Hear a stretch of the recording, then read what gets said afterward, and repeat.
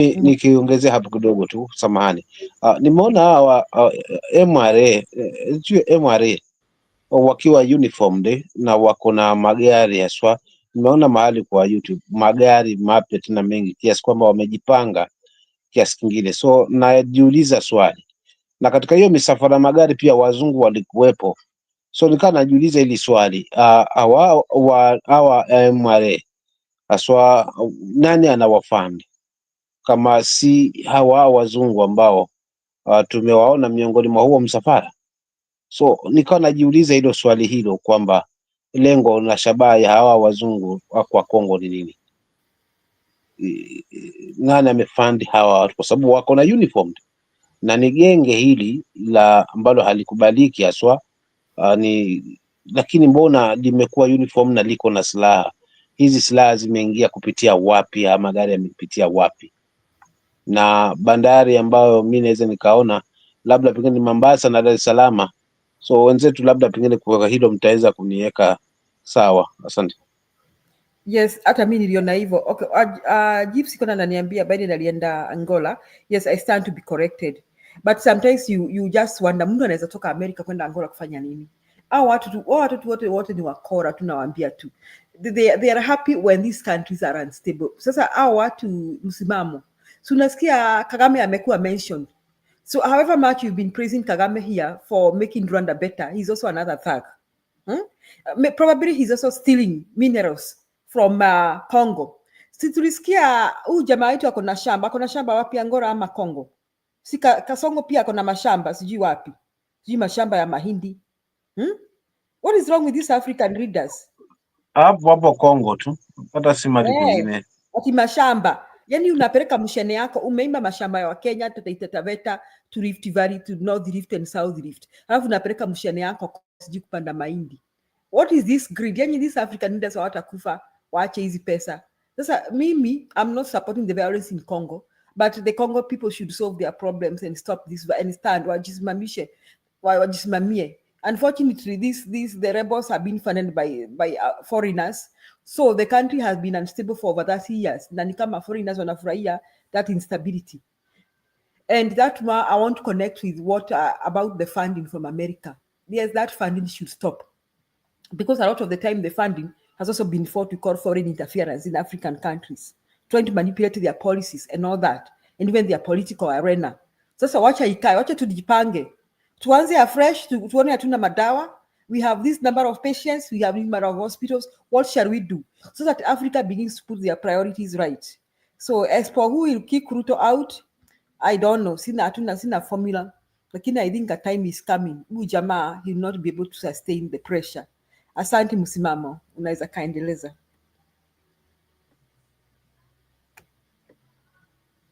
Asante sana ndugu yangu Julia kwa mchango wako mzuri kabisa. Nayaamini haya unayozungumza kiasi kikubwa, lakini pia nimkaribishe kaka yangu hapa Njiru pia tokea zangu, lakini kabla nimlete Njiru kwanza nimlete It's Good.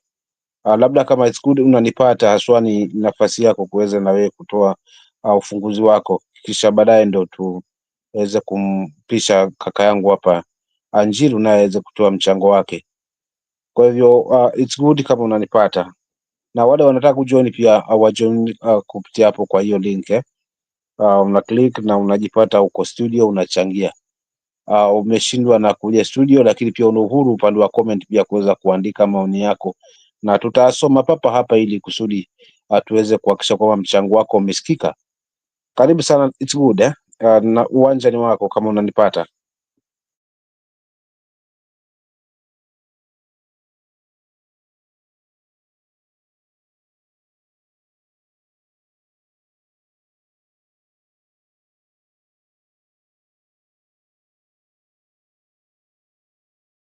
It's Good unanipata?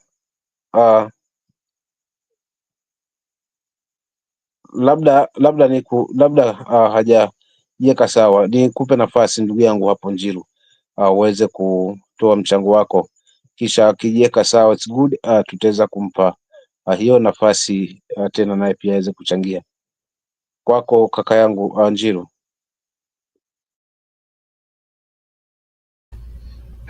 Unanipata? Kwa njia iliyo safi kabisa na kupata kabisa barabara.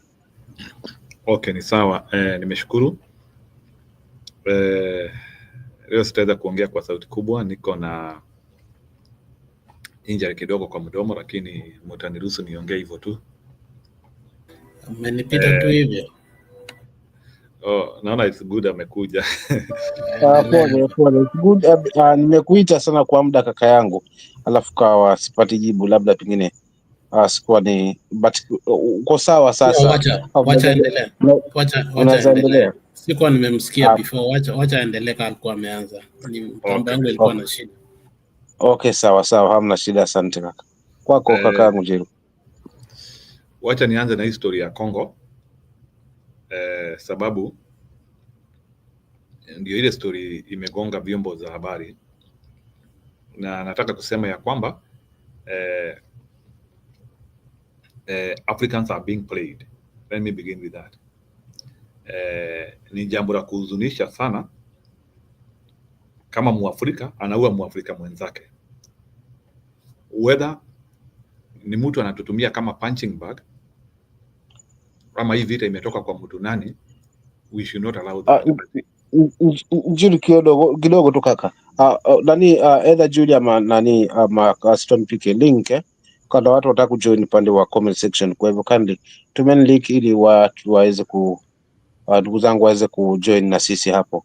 Kuna kama nene ameweza ku request link so kama unanipata Pike ama Julia, unaweza tuma hiyo link hapo ili waweze kujumia. Sawa. Ama Jiru pia kama unaweza tuma, basi whoever anaweza tuma link. Okay, asante, endelea kaka yangu.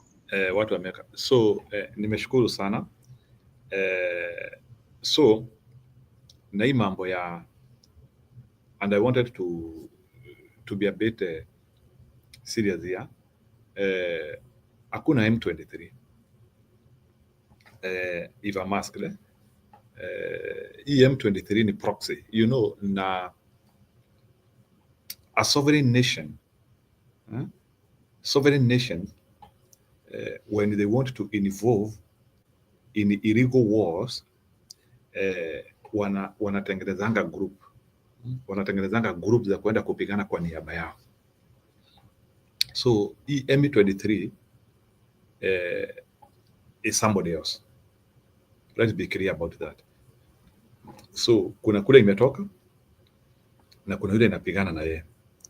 So that is one thing. So M23 is fighting for other people. We need to understand that most of the times we share people in Africa, especially pale border.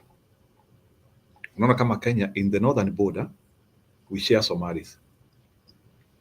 In the southern border, we share Luos with Uganda. Huko chini Tanzania, we share Masais. So what do I mean? Hii vita ya Congo, hata kama sasa infiltrate almost, sasa imeanzia kuenda kwa hizi maeneo zingine. The truth of the matter is that inaanzia pale eastern side where Congo and Rwanda share people. So wanaweza ongea wanaweza ongea lugha sawa. So that is number one. So then hawa watu wanaanzia kuambiwa hawa wanawafinyiria, ama sasa kunaanzia sasa those belittling propaganda. Hawa watu wamekalia vitu yenyu. And then remember something here. Rwanda is a small nation. We cannot refuse to say this. Rwanda is a small nation. But it's stable in their own way since 1994. Then Congo on the other side has been destabilized by everybody. So Congo is not only being destabilized by Rwanda alone. Inakuwa destabilized by everybody. It's a crime scene for everybody. Kila mtu wako pale, both Western and Africans. We are also doing our things there. So kuna uchafu mingi sana inatendeka pale Congo. Na the reason why uchafu inatendeka pale Congo ni sababu Wakongomani wamekataa kutumia vichwa. ama wamekataa kukuwa welevu to side with their people. I'm not sure if Tshisekedi is not a puppet. I hope he is not a puppet. But Congo vile imekuwa Congo imekuwa na mashida mingi sana toka ile wakati wa mauaji ya Laurent Kabila. Tukakuja tukapata huyu ambaye aliretire, alikuwa anaitwa Joseph Kabila, na kulikuwa na Mobutu Sese Seko. Congo ni opulence with no money. The majority of them ni wale wanataka tu maisha ya kifahari na saa zingine wana pesa. I hope kuna mtu ameona mavideo za Wakongomani zinaitwa Wasape. We have those people Wasape who kazi yao ni kuvaa masuti very expensive, but so I don't want to label them because of that, but it shocked me that somebody can wear a suit from France worth 10,000 USD. Sikuwa naamini, na huyo mtu anarudi kwa salamu. Amevalia kiatu ya dola 2,000. Anataka ile kiatu imekuwa. So Congo has a lot of systematic problems which I don't think even education itself can solve it. Even neighbors cannot help, because I think Congolese have accepted their situation. Na hakuna kitu mbaya kama watu wamekubali vile wako. Congo has decided that they are in a doom. It's a doom state. Congo has decided that their work is to be used by others. Kazi yao ni kuenda kwa migondi. People will mine at a small fee, and they are happy with that. And it is unfortunate that their leadership always comes with the rhetoric, but hawajaijipata, because the problems which Congo is having ni kama zile mashida Ibrahim Traore amesolve pale Ivory Coast. So Wakongoli wanafika to level whereby they cannot be able to serve their lives, and they cannot even serve their children. And it is a very unfortunate situation which has happened for that country. Remember, Congo is also an exporter of serious things in this world. Congo is an exporter of music. You know, most of us, we know how Congo music in Lingala has gotten a footprint globally. Hata sisi wa Kenya hatuna muziki yetu ijapata footprint, but Congolese, they have a footprint in music. They have a footprint in minerals. The only thing Congo is missing is leadership and a stable leadership. And then kila kitu imekuja ikakuwa sasa destabilized. A Congolese can only succeed if it gets out of Congo. Remember, Congo is one of the biggest countries in Africa, and Congo is one of the biggest countries with the biggest tropical rainforest. Ile rainforest ambayo inatoka kutoka kule Cameroon, Duara, pale ndege yetu iliangukanga 2014. Hiyo msitu yote inakuja inafagia Congo yote. And Congo is more arable than Kenya, for your information. Congo can produce more food than us, Kenya. In fact, when you compare our environment and the Congolese environment, sisi ni kama Sahara Desert. So Congo has, in terms of resources, in terms of location, na then Congo imespan mpaka Atlantic. Hata kama hiyo span ya Atlantic ni kadogo, but Congo imespan mpaka the other side of Atlantic. All the way kutoka hapa wameshikana na akina Uganda na akina Malawi. Hiyo nchi yote imeenda hivyo, with a population of close to 100 million people, with vast land. So Congolese ile tu kitu wamekosa ni management. Watu milioni 100 ni wadogo sana in that country.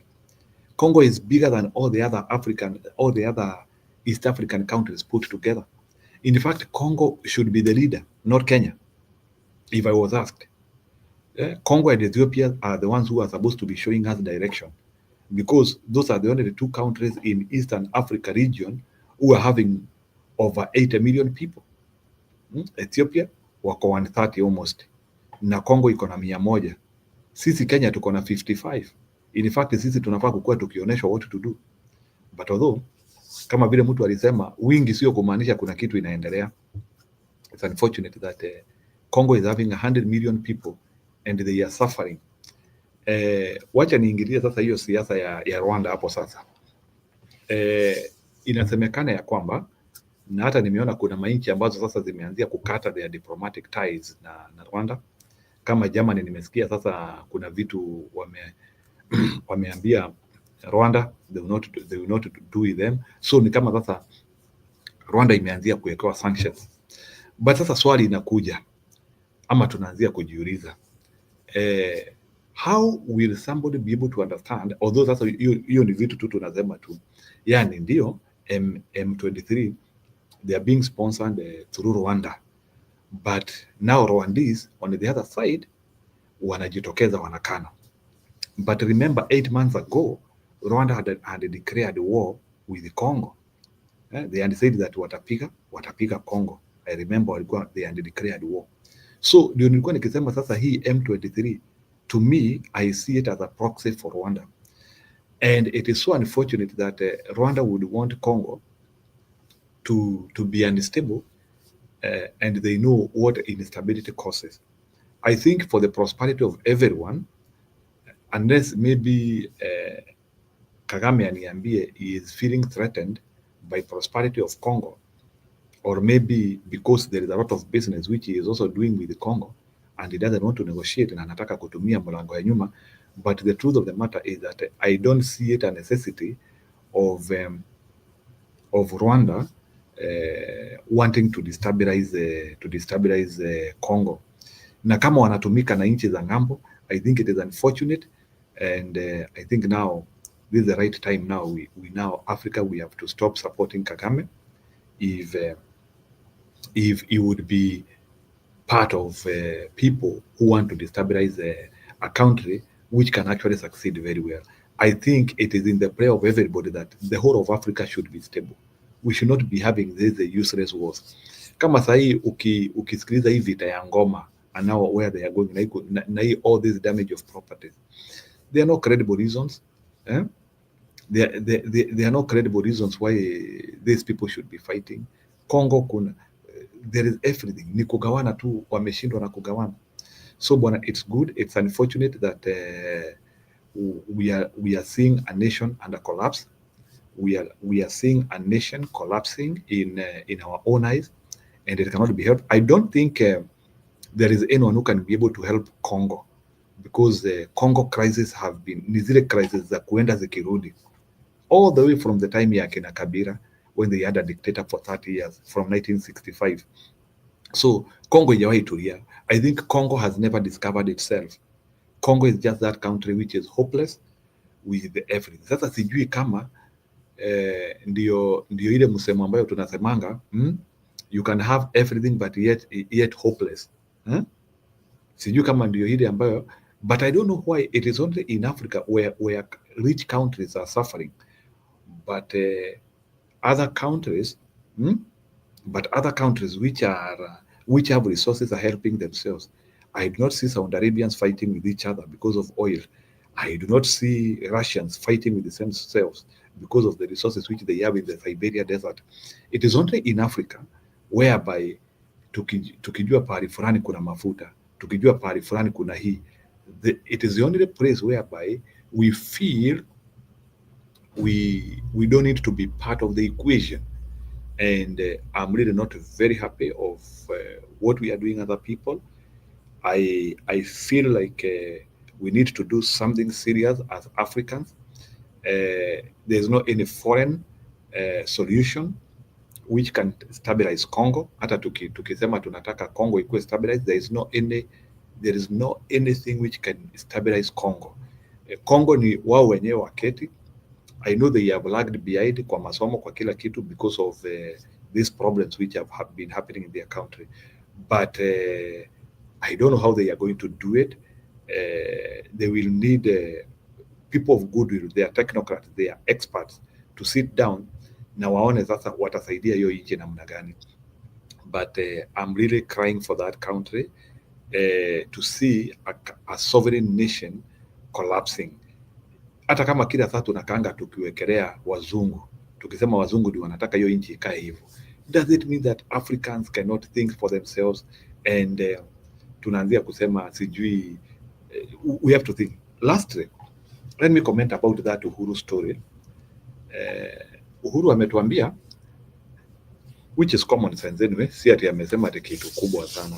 Uhuru ametuambia ya kwamba we should not be thinking about property ya watu wengine walipakodiwa pahali ingine.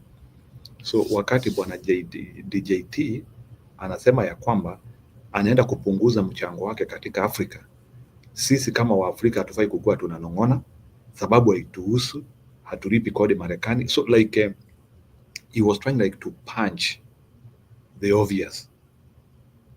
Okay, sawa, Budi ameniambia niachane na hiyo. Okay, wacha tu nimalize because kwa nimeianza. So I think he was trying to punch the obvious. So I think Uhuru wanted us to become self-independent. And in that note ya Uhuru nafikiria pia hata history ya vita ya Congo, I think sasa sisi wa Afrika sasa tutafute mbinu ya the way we can be able to solve it. We don't need foreign nations to come and tell us what to do. We can do it well. We can. I don't think even we need even peace brokers here. It is simply for this gang to retreat. There is no any benefit they are getting by killing their people. Na sijui kama ni mashamba wanataka, sijui kama ni nini wanataka. So their clarity is not serious. How I am 23, what do they want? Have they said the objective? Ama kazi yao tu ni kupiga watu wakichoma. They are not even talking, hawasemi hata ni democracy wanapigania. They are not even saying that ni serikali wanataka kupindua. Unaona kama, unajua kama sisi, some of us sisi ambao tunapiga serikali ya Kenya, we have an objective. Tunasema ni Kasongo hatutaki. Lakini hawa M23, they have not cleared their mouth. It's just to cause mayhem. They don't have an objective. They hawajasema like what they want to see happening to their country. Kazi yao tu ni they are there to be used. And it's so unfortunate that some of those M23s who are Congolese and maybe some other, unajua hii shida ya people sharing people is very bad. Unajua hata sasa hivi Wamasai wakianzia kupigana, saa zingine utashindwa Wamasai wa Kenya, Wamasai wa Tanzania ni wakani. So that's the problem which we have. And some of these M23s actually, some of them could be Rwandese, but sasa hatuwezi jua. And we don't know how many could be Rwandese actually. Maybe even Rwanda could be producing the biggest group in this war. So it is unfortunate that Africa has decided to fight for the obvious. Na si ati ni resources tunapigiana tu sababu ya vitu kidogo, because Congo is big. I know maybe Rwanda is small. They could be thriving for what is happening in Congo. But ni Mungu aliwaekelea huko, kama sasa border yenu ni kidogo. Sasa kwa nini mwanzie kufikiria story ya shamba wengine? I don't see it being right. I know Rwanda is a small country and they could want to control what is happening in Congo. But why not go there on multilateral arrangements? You can come up with the companies. You can come up with ways to negotiate instead of going to cause mayhem, so that now you cannot be able to easily get their property easily. It's not fair.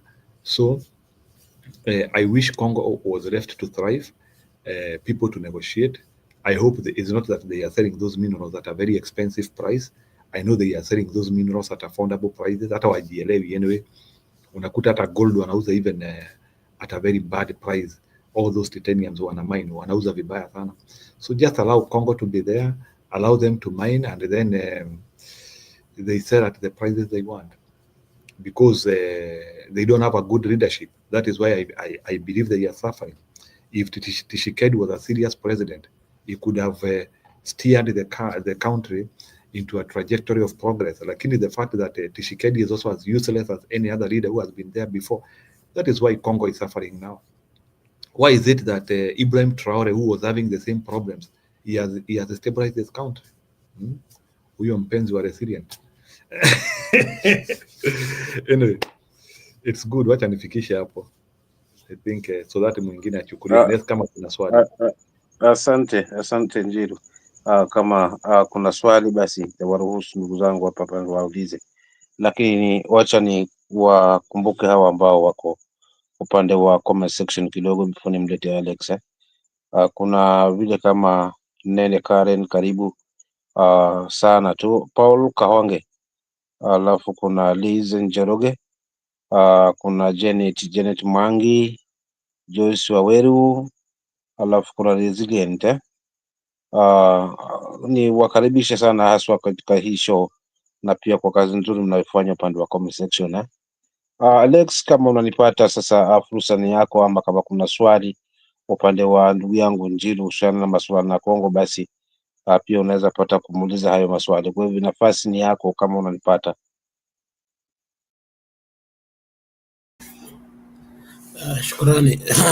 Shukrani msimamo, asante sana kwa kusimamisha hii stesheni wakati nilikuwa nako peke yako, nikasema acha niingie ndani hata kama bado niko kazini, tujadili kidogo, ni muda tu tunaiba tukiendelea maneno ya kutafuta riziki. Njiru, let me be very categorical.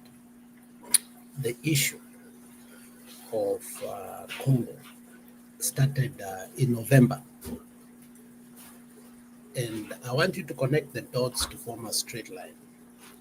Was it necessary for a lame duck president, okay, to visit Angola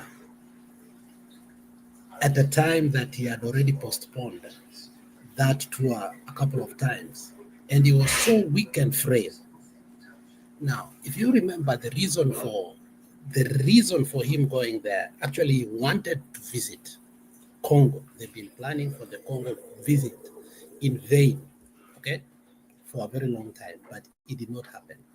But when he landed in Angola, he made sure the president of Zambia, the president of Congo, and their main point was to build the Lobito Corridor, the multinational billion-dollar infrastructure project that connects DRC, Zambia, and Angola. And the project was to include a railway, road, water, and digital infrastructure. And the purpose for it was the resources to make the electric cars were becoming more and more expensive, and therefore it was almost impossible for them to compete with China. China had already made an hedge in the copper belt, and they were trying to hedge them off completely. Now, when they came up, so the European Union, the America, more so German, who are interested in the electric car, bankrolled the whole thing. And that thing is about 1,300 kilometers. And all they wanted to dominate the mineral sector. It was not for the goodwill of that country. Now, if you remember a couple of years ago, Kagame made a point to the West when he went to celebrate his birthday in Russia. I don't know if you remember that. He went basically to celebrate his birthday in Russia. And for a very long time, he has been a darling of Putin, and Putin has always done what? Putin has always praised Kagame in many ways. Kagame could have fallen long time ago. If you look at how the Belgians structured that country, Kagame, the first thing he did is to make sure that he takes it from the Franco language to the Anglo language, just to make sure that that influence of the Francophone is totally erased from it. But ever since he did that, he has been having a lot of problems. Now, this is the West. It's not about communities that entrench from one country to another. It's about the West trying to control the resources, because they ignored that place for a long time. But it looks like China had a very cathedral mindset, and a contingency plan on how it's going to counter Americans when it comes to what? Electric cars, phones, and so on and so forth. So by the time they were waking up, okay, the entire Trump administration in the first term, they never considered African resources to be their priority, and you know very well. And therefore, by the time Biden came in, the resources had become extremely expensive. If you look at how the electric cars, both in China and here, are in the lot, you cannot buy them. Look at China, for instance. They built a whole lot of electric cars, but the price was so exorbitant that it did not enable that industry to thrive as they wanted. Okay? Now, the issue is a fight between the West and the East for the resources. Now, when it comes to interest, you have to understand the one thing that the Trump administration is going to agree with the Biden administration is very simple. One of the people who is in that administration and funded that administration is the richest man, Musk. Musk has an interest in what? Electric cars, and he wants to make sure that he edges China completely. If you look at how fast America was to warn Kagame, if you look at all the news, immediately, they were warned. And Kagame agreed and said, I agree to this, because he understands Trump is no joke. And he understands ameshika mahali pabaya. Kwa sababu, these people must make the America car industry to thrive. Remember, there was a time Bush actually made the car industry for America almost fall down. Until we were calling government motors. GM was now called government motors. Trump does not want that legacy. He wants a better legacy for that country. And more especially for people like Elon Musk who are in his administration. So, if you look at the East is doing everything in the capacity to arm Kagame, okay, and create the M23 to make sure they frustrate the West. The West are not going to agree to it because they are the ones they have already set up the railway so that they can get both the copper. Remember, there was a time when Edgar Lungu was the president for Zambia. He sold the copper belt region to China. Remember, it was taken the same way, not sold. It was taken because of what? They had put it as a, how do you call when you put, when you mortgage something for the sake of your loan, you put it as a collateral. So they had put their copper belt as a collateral to the loan they had taken. You know, I want you to listen. I think you're not listening. You're looking somewhere so that you can be able to educate. No, I'm listening. So that copper belt was actually, money was given to HH of Zambia to pay off that loan so that China cannot take that copper belt. And HH agreed to sign, okay, to sign the deal for the Loboto, what do we call it? The Lobito corridor, so that train comes from Angola because of the cheap oil and gas and resources to fund all this. Then it goes to Zambia. From Zambia directly it goes only where there are minerals, not anywhere else.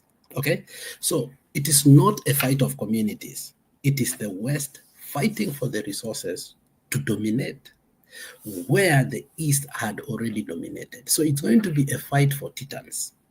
And I think here Kagame is caught between the hard rock and the hard place. He had an administration that was softer on him. If it says this, they could bend their laws. Remember, when Charles Taylor was a president of Liberia, the Republican administration gave him how many hours to get out of that country while he was the president? Remember how many hours he was given to get out?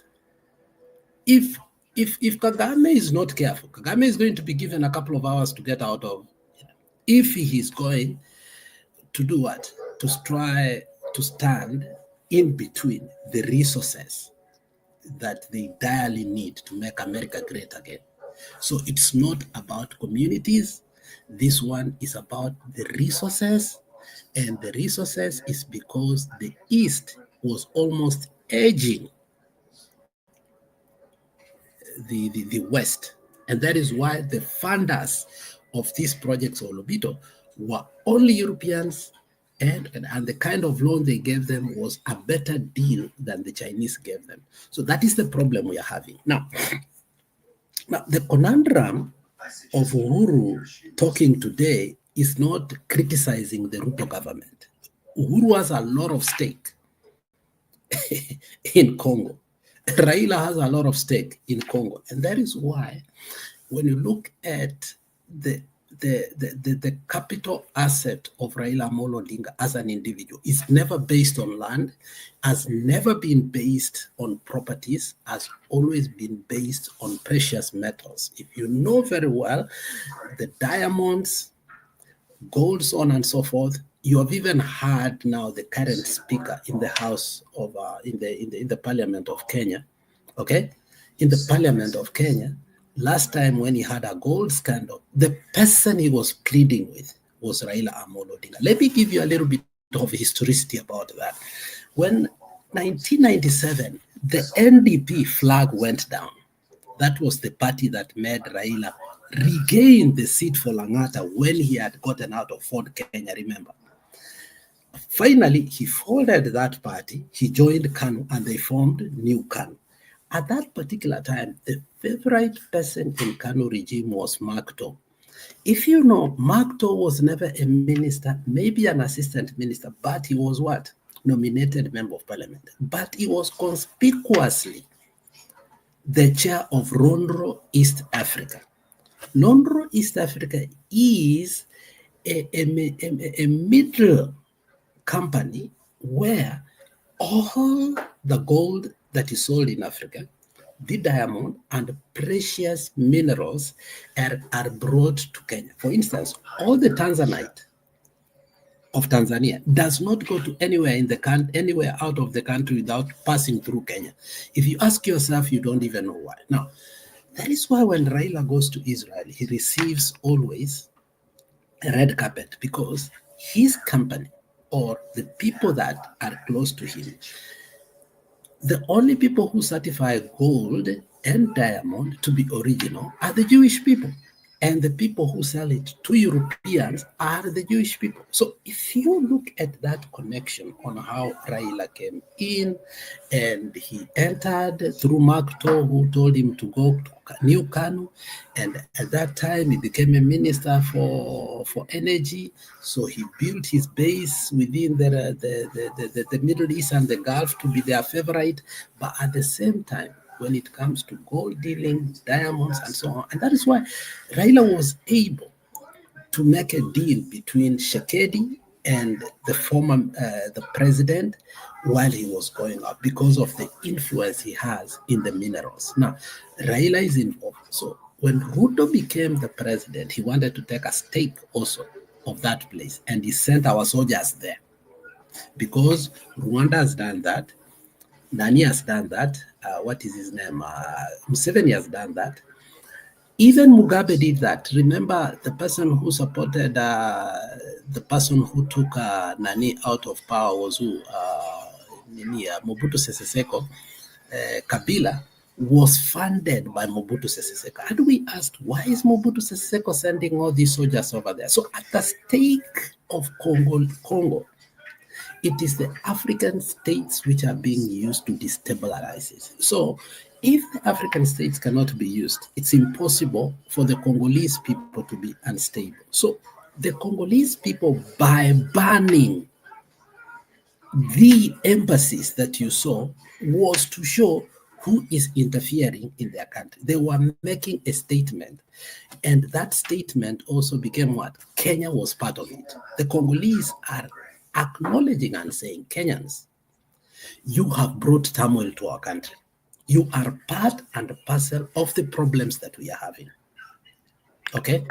So today, what you saw, or yesterday, what you saw in the banning of those, it was a reincarnation of a war that we are fighting for the West. But the people in the ground are acknowledging that the stooges, the real stooges, is Kenya, is Kagame, is Uganda, and it is these people. So the Congolese people seem to know their problem. But at the height of it, the presidency is protecting itself to survive by doing what? By getting support from people like Ruto, getting support people like Museveni, but at the same time, the Western people are also mining those things by using countries like Rwanda. So the fight that we are fighting in Congo is a fight that is for other people, unfortunately. So Uhuru speaking about it today is not for the goodwill that the Westerns are funding. He knows very well, even if his own government was funded by the Western countries. He knows very well from education. Remember when Kibaki became the president, what we call free primary education was funded by the British people. But how did the British people fund it? Do you think they were giving us free money? There is the conservatory and everything they own in that country that they wanted to protect. But unfortunately, Uhuru Muigai Kenyatta, when he became the Minister for Finance, he wanted to edge them out by saying we can't use Land Rover anymore, we can't do this. And then we started bringing the Mahindras, and you saw the repercussions of that. Okay? You saw the repercussions that we had out of that until they had to bring the Land Rovers back. So what I'm saying is that it is more than what Uhuru is saying. Uhuru is not saying that because he loves us. There are so many things this guy has kept quiet. Why would he just all of a sudden talk about the healthcare so quickly? All of a sudden, and remember, he's the special envoy to Congo. And even when Ruto was refusing to give him a plane to go to Congo, he will find himself going through what? Uganda. You remember when he was using Uganda National Airlines to go to where?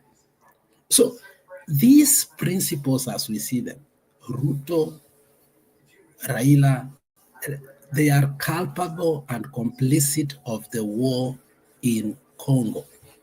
And we need to acknowledge that so that they do not wasituharibie jina. I don't think wewe kama Njiru na mimi kama Alex and the rest of the people who are here, we have ever benefited anyway from Congo's mineral, directly. Maybe indirectly because maybe I own an iPhone here, but have I ever directly benefited? No. So when Kenyans are being brought into such circus, we need to say no and call out the people who are bringing problems to a nation. And that is what I want us to do here today. Call out the people who have benefited from the war in Congo, so that when our embassy is being banned, it doesn't represent you and me. It represents the cartels. And that is Uhuru, Raila, Ruto, Kenneth anaitwa naje? Mzungu wa nani anaitwanga aje? Peter Kenneth. You saw him even when we were having the campaign. He was going there to do his own deal. Nani pia anaitwa nani nani Wetangula. So we as citizens of Kenya should never be blamed. The people responsible are the leaders, and they must be responsible with their wealth, with their families, and with everything they have to pay back Rwanda what they Congo what they owe them. So we should not be muddled into this conflict. But unfortunately, we are for now, temporarily. But now I think Kagame akiingilia hiyo kitu sana, from my point of view, he will be ejected because he's not going to come across, he's not going to be a blockade that will prevent the electric cars to be cheaper than where they are. Americans need the resources. They want to make their country great again. And what will they do? They will make sure that their interest supersedes anything else. That is my opinion. Thank you. Okay. It's good. You have brought a lot of discussion here. Yeah, mostly from these two forces which are fighting. We are talking about Congo. before I talk about Congo, there's something I want to show here. Just a little bit. There's something I want to show here. Just kidogo too. Oh, okay. Okay, good.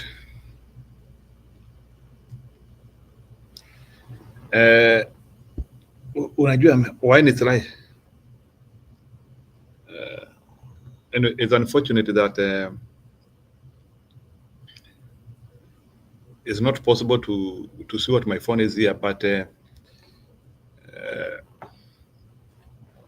some of us we subjected DeepSeek yesterday to serious processes, and it's hot here.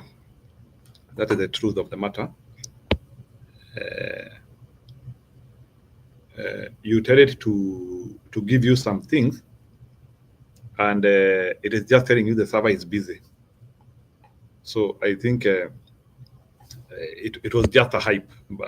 You'll hear it. It was just a hype. It was just a hype. So we appreciate if China is able to bring different tools to us. I have just decided to respond to that because I have told you I will respond to you as I go back to. It's only that my phone here, I'll try to download this thing here. I show you. We tried to tell DeepSeek to give us something. No. That is not denial, my friend. But it's okay. I have nothing to defend anyone here. The truth of the matter is they could be having a model.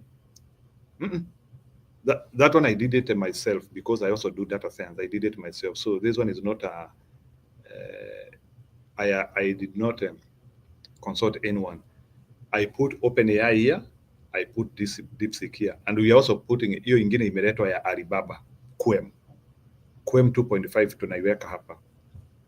And frankly speaking, there are some things which DeepSeek is not doing, but the damage was already done. We appreciate that.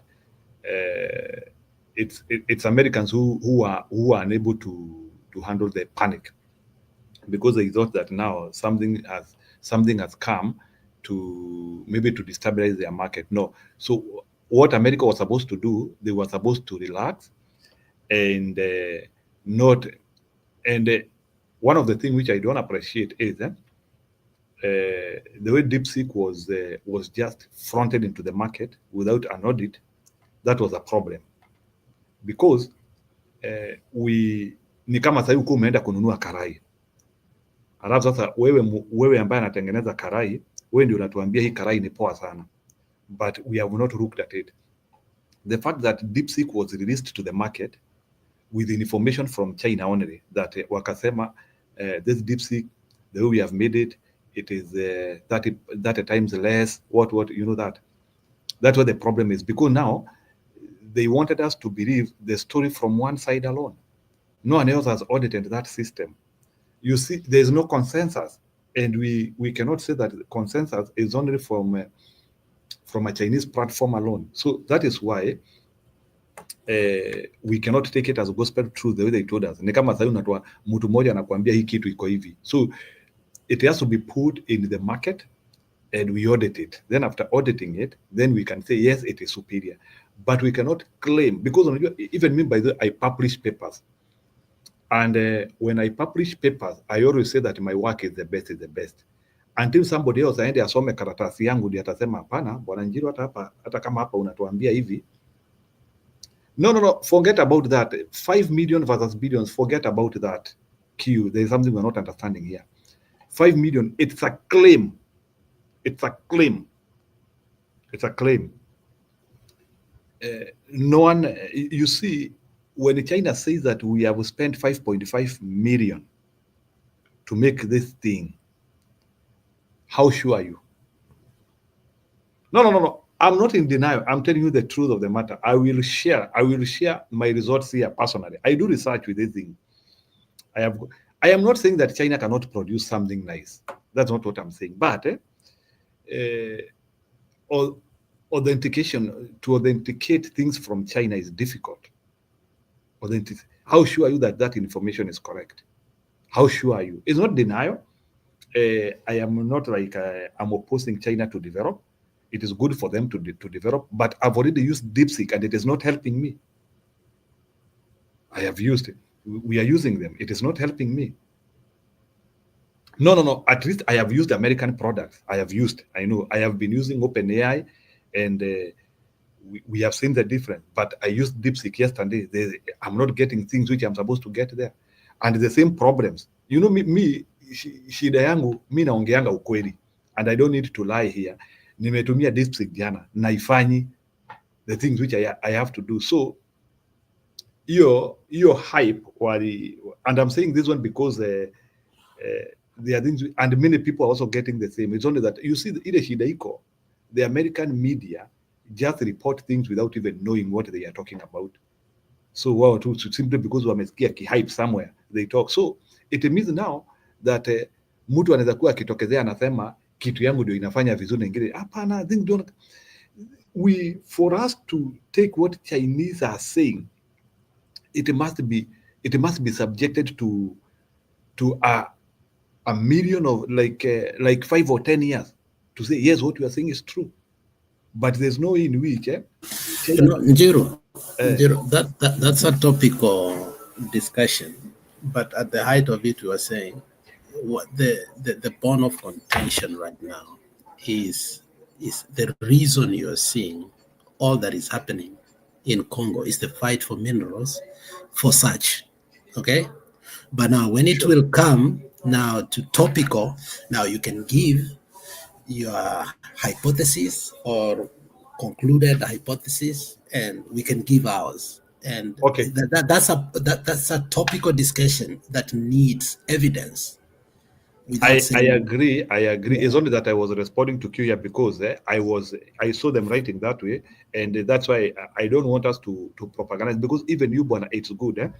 When somebody is telling us only information from China, we have to be careful, because China has been proven sometimes not to be truthful.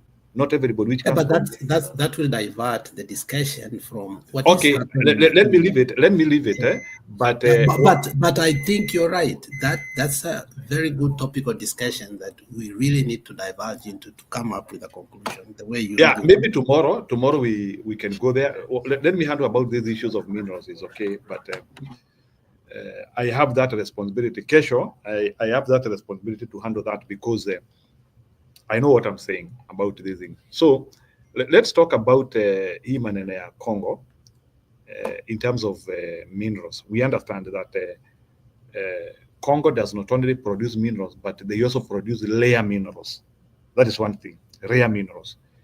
And it is believed that even for the atomic bomb to be made in the 40s, some minerals had actually to be taken from Congo. So some of the discovery of those radioactive elements, they had actually. So Congo has been mineral ravaged for a long time. It's only that we were not aware. So Congo, as somewhat like not even for a period. You remember even what King Leopold did to them. Sure. The amount of people who were killed by King Leopold were called Belgium, and everybody was this one. Remember, Congo was the only country in Africa which was owned by one man. Congo was owned by King Leopold. That was the issue. So Congo has extremely suffered. That is, I think, in 1900. In 1900, King Leopold kills 20 million Congolese because of minerals. Then from there, we have we now have this new race where simply because as Africans we don't use our minerals. We have no use for our minerals, unfortunately. Even if a Kenyan has titanium, he doesn't know where he want to take it. Maybe the only mineral which I see Kenyans having value for them, or maybe Africans, is maybe things like salt and steel. That is a mineral which we know they have value. but all the other minerals, especially the ones which are used in space, or minerals which are used in war, those ones we don't have their where to do. So that's why we can ignore them. We could see titanium, we ignore it, without knowing that titanium is one of the hardest material, which is combined with if you combine it with steel, you make lead. Lead is used to make plates which are radioactive resistant. So that is the issue which, but I don't think there is any African who is interested in doing that. But French, Britons are interested in doing that. Germans are interested in doing that. So, and I don't know what made Africans not to get interested in that. Yani sisi kazi yetu ni mashamba tu, tupande mboga, tupande mahindi na story yetu inaishia hapo. I don't know who made us, why we were unable to understand that we can also be on the path of industrialization. Anyway, so what I mean here, just as is good said, we now have, it's now open, and it's something which cannot be hidden. The East and the West, as we call them, now we are now in an open war. You know, Kitambo, they used to fight as Cold War and fighting through proxies. But now, I think now China and America have decided now to engage in a battleground using other people. They don't want to fight, but they are fighting using other battleground. The issue of Taiwan, by the way, was because of the chips, as we are saying. It's a battleground because of chips. The issue of Congo, and Congo now becoming a corridor for so many things in Africa, and some of the things which happened in the previous regime, whereby now Africans were set against each other to prevent development. Remember, Africans have to slow their development so that we don't get use of some of those materials. That is why up to today, you not hear of Africans who are talking about nuclear. Because if Africans talk about nuclear, we will now see the importance of wanting to use our uranium and our poloniums, radioactive elements. So that's why now some technologies will still not be exposed to us, hata tukisomea. So those are the challenges which we have. So now Americans and the Chinese are in now this open battle where now I think Americans and the West, to some extent, they had ignored Africa. Ni kama walikuwa naona hii Africa sio muhimu. Then suddenly China ikaingia Africa. Then China kuingia Africa, China made the good use of what they were seeing in Africa, and they even started acquiring Africa in an economic way. In an economic way. So then America wakaona, if they don't concentrate with Africa, they will lose the global war, because now Africa had now become the mother of everything. It was the mother of utility and the mother of population. So it was unable to ignore Africa, and America had to look for ways to bring itself back into Africa. So, but when a territory is already occupied and you want to bring yourself back, the only way in which you can do ni kusongesha watu sasa. So there must be some wars so that now your need can be established. So that is the issue. So now America had to come back, and they had to do some renegotiations here and there, and they keep on playing with Africans. So they keep on playing with Africans. These ones are your enemies. These are your enemies, because all what they want you to do is you forget the objectives, you start fighting each other, and then they are talking about minerals.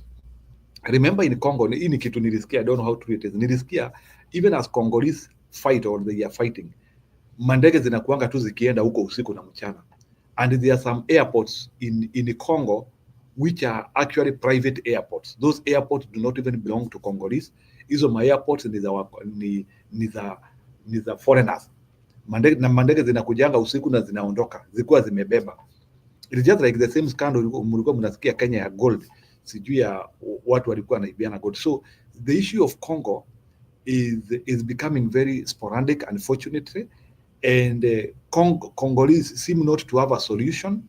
And I don't think even us Kenyans we can be able to help Congolese, because at sisi we are in the same problems we are having. We are in the same problems like which Congo is having. Our democracy is becoming loose. So I don't think even now Kenya can help Congo. Hata sisi hatujielewi. Hatujielewi na ni kama Budi anasema ongezwe. So Stone PK ni kama sasa hatujielewi hata sisi. Now Kenya does not stand a ground to help Congo in the meantime, because the Congolese problem is a systematic problem whereby all these countries which are battering, which are trying to look for a footprint there, I don't know who brought them there. Sijui kama wanajiletanga kwa fujo, hawa Chinese sijui kama ili wakuwe na hizo bases wanakuanga nazo Congo, ama inakuanga kwa fujo, or ni kudanganya the Congolese leaders. But I don't understand why Chinese are there, Americans are there. Like, who brings them there? Ama ni viongozi tu wanadanganywa, and then it becomes that way. So that is something which I would want somebody to explain to me, like why is it that all these foreigners have to be there and the Congolese seems to be hell-bent and there's nothing they can do? Hawa foreigners ni kifua wanatumia, ama ni viongozi wetu wa Kiafrika wamewapea bases there, just like what is happening in our Isiolo, whereby we have tuko na hawa wazungu ambao wanatusumbua huko, and there is nothing we can do. They have to be there. I think what is happening in Congo is a big of what is happening in Batuku. Kama kuna mtu anajua Batuku hapa Kenya, Batuku where we have so many Britons who are there. I think now Congo is like 90 times of what happens in Batuku. Kuna pali wazungu wako, they are enjoying, they can even sleep with your women, there's nothing you can do about them. Ni kuondoka hapo wakienda nchini yao. So I think Congo is also like a bigger thing like that one. But I can see Budi is disagreeing with me. Maybe he can comment on what he thinks about it. But that is what I think. But suddenly, Congo cannot get help. Congo cannot get help. I think Congo is doomed. It's unfortunate that unless they rediscover themselves, I think at least in Kenya, we are slowly going to that direction, where a state of lawlessness, a state whereby nothing can help you, can solve your issues. Tusicheke Congo. We should actually use these Congo issues as a way of reckoning and asking ourselves, how long can you hold puppets and leadership which does not understand itself? We need to start asking ourselves that. How long can we continue existing with Ruto, who doesn't understand himself? These Congo problems could scale themselves all over East Africa and Africa. This is the beginning, and I think now Africa is going to have a very bad decade. When it's good, that's what I see. Africa is going to have a very bad decade. The next 10 years of Africa will be the worst. Poverty, wars, so much problems which are going to be there. I hope Africans could be careful with themselves. I don't think Raila cannot help even if he gets that seat. Africa now, our decade has been defined very badly now.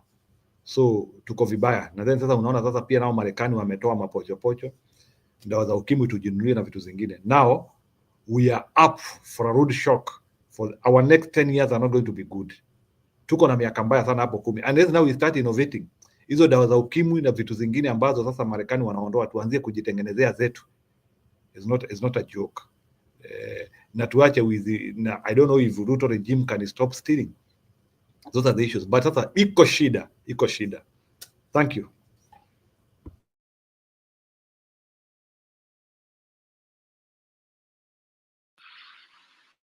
All right. Thank you, Bwana Njiru na all of you. Good to see all of you. Tulianza mapema tukashikika kidogo. But let me thank Msimamo. You've done an excellent job. Mwalimu Julia, mmeshikilia kabisa. Njiru, thank you so much. Nyakairo, I can see Ellie. Good to see you people. Yeah, discussion imeenda kweli kabisa. Imeenda. Who will remove root of government? The people power or the politicians? And then has the media supported Mwananchi And of course, now that makes it even broad, and I see why, you know, as you exploit, ndio inaonekana umeenda mpaka mkafika kwa nchi jirani, na kwa kweli majibu yapo, and Njiro umeinterrogate vizuri, you know, the issues hizo zinatamba mahali kama Congo, majirani, Chinese kuja nini na nini, hiyo mess yote, there is a solution. Unajua sasa inatakana turudi kiafrika ile kama mbaya. Now I would want to ask people why would somebody like Traore take the stand he has taken, or the stance he has taken? You think he's an idiot? Mnafikiria hajui the powers that be? Surely tutakaa tumeinama mpaka lini? Because I hear every time tukizungumza tunaongea juu ya akina America with a lot of yani na akina sijui nani, yani tumegandamizwa kiasi kwamba we are not able even to think independently, and we have been made to think that we can't survive with nini. And Jiro umeuliza swali mzuri. Okay, sasa hizo madawa zichukuliwe ziende basi, watu wakufe nusu. Africa used to have epidemics and hakuna mtu aliwaipiwa. We used to have it. I know I've been told about many epidemics. My granny, my mom told me zilikuwa zinakuja vitu kama measles, zilikuwa zinakuja zinaua kabisa, but Africans are still there.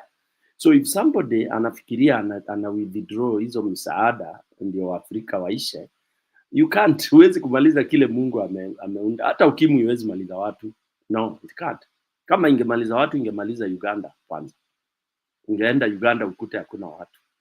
Yeah? Those of you who might have been to Uganda, unaweza jua. Ulikuwa unaenda mahali unakuta village ilikuwa wiped karibu yote, lakini kuna mtu mmoja wawili walibaki. Alright? So unaenda unakuta family moja ya watu kama 30 wote manini ziko hapo. Yeah? So up to today I don't believe that kuna kitu inaweza wipe out ati mtu binadamu kuja hapa uanze kunini. COVID ilikuwa imefanywa, plan yake ilikuwa imalize watu fulani, lakini ikaonyesha watu kile hawajawahi kuona. Huwezi kusema ati sasa unamaliza sehemu moja unafanya nini. Hata hii issue ya Afrika watu kuiba ni kuiba tu tamaa ya binadamu. So to actually come, you know, home. Nitamalizia na sentence yako ya mwisho. Jiro, umeuliza tutafanyaje ndio hiyo mambo ishe. For me, I think the route ni hiyo route Traore amechukua. Yeah. You just tell them to hell. I heard Njiro ulisema hatujui maana ya some minerals and all this and yeah, that's okay. Let us not know maana yake, lakini wewe ambao unajua maana yake hautachukua. Utakuja tuongee. Utakuja nitakataa nayo. Alafu ukuje ndio tukubali. On what terms are you taking it? But hiyo itakuja tu tukishabumburusha. Tubumburushe hawa matapeli ambao wanaitwa in the name of presidents. So the route to begin is to start by kutimua. That's why previously tumecheza clips za wananchi wakitimua viongozi. Moja ilikuwa ya Bangladesh, hiyo na watu hawakujua ni wapi. Yeah? Wananchi walitimua. The best is hata Ruto sasa tukimng'oa leo, alafu tuweke mtu ambaye atakuja aseme sasa hebu kidogo. Watu wanaingia hapa nchi, wa China wameingia hole hae. Can we talk about it?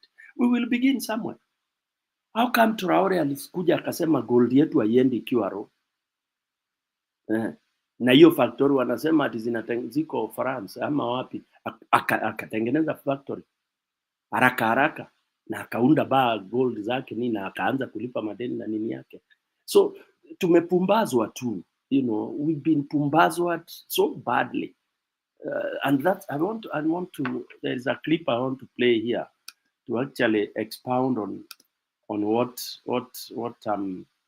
my idea of somebody saying tawe. Somebody has to come and say tawe to all these theories ambazo tunapewa, you know. Tuone sasa kama kwa mfano hiyo clip haiko tayari, yani ikiwa tayari nitaicheza. Kwa mfano Bwana Njiru Batuk, what the British are doing huko. Mimi nikiwa president sasa niseme to hell, warudi wote au Marines wote waende, hakuna wanatulindia nini? Wanalinda nini? Tunavamiwa na nani? Na Somali ama tunavamiwa na nani? Tokeni muende. Na it happen. Somebody should come and do that. Hizo mavitu zote wameplant huko zinaua watu wanazaliwa wakiwa viwete na nini na nini. Who will pay for all that damage? So for me, honestly, there has to be a turning point, irrespective of whatever, you know. But if we continue having our virukanjia ambao they are ready to swallow anything, fungua mdomo unatapikiwa, you know, stupid things like tunaenda kulima mahindi Congo. I mean, that hiyo ni nonsense. Yeah. So hapa chanzo ni tunaulizana aje saa hii tumeanza kupumbazwa hapa. We were saying Ruto must go. Hiyo imeisha sasa. Tumeanza vipindire, mobilization. Initially show tukianza tulicheza mpaka kina mobilization ya kina CORD, ya kina NASA, ya kina nini. We played all that for those of us who have come a little bit late. We were trying to build up, kuonyesha watu hii njia tunaonyeshwa. Hii act scene 1, act 1, scene 1, scene 2, we've gone through it. And it's already, we almost know the end result if that's the route. Okay, but we can change that. We can change that. I mean, I know people are asking, sasa, okay, mwananchi ashikane na mwanasiasa. Yes, we can travel with you, but then I'll be the driver. Ndio takuwa kwa steering. So hiyo gari nipeleke mahali nataka, wewe ukue abiria. So the politicians should now become the passengers, tuwapeleke kule tunataka. That is the answer of our debate today, of our discussion. Now, tulikuwa tumechukua usukani because the Gen Z already took the bus. Na wakaonyesha where we wanted to go. So that's why these bwenyenyes, they felt threatened, wakakuja, create resistance. They punctured the bus, they knocked the engine. Yeah? They'd forgotten that we can buy. Hata engine inafanywa overhaul. So Gen Zs or generations are overhauling this. But we should not lose the steering. We should not lose the steering. Let these bwenyenyes form all those formations. But now the generation zote, the mwananchi wa kawaida should be now building a formidable force. Ya kusema tawe to them. Yeah, because mwananchi is already united and we know what we want. But mwananchi, don't buy this shit of you want to belong to a certain party. Oh, Gachagua is coming, sijui with what party? Sijui nani DAP party? Sijui. That is duping. That is the worst route to take. When we start again being boxed into those garbage things called party, we lose it. We lose it. Mwananchi, you don't need party to be governed. Acheni hizo theory at the constitution, the constitution saying all that is garbage. It has failed. Okay, it has failed. Mwananchi, focus on removing the rot and putting individuals of integrity. Forget about my party. Put individuals. Forget about you are coming at from West region, and the West region is DAP Amaide. For me, I'm advocating Mwananchi, shed off that. Hiyo ma t-shirt wanavaa, wacha hawa wawe wenyewe. Mwananchi sema useless. Achana na hiyo, focus. Mtu aende and focus on getting the people. For me, for example, if I'm going to contest, there is no party I'm feeling like I can even join. I can't. Which one? Which one? To join, ndio inifanyie nini? Ikufanyie nini? Parties have no iota of benefit to mwananchi. So let's not be balkanized into those garbage called parties. I'm anti that, because that is what has let people down. Naambiwa ODM is the biggest party, sijui nini, sijui white party, sijui nani. I think this is what now we should preach even down in mashinani. Watu watuache kusema ati uketa na kiama kireko, yani unakuja na chama gani?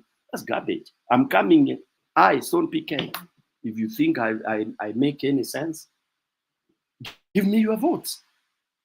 If you think I make sense, give me your votes. Deny people coming in party. Yeah? Wacha nisimame hapo, ni welcome wengine. I also wanted to touch on the media being a letdown. Earlier on, we played a clip of where there is now, it has busted, that the media pia, you can't rely on them. New Kora, new Tapeli. Okay? People pay to go and talk and lie to Kenyans. So mtu asikuja hapa akikwambia, you know, the media has done this. You know, we were putting a lot of hold on media. Kitu imesemwa kwa media leo asubuhi. We start holding it as if it's gospel truth. Kumbe ni BS. Hiyo imekuja. Niliambia watu, this is the era of revelation. So Kenyans, you have all the answers. All the answers are coming. All the answers are coming. The only one answer that is remaining, although we know, it is somebody to come and say, we are in government, we lied, we stole, this is how we've been stealing. We are waiting for that, but that will not come. Because if they say it, I heard people saying ati Gachagua ata reveal, ati ana reveal pole ati ata reveal about the election. How does he reveal about the elections? Now he has been saying of how they won, of how hard he worked to get 4 million votes for Ruto. So for him to come and say we stole, it will have it will backfire on him. So that he will not say. That he will say that he only worked hard, he convinced people and they won. Okay? So the other lies, he will tell you, oh, nikaambiwa, nikafanya, nini. But the big one, the most important one, why and how they are in power, he will not say it. So for me, I'm not seeing any Jesus in them. I'm not seeing any Damascus in them, you know, but I'm seeing a Damascus in the 190 drawing back that card, the Gen Z card. Take it back and come with storm to sweep everybody else. And there's no sympathy. Don't at you, you know, because these are garbage at you, so and so has been in government and all that. Let's start again. Let's be toddlers. Yeah. Let's be toddlers. Get anybody. Hata kama yuko experience. We are 50 million people. I'm sure the government, we need only 3,000 leaders. Out of 3,000, we can't have all of them as idiots. Hapana. Kuna. Yeah. Good. So tuache kudanganywa na hii maneno. Yeah. Ati watu wana align. We had code. Tukatoka code. Tukaenda sijui Shabana. No, nini? NASA. Tukatoka huko Azimio. Tukatoka. Sasa tutakuja tena tutaambiwa ingine. Tena tuanze kupiga ati tukiimba. Jeshi la fulani. Itungati. Hiyo yote ni rubbish. Rubbish kabisa. Kenyan with love. Nafikiria wewe ndio utazungumza karibu. Ama Njiro ulikuwa msururu ulikuwa aje? Nisaidia hapo. Na Nyakairo hajaongea. Haya, nisaidieni basi hapo. Nyakairo basi.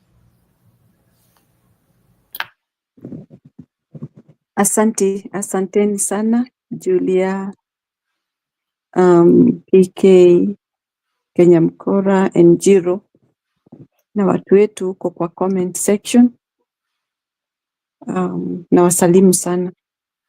Kweli kabisa, nimesikiza mkiongea na ni vizuri kuelewa jinsi ya historia ya Kenya, Afrika yetu, kwa sababu kwa ujumla Afrika ikiwa imesimama vizuri, hata sisi tutakuwa tumesimama vizuri.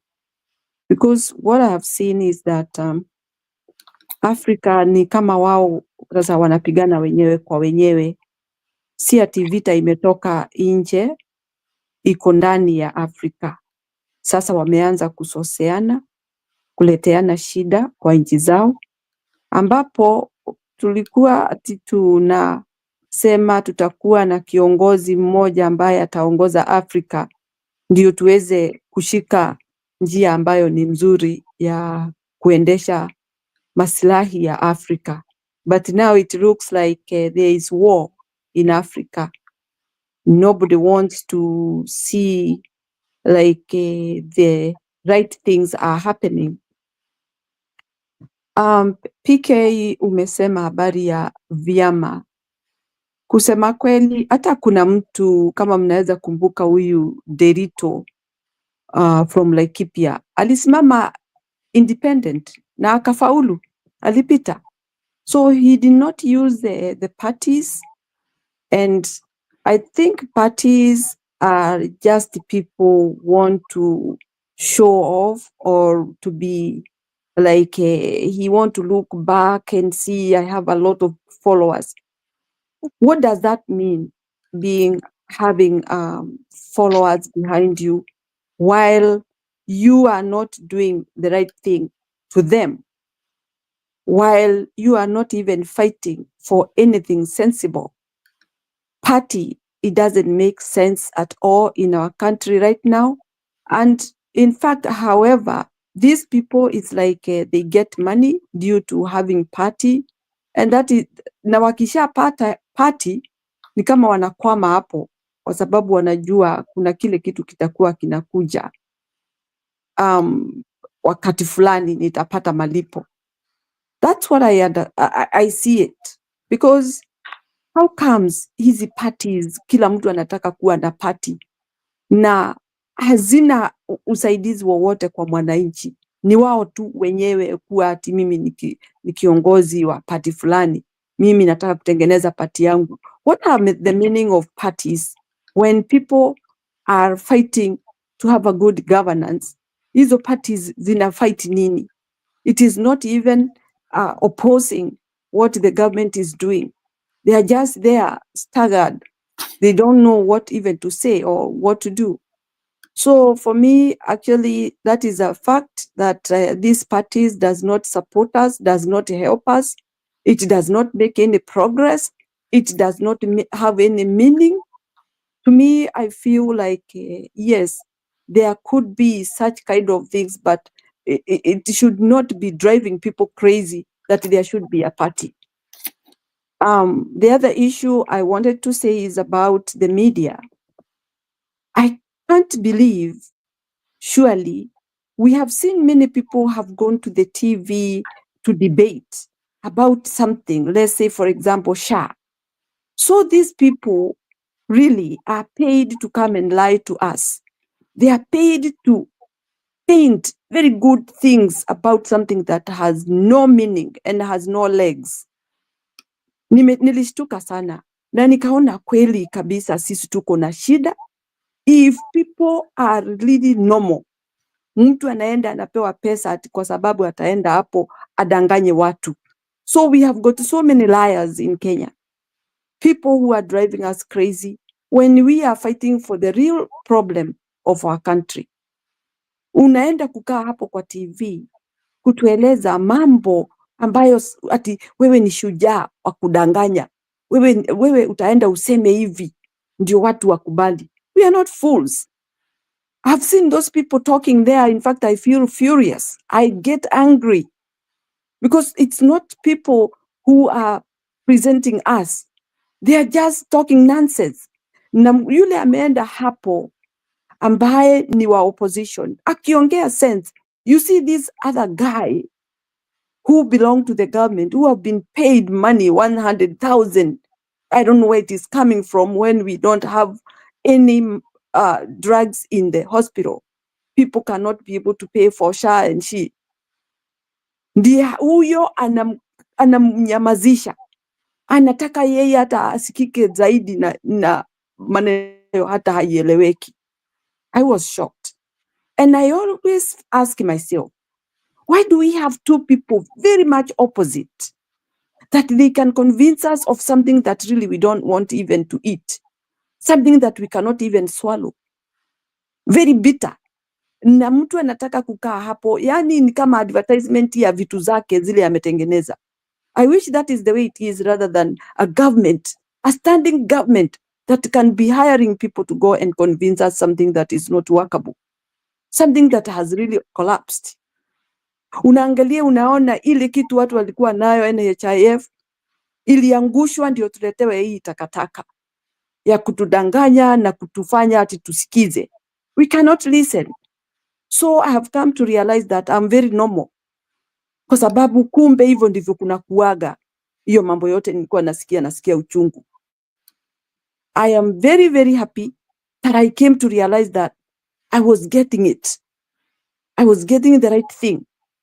Kwa sababu hao watu wamekuja kutudanganya hapo. Hizo pesa zote mpaka wamekosa kulipwa ikalipuka. Ndio wakaongea. So they have been going underwater. They come and finish us with those sweet talks for nothing, and it's not something that is workable. Now, I go to these, I don't know whether you guys, you have seen these MPs ati wame walk out, 182, they have walked out, sijui 40, they have walked out, they have moved out. Are these the same MPs that signed the 2024 finance bill? They are walking out to do what? To join who? I'm not happy or feeling great because they are walking out of whatever they were walking out, while they know they have put us into this big. I wish they are people who have been standing there fighting for the 190 and comes to a stand that we are going to impeach this bugger. Mtu atolewe. Walk out ni kusema nini? Walking out, even me, I can walk out. Doesn't make sense. You walk out, but you solve nothing. So I don't understand what is the meaning of them walking out. These are people who should table the problems that people are facing in our country and decide that enough is enough. We are standing for the people and we are going to impeach this bastard.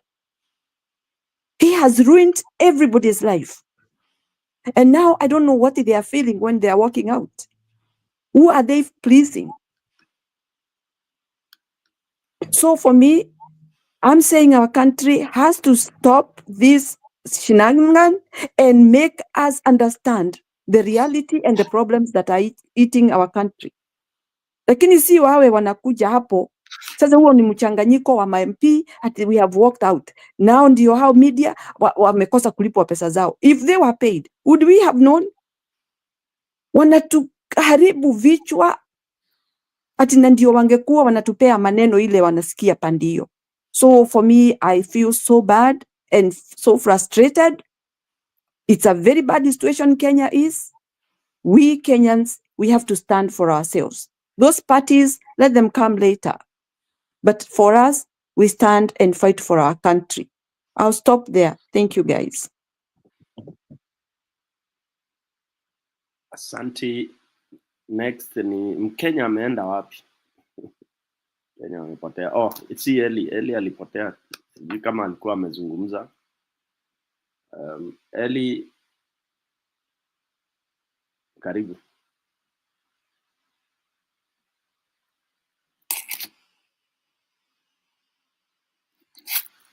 Okay, we have you. Julia?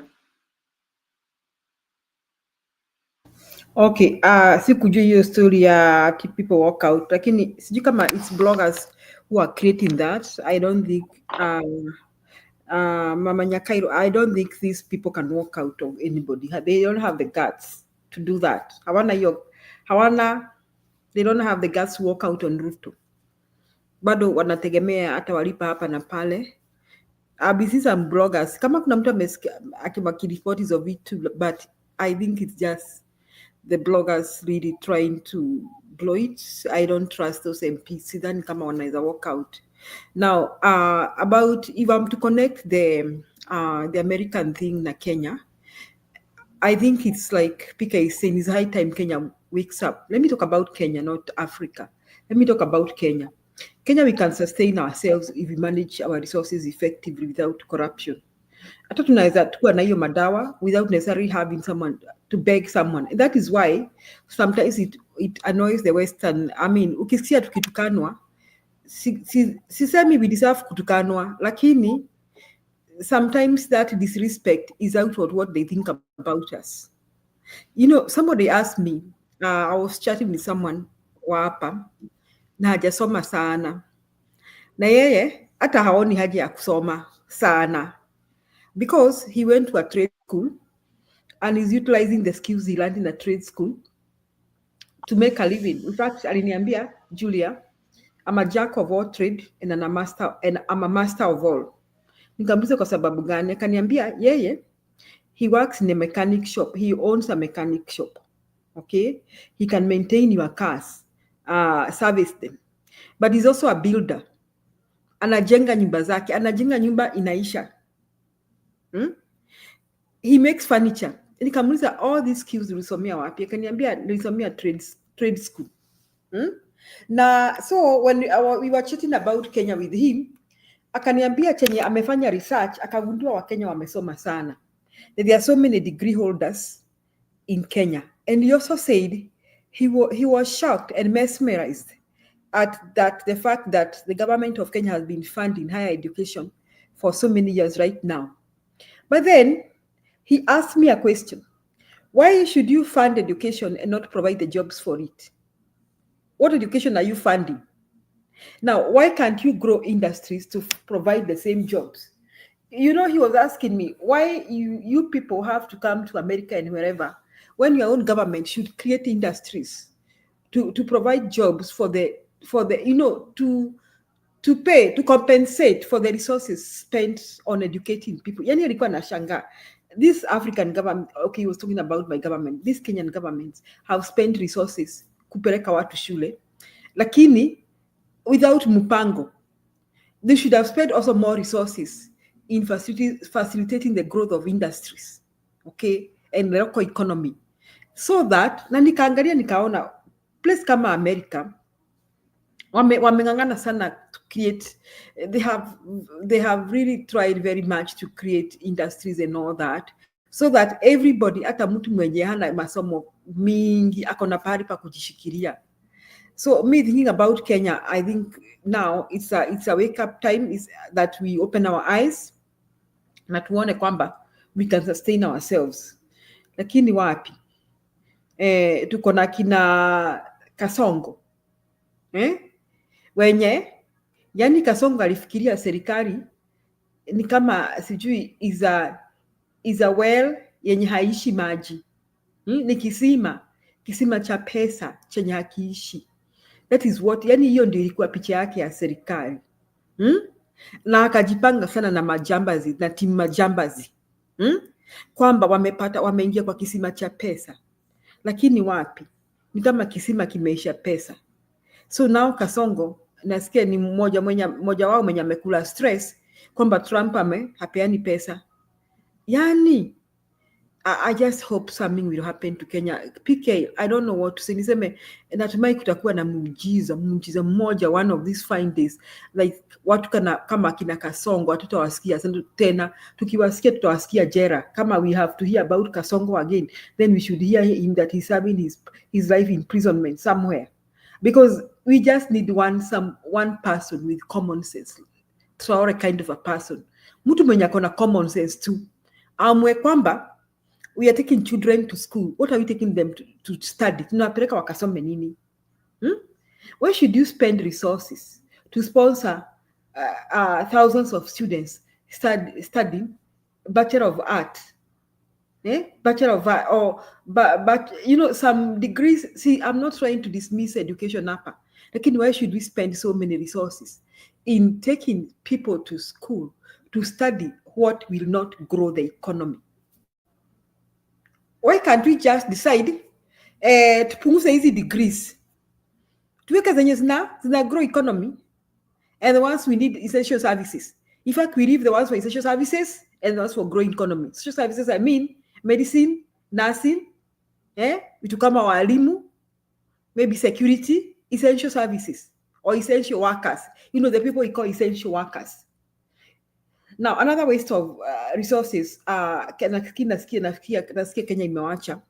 Kitambo nimesikia what people will be going for P1 training, and they said that now wametoa P1 training because they spent resources on training teachers for P1 and they did not hire them. So kuna walimu wameishi miaka 10 na kitu na hawajapata kazi wa P1.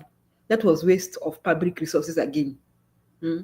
So now I hope Kenya is changing so that now all these faculties in the universities zenye mtu anamaliza unamuuliza ulisoma nini? Yani they cannot even. We should maybe come up with more entrepreneurship skills, more trade skills that our youngsters will graduate and even create their own employment. Now, that withstanding, I want to say this. I am kind of impressed. Nimekuwa Kenya in the recent past, and nimeona the Gen Z have a different attitude altogether. They have that is why Kimani Shingo alikuwa anawatukana ati wanaendanga maandamano na Uber na wanakula KFC. PK and the others, I want to confirm to you, these youngsters use Uber. Nawambia, they can afford. They have so many jobs here and there. Awatu kila saa ukiwaangalia wanafikirianga maneno ya kuuza hii. Some of them must, let me tell you, I have come across youngsters who are selling stuff on Amazon. Nimepata some youngsters who are editing and publishing books through Kindle from Kenya. And don't forget other online stuff yenye Ruto ameingilia saa hizi na amepunguza their income. Ruto has really interfered with their online jobs. So these youngsters, na wengine wako Gikomba kuuza nguo. Nimekuta tu, especially the ones in Nairobi, they are very industrious. And when Shungu said wanatumianga Uber, it is true, they use Uber. So what do you think could happen if these people were empowered just a little bit more? You know, given a little bit more empowerment in terms of resources and skills. Unafikiri Kenya inaweza enda aje? Na je, if we embraced what Raila Odinga and Mother Karua were promoting, one county, one industry, unafikiri tunaweza enda mbali mpaka wapi?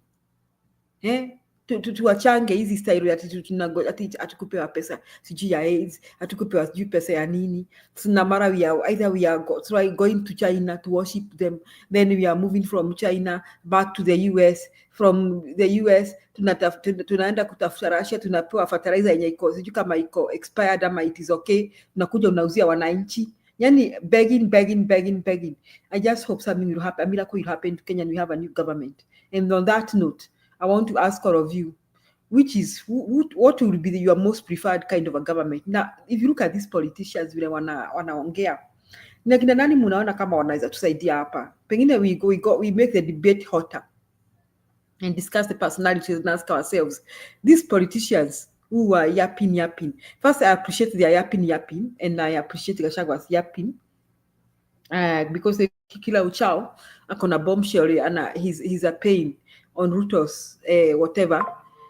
Lakini sasa mimi najiuliza, hebu tufanye uchambuzi tujiulize, if you want Kenya to change, who among these people do we think can change? Piki wacha niweke koma hapo. Asante. Asante Julia. Hiyo umeweka ni topic ya tunaweza ifanya kesho. That's one of the purpose, because tuanze kukata watu mabawa mapema, kuwapasua maini tuone vile iko. Kama mtu ako na maini imeoza nusu, tunajua huyu hawezi nini. We should do that, because si hao ndio wamejiweka kwa menu.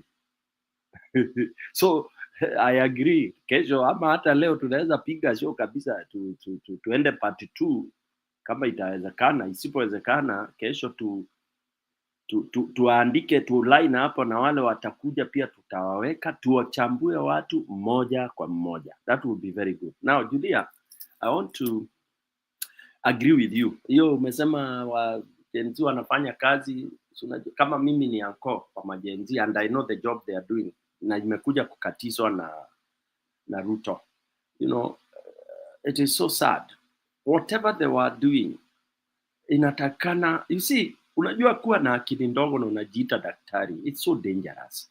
Julia, what would you be making as a loss as a country?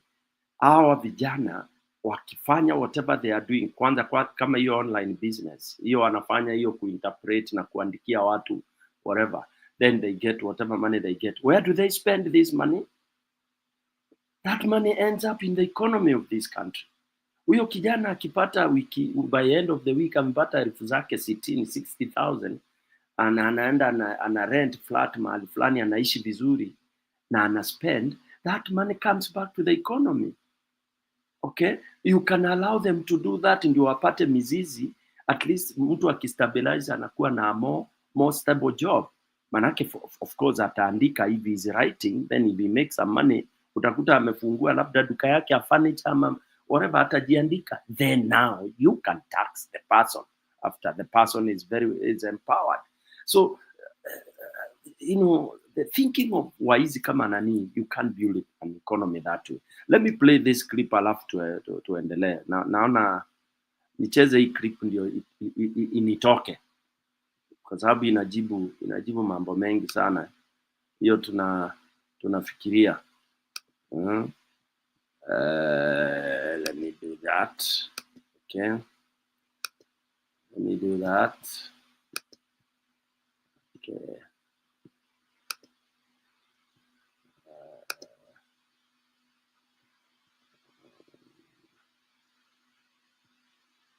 I hope the sound. Sisi binadamu tumeamua kuifanya dunia kuwa kitu kingine. Mabeberu wana mtizamo wao wa ulimwengu ambao nitawaelezea.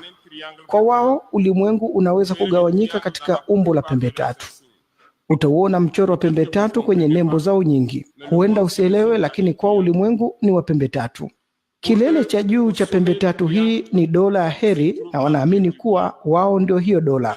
Inawakilisha ustawi wa kila kitu chanya, na wanadhani kuwa wana haki ya kufurahia utajiri wote wa dunia hii.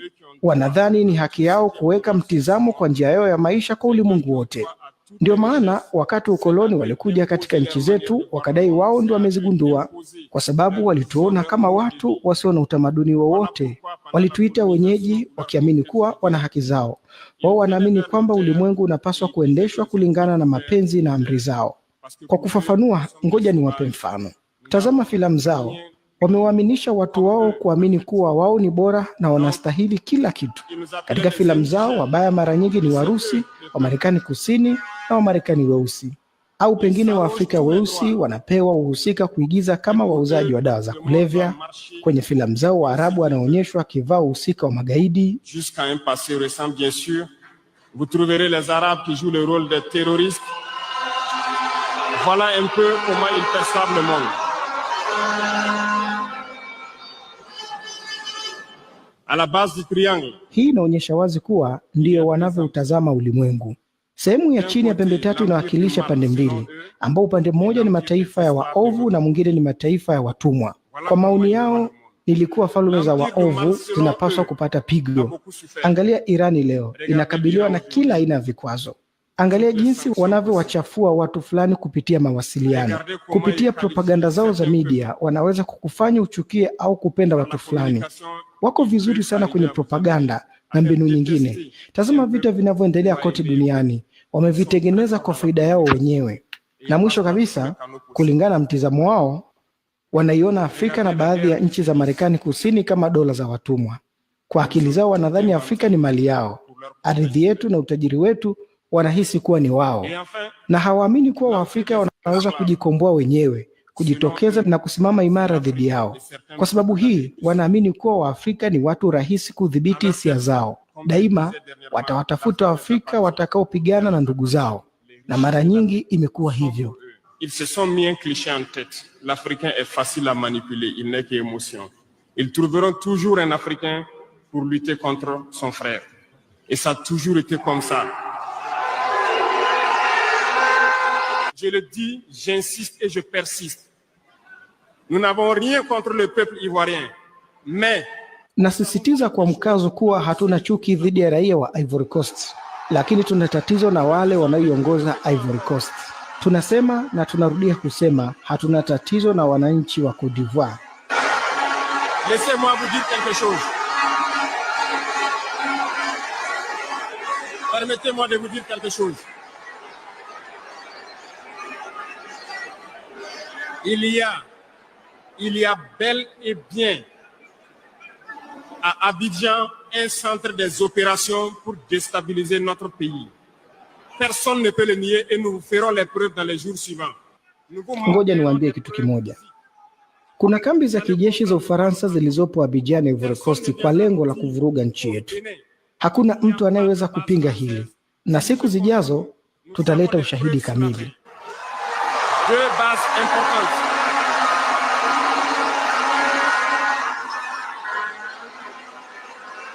Nul ne peut le contester. Et je les mets au défi. Et nous n'avons rien contre le peuple béninois. Là, nous avons un problème avec la politique des dirigeants béninois. Ili muweze kuelewa tunachokizungumza. Hakuna anayeweza kutuambia kuwa nchini Benini hakuna kambi za kijeshi za Ufaransa zinazolenga kuiharibu nchi yetu. Tuna ushahidi kamili. Nchini Benini kuna kambi 2 za kijeshi za Ufaransa zinazotulenga. Pia hatuna tatizo na watu wa Benin, lakini tuna tatizo na sera za viongozi wa Benin. Tunaongea tena kwa sauti ya wazi kuwa katika diplomasia tumeamua kuwa wa kweli. Ni wazi kuwa kuna kambi 2 za kijeshi ambapo moja imewekwa eneo la Kandi na nyingine Porga, na wamekarabati njia za ndege zenye urefu wa zaidi ya mita 3,000. Ndege zinatua huko na kutoa msaada wa vifaa na mafunzo kwa magaidi. Tuna rekodi za sauti za mawakala wa Ufaransa wakitoa mafunzo nchini Benini kwa vikundi vya kigaidi na wanawasaidia kuwapa matibabu. Tuna taarifa zote kuwahusu na hamtaki tuambie watu wetu, ila tutawaambia. Wasipotaka waache kufanya mambo kama haya. Ni rahisi tu. Hatujamlazimisha mtu yoyote kupigania uhuru wake. Kama wameamua kubaki watumwa ni sawa, lakini wasifanye nchi nyingine kuwa mateka. Kwa baadaye raia wako ndio watakaopata shida kwa kukubali hizo kambi kujengwa, na hii sio sera nzuri. Tunaongea hili kutokana na uzoefu. Tunawashauri raia wa hizi nchi wawaambie viongozi wao kuacha sera hizi, kwani hazifai kabisa. Et c'est pas une bonne politique. Nous le disons par expérience. Donc, pour prévenir les peuples de ces pays dont je parle, doivent parler à leurs dirigeants et qu'ils arrêtent cette politique parce que ça ne les arrange pas du tout.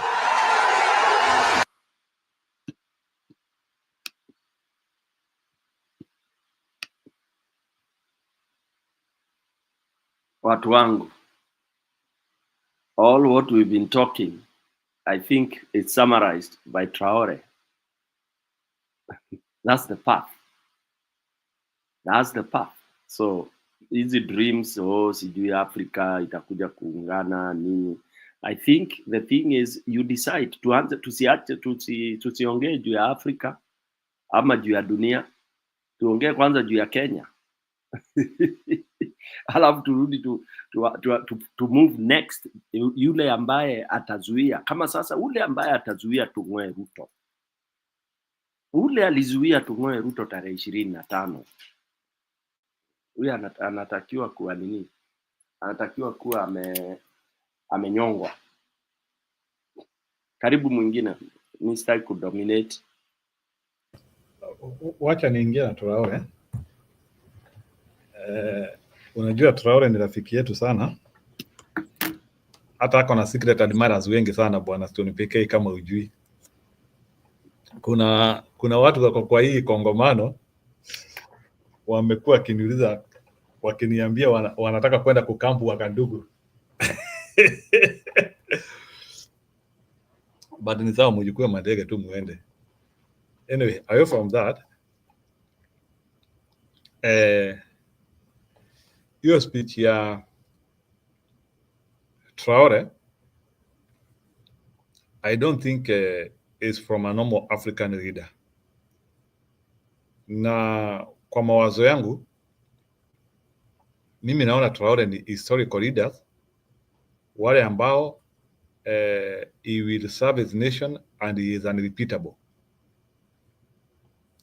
Hizo vitu ambazo anaongea, they make a lot of sense, lakini unaanzia kujiuliza mbona huyu Traore anafanya ni kama viongozi wengine wa Kiafrika wakae mazombi ama ni kama wajielewi. I think Burkina Faso is fortunate enough kujipata na kiongozi kama huyo, kiongozi ambaye anaongea zile vitu ambazo unajua saa zingine unasikilizanga viongozi wenyu alafu unaanzia kujiuliza kwani tulichagua kina nani? Like whatever they are speaking does not hold water. So kujipata kuna kiongozi ambaye anaongea vitu ambazo zinaeleweka ukisikia kiongozi anaongea vitu ambazo zinaeleweka, it's so happy, it's so unfortunate. Kuna watu wanatamani yeye, na nilisikia hata ako na 6,000 peke yake kwa account, so sababu hata hataki kukula nchi. So Stony PK, I even heard that alikataa kupewa, I think kupewa hiyo president, yani kuinherit hizo vitu zote. I think Burkina Faso has an opportunity to become a serious country.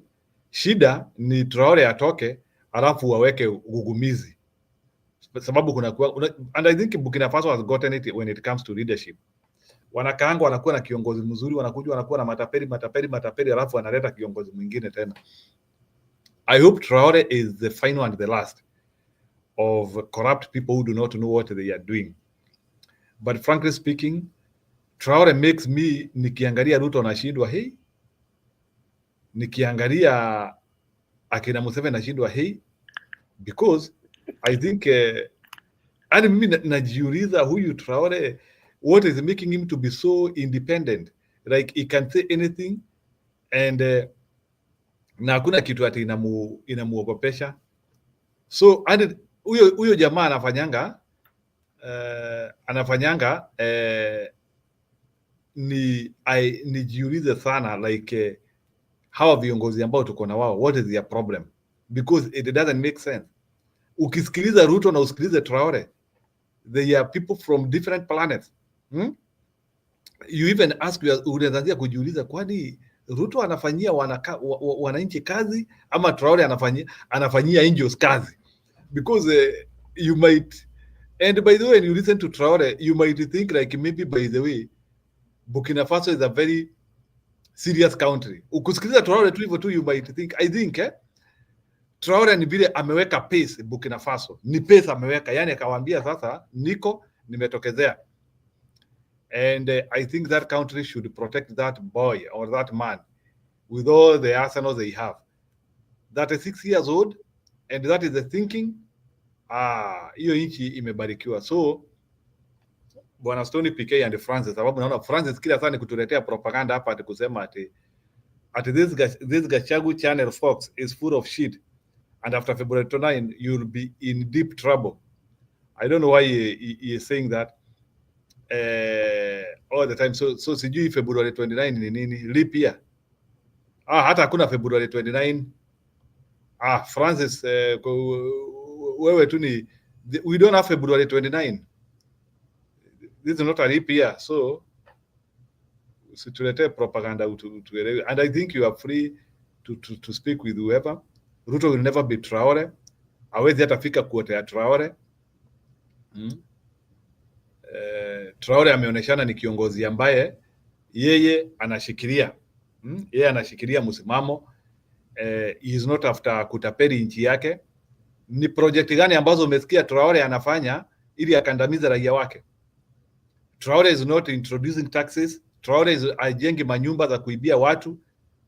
So Bwana Francis, even as you want us to defend this fake regime, hii regime kuna vitu mingi sana wamekuwa wakifanya which show that they don't deserve to be in power.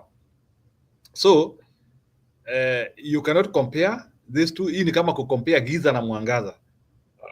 Ruto is incomparable when we put Traore hapo. I am so happy of Traore and I think Traore ameweka model and I think Traore, Bwana Stony PK, what Traore has done, he has proved that in Africa there is leadership. Ni vile sisi hatujapata concept ya kupata pia kiongozi wetu. Even in Kenya, out of the 55 million of us, kuna jamaa zaidi ya Traore. Ni vile our system has been unable to to unleash it. You know, the Burkina Faso system is okay because kiongozi mzuri anatokanga military, so occasionally military yao inapindua, wanapata kiongozi mzuri. That's why unaona even there was another guy alikuwa amepindua military, wakaona huyu jamaa afanye kile kinatakikana, akapinduliwa mwingine. Hata huyu Traore, if he was not doing what people want, angekuwa shapinduliwa. So I think in Burkina Faso and many of West African countries wamepata tiba ya regime change. Yao si mdomo ama sijui nini, yao tu ni kama ufanyi unangolewa. So the Western model is working. It's unfortunate that in Kenya now akina Francis and the rest wanakuja kutuambia 10 bila break even if you are dying, but watu wa huko Burkina Faso, they are fortunate to have such a guy. So mimi hiyo ndio nasema washukuru Mungu sana na waombe huyo jamaa ishiishi, at least even if he can become a president for 10 or so years, I think he is going to leave a changed nation. So Burkina Faso is just enjoying. Wamesavua yoga hapo, wamewekewa, wanakunywa na kikombe kubwa. I even feel jealousy for them. I think Burkina Faso hata birth rate imeongezeka sana. I'm double sure huko watu wanazaa sana, like ile pride wako nayo huko. I'm double sure maybe even there is so much enjoyment there. Ni vile sina rafiki wa mmoja wa kutoka Burkina Faso, but Stony PK I'm double sure wana enjoy. Wamama huko wana serve chai vizuri kwa wazee yao. I know. You know, if there are people who enjoy good governance, ni wamama. So Stony PK hata hilo wakati wa mama wameenjoy leadership kabisa. Hata wazee wakiwa huko unakuta hata hii mambo yetu ya kinyumba amuongei mingi, it usually comes as a reward. So when governance is good, economy inafanya vizuri, hata kwa manyumba hakuna makelele mingi. Sasa saa hii uko kwa nyumba kata sio vuruto, hatuna unga leo, hata libido ina scale by -325%. Nimemaliza. Njiru, you are very right. Kama mambo inaenda mzuri, families get happy, and when people are happy, everything becomes happier. You know, unakuta iko party nyingi, sherehe nyingi, people are laughing. Na nilikwambia Njiru na my listeners na panelists, when did you last? Julian ndiye ametoka Kenya nafikiria juzi. When you are walking around your village, or even let me not use driving. Siku hizi unajua ubaya tuna drive kila mahali mpaka you are not able to interact properly. You know, with kitambo when you are walking, like I'm walking from my village to Njiro's village, unaenda ukikutana na auntie, uncle, you know, as you walk like 2 kilometers, you meet people. Now, and you pass via homes. Sasa ukifanya hivyo, when did you last hear mtu kwa bathroom akioga kama anapiga binja ama akiimba, ama mama kwa shamba pale akilimia mandizi yake na nini yani anadig, unasikia akiimba, ama akikatia ng'ombe dhara pale usikie akiimba or humming. That is the indicator. That tells you a man in the bathroom in the morning 6:30 is anajikumuda, unasikia that is the indicator of that this man knows that all has been well, and what is going to happen akitoka kwa nyumba will be well. Unaona akona well mbili. Usiku umekuwa mwema, alilala vizuri, ali enjoy whatever he's supposed to enjoy. Kama ni kuota, aliota vizuri because he had peace of mind. And then anaamuka kwenda kwa kibanda yake, kwa kazi yake, kwa whatever, ni matatu driver, ni whatever, ana look forward to very graciously. When did we ever have that in Kenya last? So when you hear some hecklers, you know, calling this channel Gachagua, that's ni utoto. I would call that childish. That is childish. Nobody here is supporting Gachagua. Okay, and we've said it more than once. Like personally, I've said it more than once that I don't see any magic in Gachagua. I'm not mimi si ngiri. I'm not a warthog. Lakini nasahau this is the same person who was with this idiot we are having, and that's why people are saying kupa makanga, kupa dereba. So you could be the idiot when you think that we have a channel here that it is pro Gachagua. And when we have such a topic here, I mean, unless your capacity yako iko chini sana, yeah, you have a very low reasoning capacity. When we have a channel like this saying, who should we look for to save Kenya? Then you think it is Gachagua channel, you must be. So for lack of better words, lazima uwe very villain. You must be, una upungufu mwingi, una umaskini. There is some poverty of you know what. So pole sana, but I don't think there is any Gachagua channel here. If he has channel yake iko mnyororo. Yeah. For us, we are looking at it from a very different perspective. And I'm sure some of these people like Francis are the thieves in Kenya. They are those who are benefiting now easy because Kenyans, 98 point so much are thieves. They believe in huwezi kuwa tajiri bila kuiba. That's done. That's known. So, and most of these people, that is who they are. They cherish stealing. Yeah. Lazima waibe in one way or another, and they don't see anything wrong with that. So anybody not seeing anything wrong with Ruto is an equal thief, 100%. That I can even go and vouch and say this one is a thief. Anybody who supports Ruto ni mwizi wa aina nyingine ama ile, 100%. Hiyo hata siwezi kushinda nikinini. Mwizi ndiye ahonangi mwizi mwingine, yeah? Mwizi aoni mwizi mwingine, and we cherish thieves in Kenya. Nchi yetu tuna usudu wa hizi sana, tuna usudu mpaka kanisani. So huwezi kuja kuniambia ni nini. So Bwana Njiro, vile umesema, of course we need somebody, and we have people.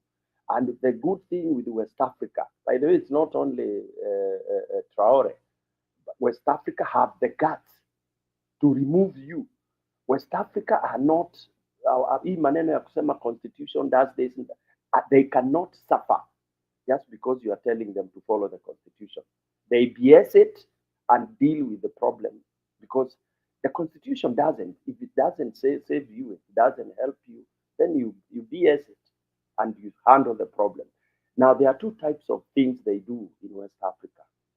One, of course, the looters want to use the thieves like Ruto. Okay? So the looters, hao ambao Traore amefukuza, wana vibaraka wao. So they try to manipulate those things at the elections, wanasimama, wanaweka waizi. So wakiweka waizi, raia wanaona huyu mwizi amewekwa, apoi, si mzuri. Raia complain, and then they are helped by the good people in the armed forces. And that's why you have a lot of coups. Yeah? And I have no problem with those coups. You make a coup supported by these other idiots, okay? Then if you are stealing, you are removed. So Traore is the people person. Traore was supported by the people and those in the forces who, manake kwa army pia huwa kuna waizi na wale si waizi, okay? So luckily he has won the heart of those who really want to see Burkina Faso prosper for everyone. And that's why they defend him. Wanamudefend kama kitu ingine. There have been 18 attempts to kill him. 15 or 18 to kill him. Yeah. And who is manipulating these attempts? It's the looters plus some people in Burkina Faso. But now the Burkinabes have decided that anything they will leak it at the earliest. The last attempt was so deadly, was going to be so deadly, all right? But they accepted until last minute they exposed it. That's how they capped it. Otherwise, he was going completely. because even there are those who are very close circle, you know, Ikulu walikuwa involved, yeah, but they hiyo wali curb, yeah. So yes, Burkina Faso, they are lucky, and funny enough, I mean, interestingly, is that they have influenced others like the Niger, the Mali, and I think that is the way to salvage Africa. And Traore has put it very well. Those who want to continue being looted, you can continue being that, but don't try to influence others. And that's what we are saying as Kenya. Once we get somebody who will get us out of this, or will put us to the path towards that good good governance and sustainable one, then we don't care about neighbors who want to continue to be bootlicking. Yeah, we can develop our own country. Sisi kivyetu, that's it. And we trade and work with that who want. Yeah, that's my opinion, Mr. Njiru. Eli hajazungumza, Eli anapotea ama alizungumza kama siko.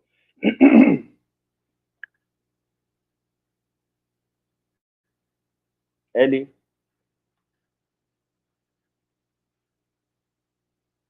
Eli. Looks like Eli ni kama ako hapa lakini amepotea. So maybe as we invite maybe Julia, Stony PK, let me ask you something, eh? Mm-hmm. Because Traore aegemei mpande wa Marekani sana ama Europe France, eh? Kuna wakati tulikuwa tunaona alikuwa anatafuta usaidizi kidogo kutoka Russia. Although pia ati akona Russians sana, maybe kama akona wao, maybe pengine ni chini ya maji. He is more so talking about the independence of Africa. We can do things by ourselves. So do you think Africa, we can rely on ourselves and we become competitive in the world? We become importers, we become exporters of technology, exporters of manpower. Do you think we can reach that level, that where Traore is seeing? Yes. Because what would happen is the longest journey begins with the first step. Number one, if we could say that all what we have, our resources, will not be taken for free. Just use that Traore module. That if it's gold, we start having factories here. You unazifanya, una add value. Then you who wants to buy, you come and buy in my own terms. We will move so fast.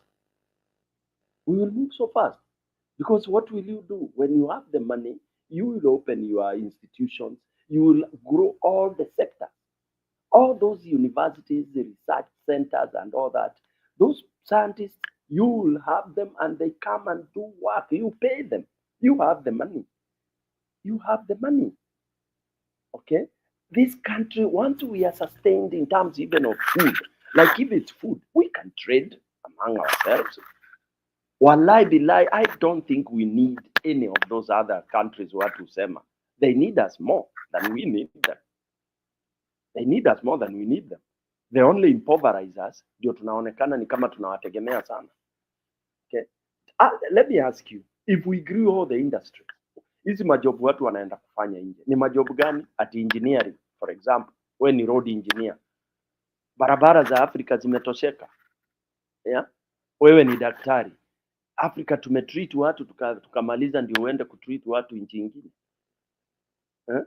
wewe ni pilot, ndege zetu, if kila nchi ikuje, kila country ikuwe well run, and you have all those Boeings and all those airlines working like the way Ethiopian airline works and a few other airlines in Africa. Why do you need to go and get the same job out there? Teaching. Have we taught all our kids? Yani tuna overflow ya walimu katika mashule?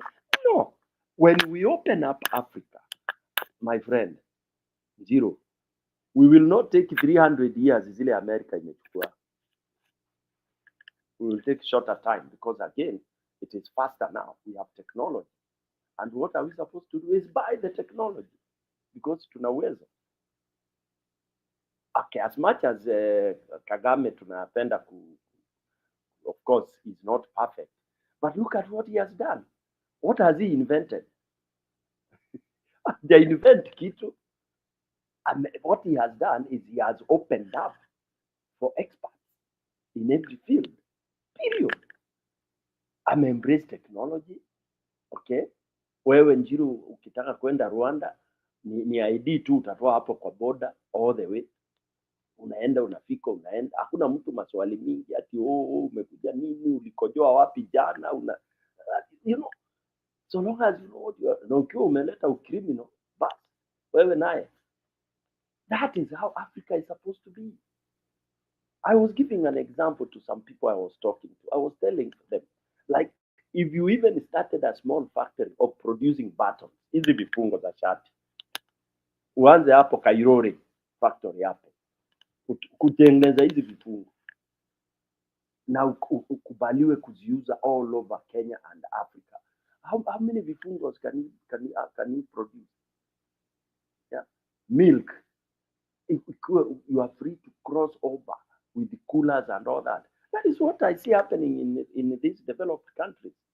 You have these tankers moving with all this cold food and all that. Why can't we do that in Africa, Bananjiro? So for me, I see Africa, no wonder they will not allow it. Because if today Africa trade, we opened it and stopped those regions that is SADC, ECOWAS, nini, tuseme Africa east, west, north, south. Hiyo barabara network, you can go, and even flying, you can fly in, fly out, yeah, without being, curtailed, yeah. It will grow because once you cross over to Uganda to do some business, unafanya business huko, unaacha pesa huko. If you open up an office there, umeandika watu. If it's a factory umefungua, you are employing people, you are creating employment. But who will be able to support that? The Kasongos? In fact, hata afadhali Museveni compared to Kasongo, because Museveni has not curtailed, he didn't curtail factories. That's why he's doing so well. That's why he has an equivalent of a farmer's choice, for example, because he was asking Ugandans, hey, sasa mnakula hizi sausage, mnasema ni tamu. Si hata mujaribu kufanya tu hata half of what Kenyan wamefanya, angalau ni sausage, si tamu kama ya Kenya. You know, sometimes he talks in a very funny way. He says hata kama si tamu ifikia ya Kenya, at least ni sausage yako ya Uganda, ya nyama ya Uganda, because nyama mko nayo na uko na watu mumeandika wakifanya hivyo. He reasons that easy and that simple. Okay, because of course two people cannot cook the same way. Kila mtu ana nini yake, ana style yake. So sausage yangu ya Kenya haitashama kama ya Zambia ama ya nini, but they have theirs, you know, and that way, mayai pande hii amuna, pande hii tuko nayo. You do that trade, okay, and then unawaambia vile aliambia watu, kama uwezi kuuza mayai enough ya kulisha watu wako, yeah? Wacha ule atakuza, kama atakuza kutoka Kenya akuletee, wewe kula tu mayai. Or if you want to compete, then upgrade. That is what we are supposed to do. These stories of saying that, oh, these are killing this, if you do this, you kill this.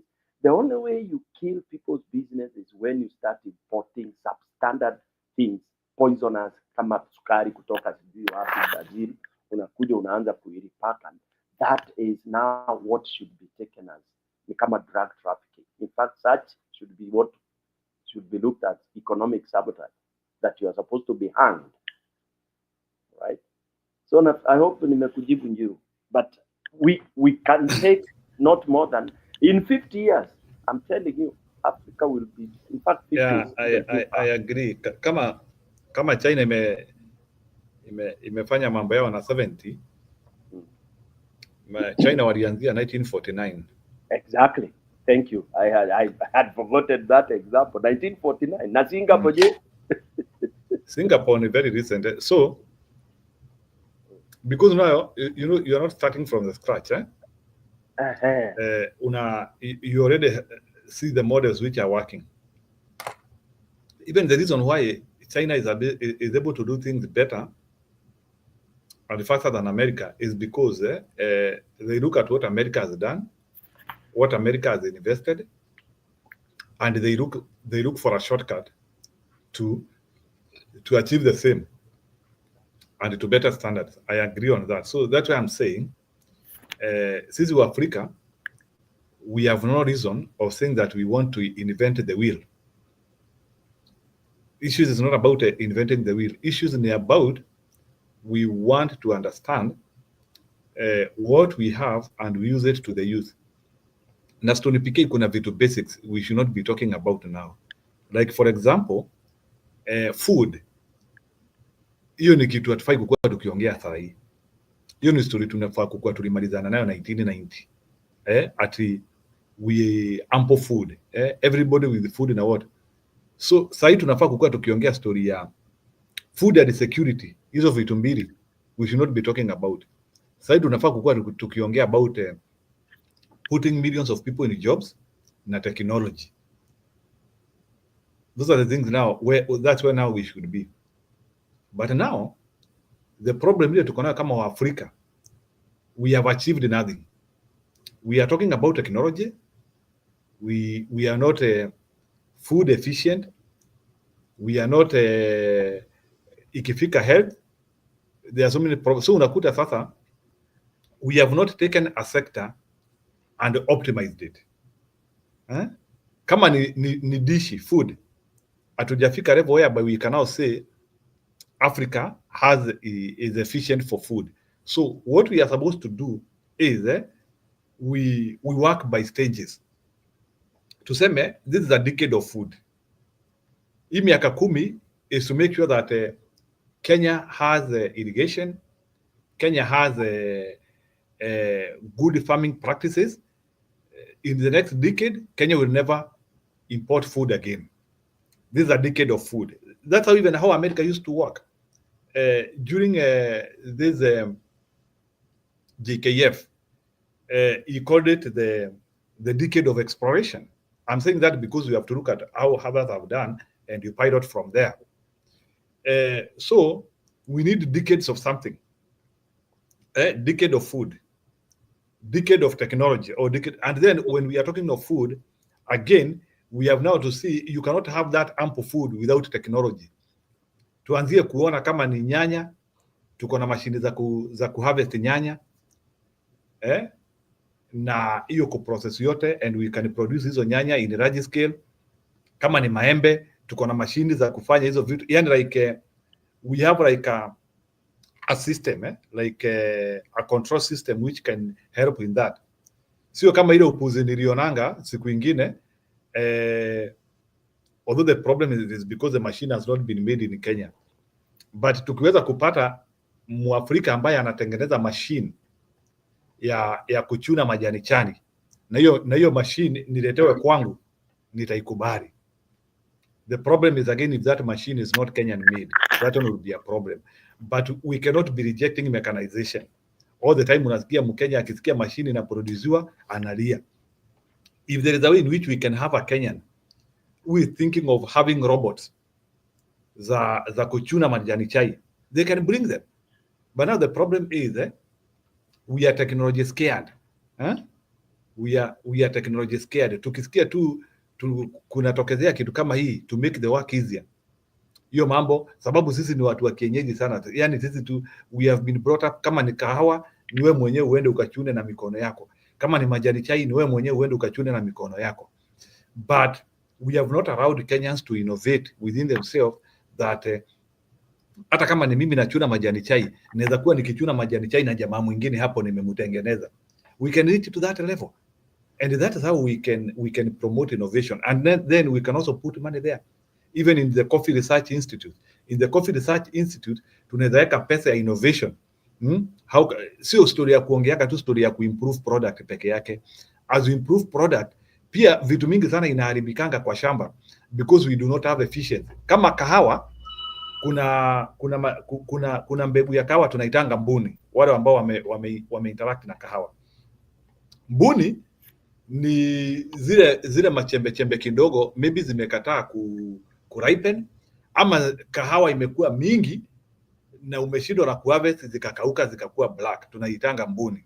So we can also optimize that mbuni, sababu mbuni is weightless na haina pesa mingi. So if we made sure that mbuni sio mingi, is a technology. So in other words, what I'm trying to say is that Bwana Stony PK, there is a lot we can do. Is only that we have decided to do everything at the same time. We want to do climate change, we want to do exploration, we want to do food, then at the end of the day tunajikuta kuna kitu tunafanya, instead of wanting to specialize. We specialize tuseme sahi ni chakula, after this ni this. I have been looking at the documentary of China. Let me bring that because naona watu wanaandika sana story ya China hapa. China in 1949, it was a country talking of diseases, illnesses, na njaa. You could see how even if it came up as a country of aristocracy, through Mao Zedong, but ukiona their videos of 1949 and how people were being watu walikuwa na uawa, one of the biggest genocide ever to happen in the world, lakini ijaisemekana because now is a well-up nation and now hizo vitu zote zina, but watu walikufa sana up to date. The number is astronomical. People died in China as China was developing. So during Mao Zedong era, I think over 40 million Chinese died. So it's not that like ni kitu ilikuja without casualties, watu walikufa sana. And silencing of critics, ulikuwa nakuta yani people used to be put in, yani vitu mbaya sana zilikuwa zinatendeka huko. I understand that, but ukiangalia China has been a country which has embraced hard work. I agree on that. They decided to depolarize their country, and through that they were able to, and through the help of proper negotiation, because they couldn't be able to do it by themselves, through proper negotiation from Western countries, which felt now they can boast others. They were able to get those technologies, and some of those technologies they could do reverse engineering, and through reverse engineering they were able now to have the same technologies. So I don't blame them. Anyone can do reverse engineering. Reverse engineering ni kama hiyo gari Stone PK unatumia. Unaweza chukua hiyo gari umenunua, utoanishe yote, uone huyo mtu hiyo gari ameitengeneza aje, then alafu uunde yako. We have no, that's how people develop. I understand.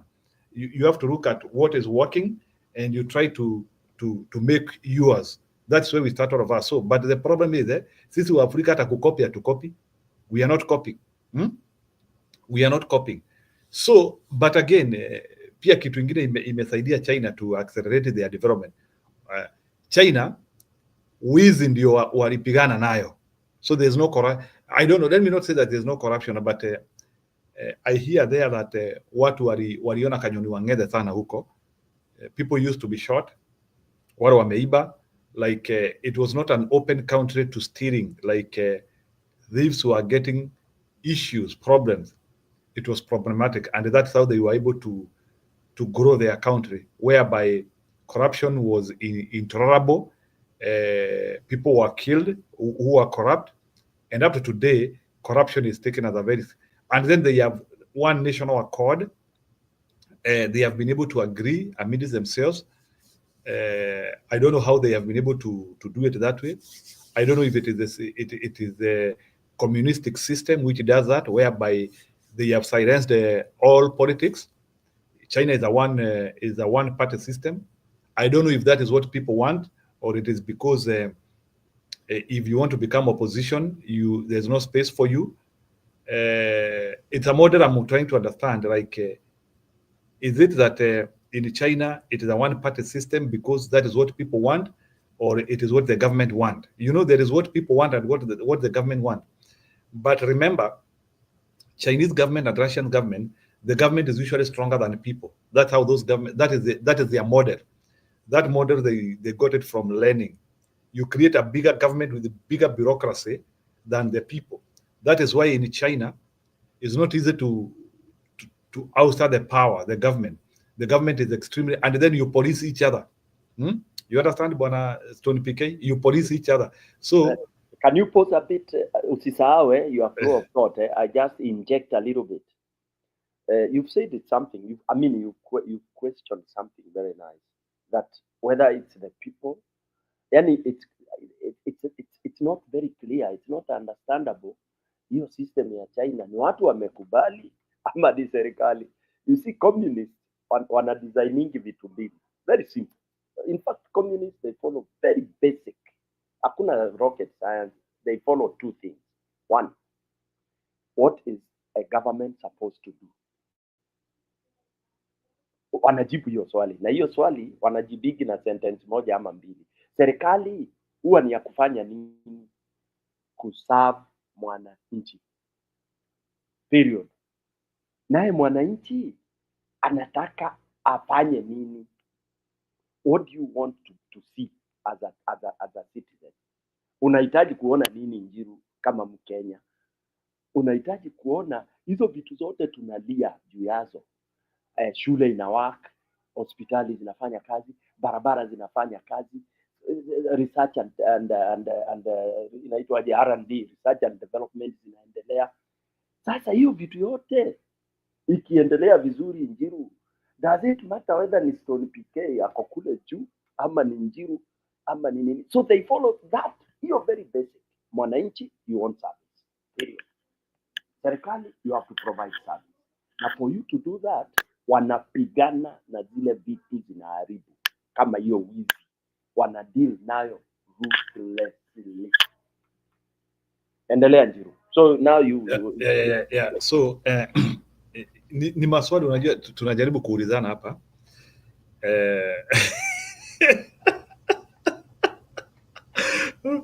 Ni Mwangi ananifurahisha ndani. No, ni vile najaribu kusema that's how Chinese think also. Jamaa akiwa hapa anafikiria anaweza kuwa na robot hapa. Unaona kama vile unajua mimi Bwana Stone niko na kahawa. Sasa ile wakati nachuna kahawa yangu hapo nafaa kukuwa na robot ikiwa hapo kando yangu pia yenyewe inanisaidia. We should think that way. So it should happen that way. A Kenyan should make a robot which ile ambayo inafaa kuvuna kahawa if we were creative. Na watoto wetu they should start doing that. Watoto wetu wale wako secondary. That one has to be the next frontier. There's no in which tuko na watoto wetu na watoto wetu hawatutengenezei vifaa to make the work easier. It has to be the next frontier. Sababu kama huko kwetu tuko na wamama wanabeba kuni sana, Bwana Stone pekee lazima nikwambie, wamama wetu wanabeba kuni sana na migongo. We need a robot. Sasa wewe kazi yako unaenda unatafuta kuni, wewe unaiambia wewe haya beba.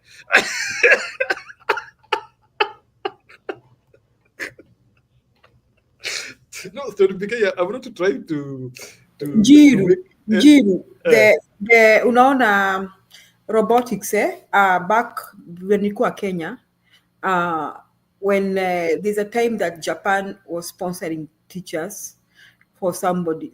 I mean, that was Kibaki's time.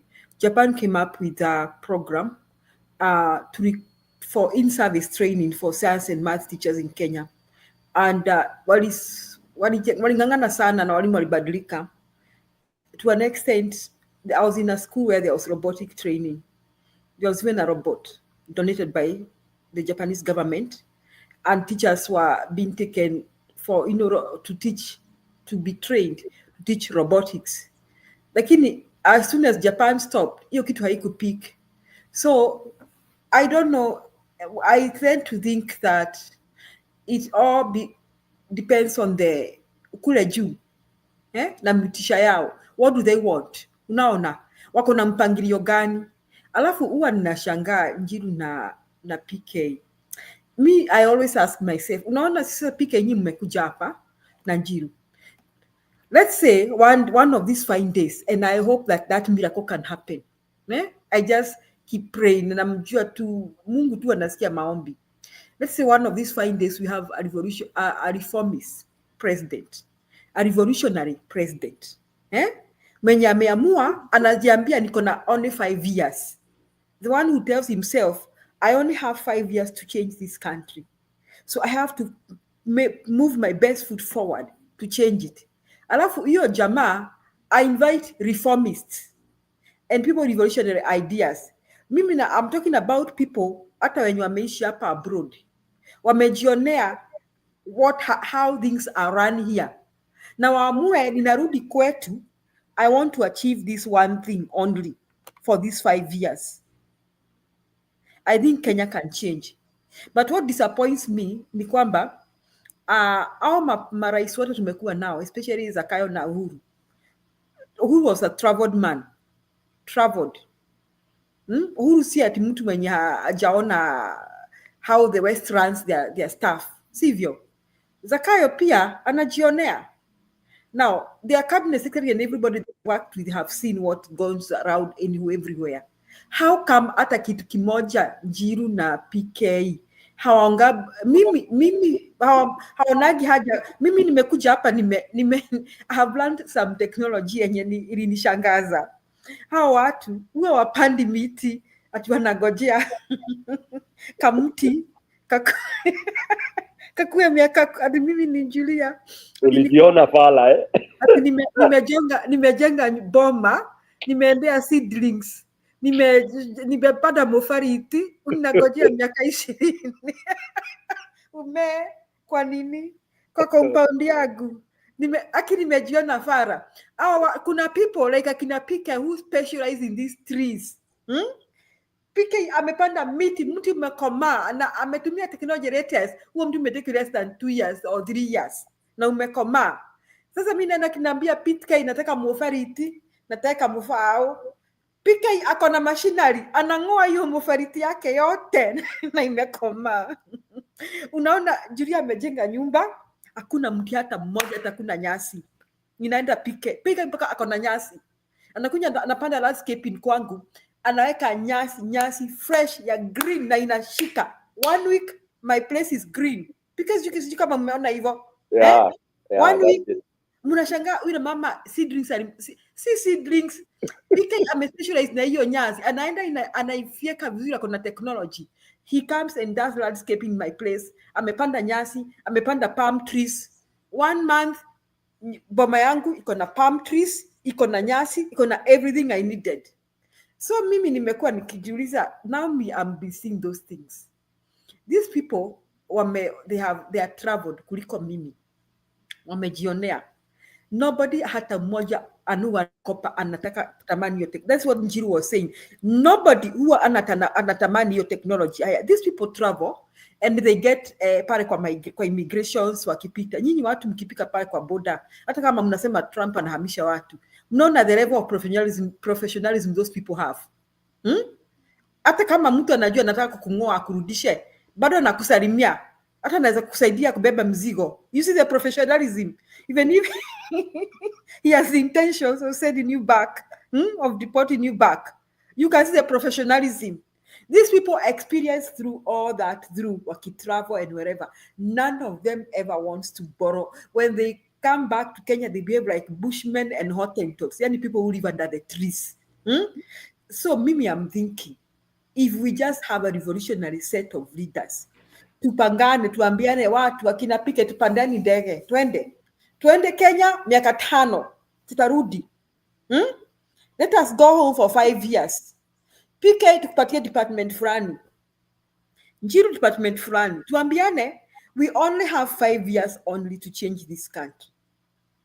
Me for instance, I'm given education, nikipewa tu niseme tu Mungu anipatie tu nafasi kumoja education, I will have a few things to implement.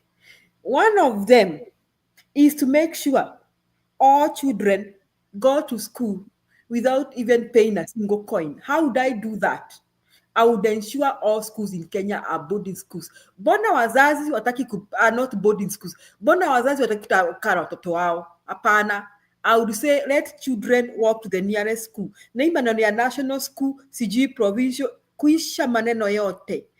Watoto wote ni watoto wa Kenya. Hakuna mtoto wa national na mtoto wa day. Those are Kenyan children. If you feel your child is so special, mpeleke private school. Ama aje PK. If you feel your child haezi enda kwa hizo public schools, Hebu imagine kama Alliance High School ukifanya day school. Unafikiria huko hiyo village iko watoto hawaezi soma. Walimu ni wale wale, vitabu vile vya serikali, bidi ni ya serikali. Ni nini tu umebadilisha? Umesema watoto wote wakuje na wasilipe fee na walali huko. Wakuje asubuhi saa 2 na Jumani warudi saa 10. We'll be left figuring watoto wamekuja shule, lunch watakula nini? Hiyo ndio itakuwa my worry now. Children we have brought to school, what will they eat for lunch? I would only have that one task. I would also have the other second task I would have to reform what is offered in school. Mimi ningetamani mtoto akimaliza form 4, kama huyo mtoto haendi kusoma medicine ama engineering ama electro whatever engineering or computer science, huyo mtoto unaweza mwekea garage, atengenezea PK gari, aifanyie service na iende. Huyo mtoto unaweza mweka kwa mjengo na ajenge nyumba na iende mpike rento. Huyo mtoto after form 4, you know, I would say if that child cannot go for those advanced courses, that child can still graduate and earn his own income. That would be my target in education. Ningesema niko na miaka 5 tu. Hii miaka 5 hakuna mtoto wa Kenya kunyesha kutushenye hataenda shule. Na hii maneno ati masomo ati education is a business. You want to do business? Do business with the rich. Okay? As for Kenyan children, kwenda kabisa. Hakuna business na Kenyan children. That would be my target. Now, all these are leaders, PK Nigeria wanaonanga hiyo. They understand better than I do. They are more traveled than me. Wamejionea. Yet, they always come and enjoy where they sleep in those 5-star hotels and then come back to Kenya and do nothing. They come back to Kenya and do nothing. So, like you people are saying, we need revolutionary leaders. When you wanasema, I only have 5 years. Okay, miaka 5 peke yake ndiko nayo ya kubadilisha Kenya. Now, akumbuke ajue Kenyans need education, Kenya needs kwenda hospitali, and Kenya needs good roads, maji na stima. Kisha maneno. Asanteni. Asante Julia. Our leaders think like what I've highlighted there. If you have the types of kama huyu jamaa huyu, una expect Kenya iendelee, you are dreaming. Mtu akili iko kwa suruali. Huyo Francis, has he ever come to speak here? Sijaimuona. He can't. He has no guts. It's just a simple rat. Hata Kiingereza yenyewe ajui basic, hata Kikwao ajui kuandika na Kikwao. So those are people who just hide on them. Anyway, Julia, you are very right.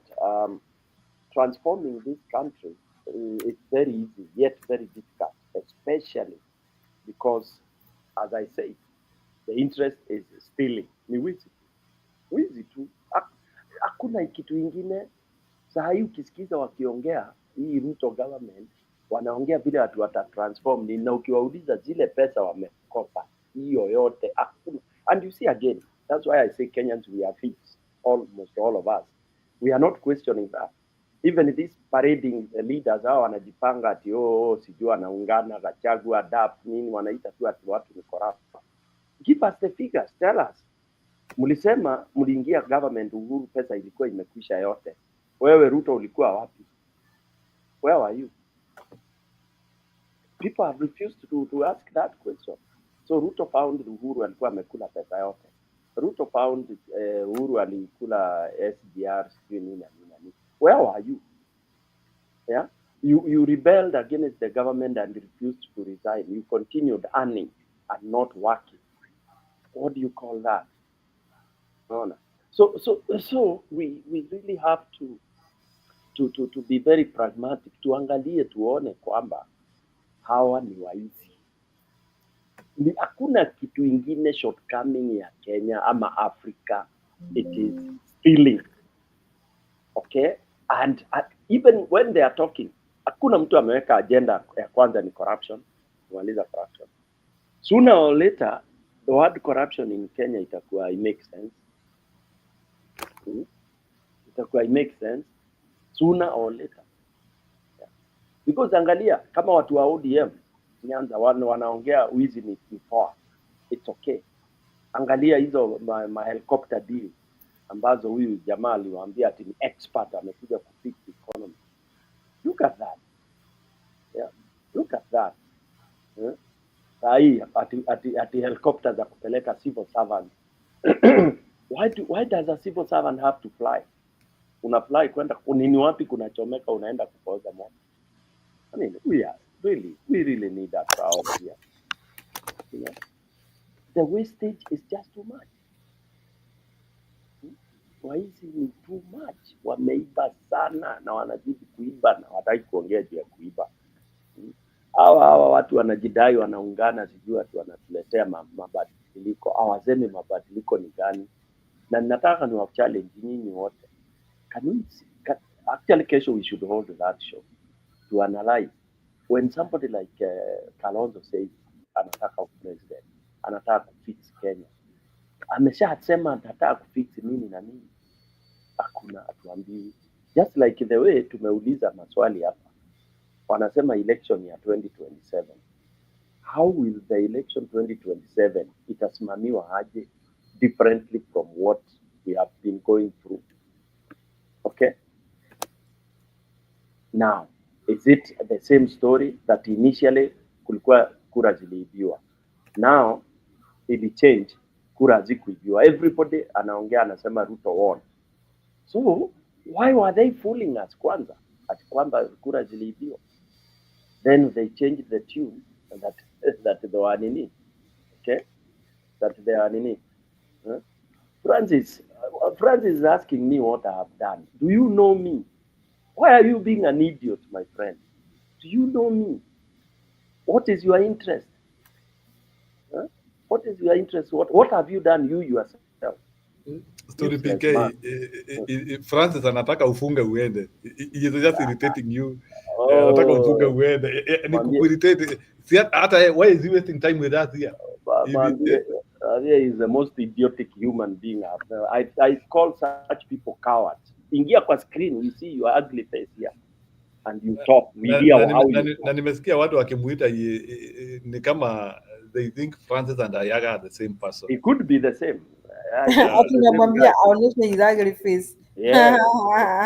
Aweke face yake hapa tuone. Must be very he is even talking about February 29. Which and we don't have February 29. Ati anasema kutoka February 29 hata hizi channel zetu ati hazitakuwa. Tutakuwa tumegongwa kabisa. Umesikia vile Kabogo amesema? Hebu niwafurahisha kidogo. Ulisikia vile Kabogo alisema? Ati Kabogo ati he said since he became the minister, since he became the minister of sijui kitu yao inaitwa aje, Minister of Digital Technology. Since Kabogo became the Minister of Digital Technology, ati he is a hot cake in Mount Kenya. Ati yeye ni watu wanaongelea. Julia, can you comment about that? Kabogo ndiye hot cake in Mount Kenya region. Ati ni hot cake. Alafu mimi nashangaa. Sasa Minister of Digital what? You know some ministries we don't need them. Hapa Amerika kuna Ministry of Technology. Kabogo amekuwa akibeg. Ama Minister wa Facebook. Yeah, Kabogo has been begging apewe seat na Ruto. Amekuwa akilia. Ama ni Minister wa Facebook na nini? US ile vitu mingi ni departments si minister ati wa technology. I think ministries ni 13. Ministries ni 13. Most zile pama, you know, kuna zile interior, education, health, defense, maybe Secretary of State who is a replica of Foreign Affairs kwetu, energy. Yani ministries za US ni zile vitu ambazo we don't need technology. Serious, technology ni which technology? You know, unajua kwa jeni kidogo tutachukua. Okay.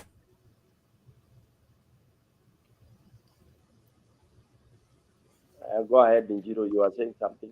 Yeah, nilikuwa nikisema ministries za US zile vitu ambazo ziko na footing hata in the global, yani what affects their life most Like they don't want to fragment ministries. So I think US is about labor. They don't want to have a very bloated government, a very big government. That's why even wamekuwa na hii argument ya if they want to increase their Supreme Court, others say no, wengine wanasema ikae hivyo. So I think efficiency. Unajua Kenya, there was a time when we had 40 ministers. Sijui kama mnakumbuka Yes. Kibaki 20. Yeah. Then Kibaki had 24. One of my Ghana, one of my Ghanaian friend alinifurahisha when we were having a talk with him. Alikuwa ananiambia nayo hii serikali imetoka, they had 103.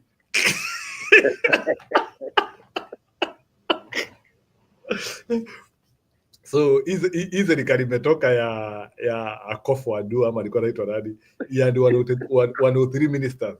So like ministries zilikuwa zimefragmentiwa vibaya sana, sijui. So it's unfortunate. So Kenya, we made progress, ndio tukarudi to 24, although 24 are still very many. I think we need to encourage private sector, and that is what like countries like US and China they do. They make sure that serikali hakuna kazi zote mnasukuma kwa private sector, so that now you can go and make money there, and also you employ as many people there. Lakini sasa model yetu, the African model, is very simple. The government to employ a lot of people, and remember the government is a waster by design, Bwana Stone PK. The more the government employs, the more inefficient it is. So ukisikia ati serikali iko na wafanyikazi wengi, just know that hiyo ni pesa inapotea huko. What we are supposed to do is have a very small government, then we make sure that the country is very stable, the country is very good. There is a lot of business, so there is a lot of fragments of companies. Different people can be able, ease of doing business. There are so many companies, you can easily incorporate a company and employ people. Things are working. But the moment when you leave the government to be the sole employer, ama kila mtu, it is like what I saw in 2013, because Bwana Stone PK, I was in the industry, and that's where in my own eye, mi niliona Kenya imekufa.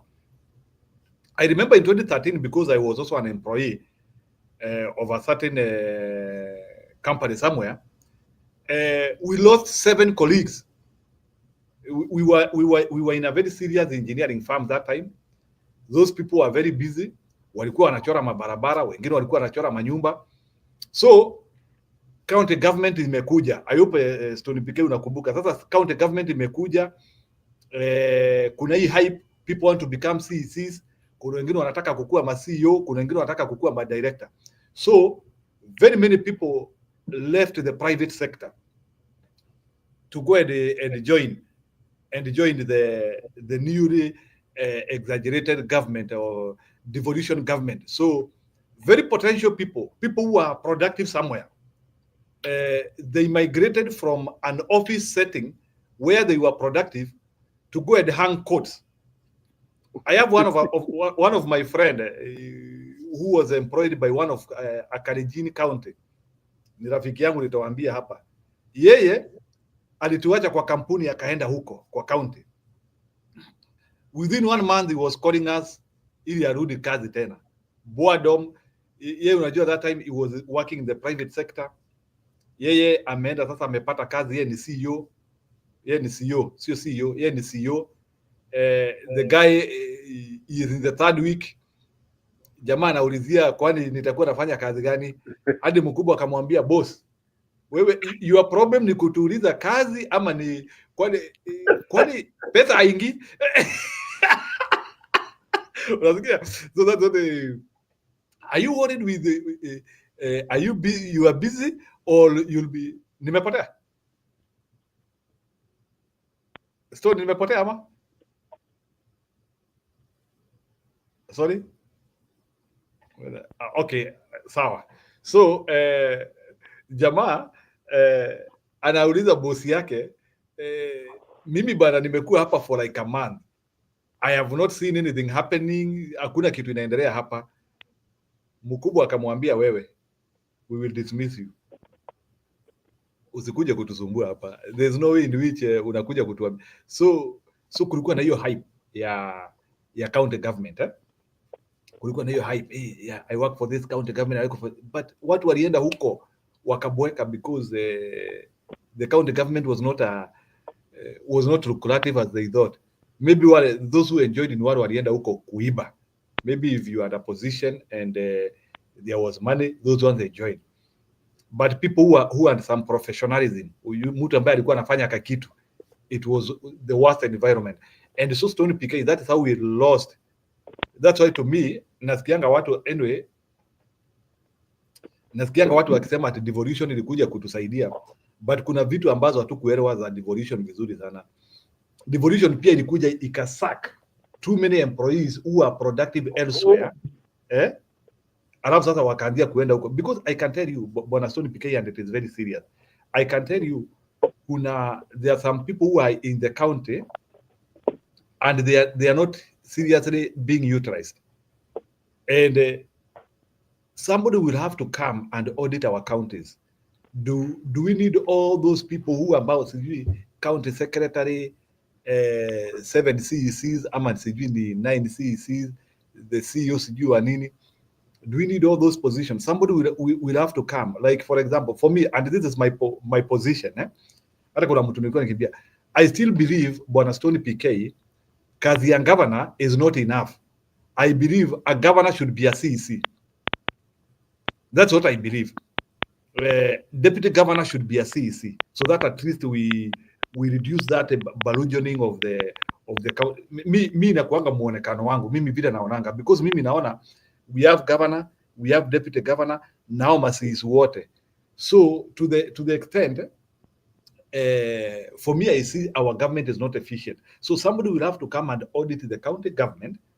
I'm sorry because I may introduce somebody will have to come and audit the county government, and we see how we can, because mimi naona governor ameachwa tu kazi ya siasa tu peke yake kupiga mdomo. For me, I think this is now the time whereby if I come from Embu County, I need my governor to be somebody with a profession. Let the governor also be working. Let the governor be CEC, this one. But this idea whereby governor tu anafanya tu governor peke yake, and then we also have the CECs, and the system is becoming. That's what I feel. That's what I feel. Maybe I could be wrong, but I feel like a time of this too much wastages because of employing so many people. For me, it doesn't make sense. We would rather take all these people to the private sector, and we make sure that the system is having money. So that is one of the error which the Kenyan system is having, and we will be unable to do the right thing, Bwana Stony PK, if we continue with the devolution as it is. Devolution has to be audited in Kenya. Devolution has to be audited. Kuna watu wanasema devolution imesaidia, which is okay, sikatai, but Kenyan devolution is having issues of wastages. Unfortunately, we don't have people who are courageous enough to say that they can audit the system, but hii miaka 10 tumekuwa na devolution, I think pia inakula sana. So we need to like restrain people from wanting to work for the government. Working for the government should be a prestige job. It should be because now you can serve your government and you actually don't want to be paid. Working for the government should be like what Mr. Donald Trump is doing. You don't want a salary. You can work on for pro bono services. You can become a governor of Embu and you say that I don't want salary. That is how working for the government is for prestige. And we have to put that prestige in working for the government. You are not going there to do corruption or to put your people to work for the government illegally. Those are the things which we have to think about. And Stony PK, hiyo ni kitu imekuwa ikinisumbua sana. Lastly, as I finish, it's good sababu maybe najua it's good na mwamba maybe anaweza kuwa anataka kuongezea. The truth of the matter is that some of the institutions, some of the things we want to change, They cannot change with Ruto. They cannot change with Ruto. We will have to sit down and we see how we can be able to change some of the institutional problems which we have in Kenya, because we have so many institutional problems, which even I don't think even writing a new constitution will change. We will just need a good president who will come and bulldoze some things. And that's what we don't have. We will need somebody who will come and bulldoze. Staki, hii tolewe. But with this status quo, we are not doing much. I can see you have new people. Wacha waongee. Bwana Stone PK.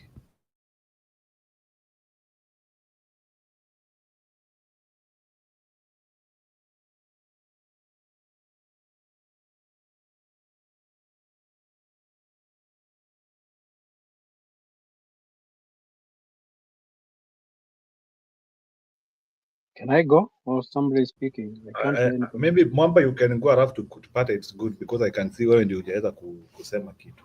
Yeah, because now when we talk about our country, me sometimes I just feel like I want to cry. Because if there is anything I know is that Kenya is a very rich country. Kenya is a very good country when it comes to human resources. Kenyans are very, very, very hardworking. It's only that their money is all stolen. It's all stolen. Actually, if there is anything I would want Kenya to stop, it's this business of devolution. That is one of the worst things that has ever happened to Kenya, because if you look at when Kibaki was the president, the devolution thing had not started, and he was able to pick the country from the dogs in a very short while, and things changed. Then, comparing to what we are collecting in terms of taxes today, that amount is colossal. But half or more than half of it goes to waste, and then the other quarter goes to people's pockets. How can a country have a wage bill of 80% of their of whatever is left for development goes to salaries?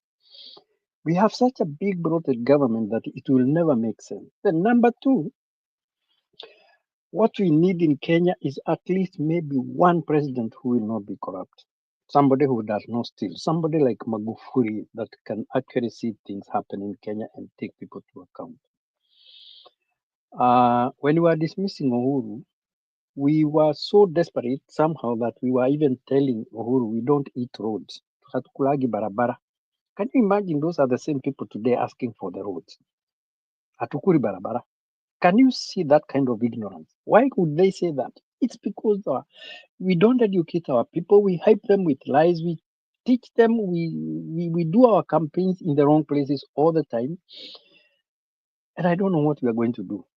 I don't know whether it is the education system we are going to change, because as long as the Kenyan person, me as the Kenyan who is to be governed, I still have that attitude of campaigning niletewe 200, niletewe sukari, niletewe nini to elect the next corrupt mwizi wetu.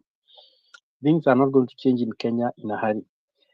And then the realization that it can actually change. I think 5 years or 10 years is enough to propel Kenya from poverty to a middle income economy, because we have the money, we have the resources, we have the willpower, and we have very knowledgeable people. But now we are killing the health system, we are killing the education system, we are killing all professions in Kenya just because of one person. Just one person. Mtu mmoja ameharibu kila kitu. I don't know what we are going to do. Now, when you talk of these people, these leaders that they should, and this was Julia, I think Julia put it like, away in the West, you can have your garden done, and maybe in a week or a month, you look like you've been living in a forest. It is not that these people don't know these things happen. These people are always here. They know what happens in the West. They know the systems work. They come. They are so traveled, by the way. They go everywhere. They see all these things. Why can they do that at home when they get back home? I live in New York, and every September, half the cabinet and half of the MPs come here for the General Assembly, the UN General Assembly. And these people don't come for meetings here. They don't come to discuss anything here. They don't come to learn anything. Actually, they come for shopping. Believe it. They are all over New York State streets buying clothes, buying those televisions, buying those cars, buying everything. And those are the people we call leaders. It's a pity. I don't know what we are going to do to our country to change this trajectory. It is something that makes me feel like I would want to cry. something that makes me want to cry. And then if you ask somebody like that, huyo mtu anauliza umefanya nini? Do you know in Kenya you go and do stuff, start doing stuff the way it's supposed to be done in the right way. Kwanza number one, unapata wale wakwambia sasa huyu anakuja kutetea maringo wa gani? Nini anataka kutuonyesha? This is where I'm coming from. It has come to a point even the community itself is not helpable somehow. My goodness, somebody speak before I cry.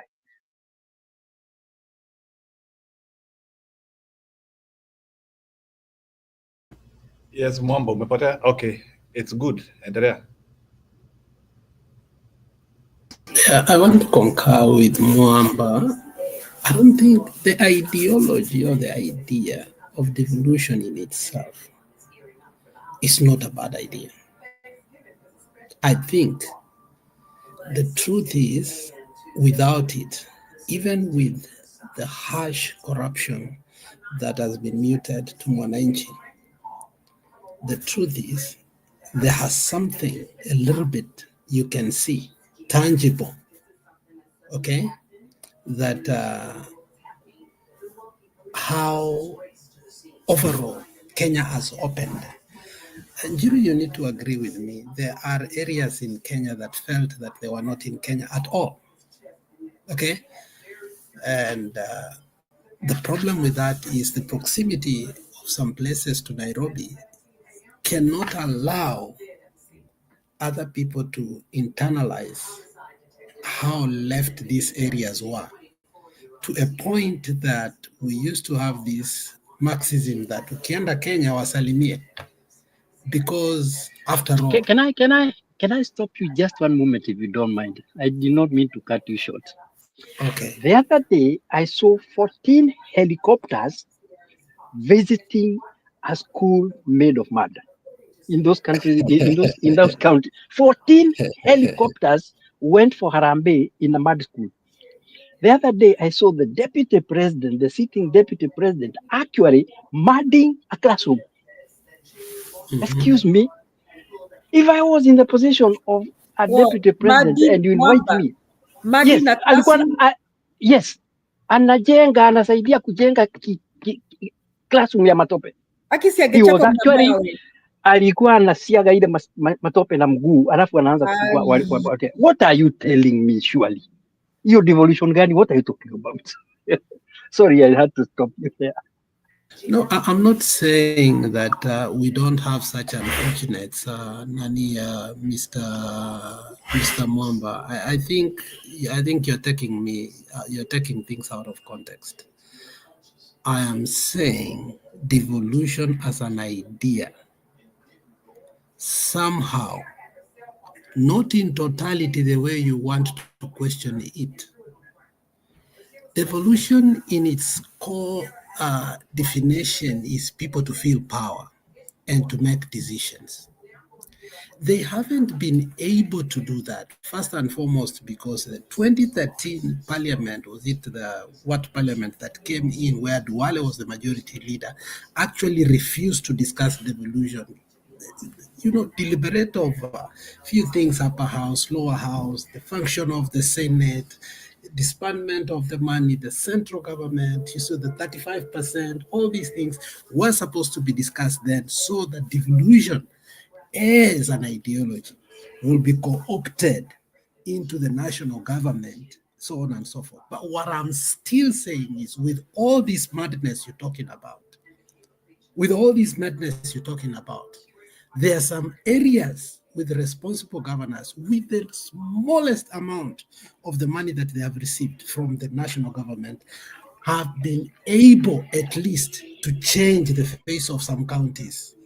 If we were to depend only on the national government, just the way Moi used to allocate money, so on and so forth, and today Ruto will have been the president, without that devolution, I will tell you it will have been even more worse. That is what I am saying. But what I'm saying is that it has not worked the way it was supposed to be.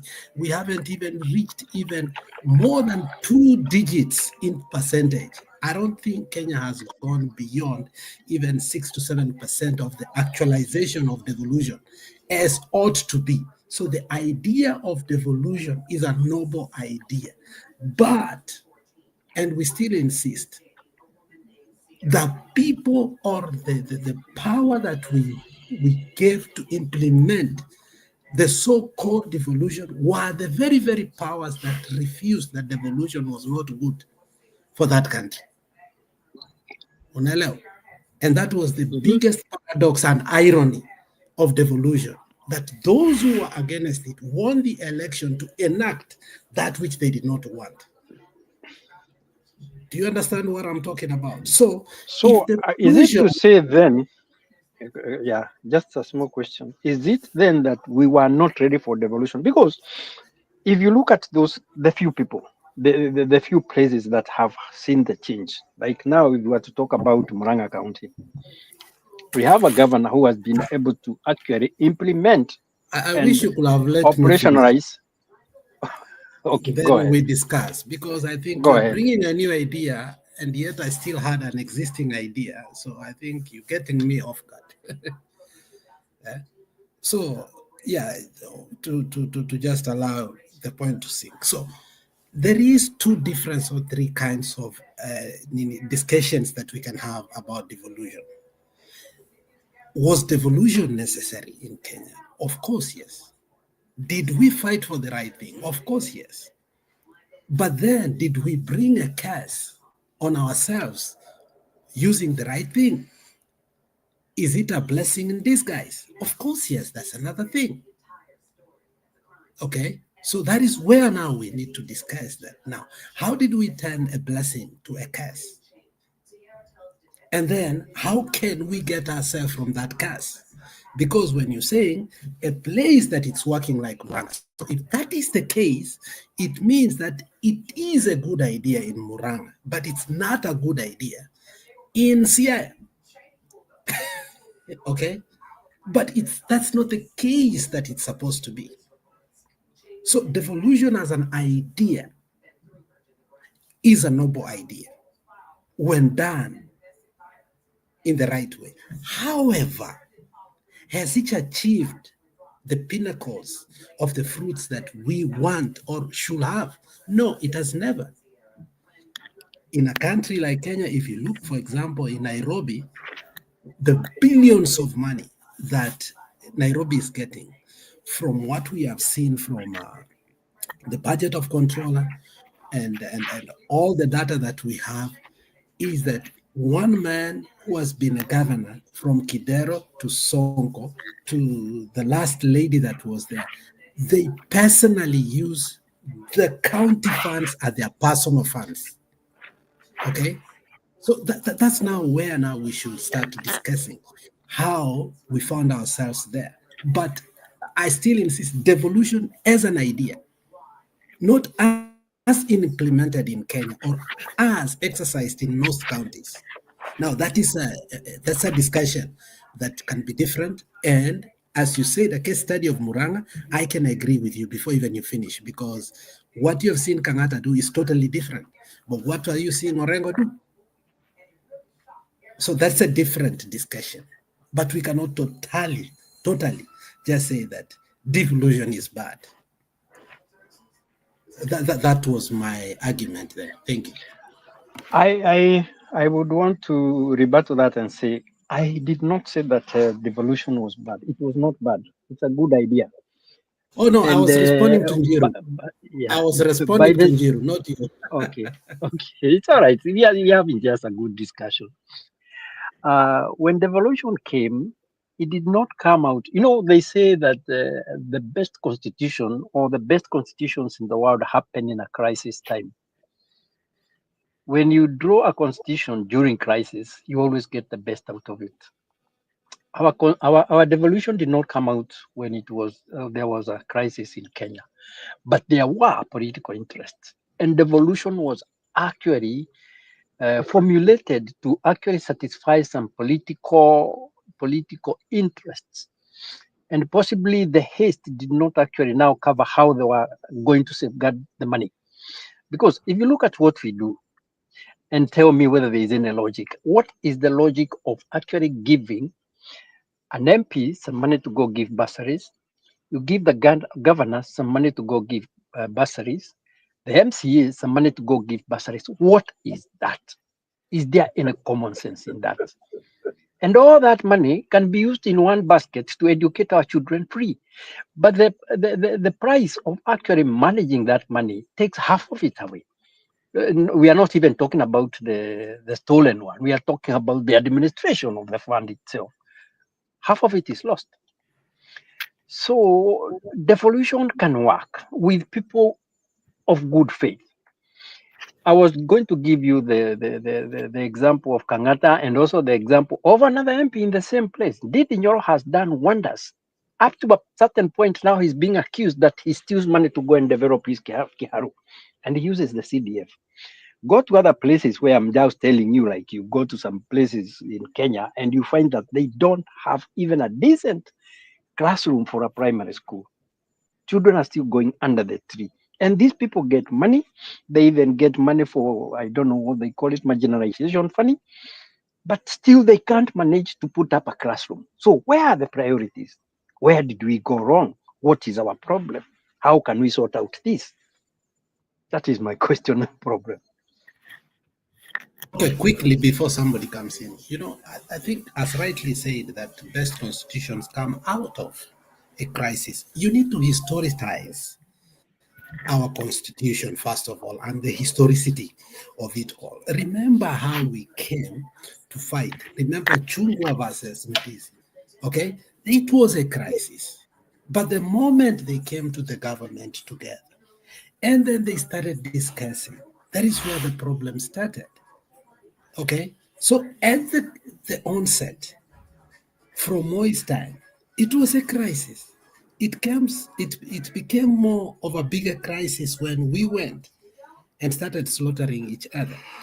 We had the Bomas draft, the Wako draft, and we mutilated it. We kept on mutilating it until we were shocked, including the Mother Karua, when they came to a consensus that now, because we cannot agree how many counties we should have, okay, because the thing was the provincial administration, as it was at that particular time, nobody desired the provinces to remain as they were. Nobody at that particular time. And you can understand the bad test for how the provincial administration was used so badly, to a point that we did not want to listen anything about the provinces. Now, when the regions came, the regions were kind of a replica again of what? So when we sat down to discuss about it, we could not agree. We ended up to tribalize our counties, but leave some tribes out of it, again causing another fracas. So our compromise in creating devolution was the first problem. Creating a county called Kisii. I would say it from my point of view, from where I come from. So if I want to be a governor in Kisii, first of all, I have to be a Kisii. Second of all, I have to seek the Kisii votes. Third of all, I have to hire only Kisiis so that I cannot be a betrayer. So the laws that came to cap so that, like, oh, you can't do this, you can't do, cannot work, because even in terms of campaign, you campaign in a language of that county. So you can see the problems that we ourselves brought before even devolution itself. Thank you. That one is very educative. I like that one. Yes. You have a point. And the problem is, we refuse even to listen to Moi, because he was a dictator for a long time, but he warned us. Remember, even a clock that doesn't work twice a day, it's right. He warned us about ethnizing our counties in terms of devolution. But we were hell-bent to actualize and promulgate the new constitution without taking into consideration the ripple effect of it. And when we had our first council of governor, he was excited about the job but not to look at the consequences of our mistakes. Because remember, at the first 2 years, there was a transition. Was it what was called that committee that was to foresee which counties will not work so that the national government can take over and we can do what? Harnessing of the whole thing. But the Council of Governors, which was Isaac Ruto, was so political, okay? And therefore, we lost the metro, Nani Stone PK likes to tell us, the technocrats from advising us, and we leaned into the politics of the day, and we as Kenyans overrode our desire for change with ethnicizing our politics and our devolution, and until today, we don't want to come out of it. If today we were to propose and say, look, Kiambu cannot just be a county by itself. Let us put it together with Nyandarua, cut it with Laikipia, tuipeleke huku Narok kidogo, then you will hear the people in the Maasai saying, no, you're putting us with Kikuyus. You're putting us with Kikuyus. That is the first thing you will hear. So for me, and I still say, if there is a person who is a madman in this generation who can completely say, we will need devolution, but not in this manner, this is wrong, I think that will be the savior of Kenya. But if we go devolution as it is today, that we play the politics of my region is 4. I have 4 counties. Nyanza, I have Kisumu, I have Siaya, I have Homa Bay, I have what? I have Migori. Do you see where now ethnicity and politics kiss and merge, and we can never get out of there? Do you see that? Do you know why it was very easy to take Gachagua off? Because of 2 things. First of all, because he came from a region, but he did not have a party, and those people who did not have a party could not protect him because they were in a different party. Do you see how now the politics of ethnicity and the politics of national and the politics of devolution conflict each other? So we have to be honest with each other and say, look, the first thing is we need to acknowledge this thing is not doing us any good. Even if it was to do us good, if the leader is of a different county, even if this county is good, like Kirinyaga is good in rice producing, we will see that by helping Kirinyaga County be the only producer of rice in Kenya and do specialization, okay, so that we can have food security, we will see as we are propelling a community, not production. Yep. It's a conflict that we have to come out of. And that is the problem. We fear talking the politics of devolution and ethnicity because we fear we can lose. The other day we were doing boundaries and we were saying that, oh, some counties are going to lose what? Constituencies. And therefore, or when we were doing BBI, do you remember what Orengo said? Because of one man, one vote, Central and the Mountain are going to get more constituency. That is unfair. They are going to control 2/3 of what? So one man, one vote is unfair. Do you see how that affects us?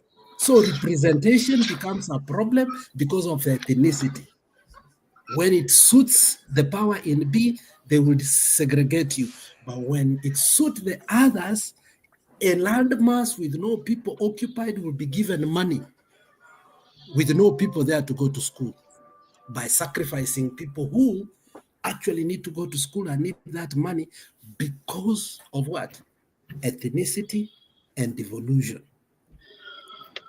That's a thorny and emote topic that you cannot speak eloquently and openly without conflicting the politics of the day. Sorry for that.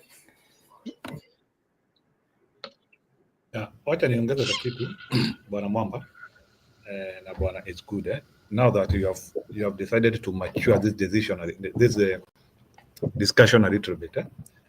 You see, this is my look at devolution. I don't know why I thought any system, you look at it and you ask yourself, what have we achieved through it so far, and what is the cost of operation?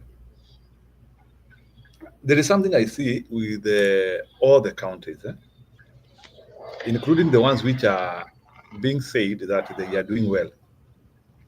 Number one, all our counties, the amount of money they spend, I know they are not supposed to make profit. I agree in that. But when I look at the money they are spending and the money they are supposed to use for development, is like water in a bottle. I see, and this is what I've never understood in the Kenyan system, why I should pay 1 billion and I only use 200 million for development. That is something which I've never understood. So maybe it's good you can help me understand. Other than what they always say, like we will remove traveling allowance, all those allowances they talk about. What is this which is in our counties that makes salaries and other remunerations to be so much high than in development money, which is illogical? It's corruption. You know,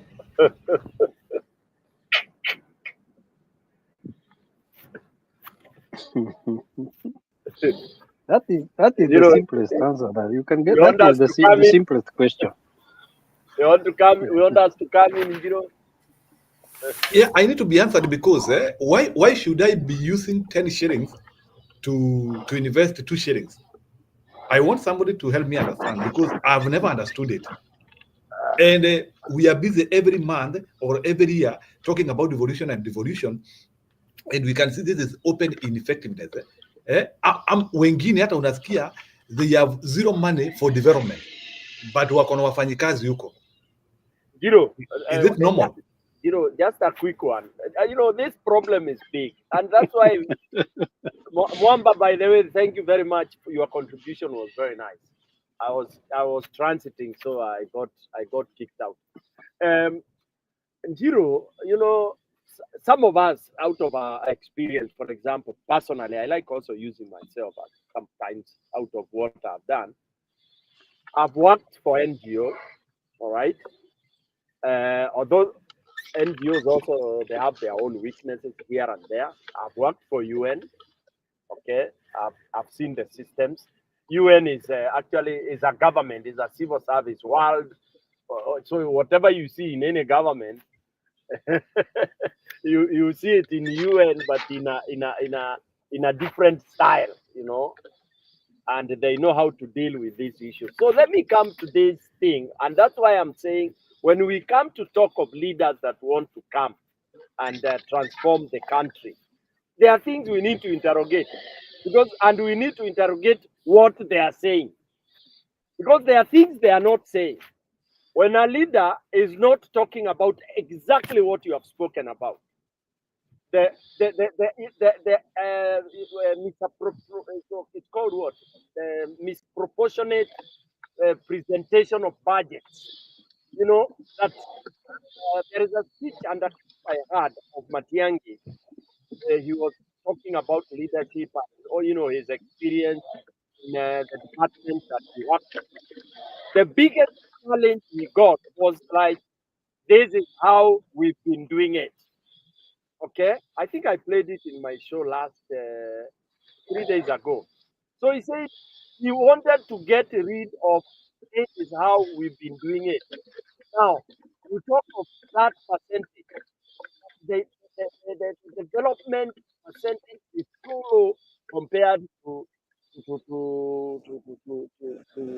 do we call it? The wage Administration. bills. Yes. Why? And Mwamba, you've mentioned, it's corruption, but that is not good enough. We want the leaders. If it's Stone PK coming in, tell us, what are you going to do? Because can we change it to, it's supposed to be, the administration is supposed to be not more than 12%. Okay? I think 12. In NGO, you are not supposed to go beyond 8 something. You know, maximum you go up to 10. The rest should go to the programs. It should go to activities that particular organization is objected to do. So can we change that? Can we ensure that those bloated admin costs, and that has gone all the way down to the county? This, do you need 8 CECs? Do you need okay, you need the wards, yes, but in the office, when you enter that office, you know, I was trained by one of a very good manager, and he told us, if you want to know that you have some idle staff in your office, just when you walk in like this, the behavior you see, and for example, you do just random, hey, don't pick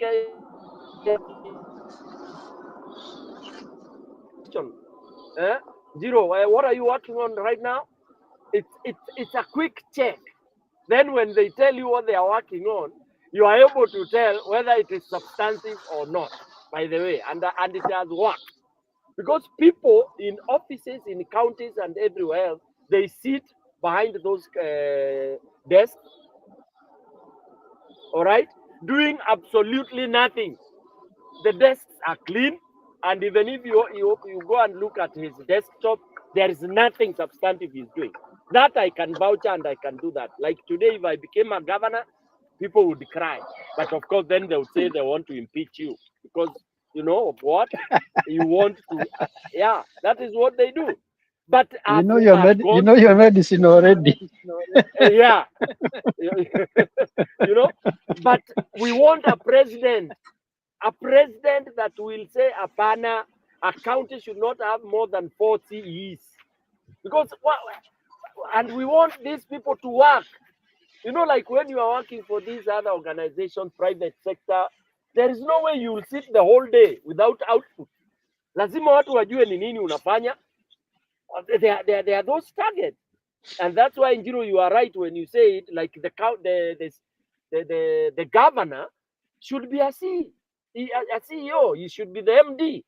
He should be working. What is he doing in the morning? Akiingia kwa ofisi saa 2 mpaka saa za lunch, anafanya job gani? What is he doing? So he or she will be able to have work if the office is not crowded with useless what do we call them? Hao watu wanahangigi loose without doing anything, wanapiga masimu. And if you see even some of the budgets they are given, pesa ya simu, I'm telling you, the wastage is just too much. That we need a serious dictator. We need somebody that will atakanyanga hawa watu miguu mpaka waanze kutaka kumuua kama Traore. And this country, our country Kenya, can be transformed in 5. Mtu akiingia hiyo 5-year term, a lot will happen. Scale down completely. Those now we are talking about the counties. Reduce them back to 9. Let's have rename the provinces we had. Make them 9. Period. And then the rest are departments. You know? And that's it. Then we see whether that will work or not. Yeah. But at the Sasa would have 47 governors, and I think I hear they want to be called His Excellency. Wanatembea na mabendera. His Excellency at 9 tourage. What in tourage are you nini? Drive yourself bwana. Kwanza hiyo ujinga naonanga mtu ati unabebwa at back left. That's nonsense. Unabebwa ndio udu. You know, I was even surprised to hear that the Chief Justice has 4 drivers. What do you need 4 drivers for? What are they for? Yes. Yeah. We're talking about somebody having 4 drivers. What do you need 4 drivers for? Or you have to have a driver for every direction. When you're going east, you have this one, and then you're going west, you have the other one. It's No, it's not Congo. It's annoying. Yeah. annoying. And we want ndio sasa, I would support Julia when she said we need somebody akuje ruthless, involve even those guys, people who are outside, engage us, Yes. give mtu target. Mimi nipatie hiyo kazi miezi 3, ile ya probation 90 days. If I screw up, you fire me. Period. Because when You know, you are given a job, the way you lay your work plan can tell you, hey, what's your strategy? This is what we want you to achieve. In 90 days, you should be able to have laid the ground and show, yes, this will work. At a president, the first 100 days, you can tell if he's an idiot or not an idiot. You can tell anywhere, any job you've been given. 3 months, 100 days you know, are good enough because number one, work plan. What you have planned, strategy, you should be able to do it in 3 months because you have come with a manifesto. So how do you intend to achieve this? Yeah, and quickly we get rid of you, get somebody else, and that kind of a thing. So we have a job. And that's why I have a problem. Like, let me take, for example, Kalonzo, who I know. I would want to know, Kalonzo ana plan kubadilishaje mambo. God help us. No, Wamba, I'm being fair. Anataka atupatie lecture ya 2 hours. Unaona? Mungu atusaidie hapo. Unaona? Same thing with the matter. Same thing. We want to hear practical. This is how I intend to do XYZ. For example, Ruto alisema atapatia wanawake sanitary whatever. Okay? So when you say utawapatia, people didn't ask him, how do you plan to get them? Unaona? And then how do you plan to sustain that? Ndio utapata, labda ni loan utachukua. Utasustainaje? Where will you be getting that money? Utaitoa wapi? So we need that. We need to interrogate. Unatuambia utatutengenezea barabara za Maumau. Fine. So how much money do you intend to borrow to do that? Alafu tuone ama ni viable. Oh, we want to do this development. Who said we must develop every year? Let's say we have classrooms that even don't have desks, and you want to build more classrooms. Ujaweka desk kwa zile already uko nazo. That's already a good, So I think now we should begin to interrogate people properly. We don't just want because ati mtu ako eloquent, sijui ati is a mobilizer. Kwanza, I hate when I hear this stupid quality. Being is a very great mobilizer. Mobilizing doesn't benefit mwananchi, does it? It doesn't. It doesn't. Yeah. I want to hear somebody is a very poor mobilizer, but a great supervisor and implementer of projects. Yeah. I don't have to talk kizungu mingi to ensure that watoto hawasomei chini ya miti. I only need to make sure hiyo pesa ya classroom haishiwi. Haitaibiwa na mtu. Haitaibiwa na mtu. I don't need fungu hapo. I just need to go, have my own way of supervising and all that. The counties. Yeah, I need a president that will adore and listen to the controller of budget. When she tells you there is a problem, and I don't want it. Kwanza hii system ya kupeana history. In my government, I would not want history. Don't give me history. Ati hii pesa iliibiwa 3 years ago. What do you want me to do now? Mwamba and the other team. Why? This is stupid that this is how things are done. Reviews are done after 2 years. I mean, it is nonsense. It should be on the spot. Should be on the spot. Yeah, should be on the spot. Yes, 2023 budget 24, and then kuna interim. Midway, we want to hear what have you achieved with your 1 billion. Midway, and it should even be done hata kama ni Uhuru Park or whatever it is. We should go like China way. Tell us you had 2 billion for this and that. Post it. Tell people what you have done so far. Halfway. Then kama umeiba tunajua tuna stop kama umeiba 20% halfway tunajua utaiba 40 by the time umalize project. So we stop. Yes. Kwamba mimi, what I think we should do in Africa and in Kenya in particular is thorough benevolent dictator kabisa. Now you are talking my you are talking my language. Yes, na utembee hata kama utatembea umebeba bunde kama Traore. Now you are talking my language. Yes. That's what we need. That's how our children will get their hawatapata road deal. You know? So all these others I'm having some kids who just want to go to the same club and they eat. Stone, hebu niulize kidogo, hebu nikuulize. But kwa nini tunajifanyanga and we think that in Kenya we think things are going well. We know we are supervising counties which are not doing anything. Na tunajifanya things are going on okay. And we don't even seem to care.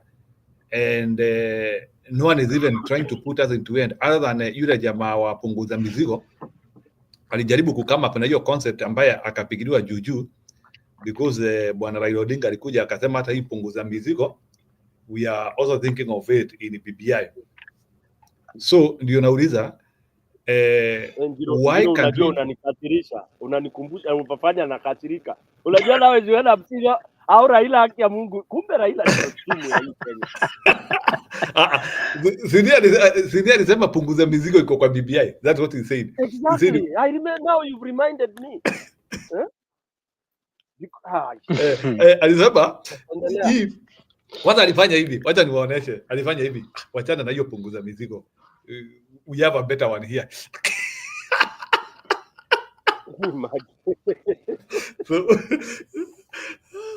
So ile swali najiuliza Stone PK ile swali najiuliza ni why are Kenyans so naive, or why are we so naive that we have refused to repeal, because I believe we can repeal.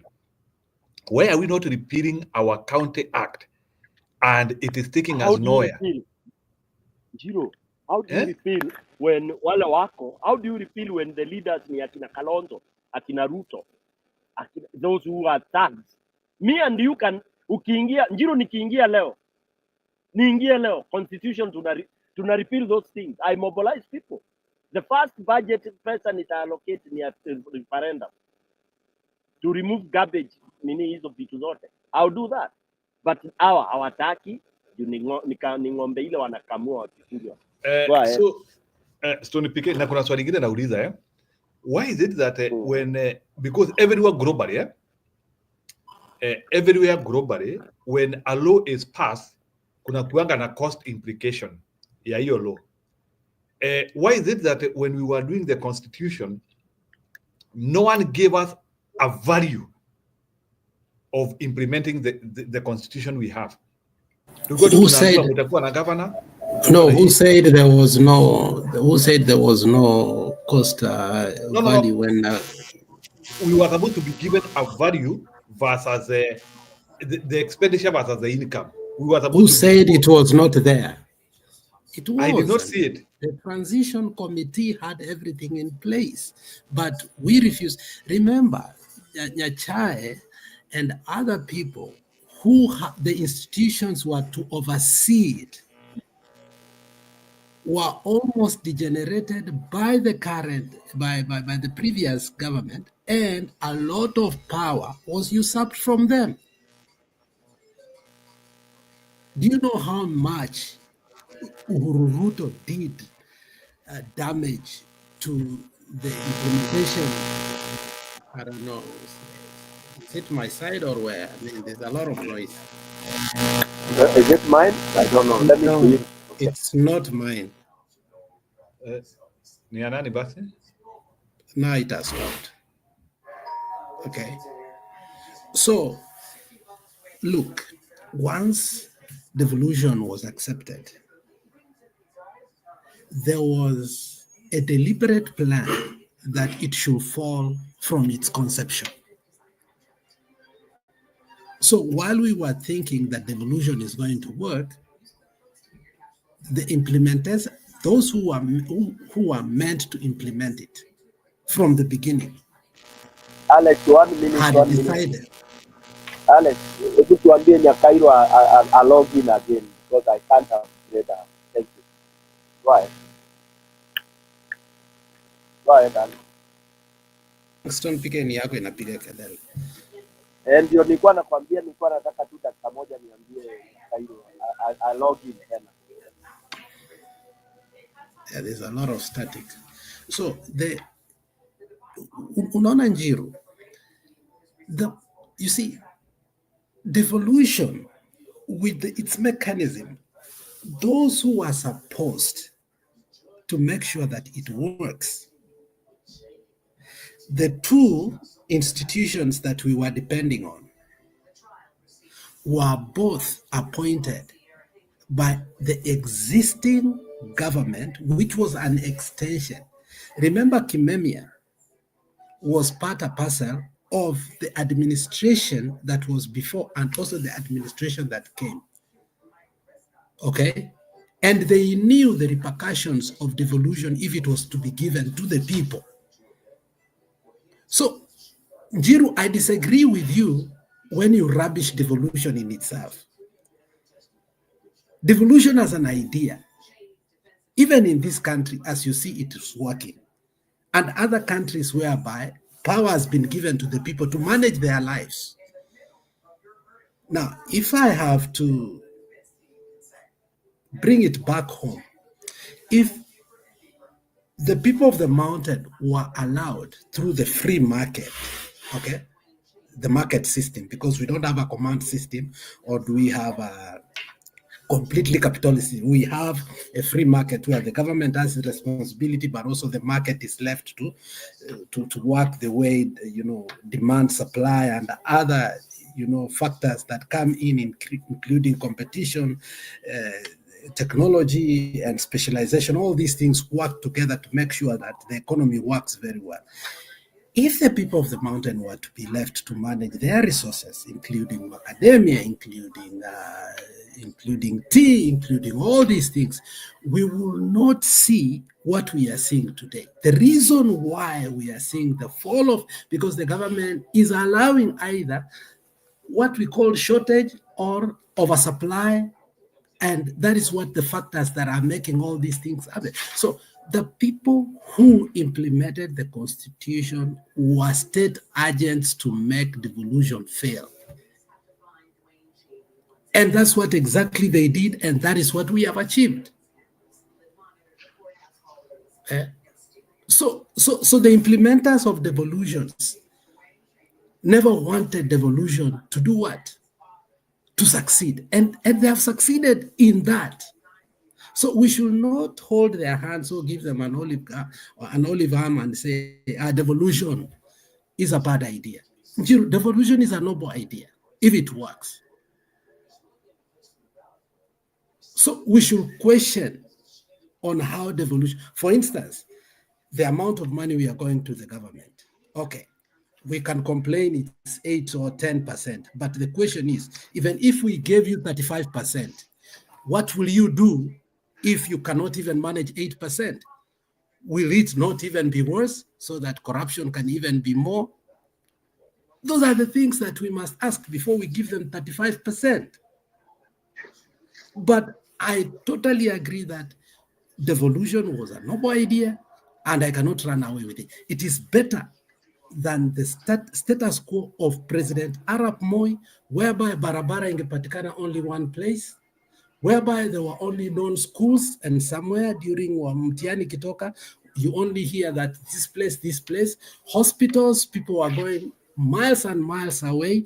I mean, we haven't reached where we want. But I can never rubbish devolution. What I can do is I can forge for it and say, look, it ought to work and it must work. There is no option about it. We cannot go back. Now, that is where I buy the idea of Stone PK, and which I said earlier, which is very simple, that 47 counties are not working. We ought to go back to 8 regions or 9 regions, or we form 12 regions. And those regions, we should not cater into what we call tribalism into. We must understand the economic effect of those regions so that each region can specialize in 1 or 2, 3 things to complement the other regions so that the country at whole can grow. We can't force rice planted in Kisii just because we have a ministry of or a department of agriculture, because it can't work there.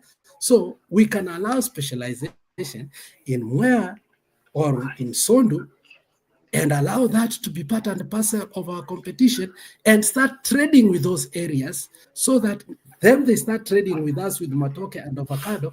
And that is how we harmonize devolution, allow specialization, and allow growth to the capacity of all other areas. So those are the things we need to talk that, okay, what did they do that was wrong? Do we need to have a big bloated budget in Nairobi of agriculture? What agriculture happens within Nairobi, whereby we find about 80 billion going to agriculture? Tell us about it. Whereas the basket of Kenya is left with less than 1 billion to feed the country.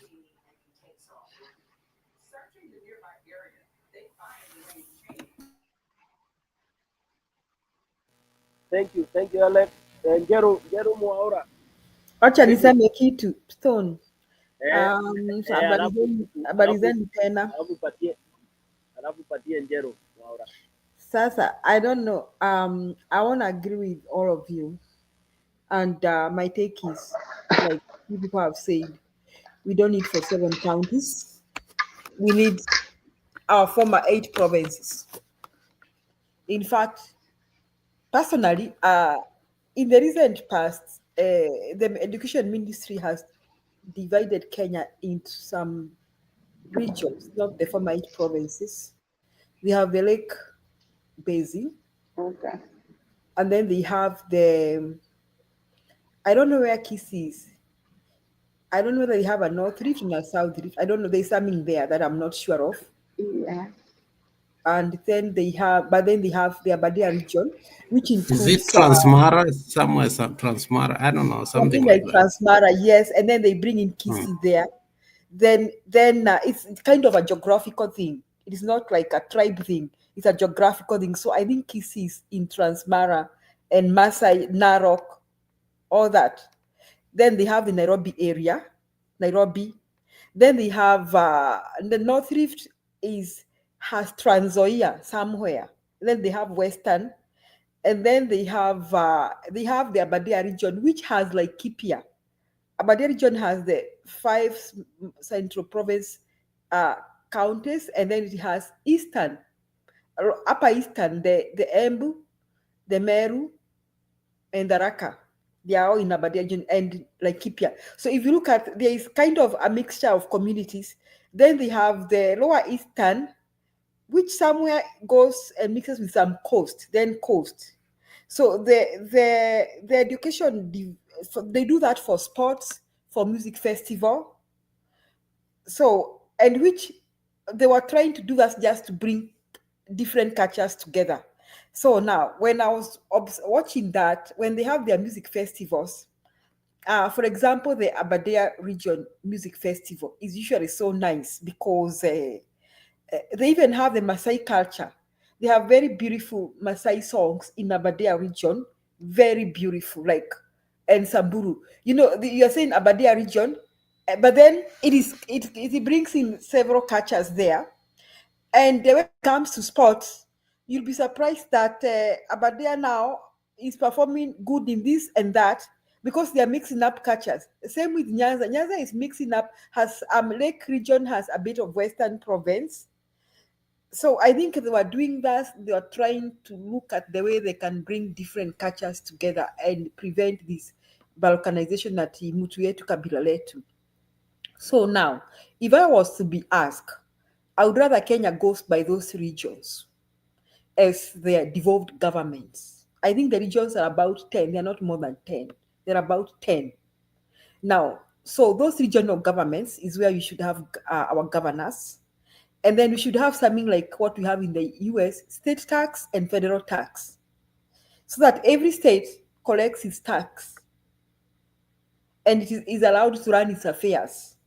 Then we can buy what Raila Odinga and Mother were saying as meal, one county, one product, not necessarily one, but let the federal government do what it will take to make sure it grows an industry, what Alex was saying, an industry that fits that region. Okay? If it is Maasai land, you know, I always ask myself, you people, I have observed Maasai leaders who have, when you are Mesoma, the prominent ones from the days of Tipis or Intimama and all those. Now, I have observed with a lot of disappointment that these leaders would rather have their own families prospering, their children going abroad, but they were happy to continue encouraging the Maasai to live in the Manyatas, and they didn't bother to drive to move or to kutetea watu wao wajengewe shule. Now they know that the Maasais are pastoralists, so there's no way you can confine those children in one school. Now, instead of having boarding schools in Nairobi, these leaders would have had boarding schools in the pastoralist communities so that these children had the opportunity to go to school wherever they went. Kama wamehamia hapa leo, kuna shule watoto wanasoma. Now, I had a chance to visit England one day, not one day, some time back in the year 2004. And I found that England has some Irish nomad communities that move from Northern Ireland, wanakuja huku chini. They are always in these mobile homes, and they are always moving as they work in the farms to harvest potatoes and all that. So those those nomadic families are always, the children are always admitted in the schools where they find themselves. So at that time, I was in a certain school. I was visiting a certain school in England, and we had some nomadic families. The kids had just come, and they had to be accommodated in the school they had to be admitted in those schools. So now, I love the way the Maasais have kept their culture, but some people have taken advantage of these people. They don't want them to develop. They don't bother to tell them about taking their children to school. Nauliza, Manyata ni mzuri lakini nyinyi watu. It is high time we encourage them also to have proper homes. Now, if their thing is cattle farming, then we could encourage them to have ranches, okay? And improve their methods of production as far as cattle farming is concerned. Maybe bring in modern technologies so that their production increases. Bona tunaringia Wamasai, tunaringa tuna Wamasai ati wako na ng'ombe mingi, and when drought comes, all the animals start dying, so the government starts buying their cattle at throwaway prices to take them to KMC. Bona tusiwafundishe practice modern methods of production so that when we have drought, tumewajengea dams. Kuna dams nyingi, and the people, someone is doing irrigation so that they have enough cattle feed for their animals. And that one will increase the production of meat from Kenya. We'll stop this subsistence production. Ati ng'ombe wetu ni wakununuliwa Nairobi, wanakuliwa Bama. Instead, our ng'ombe wawe wanapelekwa KMC, wanakuwa processed meat, refined meat that we can export. Now, instead, what is our politicians doing? They go to Maasai land and even Kalenjin land and buy these animals at throwaway prices. And they are the ones behind cattle rustling, that they wanaiba ng'ombe zao, wanakuja kuuza Nairobi. That is selfishness from our politicians. So I was just giving an example of the Maasais, that they have an industry that can be grown. It can be grown to benefit the people. Wajengewe barabara, wafundishwe kuweka ranches, wajengewe dams na mashule, na wafundishwe kuishi kwa boma mzuri, wapewe maji na stima. They don't have to live in those manyatas without toilets. No, time is gone now. Time is up for them to live like that. Now, we have the largest lake in East Africa, that is Lake Victoria. Now, guys, why we cannot now develop our fish industry. For how long shall we have traditional fishermen na zile boats na capsize Lake Victoria? Why can't we bring in fishing machines and processing industries in Kisumu so that we start exporting our fish? So the people at the lake benefit. We tuwajenge barabara, mashule, stima, maji, refrigerators. Now, we have a lot of semi-arid places in some parts of Rift Valley, some parts of Nyanza, a lot in northeastern. Now, but every time we are talking about floods in Kenya, when we could harvest this water in dams and use them for irrigation, instead akina Zakayo na wengine ni kukula pesa ya Kimorel Dam and the others. Look at that. Look at how much we waste our resources. Now, you people, if you have a chance to visit the Mwea irrigation scheme which has been done, there are canals in Mwea. I think Jiru umeona those canals. It is amazing that there are artificial, there are rivers that have been created, seasonal, those canals have been created to run those irrigation schemes.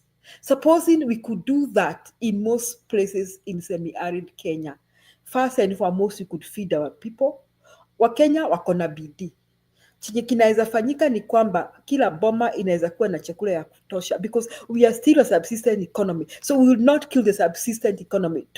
We will still encourage the subsistence economy so that we have enough food in our homes. And then we create a processing industry so that we package the extra and sell abroad and make income for our country. So I'm trying to say that each and every region would have a cash crop. Tukifuata what Mother Karua and Raila Odinga had planned, one county, one industry. I'm not just saying one, at least a county to specialize in some industry. Then tupunguze this representation. We don't need all this representation.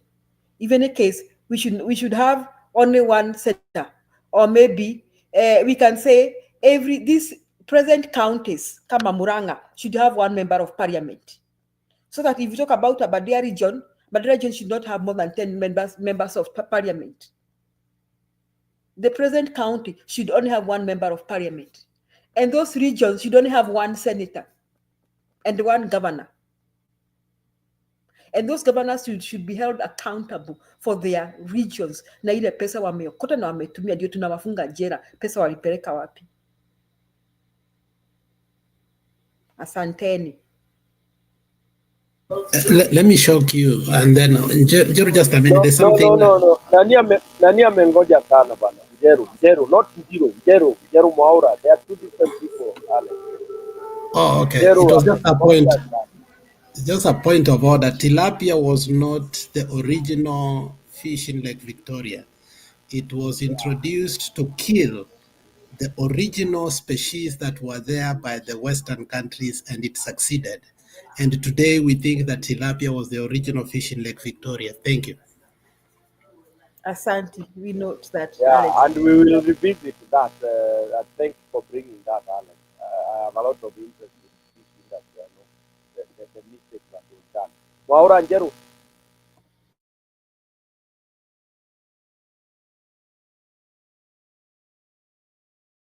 You are mute. Jeru and mute. I help you. Go ahead. Oh, habari zenu, pole. Kabla sijasema vile nilikuwa nataka kusema, nataka niseme kitu kidogo. Sijui ni alini ni nani amesema hiyo about the Masai. Mkiongea mjue Masai wanakaa na wild animals. Na ile pesa tunatengeneza huko na tourist. Hiyo ni wild animal. Mkiweka dem pale mnaua animal wote wanaanguka huko. Unaona? Nilikuwa nasema hawa Masai sio a politician. Wako miaka mingi wako na animal sawa, wanahama hapa wanafanya mambo yao. Na wanaleta pesa mingi sana na tourist. Kwanza hao wasiingizwe na siasa ya huku nyumbani. Mimi nisaenda mara mingi huko sana kutembea. Kabla sijatoka Kenya nilikuwa na tourist. ile pesa wanatengeneza wanalete. Kwa hivyo kwanza tuweke hao wakado, na walikataa, walifanywa interview na kubuka 97 huko media kutoka Australia, wakati one Masai alioa Australian woman, walienda mpaka huko na wakafanya interview. Masai walisema 100% they will never destroy their culture. Sauli walikuwa wanauliza Sauli Aboriginal hapa, wanaambiwa waachane na culture yao. Sasa wale wa Masai wakakaa chini, ani wazee kabisa, wakasema hata waluke wapi, sisi tutawacha culture yetu. Hii ndio inalinda hii nchi, na tunakwata hata tuna wasaidia kulinda nchi. Watu kuleta bangi kutoka Tanzania, Sauli pale inauzwa tu kwa market, kupitia kwa wanyama wanaleta Kenya. Sasa walitoa vitu mingi sana, hata nikawashukuru sana vile wanalidi nchi. Unaona hii watu waliua watoto wa university, sijui kulikuwa wapi huko pande hiyo ya Isiolo Voleba Garissa. Hao Wamasai walipigana na hao watu sana. Kwa hivyo Wamasai kwanza tuwaweke chini. Sauli wako pale wanafurahisha wa visitors, wanafanya mambo yao. Mungu amewalinda miaka mingi sana. Haya, hiyo ni point tu nilikuwa naweka, nimesikia habari hiyo. Sasa nataka kusema kitu moja, na hii sijui kama watu watafurahia.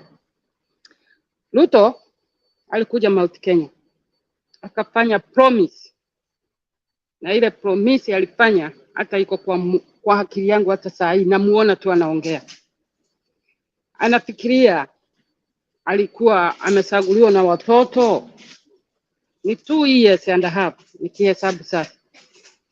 Anafikiri wamesahau. Ruto akasimama kwa gari akasema, alipromise Mount Kenya, mimi sitafanyia deputy wangu vile nimefanyiwa. Haya, Mount Kenya wakamesa hiyo. Tena akasema kitu akiwa Mount Kenya, alafu akaenda American kwa diaspora akasema vile vile. Ationa serikali sasa imesikana na opposition, tuna opposition. I never ever seen this. Alisema hivyo wakati alikuwa anatukana Utoli. Inaesaji kuwa serikali inasikana na opposition. I will never do that. Hiyo promise akafanyia Mount Kenya, na akaenda aka Amerikani akapromise atasikana na opposition. Haya, ya tatu akasema I will never demolish people, nyumba zao bila kuambia wanaenda wapi. Hiyo vitu tatu Mount Kenya waliweka kwa roho. Ajue tuliserenda uhuru kwa kuleta mtu tutaki, na sasa huyu mtu ndio wanakula meza moja na yeye. Huyu Ruto hata Kidiki afanye mikutano gani na MP MCA kuwape pesa ile wanasema hakuna pesa. Mjue any MPs kutembea kwenda kuona hiyo meeting wanalipwa extra, na wanasema hakuna pesa. Hakuna pesa ya daktari, hakuna pesa ya shule, hakuna pesa ya kila kitu hakuna. Lakini hii mikutano yote wanafanya, watu wanalipwa extra. Sauli sahi wako kazini, wanawacha makazi zao kusaidia kufanya ile kazi wamechaguliwa, wanaenda hii mikutano, wanalipwa. Hii pesa inatoka wapi? Hii sio campaign. Kidiki na Ruto wako kwa serikali. Hii meeting wameanza kusaganya Sauli Kasagwa anafanya huko. Kasagwa haiko kwa serikali. Anaweza kutembelewa na kila mtu. Lakini hao wako na serikali miaka ingine 2.5. Hii mikutano sasa ya kufanyia extra pesa kwenda kukutana huko Naivasha, hiyo ni pesa ngapi? Siku 3 sasa MP wako. Ati ndio wapigania maneno ya Wajiko, wanapigania maneno yao, basari isitolewe. Hii basari imefanya hao MP all rich. Mimi hiyo nilipinga kitambo, nikasema pesa yote ifunguliwe banki, one bank. Serikali inalipa shule ikuwe ya bure kutoka nursery school to university. Wakuwa wanakopeshwa pesa vile walikuwa wanapewa. Ile ya zamani irudi kabisa. Sauli hii pesa yote wanapewa. MP moja anapewa pesa, MC anapewa pesa, governor anapewa pesa. Hiyo ni pesa mingi sana, bilioni na bilioni. Hata shule moja haigemaliza ile pesa, one MP anapewa. Kununua, mimi nimesoma, sijai kununua kitabu primary school to high school, textbook na notebook. Mimi sijai kununua. Hiyo ni Katiki Moi. Hata akiwa alikuwa kasia mwingine, mjinga mwingine, mimi si kununua kitabu hata moja, kalamu peke yake. Na ile school fees tulikuwa tunaitishwa ni 30 shillings. Na hiyo tunaambiwa ni ya nini? Mashule tulikuwa tunasoma, tulikuwa tunajua ukabila. Nimesoma na Wajaluo wengi sana huko Kikuyu. Sasa point yangu ni hii, kwanza hii basari jensi tukatae kabisa, irudi kwa government, waangalie mashule. Sasa shule singekuwa na hii tabu yote, wazazi ndio wanabeba hii mzigo.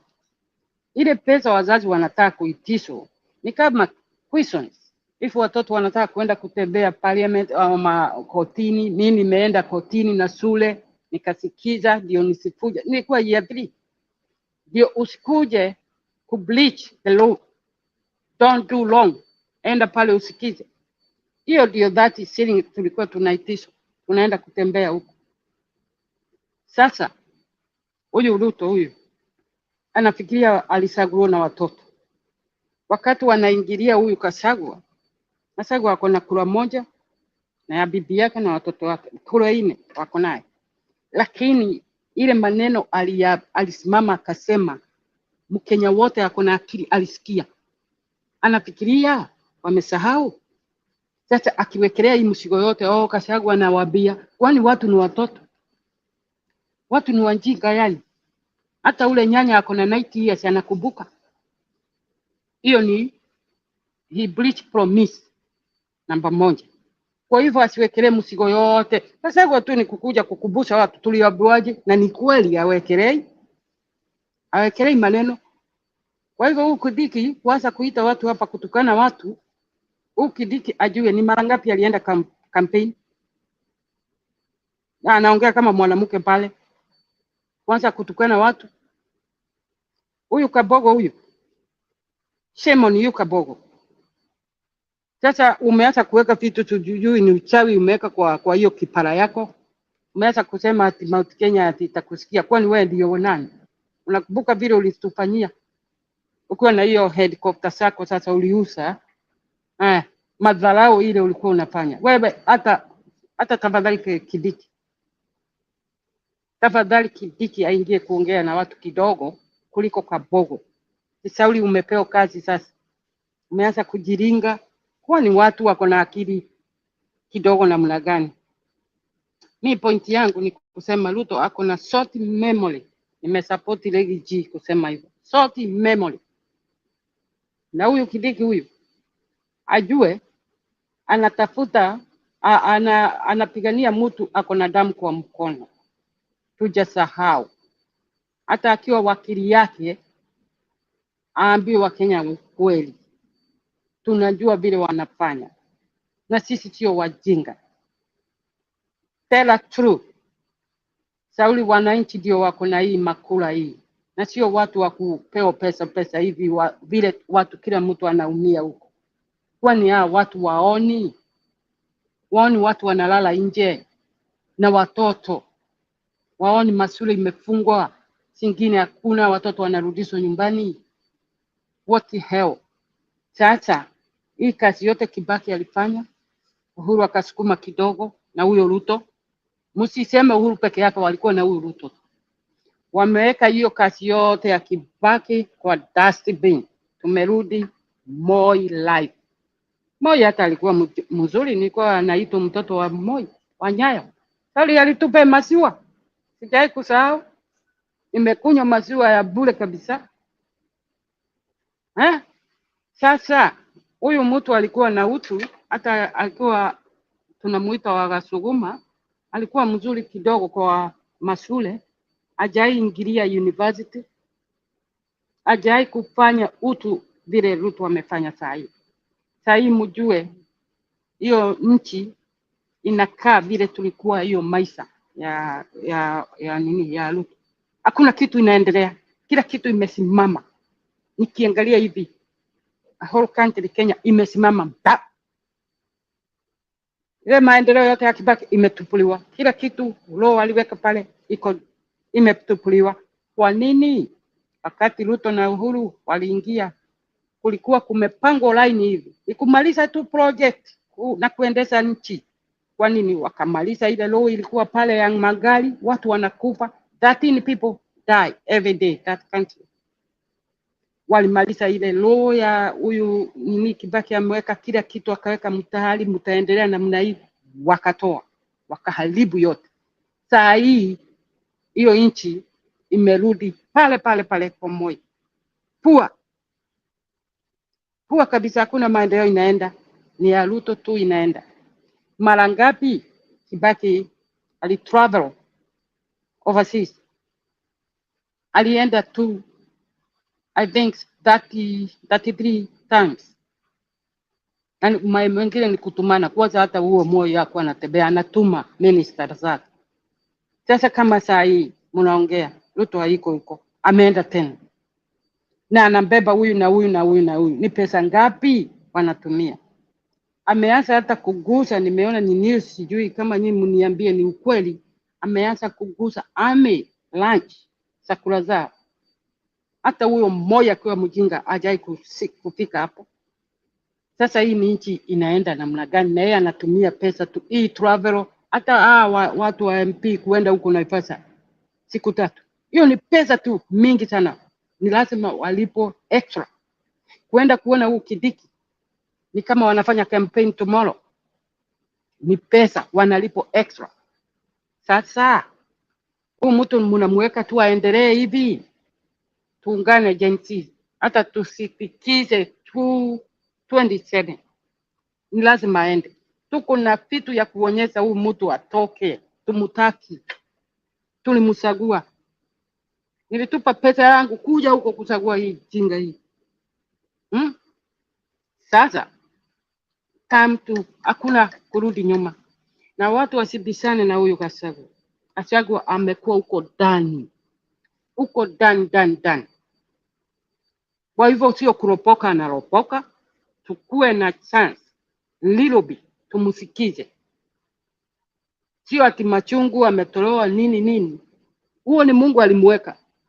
Mimi mtu asinipende ama nini nitasema hivi. Huyu alikuwa Joseph. Nafikiria Mungu alifanya Gachagua kuwe Joseph, ili alifanywa na ndugu zake, baadaye akawasaidia. Sauli, hakuna yoyote inafanyika Mungu ajui.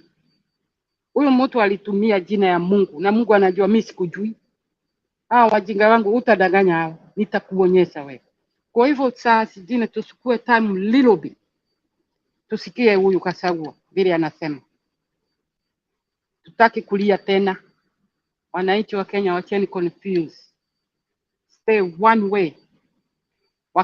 Wakiungana vile wanaungana, tujue ni nani atakuwa palasi ya kupigana na huyu.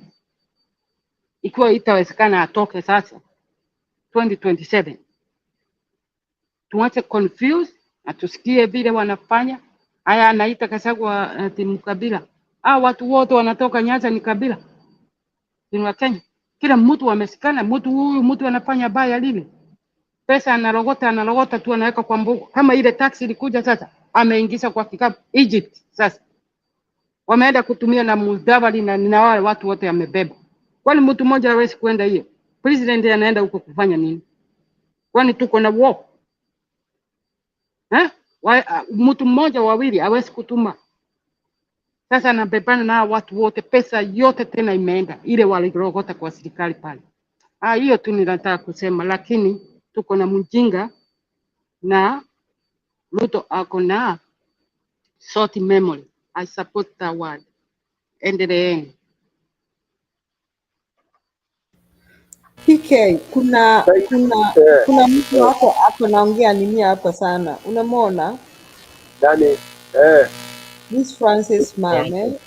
Nimeambia Njiro amjini. Unajua ameingia through, nilikuwa nimepatia Njiro samurai. Ameingia through Njiru. Ameingia through Njiro. Njiru, can you delete his comments or block him? We don't need that. Nimedelete zingine. Wacha nione. Banish him completely. Yeah, block him. We don't need that trash from him. We don't need his garbage. He's a garbage man. Kama yeye ni mwanaume ana ball tulivyo atokelezea hapa, but please muone punda yeye.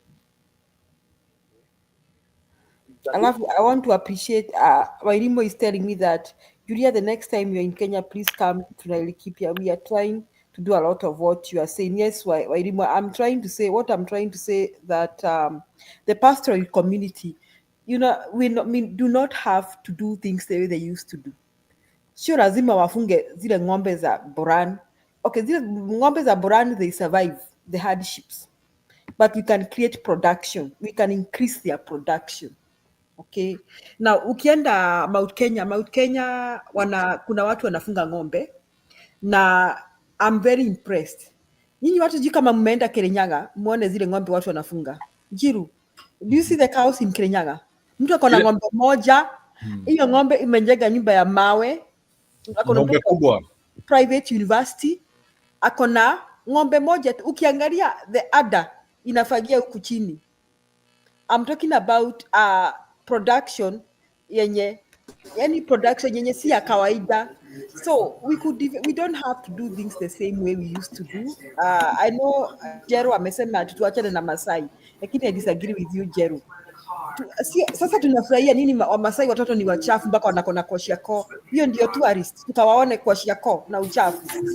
That is how we are pleasing our tourists by watching our Masai's children looking like they have kwashiako. Sasa hiyo ni nini? I know they find it so bad. I know they find it so bad. I'm trying to mute. Alex mute. Ama niko mute. Acha niko mute. Usianmute sasa. Now, I know I find it so bad. Ati pictures zake ziko kwa internet. Ni Masai ametoka kwa Manyata. Watoto ni wachafu wanakaa kama wako na kwashika ati tourists go to see. Tourists go to see our dirty Masais. It is bad to use the word dirty, but the truth is they look unhealthy and unkept. When these people have products that can benefit them, sasa imekuwa ati people leave America to go and see some Kenyans who live like they live in a cave. For me, that is not right. Julia, but the unfortunate part pia you also need to know that Muzungu anataka kwenda kuona hiyo. Unaona hiyo that untidiness. Maybe that is what Muzungu Apana. That is inhumane. That is disrespectful. Mimi squeezy, I'm in the school of thought that hii kitu ati Africans wanaenda kuona vile let me tell you people, you don't know how these people disrespect you. Hata si wazungu. Mimi kuna siku Njiru, wacha tu niwaambie, kuna siku nilikuwa kwa mkutano hapa tu some university professors wamekuja kuongelesha watoto. Mmoja mnani mweusi African American anaanza kusema ati like now if you go in Africa where some people you need to appreciate what you have. If you go in Africa people even live under the tree. Na saizi unajua he didn't know that I'm from Kenya. He's thinking I'm an African American and he's talking like that. At Africa, people live under the tree. Let me tell you, Africans, Masais, they need clean water. They need stima, nyumba mzuri. Watoto wasome shule mzuri wakiwa wasafi. Na ikiwezekana wabebwe na gari kama wa Amerika. Na walishwe chakula, washibe, wakiwa wasafi. Waishe kwa shiakona marasmas. Si ati tunawasherekea tunaenda kuona Masai. Tunakuona Masai ni wanyama. Masai they are people, they are Kenyans too. Let us take care of our national parks so that we go see the animals. and we lock our animals in our national parks. As for the Maasais, let us encourage them to modernize their farming. If you look, Julia, can you allow me to interject hapo kidogo? Yes. Let me give you a principle of conservation. Mm-hmm. Unajua shida ya conservation ni moja. Mm-hmm. Conservation ni tidiness and conservation, they don't come in the same thing. Unaona Wamasai wakikuwa hivyo tunasema they will not see the value of having those animals. They will start grabbing those lands and vitu zingine mbaya. So I think in a innate way, maybe unless you tell us how they can be able to preserve their culture and maybe still move in that direction of modernity slowly. Let me ask you, haven't Kikuyus preserved a lot of their culture? Wanaishi, let me ask you, Kikuyus, Lakini hakuna mzungu anakuja kuona Wakikuyu. Why do we need a Mzungu to come and see a human being? No, Are they animals? Tourism, no, I'm talking about tourism. Let me ask you, Njiru wacha toa hiyo kwenda huko. Unataka kuniambia Wamasai wetu ni wanyama kuja kaonwe? Let them go and see the animals in Tsavo National Park. Wewe kwanza weka kamera nikuone. I feel like pinchi Njiru. Julia, kuja tukuone. I would like to see you at that level. Your level. I want to see her. What are they? No, we want to see Julie. Hapo alikuwa amefika. Hapo tulikuwa tunataka kumuona hiyo 30 seconds. Mimi Njiru amenikasirisha. Ati Wamasai ni wanyama wakaone na wazungu. Hapana. No, I'm saying that is why they have been able to conserve those animals. They have not conserved those animals. Ziko na kuashia kona marasmus. Unaonanga vile zimekonda na zinakufanga every year because of drought. Julia, hiyo wewe hata kwetu tulikuwa na wanyama. Even where I come from, Embu, tulikuwa na wanyama. Alafu mkapeleka wapi? Lakini si wanyama waliisha. Waembu walikula. Modernity and animal conservation. Hapana, we are not talking about conservation. We are talking about production, modern methods of production. Can I come in a little bit here? Yes. Before I determine you my child. Yeah. And when it comes to the Maasai and their culture of keeping big herds of cattle, it's okay. They are not the only ones in Africa who do that. But as time goes by, there is a way you try to sanitize that. I'm talking from experience in Botswana. I was in Gaborone for some time, and even one of the biggest cattle farmers, is a Kenyan. He's from Meru. He's called Kasurima. If you Google, you'll see. He is, I think, one of the biggest single cattle owners. And he in Botswana, what they have done, because it is indigenous, it is culture to own herds and herds of cows. All right? Yani hiyo ni akila Mtswana. They are wanaitwa Tswana. So ni culture. Lazima uwe na ng'ombe mingi. It's like the Banyankole in Uganda. But now, in Botswana, they did a deliberate modernization. One, to ensure that these animals are upgraded. The breed is improved. Number two, automated. Every farmer, and by the way, there are some tribes that are equivalent of the Maasai. Okay, in those very dry areas, bordering the Kalahari and all the rest. So the government did deliberate intervention to modernize. You can have your 100 cows, but of very high breed, very high grade, all right, and then very controlled. They are even computerized, by the way. They are using ICT. So you have a system, not that sitting in the evening you are counting your cows at 1, 2, 3, 4. They are digital, all right. And on top of that, they still have almost Manyata style, like the way the Africans, we had our round hearts and all that. So you can do a round heart, but modern, which is what most people have adopted. Like in Uganda, they have done that. You do a round heart with all the facilities.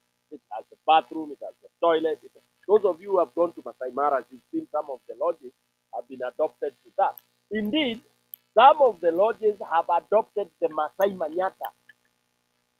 Okay? So you enter there, you see a Manyata. Yeah, wewe ulikuwa unatoka Ulaya kuja kuona Manyata, you see a Manyata in Serena Lodge. And you enter. When you enter, your room is a real Manyata, but it has all the modern facilities, electricity, flush toilet, bathroom, and all that. But out there, authentically, it is a Masai Manyata. So I think when Julia says we need to improve them, yes, and then have a system of that they don't die of drought. That is a big loss. It's a big loss that somebody has 200 heads of cattle and then he loses up to 20 and abaki na 20 ama 10. It is, the government should be sensitive to that. And Masais have not refused that. Because what will happen is, the same area, like now in part of Narok, the Masais have even demarcated areas now. Yeah?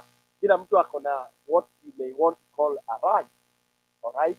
But then they are doing that, leaving the corridor for the wildlife. They are still coexisting with the wildlife. So, Julia, you're right. I mean, modernization does not mean, and it will not kill the authenticity of the originality, and the originality of our culture. Let me chip in. You know, the word, let's be a little bit, I think I like the panel because it's more educated. The word modernity is very conniving. You see, modernity, when you put modernity in terms of a period or a shift into something that you co-opt from another culture, it can be a word that can have different meanings. So Masais can maintain their identity if they want to, if it suits them. But I think in terms of modernity, what I want to see in them is they come up with the ways they deal with famine. They deal with how their production, for instance, there's a time when Ruto became the president, and you saw it, Madam Julia, that cows were dying and we could not even sell them. Somebody else a herd of maybe 1,000 cattle and they are not able to sell them even 10,000 Kenya shillings. Okay? So in terms of modernity, for me, what that means is they can maintain their identity as a people if they want to. But then they must understand the market system and the structure of the world, that at a certain point, their market value for their product is more valuable, and therefore, instead of them waiting, they can co-opt their culture with the prediction of weather, the market value, and all this, what makes the economy of the world run, so that they can do what benefit out of it. It is not about them staying in manyatas. It's more of, I don't know, kitu ni nini ama ni stone PK? I don't know. Unasikia nini? Kuna kelele nyingi. Oh, sorry, ni stone PK anyway. Stone. Yeah, so like for me, the biggest thing is the Masais need the help they need in terms of sustaining their livelihood, okay, to fit the times we live, so that they are able to maintain their identity if they want to, which is good because it has helped them in terms of tourism. There was a time Narok municipality was the richest municipality after Nairobi. Why? Because of what they were having, the tourism sector and so on. And I think Stone PK knows that very well because he has worked in that tourism sector for a while. But what did that help them? that money could have been used to eradicate maybe rinderpest, to eradicate all these problems they have, but not take away their distinct identity of the type of cows they have. Because remember when Botswana Meat Commission came to do research in Kenya in the 70s, they did it with our indigenous cows, so on and so forth, which really helped them go back to Botswana because they did not have the exotic cows. And what happened to them? They built the best meat commission in the world. Today, we are taking our people back to Botswana to study what we actually taught them. So these people maintain their identity. They copied and pasted what we did. Okay?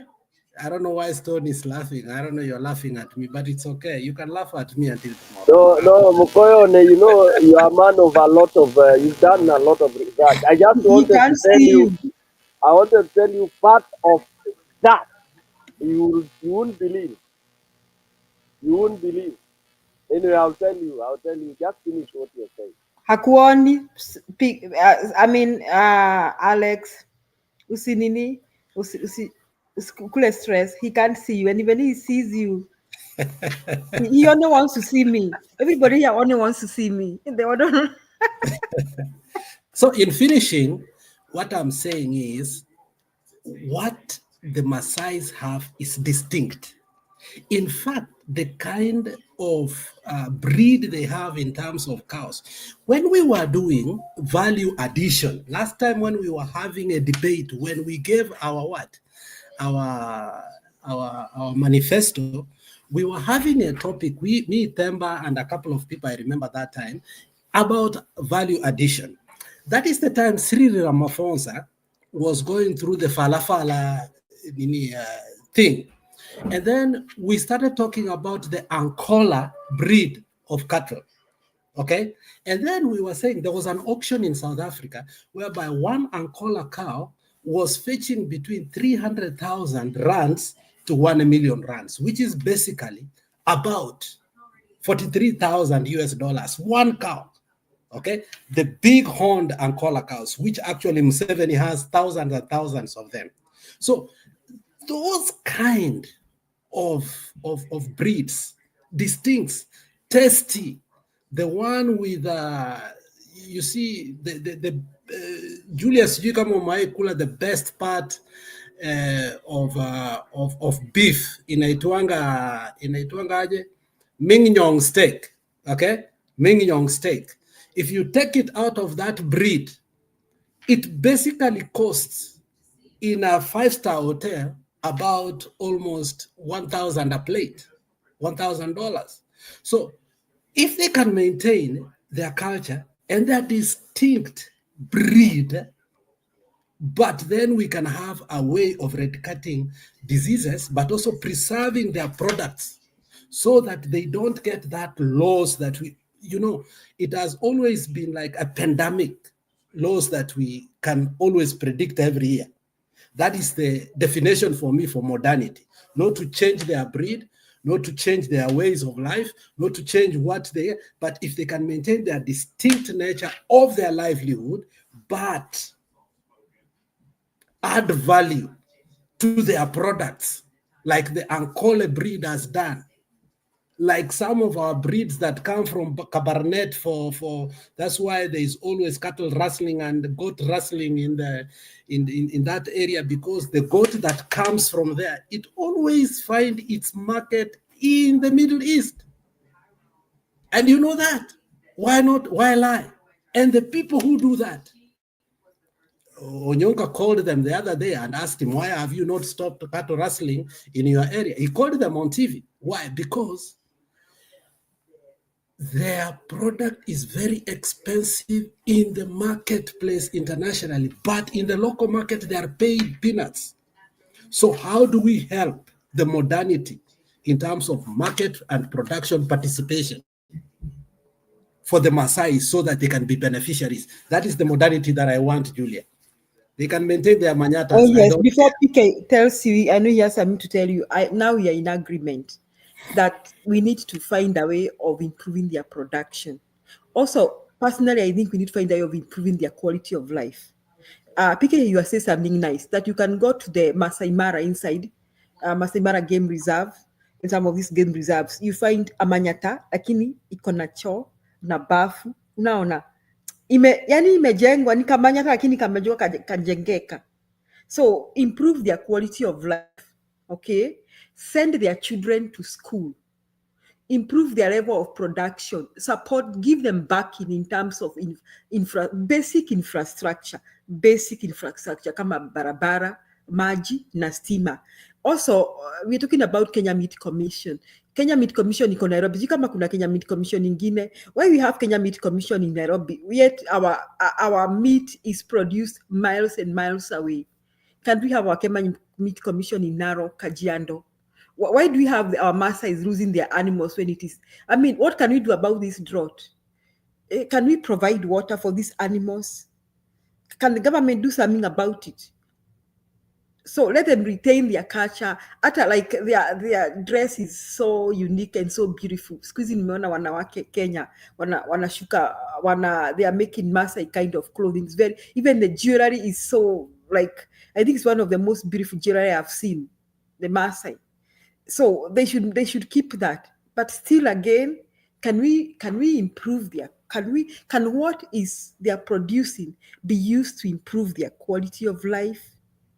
That's my take. So as soon as you talk, compare them with the Amish and tell us, because you are closer to the Amish community, how they are maintain their distinctness, but at the same time, if you want furnitures that can last for years, we look at the Amish community.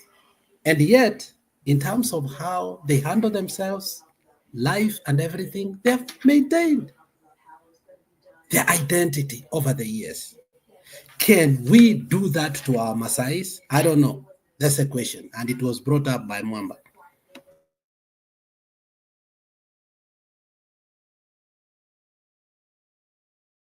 Yeah, thank you, Alex, and the panel, Jero, Julie, and of course, Jerumamba ameenda. Your gadget today, it's Okay. just, I don't know what. Am I okay now? Very audible now.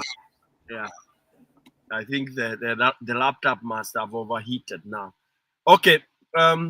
Jerumwamba, I don't want to forget to really thank him so much for the very, very, very straight talk that he gave us. And kwani nyinyi nyote mnaitwa Njero na Njiru na Njero Mwamba. Hey, Wanjiro, Njero, ngoja Julie, unajua on the other side kuna show nitakuwa invite nikwambie majina ya kwetu vile inaendaga. Unaambiwa turare na Njeru wa Mabogo, Njeru Wangiri msemanio ni njuki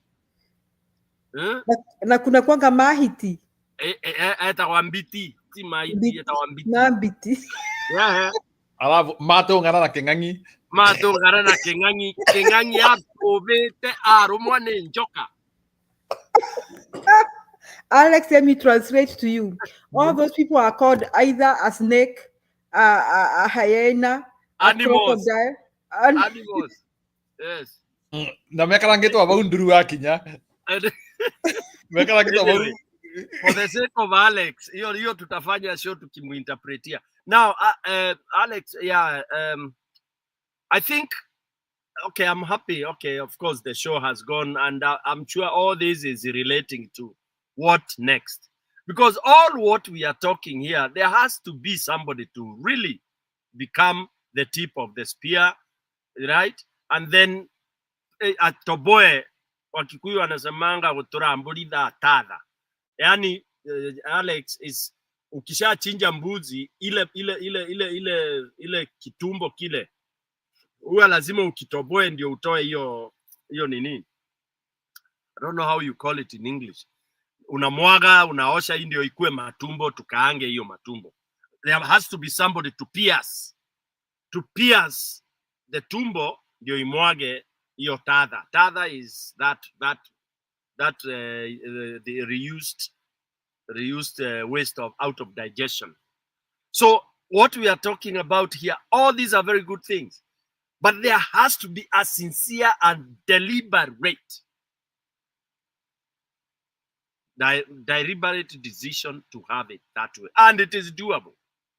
In fact, nobody should ever blame any community in Kenya that they just want to be the way they are. Today, even the Maasais, the Rendiles, and everybody, they want to have lucrative life. Okay? But as Alex says, you have to be careful so that you don't make them feel disoriented, like removing a fish from water and you expect it to survive. You may remove it from the river because the river is polluted, but you have to put it in a better, more cleaned water that has oxygen. Okay? Usiitoe tu unaiweka huku kwa dry, it will die. So again, we have to be careful. Like I was quoting the example of Botswana. All right? The example of the Ancoles. All right? You still maintain your big herd of cattle, but very improved grade. All right? Now, when it comes to things like famine, these things are known. So we are supposed to put a lot of mitigation factor, which means you have to invest in it for you to save them. Okay? To save them, or to make sure that they have, or they cull the animals, remain with the only manageable ones as they wait for the other season. All right? Now, when we talk of value addition, Julia, you mentioned of things like Kenya meat and all that. Yeah, it's true. Why do you have it in Nairobi when cows are in Narok or cows are in Northeastern? Ngamia ziko kule juu. Why can't you have it in Isiolo? Why can't you have it mahali kuleta hizi ni dakika moja? Now I see people wanapiga ngamia na nini zinatoka Northeastern zinapitia huko mbele zikienda Kenya meat ama zikienda Mombasa kuingia kwa ship. I mean, this we need a leader that will accept deliberately, and that's why sisi sasa ambao tunajivolunteer, sisi who want to be part of that revolution, because what we are looking for Kenya, tusijidanganye, is not a gradual. It's not a gradual transition. Kwanza, that term transition should be deleted from people like us. It's not a transition. You are transiting to what? No, it is a radical paradigm change. Radical change, totally, absolute. Because we have to move from where we are talking of constitution, following the constitution, watu wameiba, sijui, you go for 3 years to prove. It is, you are suspected. Just being suspected, that's enough for you not to buy. Period. We have to go there. And we have to bring that law that was saying mtu akifanya hivi 244 nini, the hanging, all those severe punishment should come back, Julia and everybody else. I don't know why. Mbona tuliogopa ati watu waache kunyongwa? Because wewe ndio utakuwa mwizi. Now, when I was working in Liberia, I was one of the panel that had to, because you see, after war in Liberia, during the war, there was a lot of rape. So rape had become normal.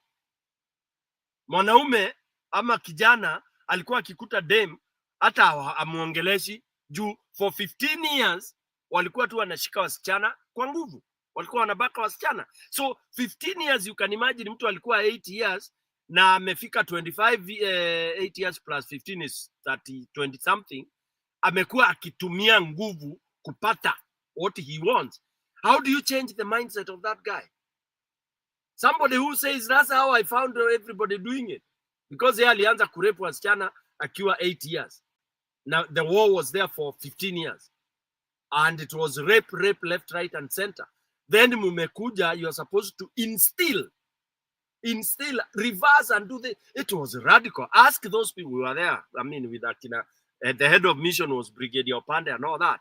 But anybody who was in that UN mission in Liberia to transform them to what they are, they can tell you how difficult that mission was. To change somebody who has 15 years of doing things. Kama ile Matiang'i alisema, this is the way we've been doing it. Why am I using that example? I'm using that example because we had to make sure that people realize that you cannot rape. Now, their constitution did not have punishment for rape. It was not even there. So you are bringing something strange. Even their own MP, I mean, those leaders, they were saying, you know, they had issues. How do you handle that? How do you define it? How do you say now this lady was raped? Julia, now wengine, you understand how difficult that can be with all the argument and justification. Oh, she was wearing that. Oh, she did not scream. She did not. It was terrible. I hate recalling that. But we changed. We had to have their elders. We had to have everybody else. And we had to put the very, very severe punishment. Na ikapitishwa kwa law. And they say thank you today. Okay? Now, one of them was unafungwa miaka 30 na I think 34 or 24 years. Na watu kadhaa wakafungwa. Jaji anapiga hama. That is when they realized, oh my God, Allah, this is it. And it helped. Of course, we did a lot of activism and all those kind of things just to create awareness and all that and show them it is true. Ukifungwa miaka 34 when you are 24, utatoka huko ukiwa mzee ama utakufia jela. So reality was preached. Anyway, so what I'm saying is some of the very punitive nini we had, kama kunyonga wezi wa mambavu, all right, we should in Kenya now accept where we have reached. We have to change to let very serious laws za kumaliza corruption na kumaliza anybody who is not a leader. Tusianze kufanya, it is so difficult to recall an MP. Do you know one of the most stupid Kenyans to may accept? I mean, stupid thing Kenyans to may accept. The MPs made it very hard for them to be fired. And nobody, Akina Kalonzo, all these leaders never brought it to the awareness of Mwananchi. That's why I have a problem with all these leaders. Why did they keep quiet? Today, to recall an MCA, it is not easy. Even though they are saying, oh, we want IBC, then we will recall. Let's see how many they will recall. Now, remember, they are saying they will recall these MPs, na ndio wataenda kumit after mumesign. Hawa muna recall. Ndio muna... Julia, unaona ujinga ile tuko nayo Kenya? At now, you can recall an MP. How will you recall an MP na ndiye atakaa kwa bunge kudiscuss ati una recall Stone PK na ni MP mwenzake? So there are things we need to change. There are things that I would want anybody who is pretending to want to come and lead the country, he should outline. And that's why they should outline even things like improving these communities as much as maintaining whatever the authenticity we have, your authentic, your culture and all that. We can balance compared to other, because it has happened elsewhere. People have conserved. I said in Botswana, in South Africa, people still have those very beautiful traditional houses. Okay, in Uganda also. In fact, Uganda, they build their houses so beautifully, more than any, even Kenya, we don't build the traditional houses that way. They are so nice. You go there, even in Kampala, go to a place called Ndere, it's called what? Ndere Center. Then you see a culture of Uganda, like what you would in an equivalent of... Even the Kabaka, have you been to the Kabaka Palace? The Kabaka Palace, I was there when it was getting burnt. It was all burnt, and they rebuilt it quickly, the same. Okay? Yeah. So there is a way you can just maintain and improve and then make sure we have this, but we have to have leaders who are not corrupt. So going back to our major topic here is Ruto. Are we being fooled that we are removing Ruto yet we are going to have the same cockroaches. Wananchi Kenyans, we've been fooled. Yeah, ati tutatoa nini, nini sijui nini na nini, yet you hear even from background ati baba asipo nini akirudi ndio ati Raila is the only one who can remove Ruto. Julia, umesikia hiyo? Ila tumemsahau, we are now in another chapter. Afada, we na mimi ndio tumemsahau. The narrative is nobody else can remove Ruto. Na tumeanza kuuziwa hiyo. Leo nimeona some American politicians wazee mpaka anatodoira anaulizwa are you for anaulizwa do you support vaccine? First anasema I agree with supporting vaccine. Alafu baadaye anaulizwa the same question. I said I don't agree with vaccine.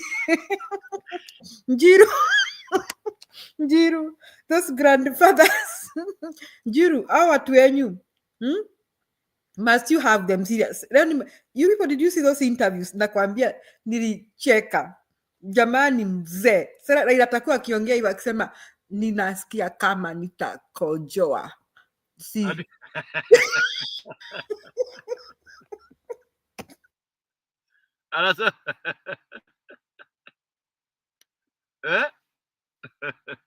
In a political meeting. It's deadly. It's deadly. It's we all need to find out how. By the way, thank you so much, people on the comment section. Akina Wairimo, akina Bundi na wengine. Thank you for keeping there.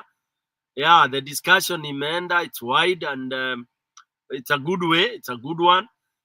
We are building towards what we shall be doing tomorrow, inshallah, because we want to analyze these people openly.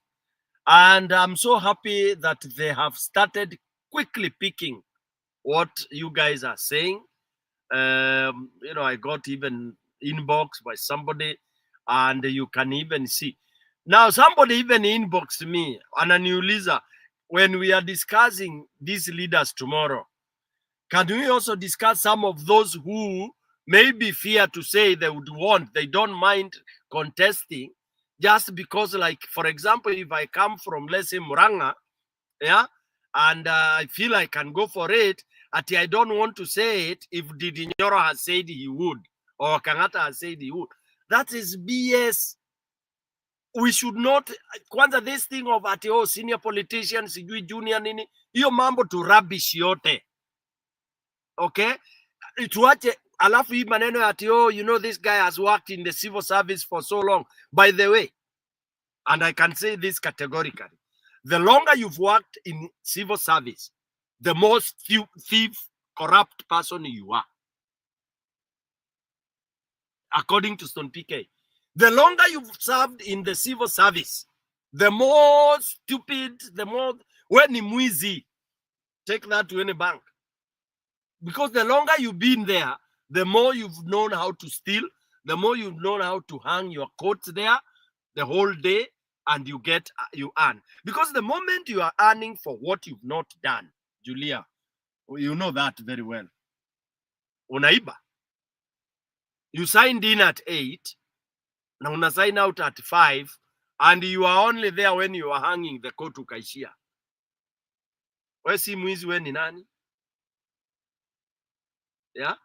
And then number 2, what does it take to run a ministry, a government department? Kwani kuna magic gani yo wanasemanga, unajua huwezi toka private sector, ama huwezi toka tu huko uingie kwa civil service. What is it that goes on in civil service? It is wizi.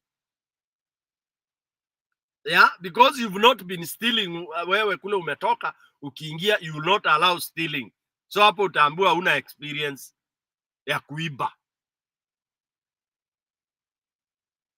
Yeah, Madagascar walichagua DJ akawa president, and I'm told he was not mediocre. Yes. By the way, story hiyo DJ iliendaje? What happened? No, si alimaliza tamu yake. Yeah. Watu unajua watu walitaka na Ukraine haijashindwa na Russia na ilichagua comedian. ilichagua comedian. Yes. na unajua Russia imeshindwa nini? Russia is not making it. Ukraine has resisted proper. Of course.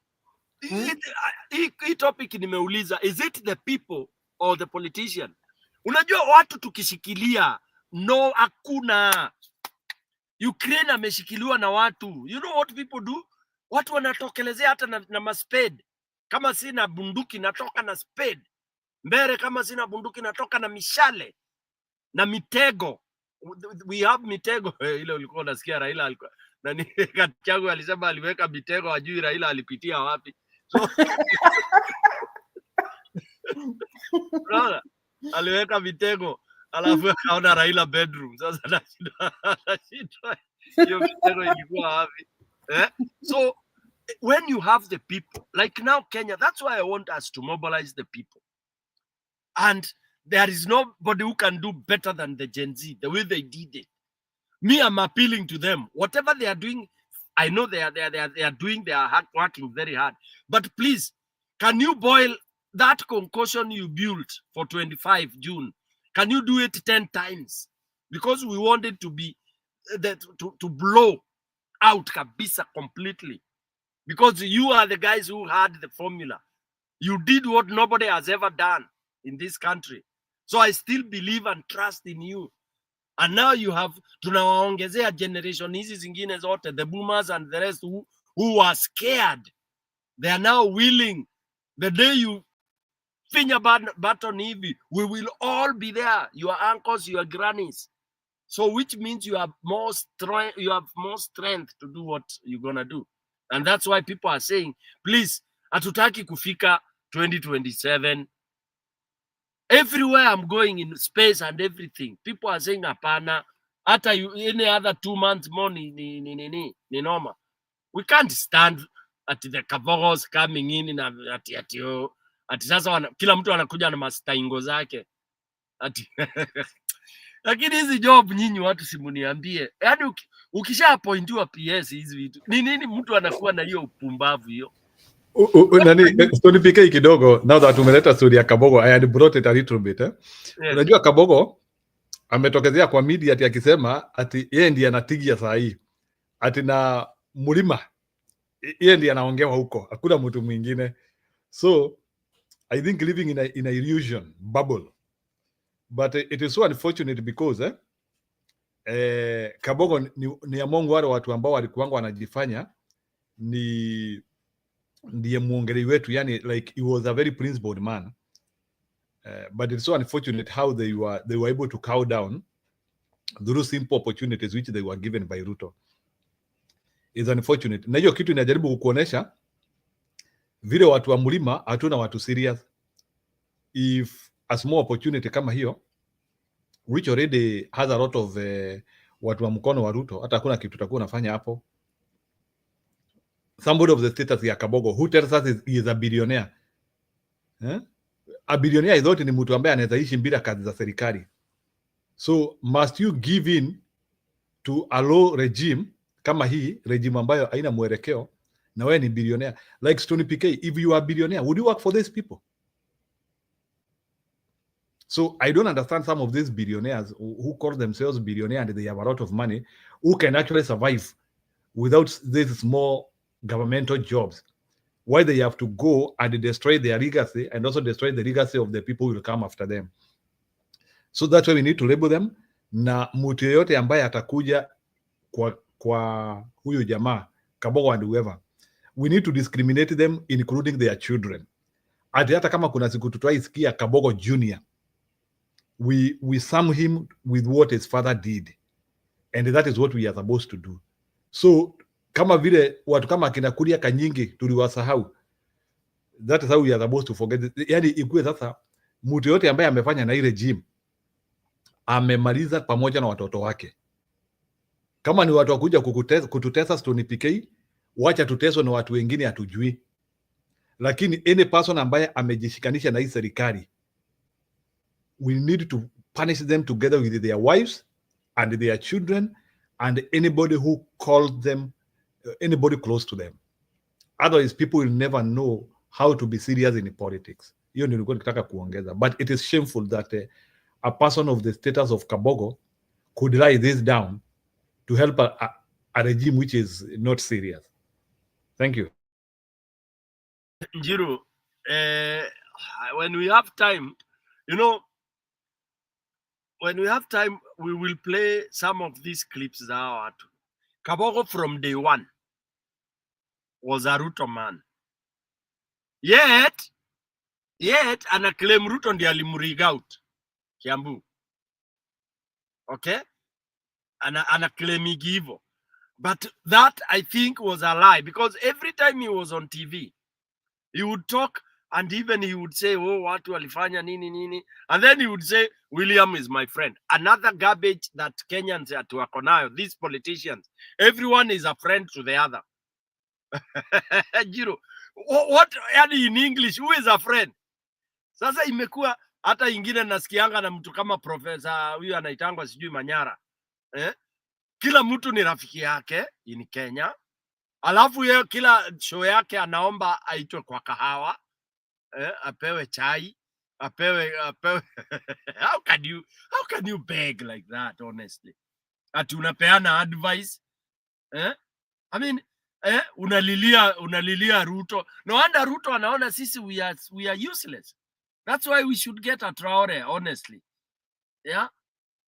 Because wherever you talk, oh, so and so, ninampa advice, anipatie chai, anipatie kahawa, anipatie. So that begging mentality is what Ruto has used. Kuchukua ODM, you know, that's once they are in, they are feeling like this is now, they are in heaven. They are in duniani. Nimekuambia Mbandi amepeana tenda helicopters. Yani ujue Kenya, we are ridiculous. That's why Njiru and Juliana nani, it's good. The anger that Kenyans should be beyond. Despite hizi mashida zote watu wako nazo, unasikia ati kuna tenda za kuleta mahelikopta za kutravel na civil servants. Hell break loose. Why do you need, alafu tena you still have the guzzlers. Unaenda na helicopter na ma-V8 zinaenda na land.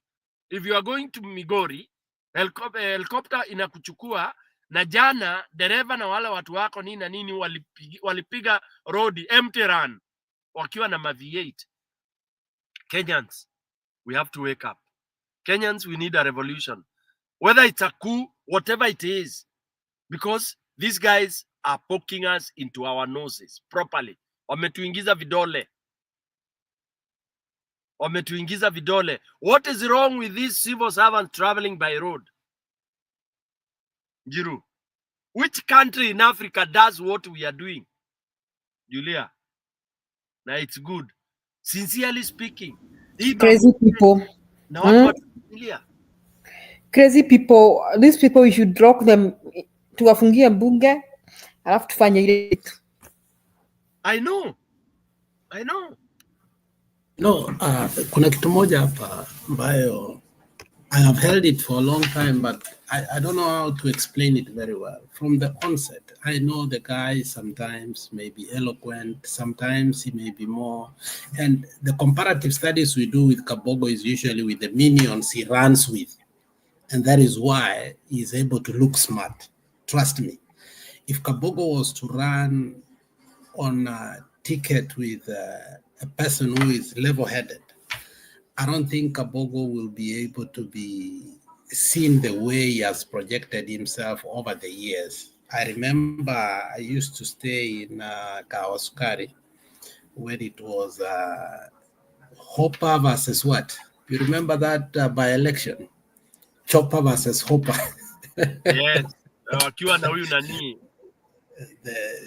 The owner of City Hopper. You remember that? Njiru was still young. He was in diapers. So Njiru by that time I had done my bachelor's. So I was sure hujafanya class 8. So which time? Hopper versus Chopper. You remember that?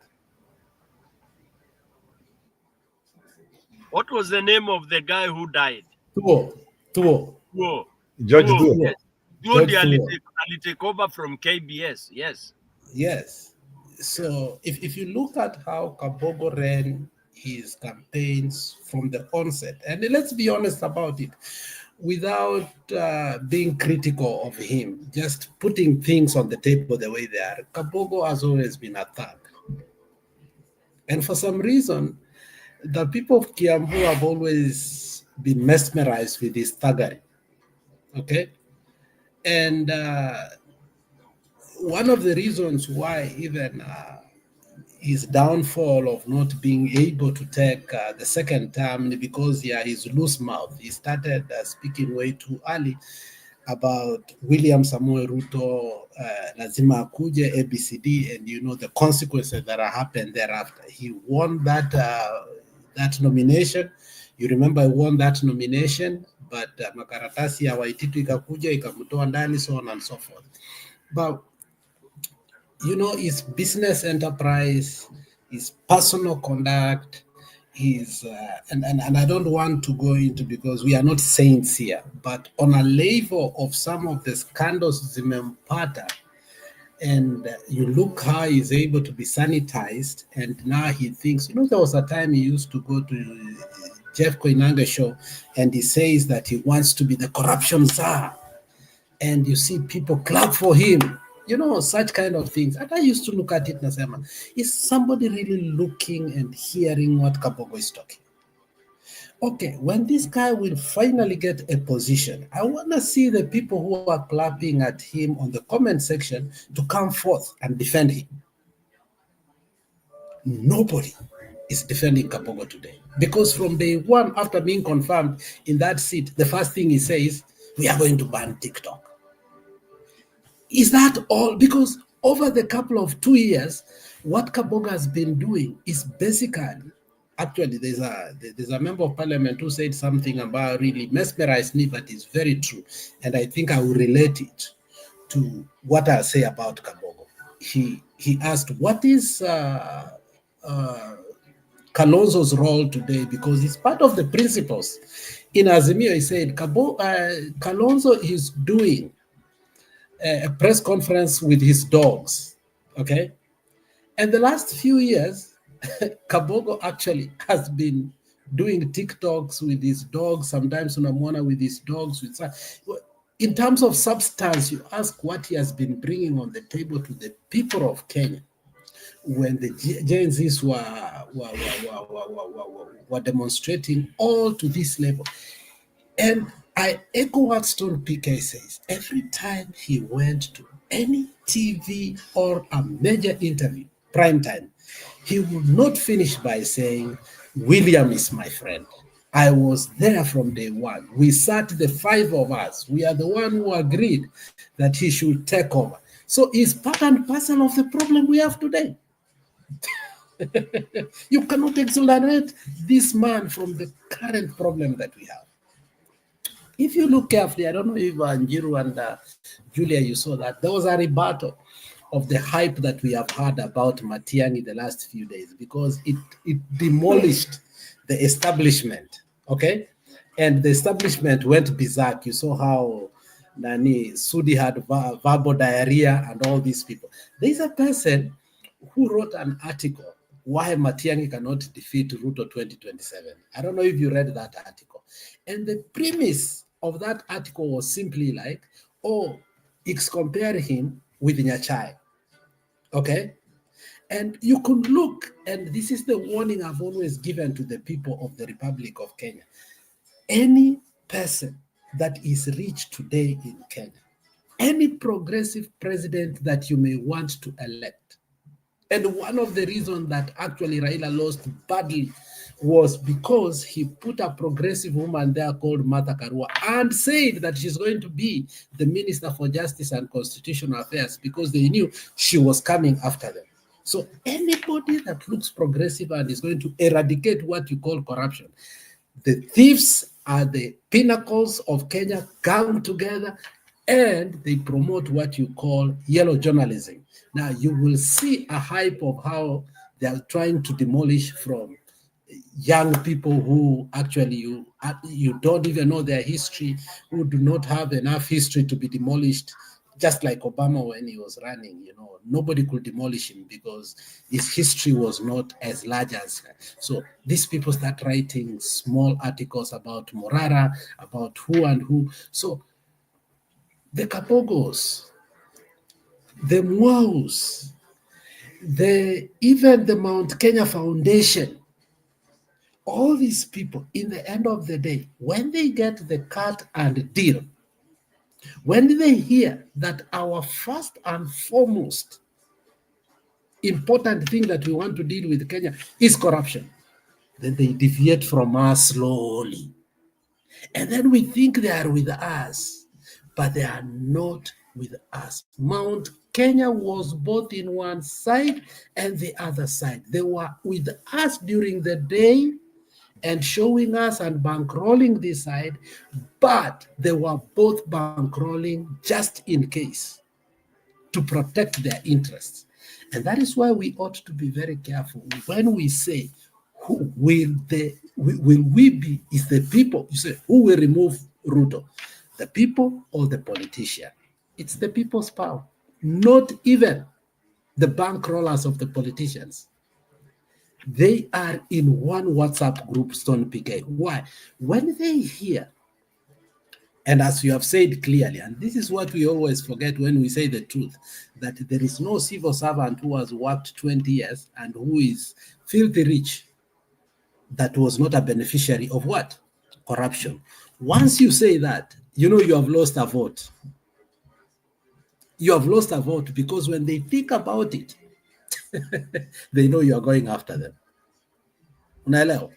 So the question before I go is, who will remove Ruto? The people's power or the politician? Media has goofed in supporting Mwananchi. Very true. And that is why I'm saying I saw that article. They've started going after Matiang'i. Okay? And you will see a lot of yellow journalism coming left and right. So now the answer is simply the people's power. Now the question is, how do you harness the people's power so that we are not able to be destabilized? Since right now we actually gone and had that psyche ambayo tulikuwa nayo when we were saying last time, when we were saying we are going to have what? A revolution. The truth is, we should never look at any personality.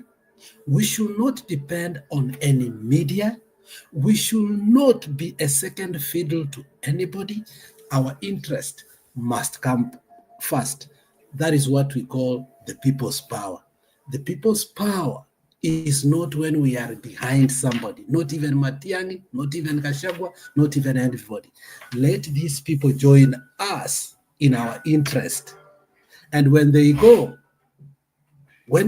away, they go alone because they found us together.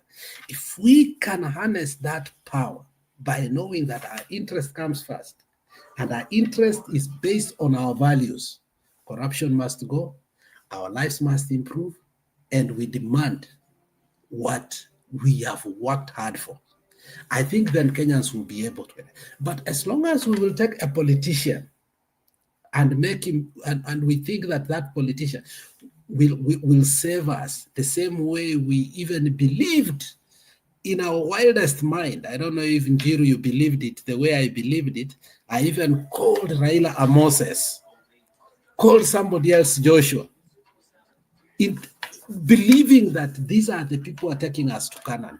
No human being will take us to Canaan. It is us who will take ourselves to Canaan. Politicians, no. But if we believe in politicians, let me tell you, Kabogo, I don't know if you saw this, Julia, of all people, Nderitu Mureithi was asked. Nderitu Mureithi was asked, I'm watching all these people we believed in Azimio. Nderitu Mureithi was asked, how did you become the chair of Kenya Revenue Authority? This is what he said. Of all people, Nderitu Mureithi, who was a governor that performed wonders, according to us, He said, I received a call from Raila and I received a call from Ruto. We agreed to work together. That is Nderitu Murray. The governor for Nakuru, I'm just reminding the mountain, because we can be so hyped up in personality politics, we forget that we have been here before. And today, those that we believed in have joined forces with our enemies. It's only said, I don't know if it's true, that the only person who has refused to take instruction, but still for me it's a paradox, that he even took that position is Mutahi Kagwe. I have heard many media outlets saying that he has refused, said, I'm going to do the job. How can you do the job you were hired to do in a regime that does not believe that you are supposed to do that job? You are just a figurehead. So my point is this: the politicians, I have spared some of them. Kabogo, at one time, people called for his presidency. Mutahi Kagwe, we hyped him the way he handled the COVID. The governor for Nakuru, you saw how respectable the man was and the plan on how he brought Nakuru to functionality. Nderitu Mureithi, it is a catalog of people. We are not talking about one people. So be wary of politicians. They will never take us to Canaan. They will leave us high and dry. But our personal interests, if we put them high, first, best, and last, this is what we call the people's power. And we must define, redefine, and continue to redefine our power as day goes by, because it is not static, it is dynamic, because our politics are dynamic. Today, we'll be having this narrative. Tomorrow, we will have another. We are not going to stick our foot on cement and say, we are not moving from here. If they bring a different narrative, we must know how to deal with it with our interest ahead of us. Our interest does not change, but the way we counter that interest and the way we define the people's power is going to change. But the people's power is the solution, Stone PK. Thank you. Wow, Alex, hebu niseme kitu, that was powerful. Hata sijui kama ninaweza jibu. I mean, so you said the press was trying to put down Matiang. The Matiang issue, like you said, has really disorganized everybody, even the Kalonzos. Unajua, I will say this without fear of contradiction. The only person that can dare to work with Matiang hapo ni Martha Karua. And maybe Okiya Omtata. Hao wengine hawezi mfikia kabisa kabisa kabisa. And now, this is my fear, PK na Njiru na wale watu wametoka Mount Kenya region. You know, I've had some of us from the mountain here. I won't mention names. I don't know, mlima either ni Kurogwa ama nini PK.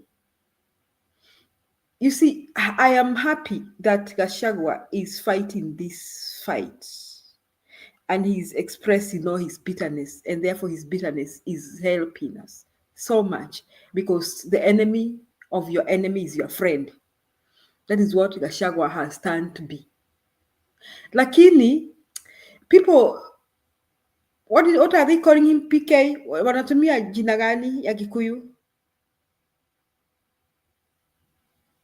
Getugati. Getugati. Alex, I wish you know what Getugati means. God. Not God. Defender. It is somebody, they are making him look like he's the one serving the people. Protector, or the person ready to serve and protect the people. When we all know that Gachagua is where he is because he was kicked out as deputy president. Otherwise, kama angekuwa deputy president, angekuwa anatukana matope. Watu wa mlima, I hope munakumbuka hivyo. But because this watu wa mlima, when Gachagua was the deputy, wangekuwa pande yake. Unajua PK, these people who are now calling Gachagua Getungati, kama Gachagua angekuwa DP saa hii, wangekuwa natuambia serikali ni yao, ama mnafikiri wao na Wajaruo wangekuwa natuambia serikali ni yao? Kabisa. Wangekuwa wanalipa school fee 140,000 semester moja university, na bado wakisema serikali ni yao, wangekuwa bado wanasema hivyo. Naye Mungu ni nani? Thank God Gachagua was kicked. So wao wako pande yetu shingo upande, wakimuita Getungati. The danger is that Gachagua can jump ship given the opportunity. Anybody who disagrees with me is okay, but that is my feeling, that he can jump ship kama jana akipata hiyo nafasi. So me, that is my worry. So me, Alex, my prayer is that Gachagua remains on the wrong side of Ruto. That will help us. But then, like you have said, if all of them decide to compromise, what next? I believe someone will come up to fill that space. Natumani kuna mtu atatokea kufill hiyo space. Hakuwezi kosa even moja. PK, sitaongea tena, mimi naenda kulala. Asanteni. Ngoja usilale kabla hatujafunga Julia. Tutafunga tu in a few minutes. I know we can talk because inakuwa juicy as we go on. Let me say this. Julia, you've said it very well. And Alex, it's good. You've done, I mean, you really analyzed it so much, so well. I begin with Julia. Thank you for reminding people or reminding us that today, and this you can take to any bank that you trust, Ruto akiambia Gachagua kuja, wacha mambo mingi, namna hii kuja, tutatengeneza tu namna hii, Gachagua will go back to Ruto any minute, any time. That you take to any bank, because we know he's a flip-flopper. He sold this guy with might and he insulted everybody else. So let us not be duped by what he's doing now. He's just a bitter man. Okay? He's not principled. Julia and the team, my fellow panelists, now those who are also with us on the comment section, there's a difference when you are a principled person and when you are just doing what you're doing because of emotions at the spur of the moment. It's like when a marriage or a relationship in a break, you know, somebody you've been calling honey, munalambana, inakujanga inakuwa it's no longer honey, ni pilipili. That's why people slaughter each other. Okay? So, ya Gachagua, it is not ati ni principle, ati wanaachana juu ya principle, juu ni msema kweli. Kwanza tuachane na hii upuzi ya watu kusema I'm truthful person. Garbage. When were you truthful person? The 800 million zilikuwa zimetoka hapi, zile uliambiwa uliiba kwa counties.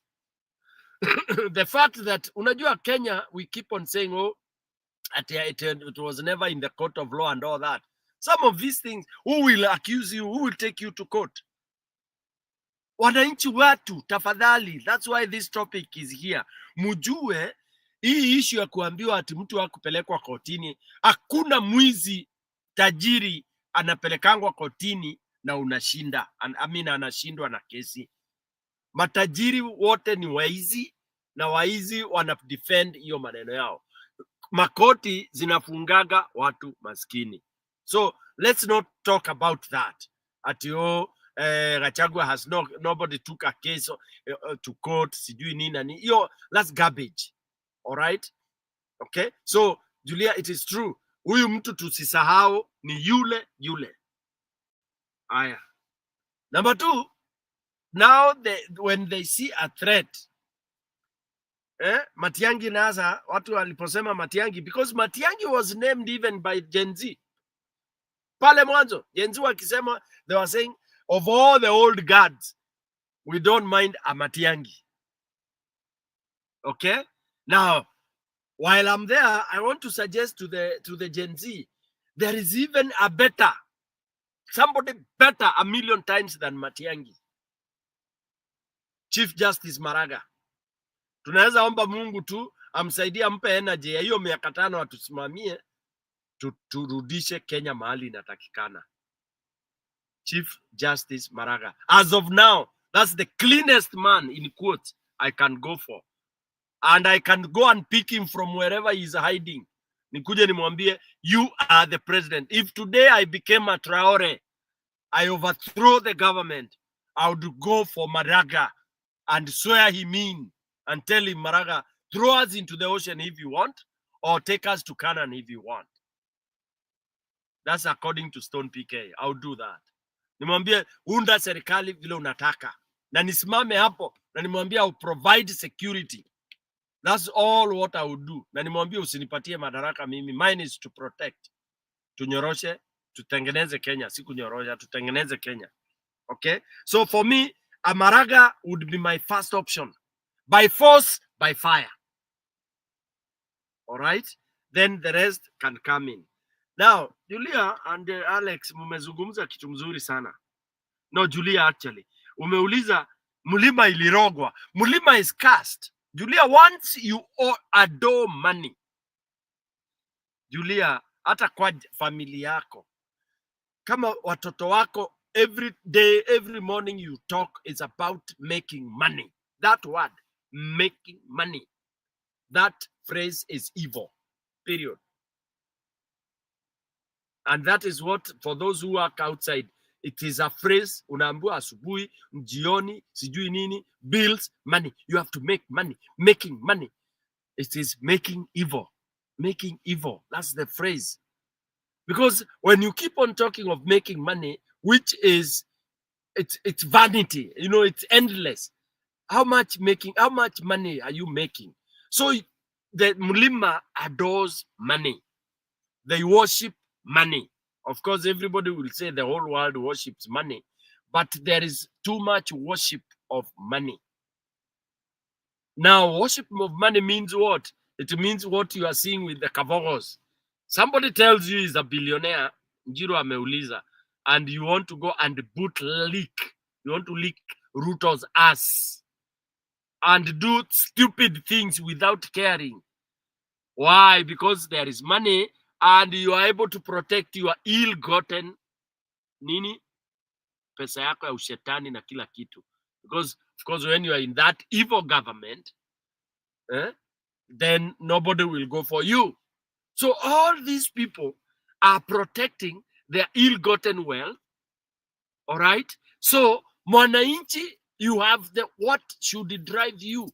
That hao wote, in simple term, ni mashetani na matapeli, mwananchi wenzangu. Kwamba usitake ati Stone PK aje akuongeleshe, Marara akuongeleshe nini na nini. The force, hiyo hasira kwamba kujua hawa wote ni mashetani, ndio kiunganishi cha mwananchi wa kawaida. Ndio kiunganishi cha kusema haswa hatutafanya election. Because we will be conned by these rich people. Hawa matajiri watatukon. We will not be able to vote. Ndugu zangu. It will be impossible. It will be impossible. We will not vote. They will not allow us to vote, Julia. Musikubalishwe ati 2027 IBC. Look at how these people are even talking lukewarm about IBC. Hakuna mtu ati sasa. What is most annoying is that ati watu wako huku wana lounge na wanaongea vile watashinda. They are duping wananchi. Na wanakuambia kila mtu akuje na chama yake, alafu tutakutana kwa meza. Mwananchi wangu, mimi na wewe, hii meza wanakutana, wewe uko wapi? Where are you when they are meeting in Karen on that table 10, 11 of them, kila mtu ana kikapu yake, anaita chama yake, alafu anategemea wewe ndio uingie. Anakuja ana pedal, anajua niko na wananchi, Kalonzo niko na Wiper, Wakamba, sijui nani niko na hii na hii. Hiyo upuzi na upumbavu situache, tutoke kwa hizo chama zote. That is BS. We form a revolution. Forget about parties. And from today on, I'm going to talk about non-parties, son. And get the steering, move the bus, the revolution. Cha upuzi ya chama. Toka kwa hiyo machama. Although these days walifanya mpaka ni free kujiandikisha. Stoka kabisa. Achana nayo. You don't have to belong there. Wacha ibaki na mafamilia yao na ukabila, kama ni wajaka wachache wakae huko ODM yao. Yeah? Na kama ni Wakamba wachache wakae huko na hiyo Wiper yao na nini, because there is no benefit. Next time let's ask them, let's ask all of them without sparing any, what's the benefit of these parties?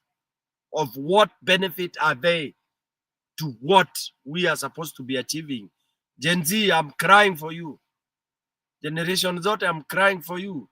This movement should come. This movement should go. The bomb should blast. Yeah? We are being fed with a lot of nonsense. People unifying to do that. Yeah? If they really want to help this country, Julia, is it very difficult to say, okay, si wakuja watuambia haya wamesema ni Kalonzo na fulani, Julia, is that difficult? Ama waseme ni Omtata na Omtata na Matiang'i, ama waseme ni Martha na nani, Martha na huyu nani anaitwaje huyu Onyonka, ama waseme ni Tawe na fulani.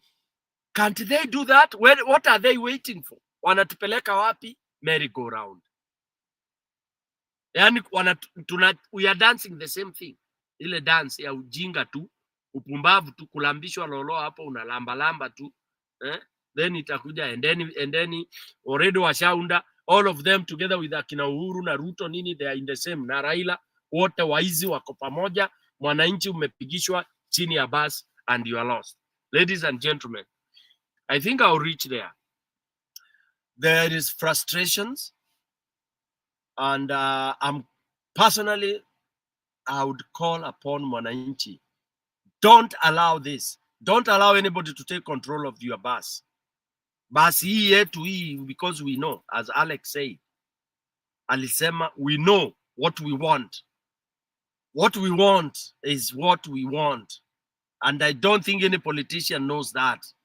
And what we want is a threat to the politicians.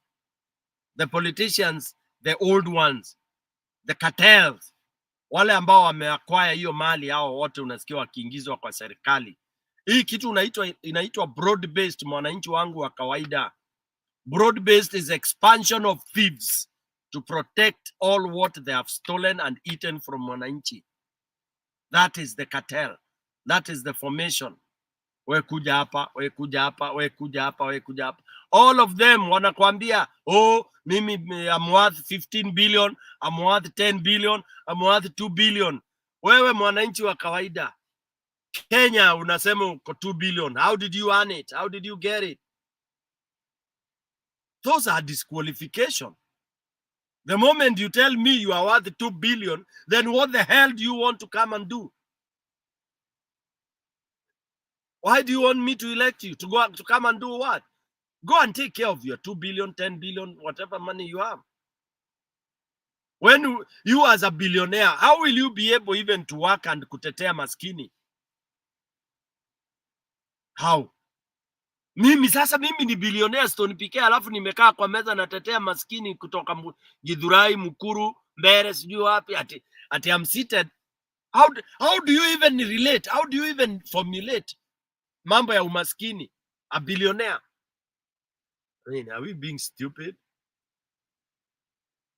Billionaire anafikiria tu slaves wale wanafanya kazi kwake nini, new experiments. Kama billionaire moja anajua vile ata control population ya dunia nini, experiment atengeneze hii dawa watu wapewe wakufe milioni 3 alafu that's how billionaires work. They are on experimental world.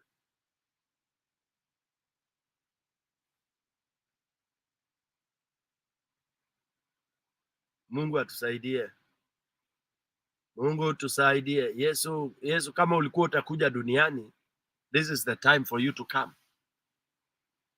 If at all Jesus was to come back, I don't know what else he's waiting for.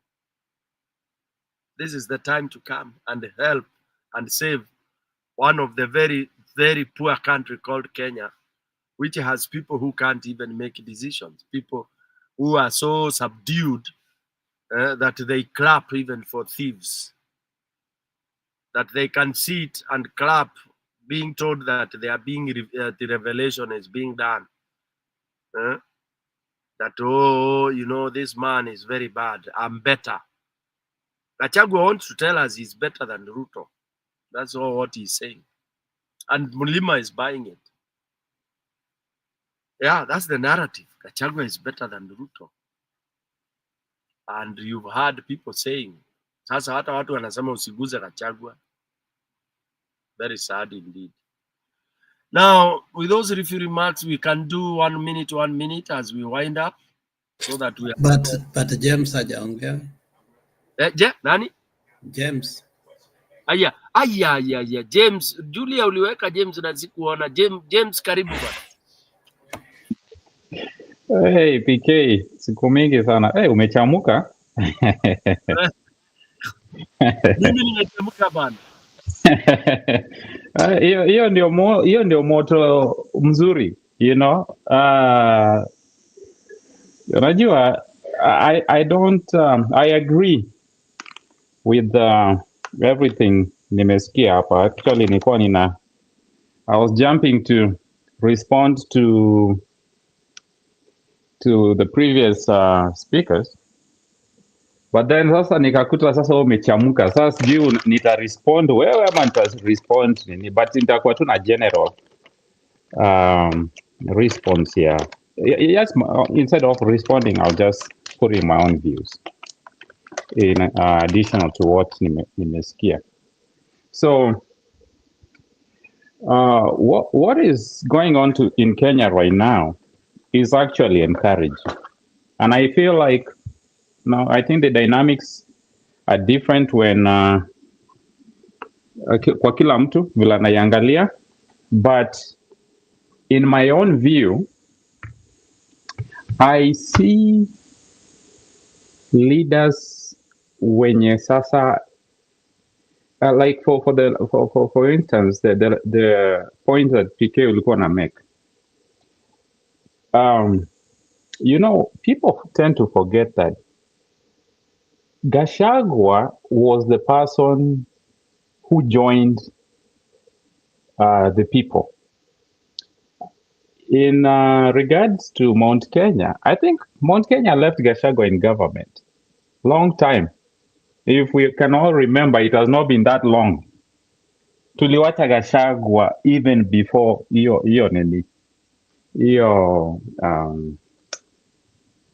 budget last year. We left him there.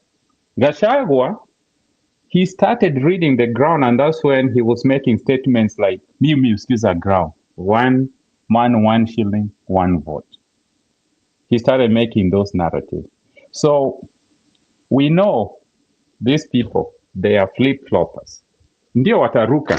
Lakini same thing Gachagua anashinda akiambia Ruto ati hata uandike nani, hata uandike ufufue Kenyatta, ufufue kina Dedan, nasikia siku hizi wanasema hata first lady akikuwa wa Mount Kenya wabadilishe ratio, bado tunamkataa.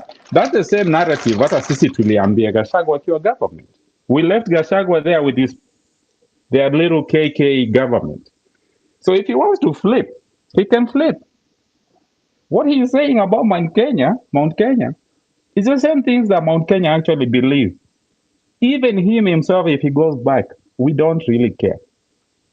But I cannot say that it's a bad thing for Gachagua, and I'm not saying that you guys are saying, Ati, to be on this other side, because I feel like the war of the leading Kenya into the next liberation will be won even using enemies against each other. Unajua ni hizi gari back in the day, hata siku hizi back in the day tukiendesha manual Kenya sana sana, unajua uko na ngata hapo ya 300, lakini hiyo gari unaweza isukuma very far because ya miteremko na kuiweka free. Sasa zile imefika James wewe, okay. ikifika mahali Gachagua na Ruto wanamenyana, hiyo ni gari imewekwa free. We take advantage of that. That is not our energy. We know what we want. We know where to push. Hii gari inarudingi kwa gia pale kwa kamulima kidogo. Tukiona Gachagua kidogo amelemewa, and you see how things are happening in Kenya. The way I see it, hii wiki gari imekuwa so free. Gachagua na Ruto wanalimana kulimana. Ile ingine ni Ruto, ni Gen Z wanaweka Ruto ndani ya sanduku. Hiyo tulikuwa kwa mlima. You know? Gachagua kinyamaza hivi kidogo, sijui nini alipigwa huko Limuru, inaonekana itabidi tuweke hii gari mafuta. And it's working. And we cannot tell Gachagua that no, don't do that. He also knows us. He knows the people. The biggest mistake Gachagua can do is run his mouth and then go back. And if he does, that is his mistake. It's not going to be our mistake. So tuache Gachagua na Ruto walimani. I love the fact that Gachagua knows how to fight Ruto on the matters pertaining propaganda. Ruto, usangarire, you know, those are the same things. Ruto is a good guy when it comes, he's an expert in propaganda. He will go to Mulimoyo. He will go huko Bungoma na aseme Mulimoyo. But when you see Gachagua deconstructing him in a small setting that had hata hiyo ukuta hiyo rangi nilikuwa naona ilipakwa tu hiyo asubuhi. You can imagine that entire setup ya hapo kwenye walikuwa ya DAP, sidhani hata vitu nikidhani ilikuwa ya plastic, but you can see the amount of damage that Gachagua inflicted on a trip that took 6 days in Western. So we need to be on the side that's winning. The side that works for Kenyans, na Gen Zs, is the side that beats Ruto. I want to actually encourage Kenyans. When Gachagua was beaten, he was part of the enemy.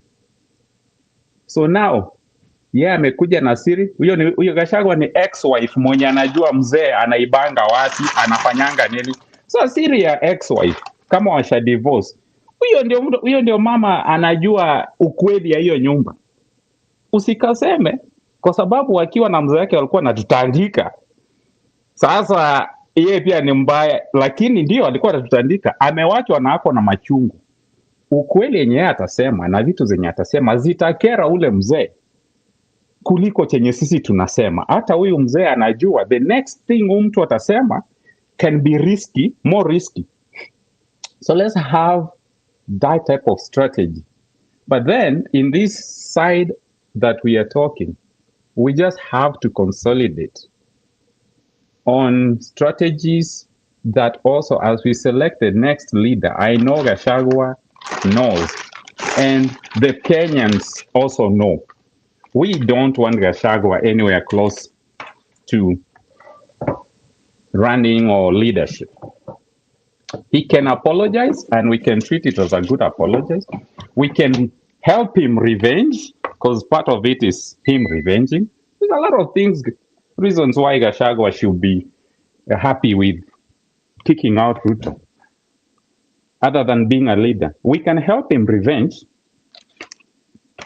to Ruto. That one tunaweza mpea ndio aseme achekelewe mzee kama anataka kuchekelea, but we need to allow that environment to play, but also call shots.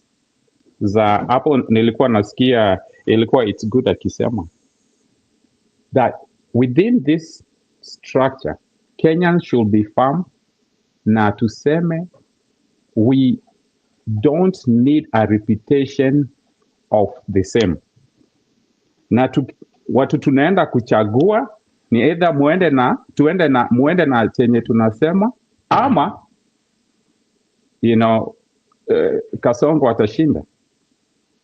But if we start creating possibilities of division, and that's why nilikuwa nasikia Gachagua akisema vitu zingine kama hizi za team payslip watakuja na watu 3 million, watakuja na watu wawili, that's 9 million, of all these 9 million people, they need to be in a situation where they are represented. Tusirudi kwa hii uhasama enye tumeshinda tukipitia, tusirudi kwa the corrupted ways, and we should be the people who, the 9 million plus the Gen Z and plus the mathematics enye Gachagua walikuwa naongea, should be the people calling shots on what type of a leader we need and we want. Hatutaki hii akina Gachagua ya country yenye itapigana for the next, hata kama ni politics, for the next 5 years from 2027 to another 2032. Anytime we have this type of agendas, ni sababu tume make bad decision, we did not set clear expectations, and now we have people who go in there. So we need to set clear expectations to the leaders and use this leader as an example. Use Ruto, not the next leader. Use Ruto as an example of what will happen to the next president akifanya hiyo, akirudia ujinga ya Ruto. The same way you came in, the same way Ruto went out is the same way you will leave. So I think there's a balance of equations where, are we really trusting Gachagua that is the Ndugati for Mount Kenya, or are we just using him to fan the fire? Yeah, Ruto. He's the only person that actually, kwa sababu unaona Kalonzo akiitwa kitu, Kalonzo anakagane kama bishop fulani hapa, anakane kama hata yeye mwenye anajirumia, feelings zimeshaharibika. We don't need that right now. What is someone mwenye hata akiitwa village guy, he says okay. Akiitwa incompetent, he says it's okay. Okay, I'm incompetent, but hey, let's keep up the conversation. So the balance between, are we gonna stop Gachagua tumwagilie hii moto maji, na tukimwagilia hii moto maji itabidi Gen Z wacheze hiyo game peke yao, na wakicheza hiyo game peke yao, they are being killed, they are being abducted. So strategies work. Sometimes Gen Z, sometimes Gachagua. Meanwhile hapa katikati we create expectation, we create platforms, na hiyo yenye nilisikia Gachagua ati kila mtu ati tutajipanga hivi, hiyo ninakubaliana na wewe Stone PK. That cannot be the way forward. That is excluding the people that started the revolution, and those are the Gen Zs, those are the team payslips. We cannot have that strategy as a way forward. Sababu hiyo ni strategy moja tu ya kutoa Ruto peke yake, na hiyo ndio strategy ya wadosi yenye unasema. Hiyo ni strategy ya tycoons, and sometimes that can backfire kwa sababu these people have self-interest and they have common interest too. So utajikuta moja ametoka na anaanza ku protect interest ya huyo mtu mwingine. So yeah, we should push Gachagua we should encourage Gachagua to do what he's doing, but also to be vigilant on what type of a leader we want for the next regime. That's it for now. Thank you. James, thank you so Unajua much. James, James, very good and very good insight. Before I think Alex want to say something, but I can just point one really nice one you've said last there. You've done that's very good analysis. I agree with it totally. I'm not validating. I don't validate people's opinion, but I can agree. I can join. I can rejoin. That's how I do it. Now you've mentioned something critical, which I want from this channel. Yes, I don't want us to lose it. That third force, and I don't want it to call it third force. I want it to be the first force. Okay, you've quoted it very well. That these Wadosi, they can do it their way, and we've seen it. We've seen it happening because they are political cousins. They are relatives, bro. All of them, hao wako hiyo kitu uliona, hiyo picha tuliona juzi kwa DAP kwa hiyo, that Photoshop hiyo, those are relatives. And in my tradition, relatives wanasemanga, inaambiangwa relatives hawakosanagi sana, wanaweza hata watoleana bunduki, but it reaches a time and a point when they go back to their root. So those are the common roots. The other person who has no relative, and is the force we are talking about, that has to be mounted and strengthened and get a voice, which has been taken and is being taken badly, is the generation Zote. The heart of the revolution is not on those who are Dosi. Lest we forget, it is on the generation Z, the 25th. Okay? And I'm happy when Wanjira said on national TV that we don't want to hear of stories so and so sijui struggle for this country for 60 years and all that. You can screw that up in 30 seconds. So the third force, and the force that is supposed actually to take control, and they should not allow anybody else to hold the steering of transforming this country, or rather changing this country to what we want it to be, is the Gen Z. We should not allow those guys should join the Gen Z, and then the Gen Z will embrace them. Not them pretending that they are the ones leading, because they are not leading us to anywhere. We've gone through this 60 times, 60 years, and we know where it has ended us to. We will have all those Jimmy Wanjigis and all that. Again, these are cousins. It is only a phone call, and they are all under one umbrella singing the same thing. And mwananchi unawekwa chini ya bus. Utadu. Alex, come in. at the beginning of James, I was chatting with Francis, so I forgot. James, he said something that made me laugh. He said, and I want you to listen to me carefully, that Gachagua should not make the mistake of going back to Ruto. And, I laughed because there was a time I held this position so strong. So it was so strong that in my wildest imagination, even now, I cannot believe that Raila and Ruto are in the same coalition. You can say that again, my brother. I'm in denial up to tonight. No. So for you to tell me that Gachagua can go back to Ruto, That's a walkover. That's telling me like somebody changing from Manchester to another team. That's very small.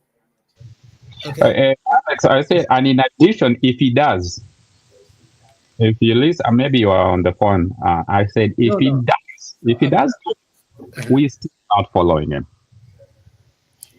So I want Kenyans to be prepared of such an event, because I've seen people put emotional investment on Gachagua as the savior. I have seen it, trust me.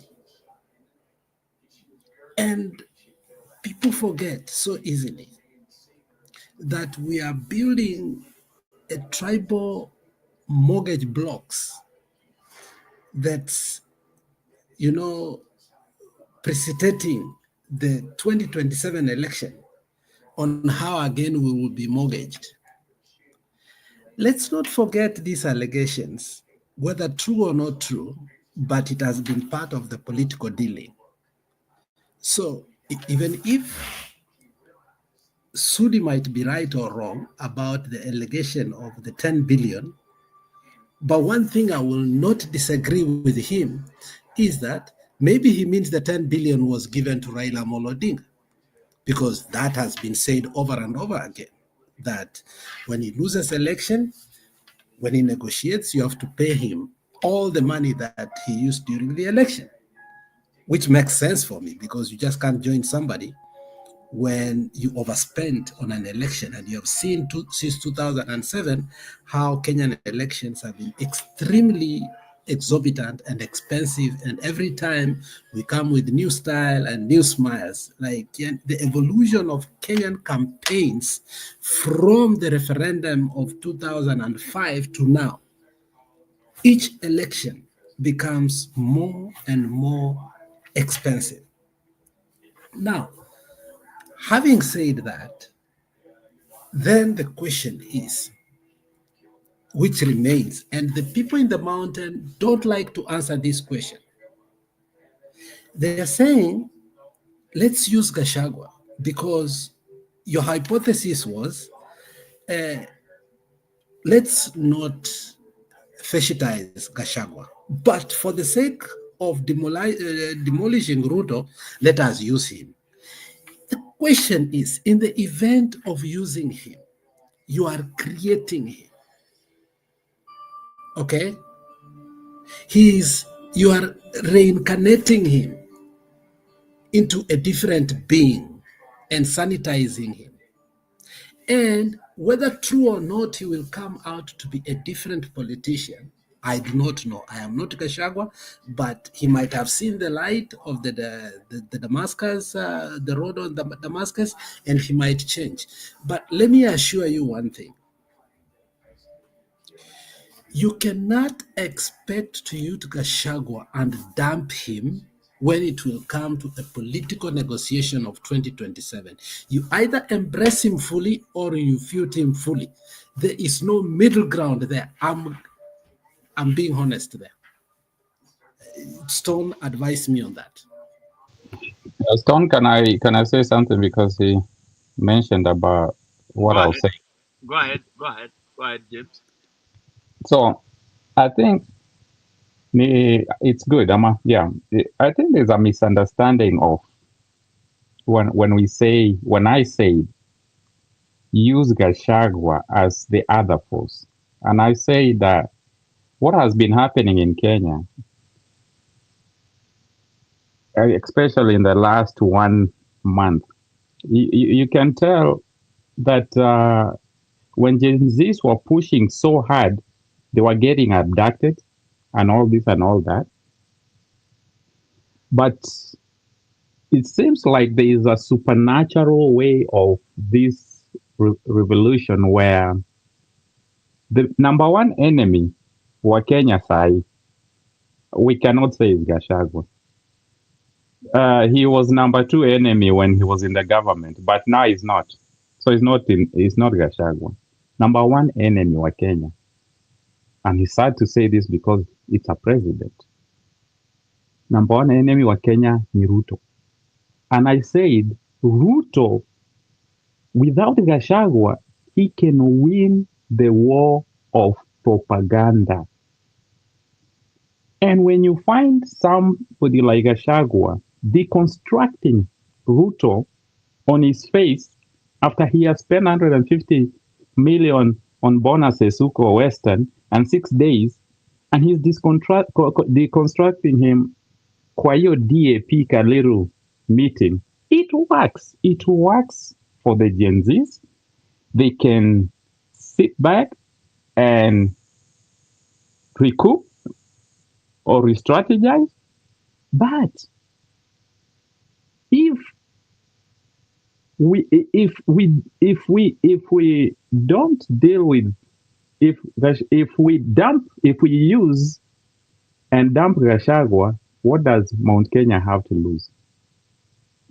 Or Kenya?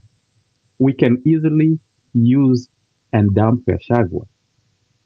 But failure to use him, we can renew Ruto. So kuni zote zikwe kwa moto, kila mtu alete kuni, kama ni ya Gachagua, yeye atakuwa Masagari, ni ile moto ya kuwaka na inaisha, na kuna kuni zingine zenye zita last longer kama hardwood, zitumike. But we are not saying, and I think when you ask something about the Mount Kenya people, I repeat it and I'll repeat again. Mount Kenya left Gachagua in government. Sijui, I think we have some memory yetu inaanza kunini. It was just last year, April, where everybody was saying biashara zinaanguka. And kusema biashara si kusema tu watu wote wa Mount Kenya ndio wako interested na biashara. Biashara za nchi zimeenda chini. Mijengo zimeenda chini. Construction has gone up. Nobody's getting employed. Nobody's doing business. We left Gachagua there. And I said, if he makes the mistake of going back, that's on him. And I said, tulisema hata wafufue Kenyatta, hata wafanye first lady wapea kwe ni Mumbi. Hatutaki mambo ya serikali, so he can go back. Hatutaki mambo ya Ruto. All I'm saying, we're not trying to sit here and say Gachagua ni the best person in the world. He's not even the best, even good. We already know that. But he's the best weapon right now to use against Ruto. He's the best weapon right now. He gave it and he upgrade. The bigger the fight, the more we introduce different weapons. James is still saying the same thing. What I'm still asking is this. And I think Stone PK said it, was it 2-3 days ago? No, when after a long time we met when Funguapa station, when we convert here first, you said there are 3 options. There is for politicians and for us. There is personal interest, there is community interest, and also there is personal and community interest merged together.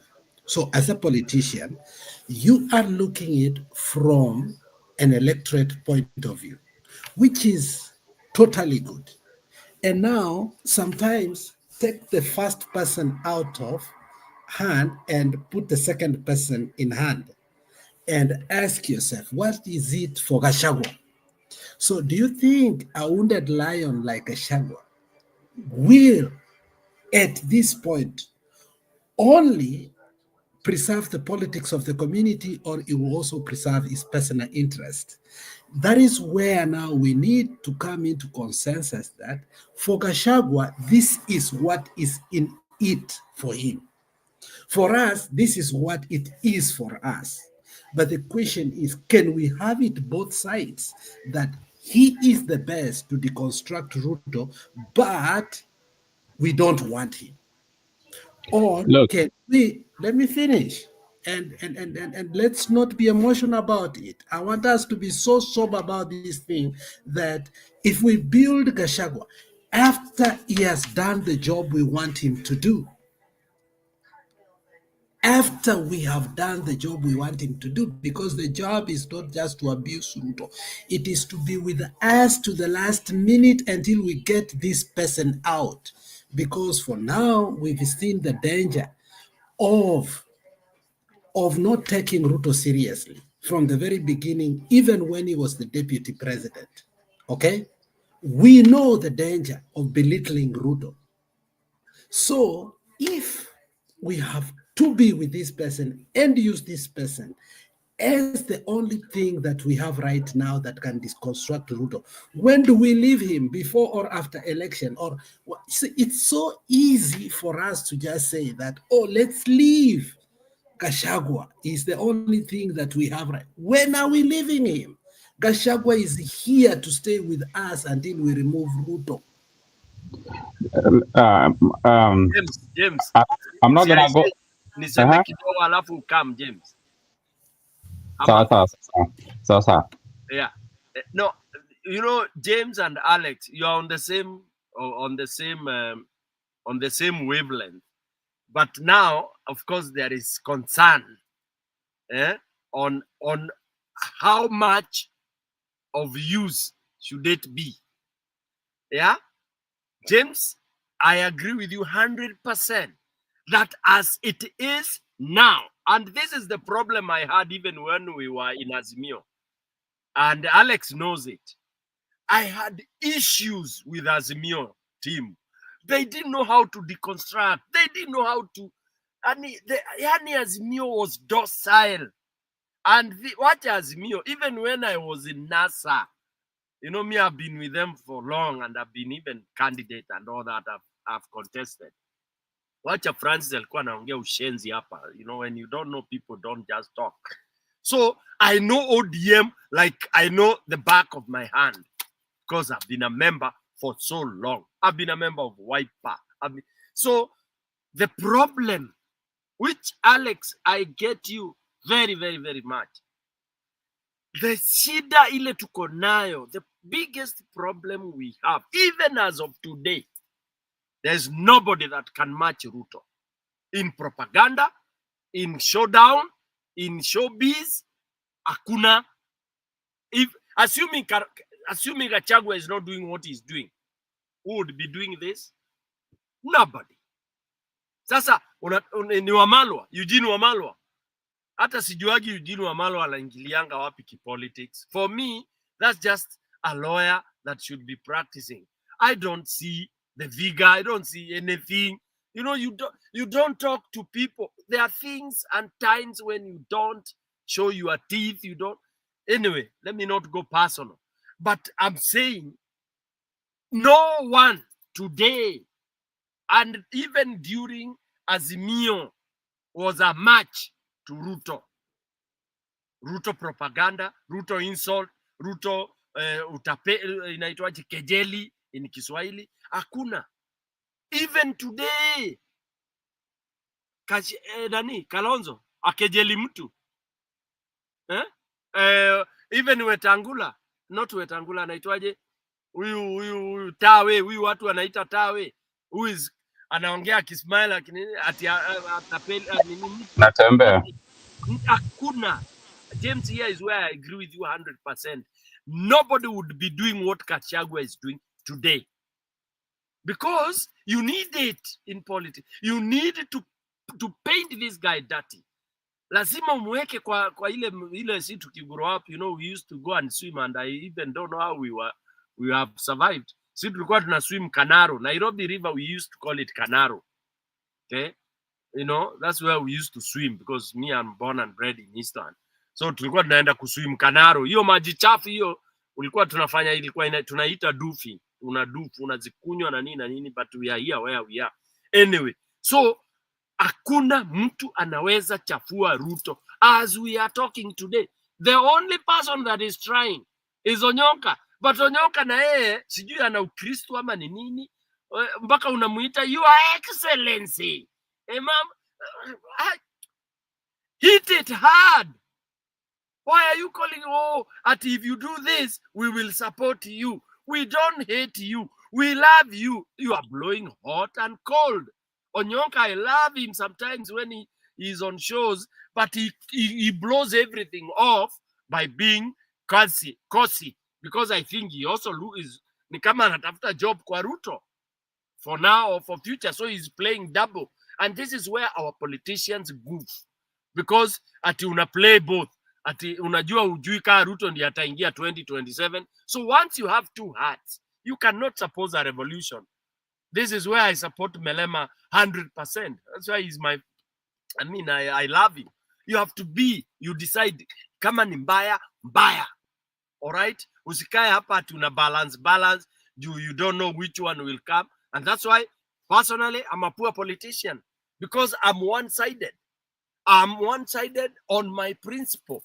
If you are a thief, you are a thief. I don't want to say that tomorrow the thief might be the president and I'll need a job to be employed by the thief. Staki hiyo kazi. Wacha ikae. All right? So for me, if I took this, and that's why I'm one of those very wounded by what Raila did.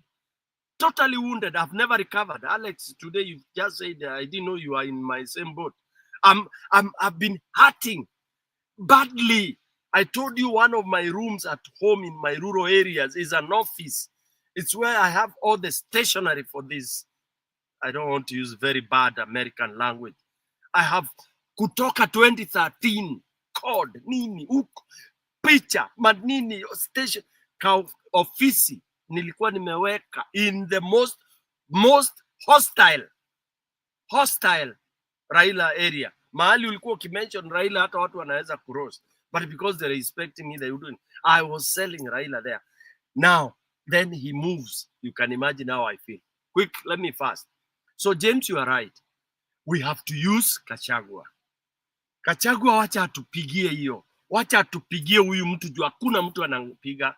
Kama ni Kalonzo anamuita his excellency, your ex, na ni mtu unasema utatoa. Sincerely speaking, my really former chairman Kalonzo Musyoka, the guy you are saying utatoa ndio una plead, ndio unaongea ni kama, you know, with all the respect, you cannot do that. It has to be theory. Okay, so Gachagua, I give him for that.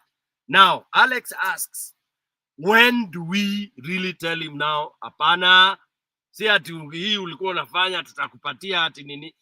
That is very critical. Gachagua ajue hakuna mahali atakuja kutuambia siasa hii anaweka watu in suspension ati anakuja kutuannounceia party. Kenyans, the forces, the youth, the Gen Z, let's tell Gachagua about coming to tell us which bus to take.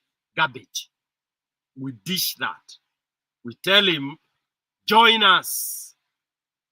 Don't come here telling us you'll announce a party for us. We are not interested. We already have our movement. Just mobilize. We remove this idiot who was your boss, who you sold to people.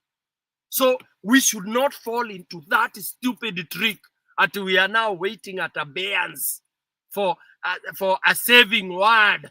And hey, man, we are going to be in shit. They are already DAP, they are already any mother people something and all that. Then now you are put in suspense, waiting for a Gachagua announcement. How stupid can this be? Gachagua, you are coming to announce when we already know in Mulima, kuna Martha, kuna nini. What are we talking about? You are putting us back into the merry-go-round, the musical chair. And I want us on this show, moving on, we should preach and call it. What is nonsense, we call it nonsense. Gachagua, you spill what you can spill about Ruto. Then we don't mind you. You have, of course, he has confessed. Okay? But don't pretend like we wait for you as Jesus coming to save us. Or as Damascus. No, you are not our Damascus. Period. But you support people because you have your following. Because Mulima ilirogwa. Sahi Mulima inaadora Gachagua. They have forgotten all the garbage. Okay? But Mulima nayo tuambie, if you are coming, you are not coming to tell us that Gachagua sijui apewe Getungati. By the way, Gachagua can be Getungati of Central. That we are not refusing everybody. I mean, in my own opinion, let you give him a Tungati seat that you want to give him there. Okay? Let him be what you want him to be there if the law allows. But don't bring him to us as Kenyans utuambia ati oh, he can Tungata the whole country. Never. Don't do that. Don't do that. In fact, once you do that, some of us will be on the ground. So, Alex, your concern are my concern. And I can see in the comment, yes, it is the concern of everybody else. We cannot forget that soon. Gachagua aliongea kwa speech yake akasema Ruto ni kama ngiri pia. But Kenyans are like ngiri. Okay? So Ruto, nani James, both of you, I agree. Wacha Gachagua afanye hii job saa hii, hakuna mtu wa kunini, kuna mtu wa kutoa huyu mtu suruari na kumsukisha hizo mavitu zake. Wacha Gachagua afanye hiyo. Na hiyo tu ndio job tunampatia Gachagua. Hiyo ingine tuta decide. Si Gachagua decide. Awache hiyo kusema ati atakuja kutuambia ni basi gani tunaenda nayo. Hiyo statement watu wakatae. It's not Gachagua to show us where we are going. That I refuse. Thank you.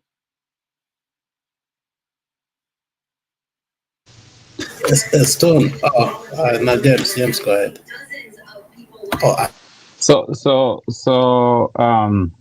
Stone, the question that you asked, that's the one and the only main concern and important question that I also have. And that's why I say there are two people, and one is becoming a professor of propaganda, and that's Professor Ruto.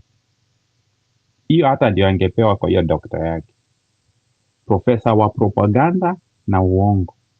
But then he's finding his match, and swali ni hiyo yenye Stone umeuliza, if Gachagua is not there to respond to Ruto, who will? This is the only time you will see extreme killings of the Gen Z. That's what you're going for. It's good. Abductions. So when Gachagua somehow, even though we don't want him to be the flag bearer, but he's acting as a weapon that Ruto and his brigade are paying attention to. That is something worth noticing. It is not on endorsing Gachagua. You're asking, we will build the Gachagua. Let me tell you, Gachagua has only one vote. We can use him and dump him, and we don't owe him an apology. We can build this revolution that he joined, and he can join and continue to help fix what he created, because that's what he's doing. He's just fixing. He's helping us. And when it comes to the Department of Propaganda, to Memper, because failure to do that, there is abductions. Gen Zs are trying. They left the streets. They are online. So Gen Zs have spilled their blood in the streets. That's the narrative you're talking about. And when they left the streets because of being shot, work online, they are being picked. That was the entire December and November. So another strategy that is here is also using Gachagua. And that does not mean we are endorsing Gachagua. Gachagua knows and needs to know that he only has one vote. Kwa hii entire revolution, hajabeba Mount Kenya. Mount Kenya, I will keep saying, they left Gachagua in government. He started talking about this 1 man, 1 shilling, 1 vote when he realized Mount Kenya don't want anything to do with him and Ruto. So, your party could build Gachagua. I don't feel like I'm more concerned about it that much, because as we build this revolution, akisema, the next minute atasema, now I want to be the flag bearer. that's when you will see the entire revolution moving to the next person, hata kama ni Matiang'i. Tutamwacha hapo na chama yake ya watu watatu. Na I guarantee Mount Kenya is not going to be with him because they know the rest of the people are not going to vote for him. So Ruto will come back. That's a strategy. So I can say, in a nutshell, Gachagua is trapped. He's trapped in a revolution that he will have to be part of it because of anger, because of revenge, because of apology. We can give him the Itungati ya Central akitaka hiyo tutampea. But ikifika hapo mbele, hata Stone PK, I feel like he should just announce these parties early enough. Ndio watu waanze kumwambia hiyo strategy hatutaki. Hatutaki kukuwa disorganized in 2027. We need to know is BS hapa hivi. This year aseme Kenya anasema, tumwambie si uko na vote yako. Wewe na Mama Dorcas, nyinyi muende murana na hiyo party. Sisi tulikuwa hapa, sisi tunaendelea hivi. You can continue beating, and then failure to do that, then let him go back to Ruto. They will know he wasn't part of us. So we can use and dump Gachagua without apologies, or he can, as a citizen, as a concerned leader, that Ruto will come back na tuvalishwe vinyasa vile alikuwa anasema, and pave way for other leaders. But we cannot dismiss the importance of Gachagua. And every time someone from Mount Kenya says things about this, Gachagua, they think we are worshipping Gachagua. No, strategies work. Propaganda works. Vita zenye zimepigwa Kenya za politics, hata hazikuangi vita za maana, hazikuangi politics ya maana. Bottoms up ilikuwa propaganda, and you know it. Ilishinda hii inawezekana. Bottoms up ndo ilinunuliwa. That was the kachumvi kalikuwa kametosha hapo. Azimio inawezekana hiyo haikushika. So going to the next election, general election, with Ruto in government, without Gachagua, you might as well just renew Ruto. Beating down Gachagua. You know, that is, I think you people are talking from, anybody listening to me clandestinely will understand what I'm saying. You people are speaking from both sides of the coin. You agree that the only person that is able right now to deconstruct Ruto and bring him into senses to a point that he's spending millions of money in 6 days, but yet 3-4 words from one man deconstructs him completely and brings him to the drawing board, is one person called Gachagua. I agree with Stone PK. We made noise when we were in Azimio. We asked, where are our propaganda machine? That's the question we asked each day, and we were belittled. We were told we don't need propaganda. We need to say the truth. Tukakatasho, we don't need propaganda here. To say, no, Ruto is using propaganda. Ruto is mendacious. Ruto is lying. Ruto has made people believe what is a lie to be the truth. Tukakatashwa, tukasema, no, we can do it alone. You cannot say that the only person we have to deconstruct Ruto is Gachagua, and you say that we do not need him again. The mountain must tell him that after this we don't. So, and that is why I made it easy for you to say, okay, you use him up to what time, up to what level. My brother, whether you like it or not, even me, I have come to this. I have come to this conclusion. I don't like Gachagua. But Ruto to be deconstructed is after he has been defeated from office. We cannot say that now we have finished with Ruto in the middle before Ruto gets out of office. We are stuck with Gachagua until the election is done. We are stuck with him until the election is done. So after that, that is when we will understand how to get him out. So we cannot say we are done with Gachagua. We are with Gachagua until the election is done. And if he is in the formation or the coalition that will be against Ruto, unfortunately, we are stuck with him in the next government. That's why I keep on saying that, look, it is a high time you either embrace the man fully or suck it and get used to it, or go to the nearest dustbin and say, okay, we don't want him. We will create our own propaganda, which actually we don't have. We are agreeing is the only propagandist we have. Alex, you know, Gachagua is not propaganda. And also, I agree with you that we have to be very careful that at what point do we want to discard or slow him down rather. There is no point. We are not.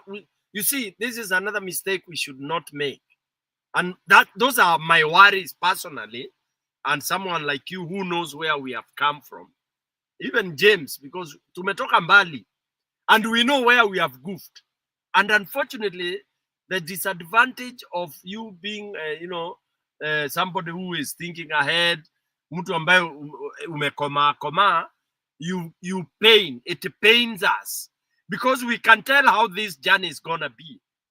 Okay, me and you, James, and all the panelists here, he script tunaiona, and if anybody was to consult us, nitumie huyu nadiwa Mumias, huyu kijana Peter Silasia, although watu wanamchukua ni kama ana joke, he is talking sense. For us here, we can see the journey. We can see how it's gonna be. So the most important thing that we need to do, and this is where I'm appealing to our force, the force that is supposed to lead this way. Watoke kidogo, watoke huko kwa TikTok na kila kitu na nini. Hata kama watasema ni somebody like Morara to come and counter this garbage, okay, he should come out. Whether they have not, hata kama waja agree atakuwa one of the nini, but Morara in his own capacity, because he said he wants to compete for that, I think he should now come very loudly. Unfortunately, he's always putting the Bible first. And once you put the Bible first in politics, you become weak. Because there are things you are not supposed to say. Because umesema umeokoka. Okay, so you are supposed to be soft. You are supposed to be there. In politics, you can't be soft. Ruto is never soft. Yet he has his Bible in the mouth. He quotes everything on the Bible and he pretends to be more than Jesus. Anyway, what I'm trying to say is, can we, because Gachagua is spilling now, what I call spilling, although the Epiana spill waiting to be called or back to the other side, kule alitolewa, he still has an open window for that.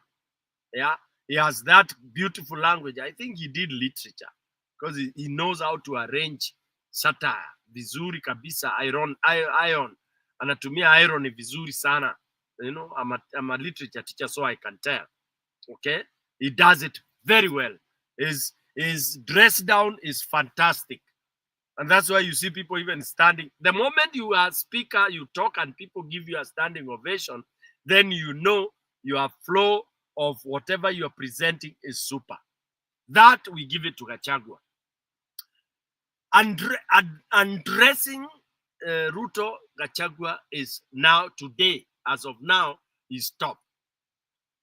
But now the worry is what Alex is asking. And I think he has a lot of sense. When do we discard him? You can only discard him when we have a replacement, Alex. Now, most likely with those who are there, hakuna mtu ambaye, because you cannot outmatch my wife when we are divorcing. When my wife is insulting me, the wife or the other lady that I'm dating to replace her cannot match my wife who is deranged. Ni ngumu. Jule wife wangu ananijua sana, atasema hiki kijamaa, yani atatoa vitu zingine za ajabu.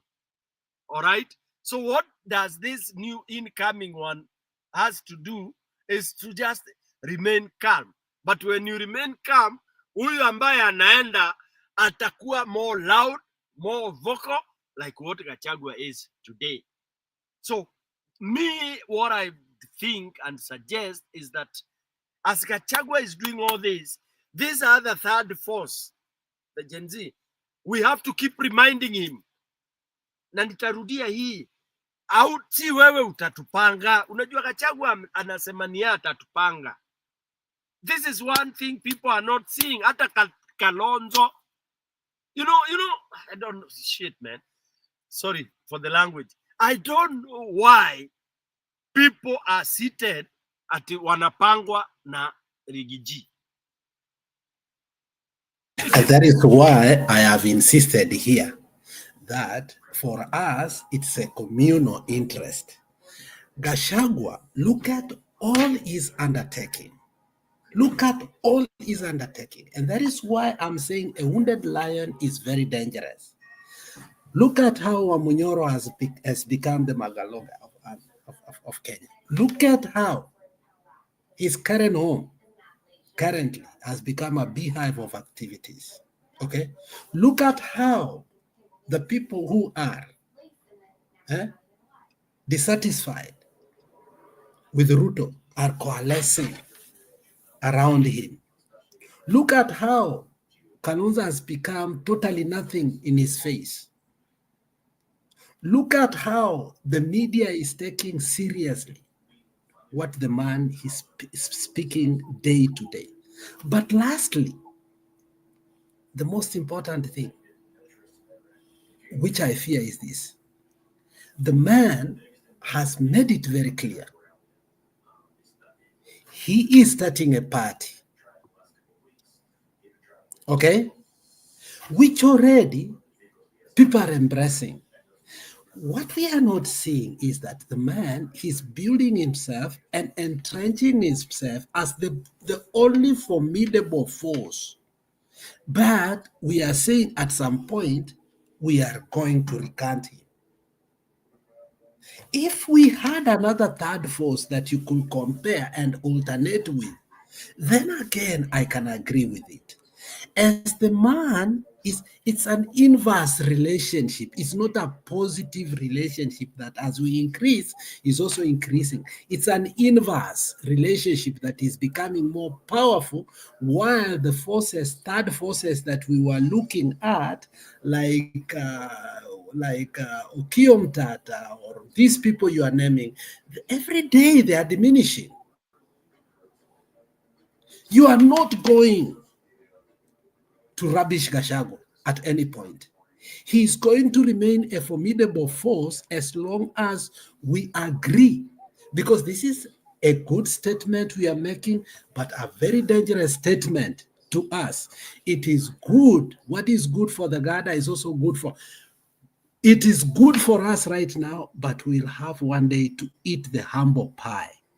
If the guy is the only person right now that is able with the propaganda machine to deconstruct Ruto, we must stick with him to the end of the game. And the end of the game is when Ruto is taken over. Alex, thank you for that. Alex, because, you know, our aim on this channel and the other channel is to give that third eye, which, by the way, Alex, I hope one day we will have an opportunity to go home and be able to give the little we can. I'm not saying we can give much. Now, very good point. And I have tried even to communicate to people like Morara. Now, what does it take for somebody to hold a mega press? Every time there is garbage, mobilize press and whatever. I know, because it was revealed the other day, I put a clip on it. You have to pay these people. These media Exactly. are rubbish. That's why it is in our discussion today. It's garbage. They are not on Mwananchi side. They are on business. You have to have money for them to come to use. Okay? And I know that is where now it becomes an issue. Gachagua. Yeah. Gachagua has the money. Gachagua has the money. So that's why I'm saying now, people like, I want to talk about all those other people whom we think can help. What do we call him? The Taways, all those who have expressed interest in presidency. Martha Karua, of all the people, why can't she say, Sina pesa, but I need to hold call press whenever there's garbage linatokelezea and we need money. We can fundraise. We can do public, what do we call it, flood raising in the country, because because we don't want, like, now, when did Mother ever last hold a press conference to talk about this garbage? Yeah. So what I'm saying is it has to be active. Morara, for example. Morara is making a very huge mistake. You collect your other age mates hapo hapa na pale, mnavaa bandage hapo, then you start saying you'll be president of Kenya. I mean, get out of that. That's where now, Stone PK, I'm agreeing with you that, look, we must have a positive relationship with Gachagua, whereby our supply will increase with our supply.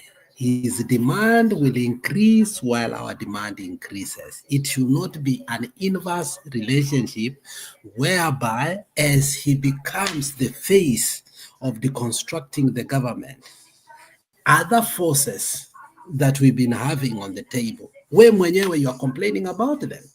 Now, that is why, and the question I'm asking is not that I'm propelling that Gachagua, we should remain with Gachagua.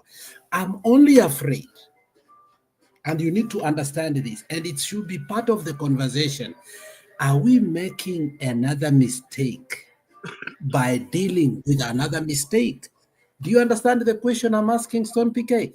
Are we creating a problem while we are resolving a problem? Are we truly resolving this problem? That is my fear, that we might get Ruto out. He might be a one-term president, but then in the midst of that, we wouldn't want somebody to hijack again our forces or our hard worked, okay, liberation. Somebody like mtu atuambia ametoka AUC tena arudi, that one's atawe, afadhali Gachagua aendelee. We wouldn't want Raila or anybody. We don't want nothing like that. So the forces that we've been thinking about, they are so timid. And you have questioned here, why can't they give even a press conference? Why can't they, if they can't give that press conference, Stone PK, why can't they go to TikTok and have a conversation with the people? Gachagua went to TikTok. He had a viewership of 350,000 people. Why can't you just embrace people on TikTok on a weekly basis and use whatever media that you have? It is not working that way. So my only fear is that you are saying at some point we will leave Gachagua. What point is that? If you can tell me what point is that Gachagua will be left, and who you will have built to deconstruct Ruto by then, because all of you agree that we don't have any other person than Gachagua, then start mentoring people to do that job so that they can be equals to him. By that time when he goes, we have equal people who can deconstruct him. Edwin Sifuna does a little bit, but he has refused completely to compromise his position in regard to Raila Amolo Odinga. And the rest of the people, as you have seen them. So if Gachagua will be the face to deconstruct Ruto, you can't get to a point that he has started his own party and say, now we don't need you because you have started the party. You will have to embrace him to the end. You have to give him the MP. So we are making a mistake while we are resolving a mistake. But if it comes to that point, then we must embrace and ask which mistake must we remove first. which means Ruto has to go, let Gachagua then stay. If that is the fact that Ruto must go, because we've refused kufa ndereva, kufa Makanga. It looks like sasa Makanga atarudi, na nini atabaki? Makanga atarudi ndio dereva akufe. Hakuna the motto kuwa kufa dereva, kufa Makanga. That is what I am seeing here. Thank you. Francis. Julia or Njiro.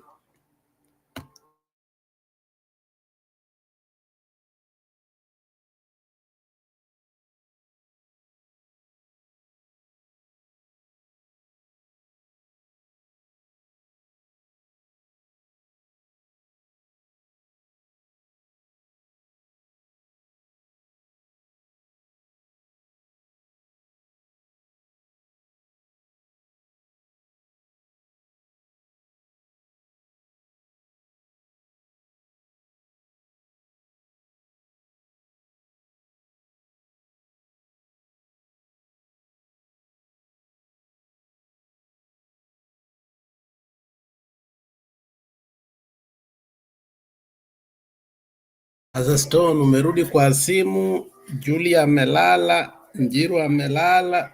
I don't know what to do here.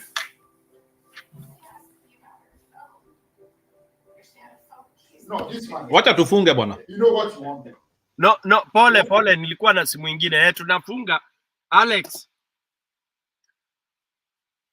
1 minute. Kila mtu atoe minute yake ya mwisho, alafu mimi nitakuwa mwisho.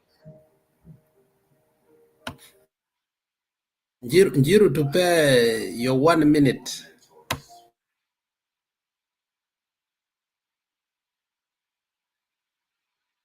Njiru amepotea pia. Alex. Okay, ni sawa.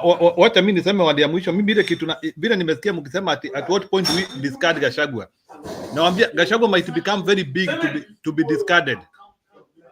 Gachagua might become very big to be discarded. So hiyo story ya kusema at what point we discard him, he will become a big and big and big and big until you cannot do away with. That is how Donald Trump also became big. Mtu anaanzianga pole and then that's what I've been telling them na wanakataa Njiru. I mean just tell them the truth. Tukubaliane hivi. Unajua mimi I don't mind Gachagua becoming big, Njiru.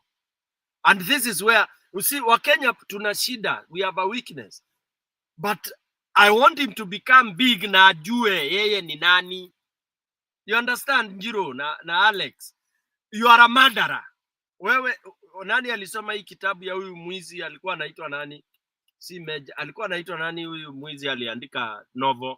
Every one of us read it. You killed people. He confessed. He killed. He raped. He My did life in crime. Yeah? My life in crime. My life in crime. Thank you, Alex. You see, Alex, Kenya, the day we will admit that Stone PK was number one, a criminal, a gangster, jailed, released, escaped from jail, the day we will, your content, unajua, that is Stone PK. Life as at that time. Now he tells us, I'm a confess, he's now a pastor. Like this garbage, akina Waruinge, akina Maina and all that. Okay? The moment as citizens, we take that properly, not with the tribal insinuation. Kama sasa, Mulima, I have very big serious issues with Mount Kenya. That's why I hate to be associated. And thank God I'm not anywhere near Mulima. Ati saa hii mtu kama Maina, ati unaona watu wakiimba nyimbo za kishenzi, ati he can be a leader in, I mean, Mulima is ilirogwa. Mulima has a lot of garbage, whatever. Because right now, Mulima, they are saying Gachagua can be their kingpin. Alafu, they forget completely that he was the idiot that brought Ruto, insulted everybody, and he, by the way, Gachagua is worse than Ruto. Take that to any bank you want. Take that to any bank, Alex and Giro. Gachagua today he sits in power, is the most terrible human being you'll ever see in that country. You can see even in his face, even the way he talks. You can see his demeanor. is terrible. He's a terrible guy. But if we have no choice, we can have him because we have no choice. But remind him that you are still the hyena that was finishing our goats. Si kuenda kumusudu, ni kumwambia, wewe tunajua wewe ni mwizi. Tunajua wewe ni muuaji. But because the way it is, when you maji imekueleza umefika hapo juu, hatuna choice. So I'm trying to support Njiru's point. Because Mulima people ndio walirogwa could destroy the country called Kenya. Mulima is the curse that was given to Kenya. The curse number 1, ati wako wengi wanakura. That is curse number 1. It's like when you are second born and your brother is your first born. That's a first curse. Wewe umezaliwa number 2, you have a curse. Anything you talk unaambiwa wewe dogo, sikiza. Wewe bro, unajua mimi ndio hivyo. Everything in the house ukiongea unaambiwa wewe sikiza bro wako mkubwa. That's a curse. It is usually a curse. Ukipewa position ya DP, vice president, position number 2 in any organization, in any situation. James anasema mweka juu. Yeah? Nani? James. Yeah. James anasema kwa chini. Yeah. Yeah. So ndugu zangu, position number 2 is a curse. Anywhere is a curse. Don't think you are blessed because you cannot think independently. You are a slave because you have to go by what number 1 or whoever is on top of you is thinking. So Njiru, I agree with you. As much as we may want to do that, from what Mulima has done, and Mulima has made mistakes throughout since pre-independence. Mulima ilifanya makosa kutoka siku za Mambo. Okay? So, and they are the ones that have put us where we are. Okay? All the madhambi tuko nazo ni juu ya Mulima. I keep on saying that. Ndio wanapenda pesa, ni tamaa mingi. Saa hii wanasema Ruto ni Yesu. You can imagine, I mean, not Ruto, Gachagua. Walituambia Ruto when he was there, Ruto was Yesu. Gachagua alikuwa anasema Ruto ni Yesu. Akina Raila walikuwa mashetani. Of course, tumejua ni mashetani sasa. So they were all the same. But Mulima is the one that will lead us into all the evil that we have. So it is true, Njiru. We cannot rule out Gachagua. It might be, so unaona hata vile akona ma strength. Anaongea juu ati ataambia watu kule ati anaenda. He has the guts. Mulima, watu wa Mulima wanakuanga na guts. Mtu anakuibia na amefungua macho hivi na ni mwizi. Tuko pabaya. That's why Gen Z ndio inatakana ituokoe, lakini nao wamelala, wanaonekana walilalishwa. But I don't know. Grace Soita, we were closing. You can come in and I don't know whether you've been listening to what we've done for the last 8 hours.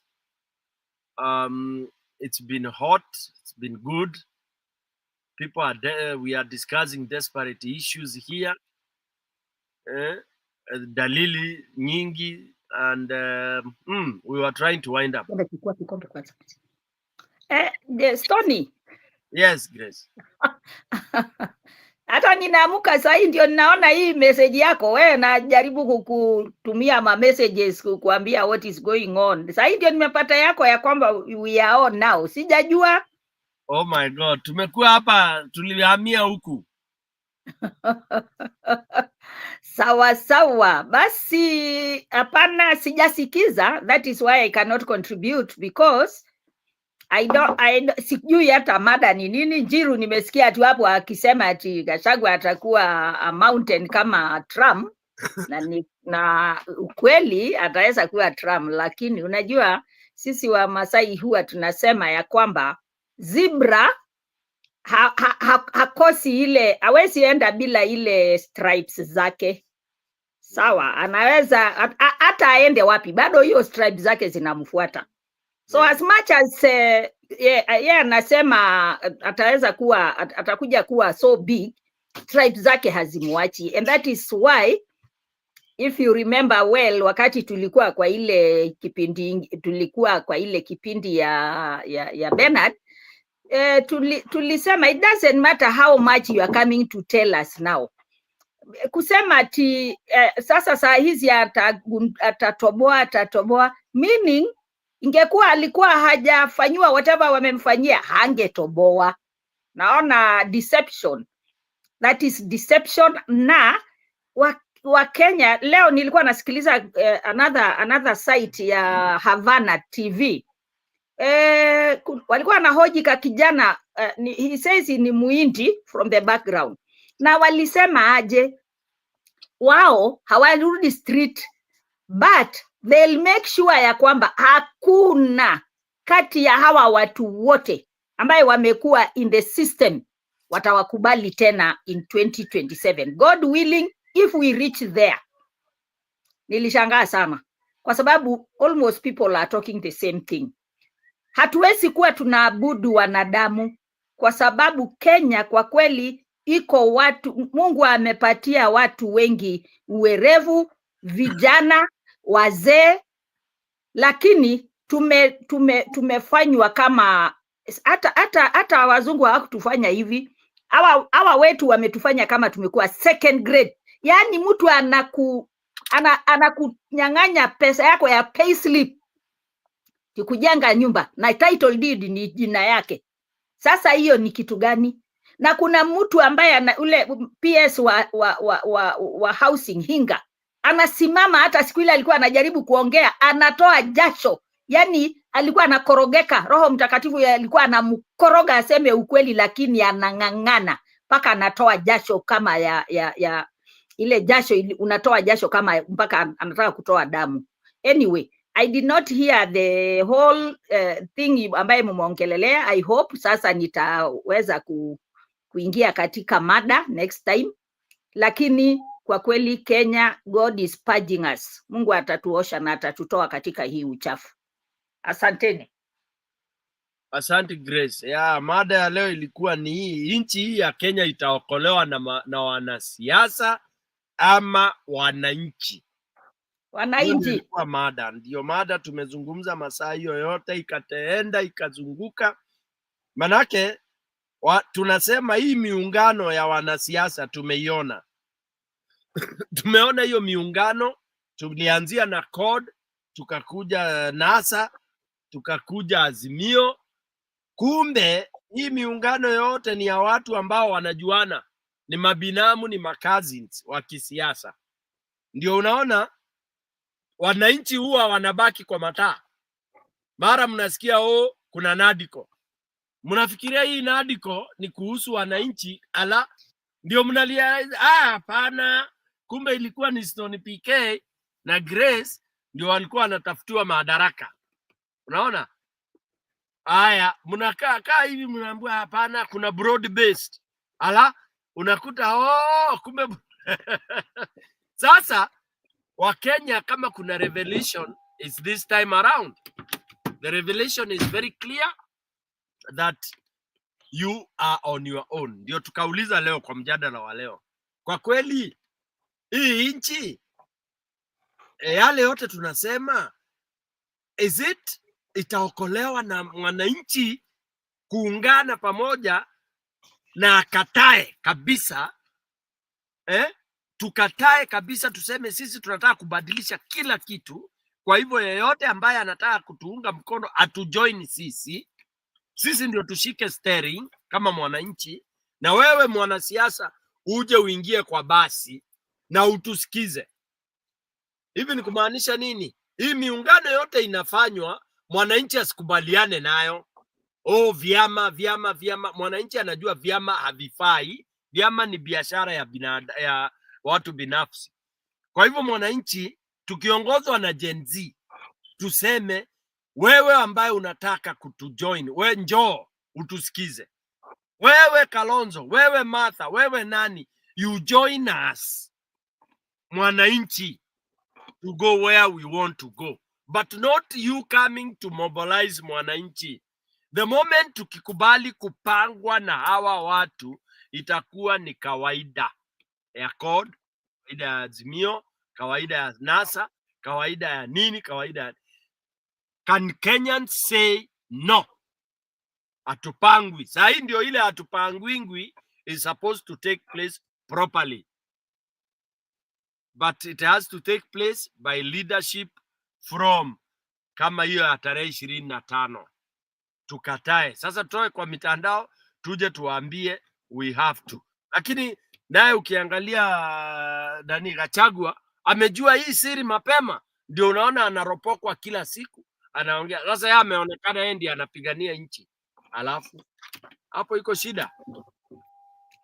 Stony itaingia in line, wacha tu ang'ang'ane, kwa sababu watu wamesha, basi imeomboka, hakuna kitu anaambia watu, hiyo basi imeshaondoka. Hiyo yote hata umezungumza leo asubuhi, Onyonga alikuwa anaongea na Abdikadir, alisema I wish the Gen Zs and the millennial come and say hawa wengine wote watoke kwa bus, sisi ndio tutaongoza, nyinyi mkuje nyuma yetu, and it is going to be like that. Haya, we are praying. Kumbe ninafikiria Onyonga tunafikiria the same then. Yes, na kutumia hiyo kitu. Unajua saa zingine na kukumbuka wakati tulikuwa tunapambana hapa. Mimi nimekuwa hapa masaa 9 nazungumza that. I didn't know Onyonga leo this morning kwa NTV aliwaambia ya kwamba na nitakutumia. Amesema I wish the Gen Zs na millennial na the boomers whatever they are watateremusha this hawa ma politicians wakuje nyuma, lakini wao waende mbele. Asanteni sana.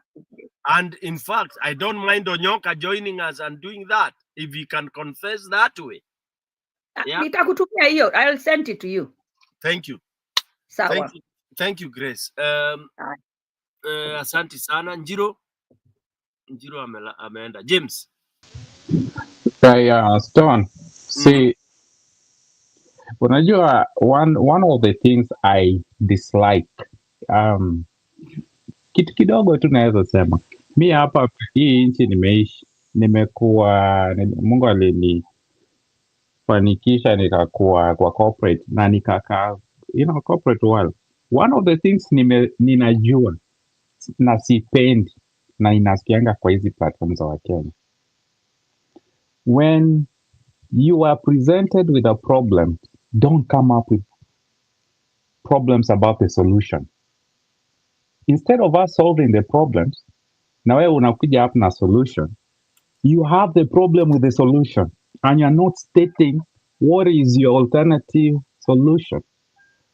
That way we can go down those lines and say, okay, of all the 7 possible solutions, this is the best that we have.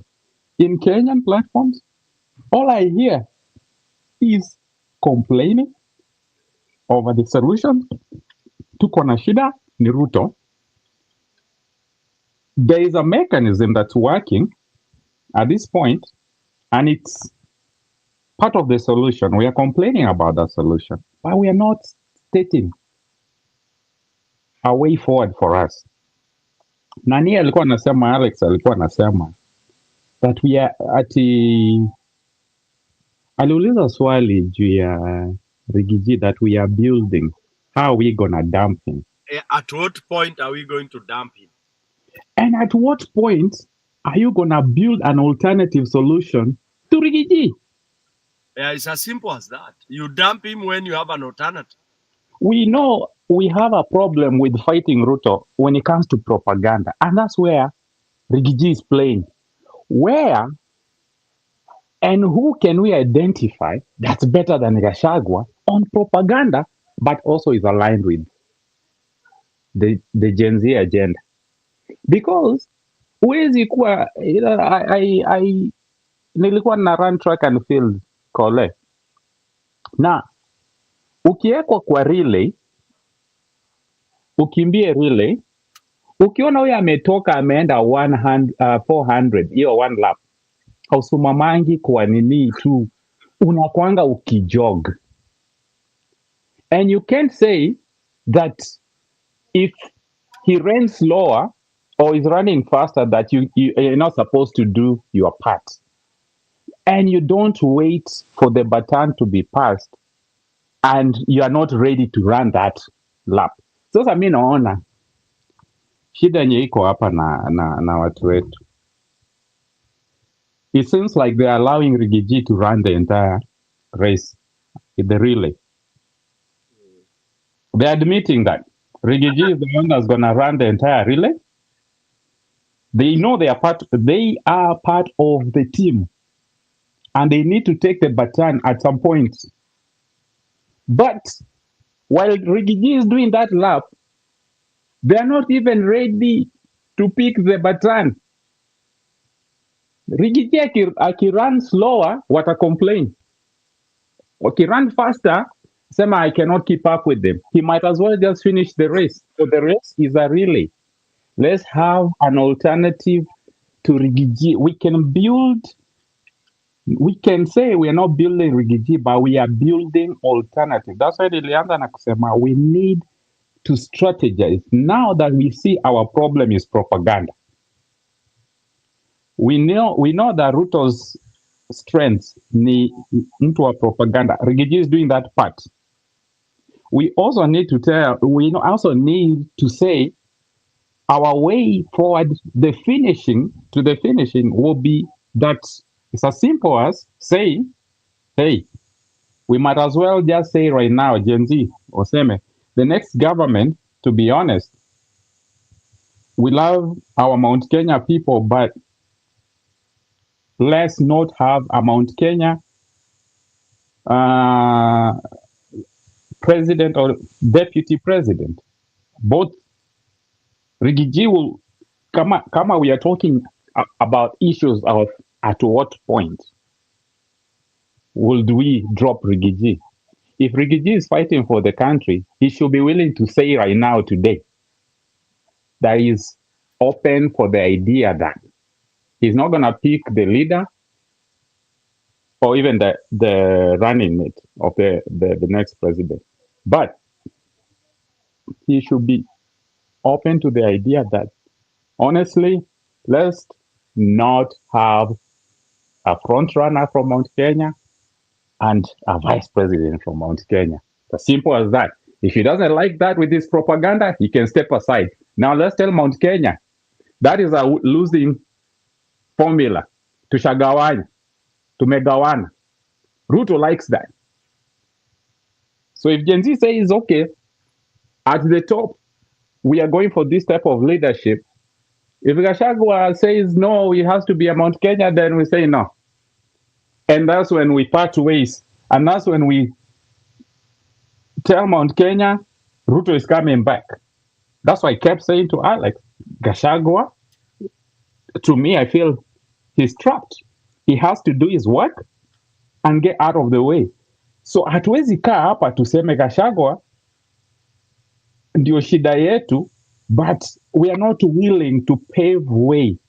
If he's doing most of the work, why don't we finish the job? Who has the vote? The people have the vote. If we state our expectations for the leadership today, what is stopping Gachagua from stepping aside? It's as simple as that.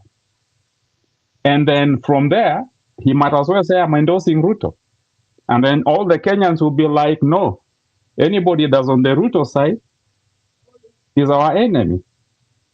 So I feel like Gachagua is playing his part, but we need to also say that we are willing to play the rest of the part of our part. But we can't just sit here and say, oh, we are building him, so when do we dump him? Most likely, if we don't do anything, now your approach, we are not gonna dump Gachagua. And that's where we fail. The other mistake we made, we celebrated when Gachagua was kicked out in a way that looked like we are for the approach ya kumtoa tu, na tulikuwa tunasema, mimi nakumbuka nikisema hapa, what Ruto just did, he built Gachagua. Even Mount Kenya, this entire movement did not build Gachagua. The way he was kicked out built him. And when people celebrated that premature impeachment, that's when we knew, and I knew we had a problem. So now we have to deal with Gachagua, that's not gonna go away, and we have to deal with Ruto. So hata sisi wa Kenya pia nao tujuange ni nini tunataka. We need to play our part. Gachagua is doing his part. Kenyans need to do their part. Gachagua akisema Mount Kenya watakuwa president na DP vice president, tumwambie enda na hiyo chama yako. But it's a losing formula.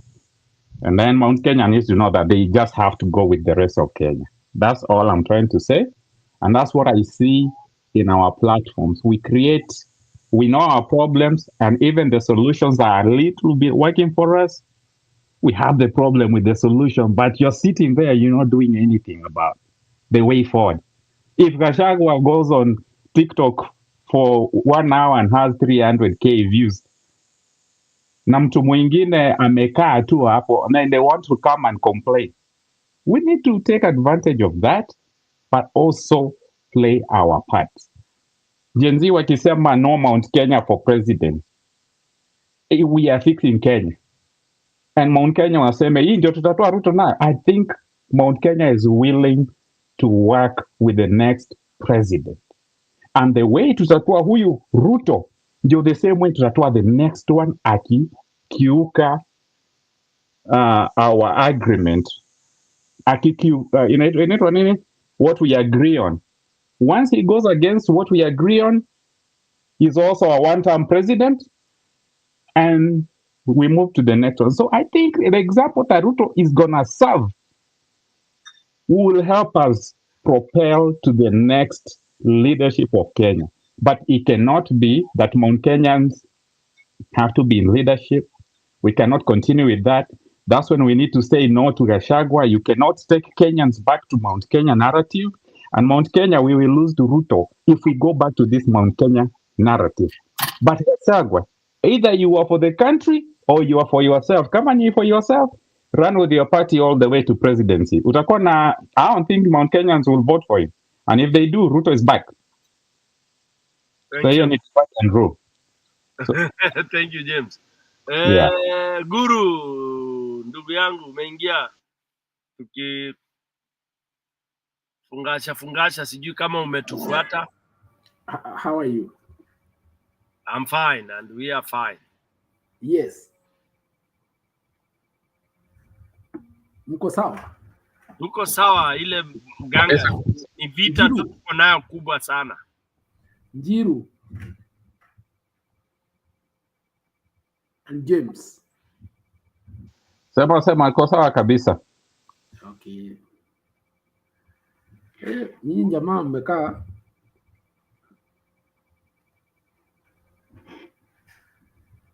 yes, so Stone PK. Yes, sir.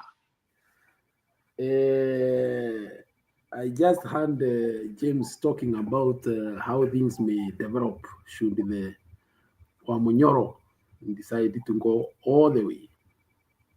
Yes.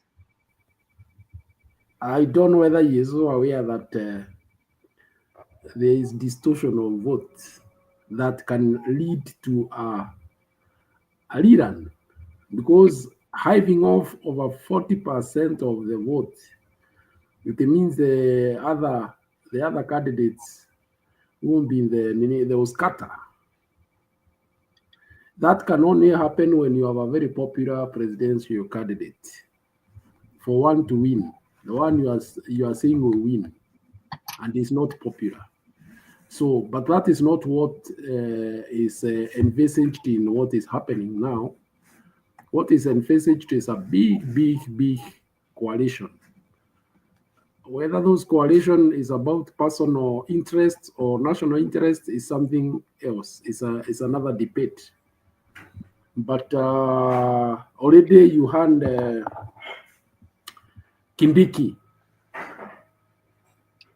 say that they are not the current regime is not so much focused on a second term.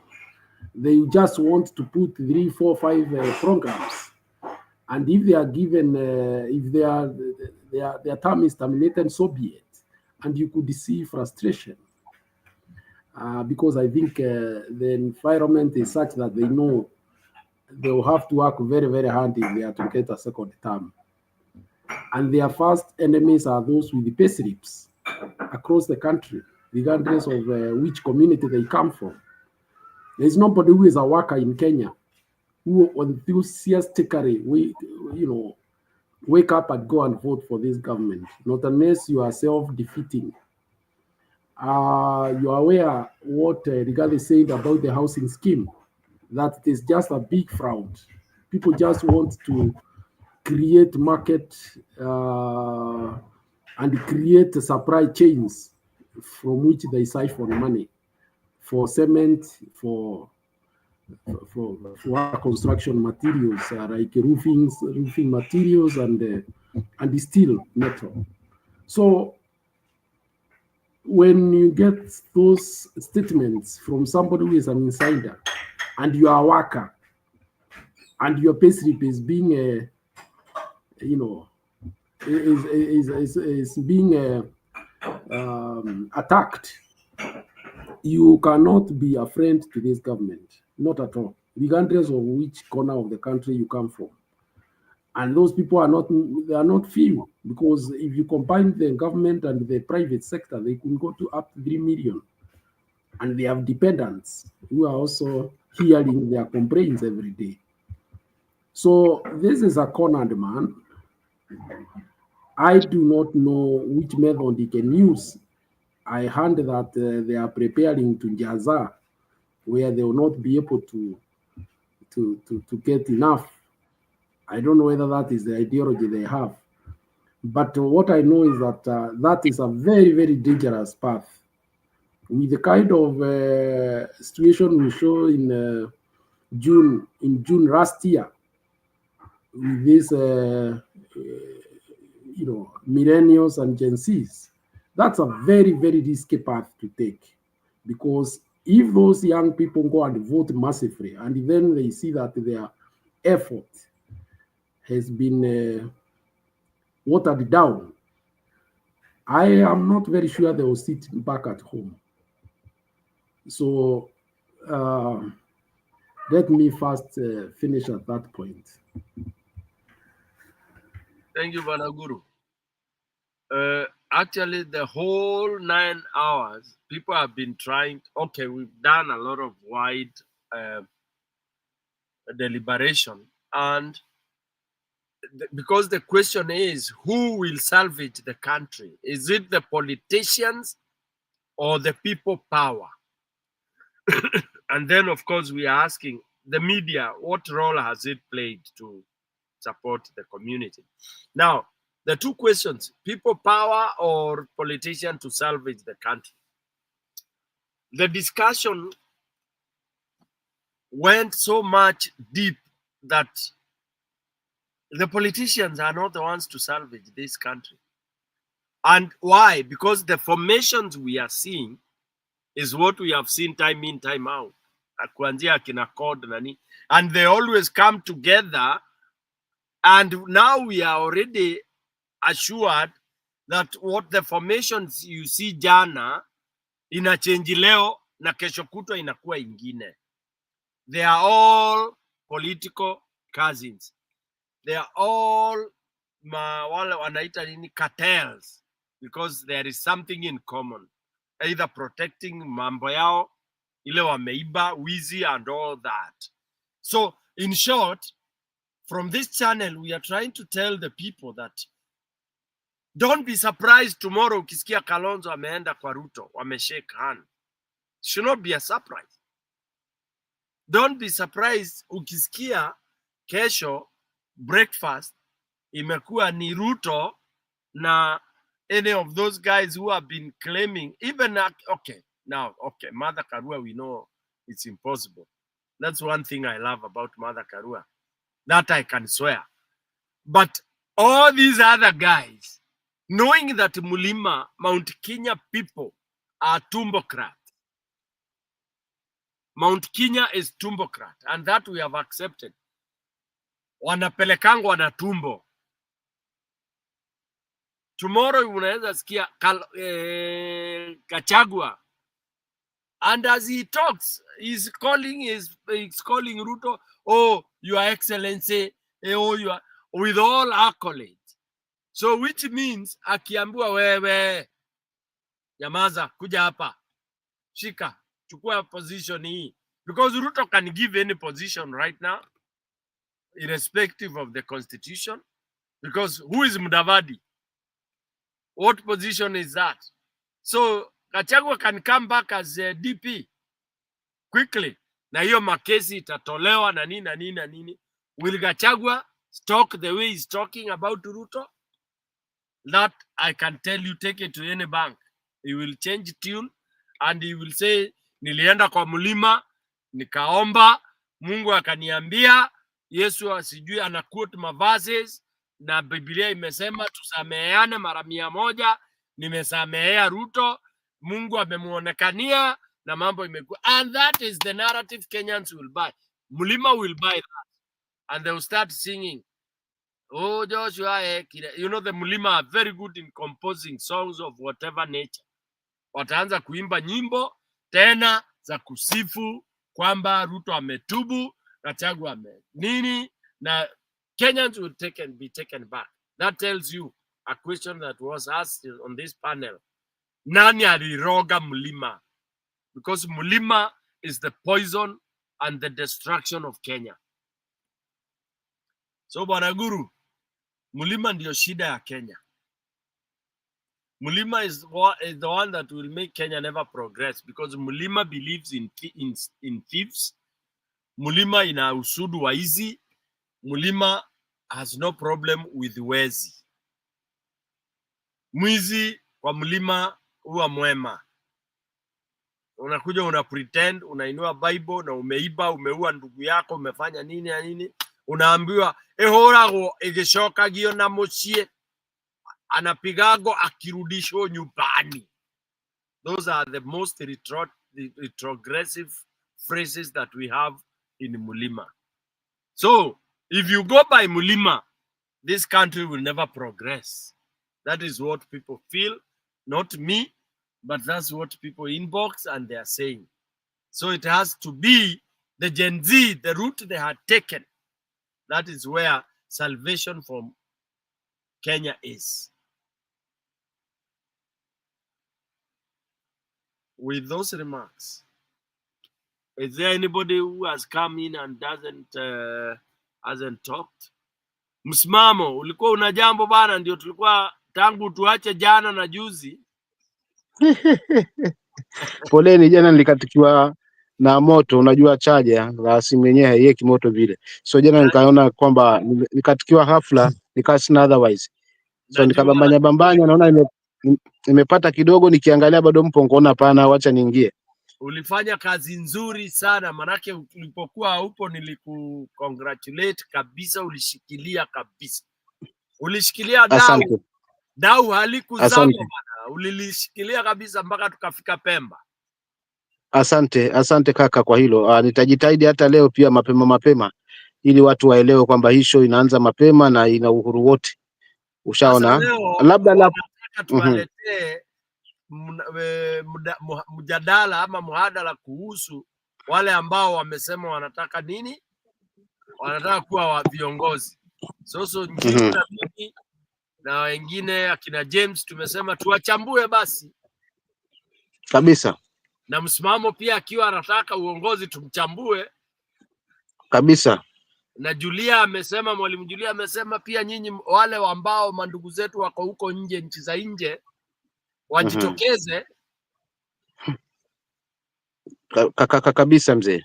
Manake dau lazima liokolewe. Kenya imezama, si ati inazama, Kenya imezama. Kabisa, na ukifanya mchezo wa kuweza kuinyanyua haswa hakuna. Hamna. Mimi labda la kuongezea hapo kwa Gachagua na siasa ya Mlima. Ni kweli umegonga ndipo. Unajua Gachagua anajifanya. Kesi hii yake ni kama yeye mwenyewe alikubali mahakamani baada labda pengine kimtazamo wangu kwamba kuafikiana kwamba wewe bwana unatakaje, achana hii kitu, shika hivi, tulia kwanza, akatulia. So hii ndio imekuwa siasa ya hawa jamaa wanapotaka kusafishana na kutaka kuungana ama kuachilia. Hawaachilii bure, ni lazima akiachilia jambo basi lina sababu.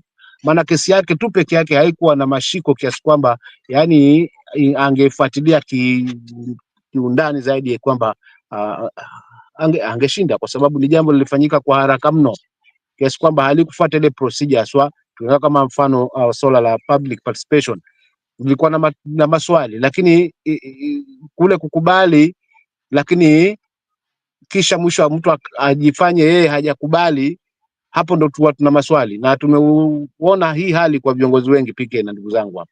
Mfano kama Raila pia alikuwa na huo mfumo kwamba ukimwona jambo limeshatulia basi jamaa ashakubali na wao washakubaliana, washapia na mikono na kadhalika, na makubaliano yashapita. So hili la jamaa anachezesha siasa hapa kuweza kutuleta katika siasa ya huruma, na siasa ya huruma ndio ambayo imetufikisha hapa tulipo. So hiki anachokizungumza yeye, wacha ababwaje, lakini mlima msijaribu kumbeba kwamba huyu mtu sasa is the kingpin. Huyu ndio kusema, huyu ndio kutenda katika siasa ambayo sasa hivi yeye mwenyewe kwa kauli yake haswa kila ambacho amezungumzwa nacho ndicho anachokifanya, kwamba tutakuwa na chama cha watu wa mlima ambacho ndio kitakuwa ni chama cha kitaifa. Na pia siasa bado kila mtu imerisha ngome yake, bado anaendeleza tu siasa hizo ambazo ni za ngome, na kama ni za ngome basi ni za kikabila, kumaanisha kwamba pindi ambapo ngome fulani itakapopiga kura kwa wingi, huyu jamaa ama huyu katika siasa ya hali namna hii, basi mtu atadimandi viti katika serikali, kwa sababu ama mazuri mengi kutoka kwa serikali, jambo ambalo sidhani kama litakuwa na tija, kwa sababu hiyo ndio siasa mlima ilivyokuwa, kwamba sisi tumepiga kura kwa wingi, kwa hivyo lazima tuisabike katika keki ya kitaifa kwa sababu tumefanya kazi kubwa mno. Hiyo kauli anaizungumza mpaka leo na kesho ataizungumza kesho kutwa kwamba tulifanya kazi kubwa kuweza kumweka huyu jamaa, piga huo mpaka tuhakisha kwamba kura 87% ya watu wa mlima imeenda kwa Ruto. So meaning kwamba hata ukisema na support Matiang'i, but still Matiang'i wataweza kumpelekesha the same marais mwingine wameweza kufanyiwa, kwamba sisi watu wa mlima tumefanya kazi kubwa katika suala zima la upigaji kura, kwa hivyo sisi tuko part of this government na tuna demand hii na hii na hii na hii, kwa sababu hayo ndio matarajio yetu ama ndio matakwa ya watu wa mlima. So siasa namna hii haitatupeleka mahali. Wacha mlima uunge mkono sehemu nyingine kikamilifu, wacha wagawane, hawa waonge huku, hawa waonge huku, wacha wawe na uhuru. Hii macho kwamba tunaenda as a block, it does not help us as a Kenyan people. Inasaidia tu baadhi ya jamii kiasi kwamba jamii zingine zitakuwa hazina nafasi katika serikali. Hili jambo linauma, kwa sababu pindi nao jamii nyingine wanapopata nafasi nasema na sina wakati wetu wa kula, huu ni wakati wetu sasa hivi wa kula. So hii siasa ndio inayotumaliza katika hili taifa letu la Kenya. So Gachagua, wacha tuambie kama ni mkweli kwamba nani alishinda kura. Hilo ndio swali kubwa ambalo mimi nalihitaji kutoka kwa Gachagua. By the time amesacrifice maisha yake kwamba mimi sasa wacha nituboe hili jipu kwamba fulani hakushinda, basi hata kumlinda tunafaa tumlinde kama Wakenya, kwa sababu ametuambia mzizi wa fitna ambao upo kuhusiana na swala zima la kura. Maana mpaka sasa hivi ndugu yangu PK na ndugu zangu hapa, kwamba mimi siamini kwamba kura yangu ina thamani. Yule ni mchaguae kama rais wa Kenya, sidhani kama ndiye ambaye anakaa katika mamlaka. Kuuziana viti kupo, kuregeshana urafiki kupo, na watu kupanga kupo. So kura inapangwa mapema, alafu sisi tunahitimisha tu, lakini already watu washaka wamejua kwamba hii mambo itakwenda namna gani. Kwa hivyo huo tu ndio nitaka kuongezea kama kufunga kwangu kwa leo. Asante. Asante msimamo. Hayo ni mambo mazuri, ni yakina, na ni kweli manake sasa chaneli yetu Talk and Act, kusema na kutenda, ni kwamba tuzungumze na wananchi, tuwaelezee kabisa, yani tuyatamke yalivyo, and then we don't pretend. Pike kidogo tu niongezee kitu, alafu pia kuna haja ya kuweza kujadili, kwa sababu tukumbuke kwamba Kenya hii katika ngazi ya urais ni jamii mbili peke yake ama ndizo zimebahatika kuweza kutawala. So tukiangalia mapungufu ya mlima, tuangalie mapungufu pia ya upande huu mwingine wa hii jamii, jinsi siasa yao na mambo yao wanavyofanya kisiasa. ndivyo wananchi waelewe kwamba hawa watu wametumesi namna gani, kwa sababu hata upande huu nao wakina Ruto una mapungufu tele.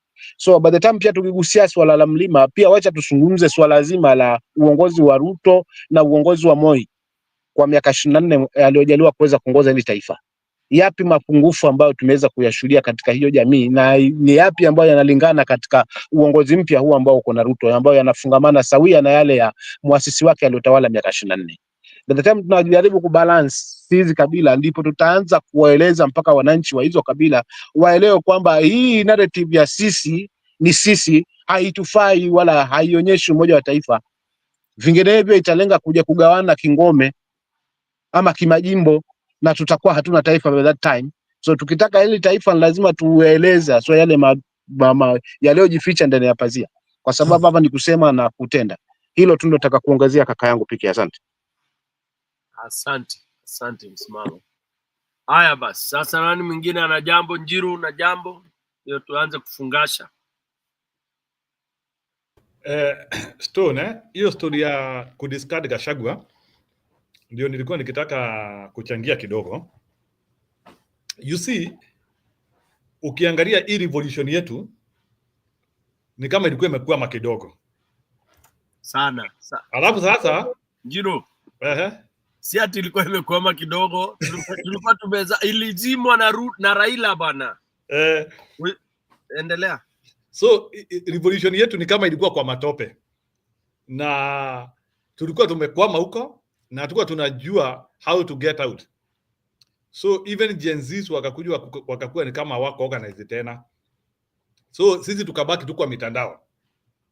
Suddenly kukatokea Gachagua from nowhere after impeachment. Na saa zingine mimi naonanga there is a reason for everything.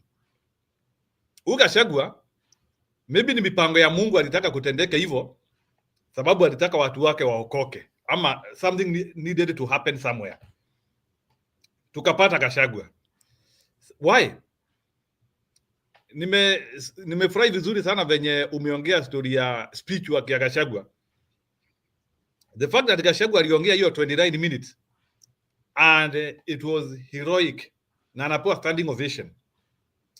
I think Gachagua positioned himself in the history of Kenya when it comes to oratory work. Sure. Unajua hata mtu kama Obama, unajua kuna watu wajui Obama hapa. Obama was made up by one speech. One speech.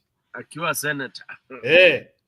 Obama you see that time ilikuwa kama saa hii Democrats have lost the election. John Kerry in 2004. And they are very desperate and they don't know what to do. Obama akapeana speech moja tu. In fact, speech ya Obama, it was even shorter than what Gachagua did. Obama's speech was 14 minutes. Sababu yeye ndiye alienda kupeana closing argument pale ya wamepoteza uchaguzi, and so akaenda pale akapeana hope, akaleta ile maneno yake ya a boy with a funny name, vitu kama hiyo. So alikuwa na vitu tunaitanga traceable points in a speech. Unajua Gachagua, bwana Stone PK, when somebody speaks, unafaa kuongea kama shairi. Shairi iko na kibwagizo, like uko na you have remnants. Unajua we forget everything people say. Hata ukienda pale kwa mkutano, you forget everything that people say. That is why speech writers, they always what we call repeated words. Na ndio ulikuwa ukiona watu kama akina Obama, although now these days that concept is not working. Watu ni kama wanataka resort sana, they no longer listen to speeches.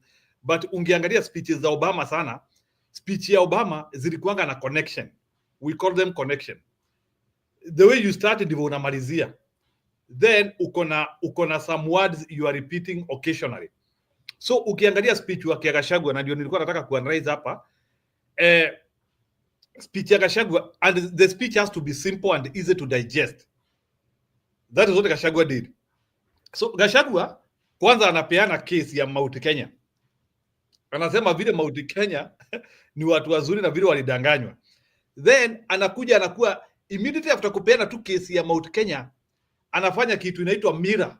Ana mirror the same thing ya Mount Kenya, anaimira to western, alafu analeta hiyo wadi yake ya musangarere sijui musangarere na hiyo sijui ni kuna hiyo wadi mmesema sijui musangarere sijui na amesalimiana aje na Kiruya, I need somebody to tell me sijui musangarere, so na hiyo ingine there was another word mlimoyo yani mlimoyo bado mnaishi yeah, hiyo. So Gachagua brought out that. Na then he brought that after bringing the Mount Kenya case. So kumaanisha sasa he was able to bring a contract.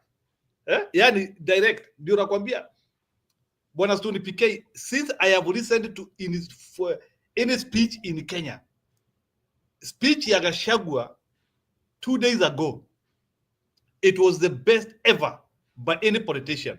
I compare it to speech ya Kibaki ya 1972 ya family planning. Pia speech ya Kibaki ya 1972 ya family planning, it was among the excellent. Now kuna hii ya Gachagua. If you look at that speech without hate or without saying that yule mtu alikuwa anatusumbua ama ndio mtu alileta Ruto, if you look at this speech looking at things which we call figurative language, looking at kuangalia huyu mtu nini, because unajua Gachagua hapo he was able to even give us the character ya Ruto. He was able to paint character ya Ruto vibaya sana. Huyu mtu ni mwongo, ni mwizi, and he was also able to defend himself where he was trying to show that huyu ambaye ananiita mwizi kushafanya opinion, and he is able to refer. So if you look at that speech ya Gachagua, that is the speeches which we say free of propaganda, and it's very difficult to give an elaborate speech free of propaganda and you are able to pass a point. And then Gachagua ukiangalia hiyo speech yake Bwana Stone PK, within 5 minutes Gachagua alikuwa sha capture hiyo room. Within 5 minutes, the first 5 minutes alikuwa ameweka story noma. So that is what now I'm trying to say here. That was one of the best speech ever done in Kenya. And I think akina Kalonzo Musyoka and Eugene Wamalwa, they have a huge task to reach such level of speeches.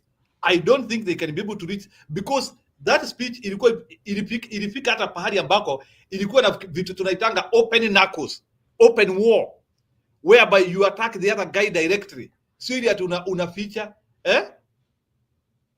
open knuckles. So I wish akina Kalonzo Musyoka can learn how to do attacks in a speech. And that speech was the best, and the people should appreciate that. Sasa the problem is this, na ndio sasa Bwana Stone PK nataka kusema hapa. Hii ndio ile shida tuko nayo. Gachagua is not disappearing anytime soon. And Gachagua is at the center of this revolution now. Now we might say that we don't want him at the power positions ama kule kwa viti za uongozi. But also remember that even Gachagua is also doing this. He is also positioning himself kwa viti za uongozi. You remember the time when people wanted Mudavadi, and then everybody said that tunataka uhuru. So that is the problem which is there now.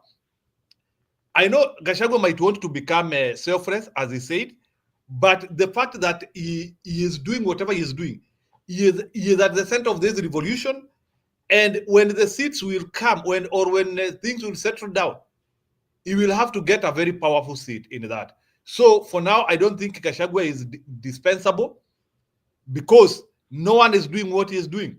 Even akina Kalonzo Musyoka, sijui ama Kalonzo Musyoka ni attacks hawajuangi ama ni nini, but siasa inatakanga hivyo.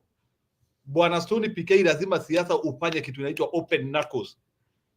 You have to do a knockout if the other guy, and then can you remember from that time up to now, Ruto has not even responded to that speech, and I knew you cannot respond to such speech. Hata Ruto hajataja Gachagua. The only person who has attempted to attacking Gachagua ni Kindiki, akiwa uko pande ya Embu, akisema ya kwamba ati, sijui kama mmesikia hiyo maneno Kindiki amesema. Kindiki alisema ati ile kazi Ruto amefanya miaka 2 ni zaidi ya ile kazi Kibaki alifanya miaka 10. He said that in Embu. So mimi nikajiangalia nikajiuliza, kwani watu wengine wanakuanga wenda wazimu? So in a nutshell, to conclude, what I say is that we have to attract any person in this revolution who we believe can help us in this war. And without assuming the positions they are coming to occupy, what we need to do now is we support these people so that we can neutralize Ruto, because Ruto needed to be neutralized and we needed to nuke. Can you imagine Gachagua coming and even telling Ruto that even in Mount Kenya region is not going to have agents? Can you imagine that level of confidence? That is the confidence we need, because already Gachagua is showing a winning formula. Gachagua is having confidence.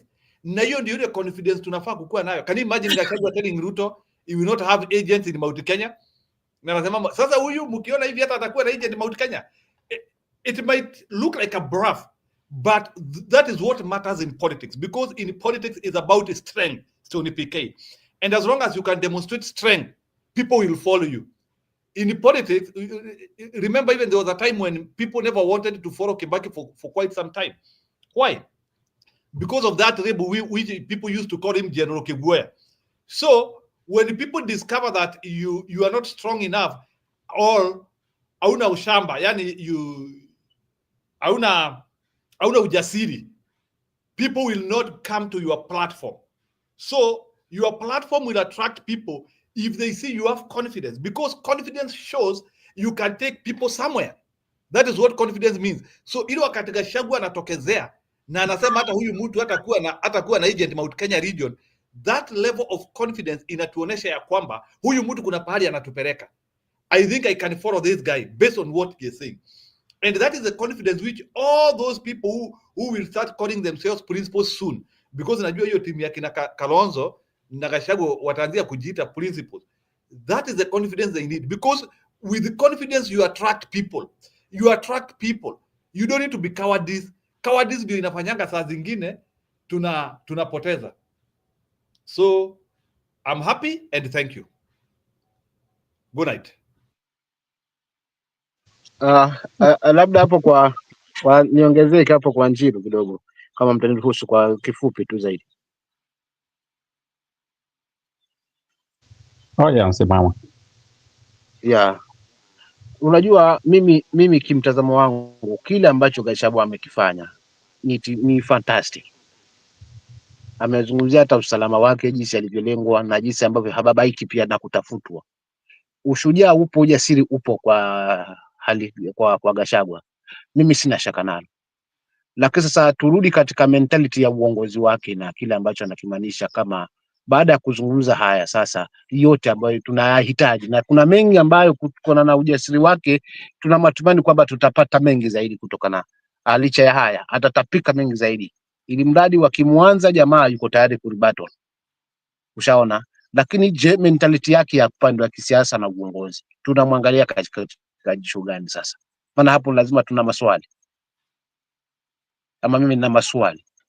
Ni kweli Njiru, mimi nakubaliana 100% kakaangu kwamba tunahitaji mtu jasiri, kama kwa sababu Kalonzo hana sifa kama hii ya ujasiri wenye ambao Gachagua ameweza kuuweka bila kuogopa, bila kujali. Na tukiangalia kweli huyu jamaa ana malengo ya kwamba amuondoe huyu jamaa kwa one term. Ameshazungumza. Huyu jamaa ni one term. Ametoana mbinu zake zote. Ushaona? Amesema ni flower girls, na kweli ni flower girls, kwa sababu tukiangalia kauli ya Kindiki aliyozungumza jana akule kwao ni flower girl.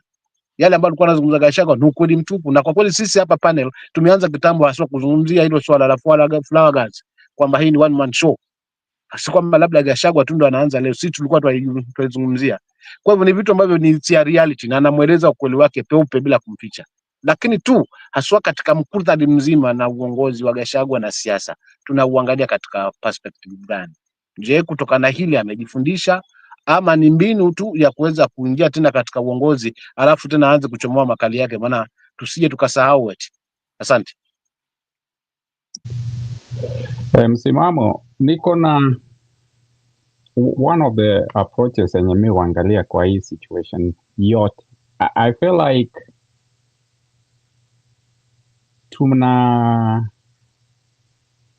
tuko na reluctancy ya ku take a step, but also complaining to the person, and for this matter the people that are taking hiyo ujasiri. watu wenye wana face the bull head on. Maswali mengi yameulizwa hapa, na mi swali yangu moja ni okay, saa hii Gachagua angekuwa amenyamaza kiki, saa hii Ruto alikuwa Western 6 days last week. Saa hii the talk of the nation is not Ruto. Gachagua angekuwa amenyamaza kiki, saa hii nani mwingine angekuwa akiongea? Ama tungekuwa tukichambua mambo ya Ruto akiwa Western.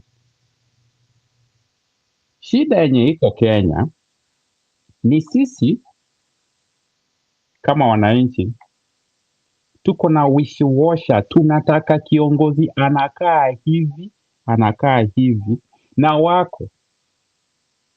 wako tuko wengi sana Kenya, na wako kwa majamii tofauti tofauti. Shida yetu ni hao ndio wananyamaza, lakini mwenye anaongea na ushawishi akiongea, huyo pia anachapo. Nani mwingine bila Gachagua saa hii ako willing asimame na aseme Gachagua, unafanya kazi nzuri, wacha nikusaidie tusonge mbele? Mulimu huyo, hiyo swali iliulizwa kule Western. Swali mbaya sana kwa leader mwenye kama mimi ningeulizwa. Bado mko hai? Yeah, yani amewaangamiza mpaka amekuja ameshangaa bado muko na nguvu. Hiyo statement yenye Gachagua alikuwa na compare, akaambia watu wa Western, akasema huyu alikuja hapa alitufanyia hivyo na tukamuelect. Alijua mpaka streets zetu zote, mpaka kwa tunashanga. Gachagua akisimama akiambia wale watu wa Western, msifanye makosa yenye sisi tulifanya. And that's the only person that's speaking that message this week to deconstruct that tour or visit ya Ruto. The problem that we are having, we don't like to play our part. And that's what I feel naturally. What you saw over there in Western, you will not see it in Mount Kenya today. Is it that we learned from the mistakes that we make sour? Of course, Mount Kenya needs to understand that Kenya is bigger than Mount Kenya. But it sounds like even Ruto cares about Mount Kenya than the place that he was.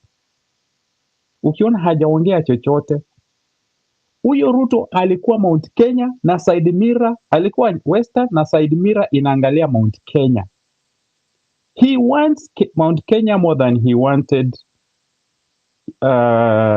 If he's given the two options, he will take Mount Kenya.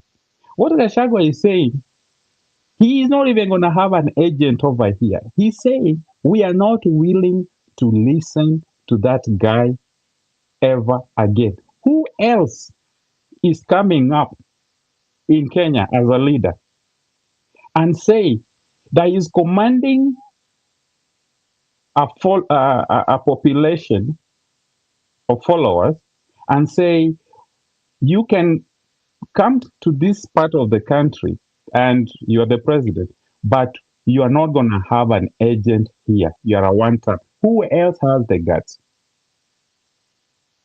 So that's the question that we have in terms of either accrediting Gachagua, also rebuking him in the name of Ukabila.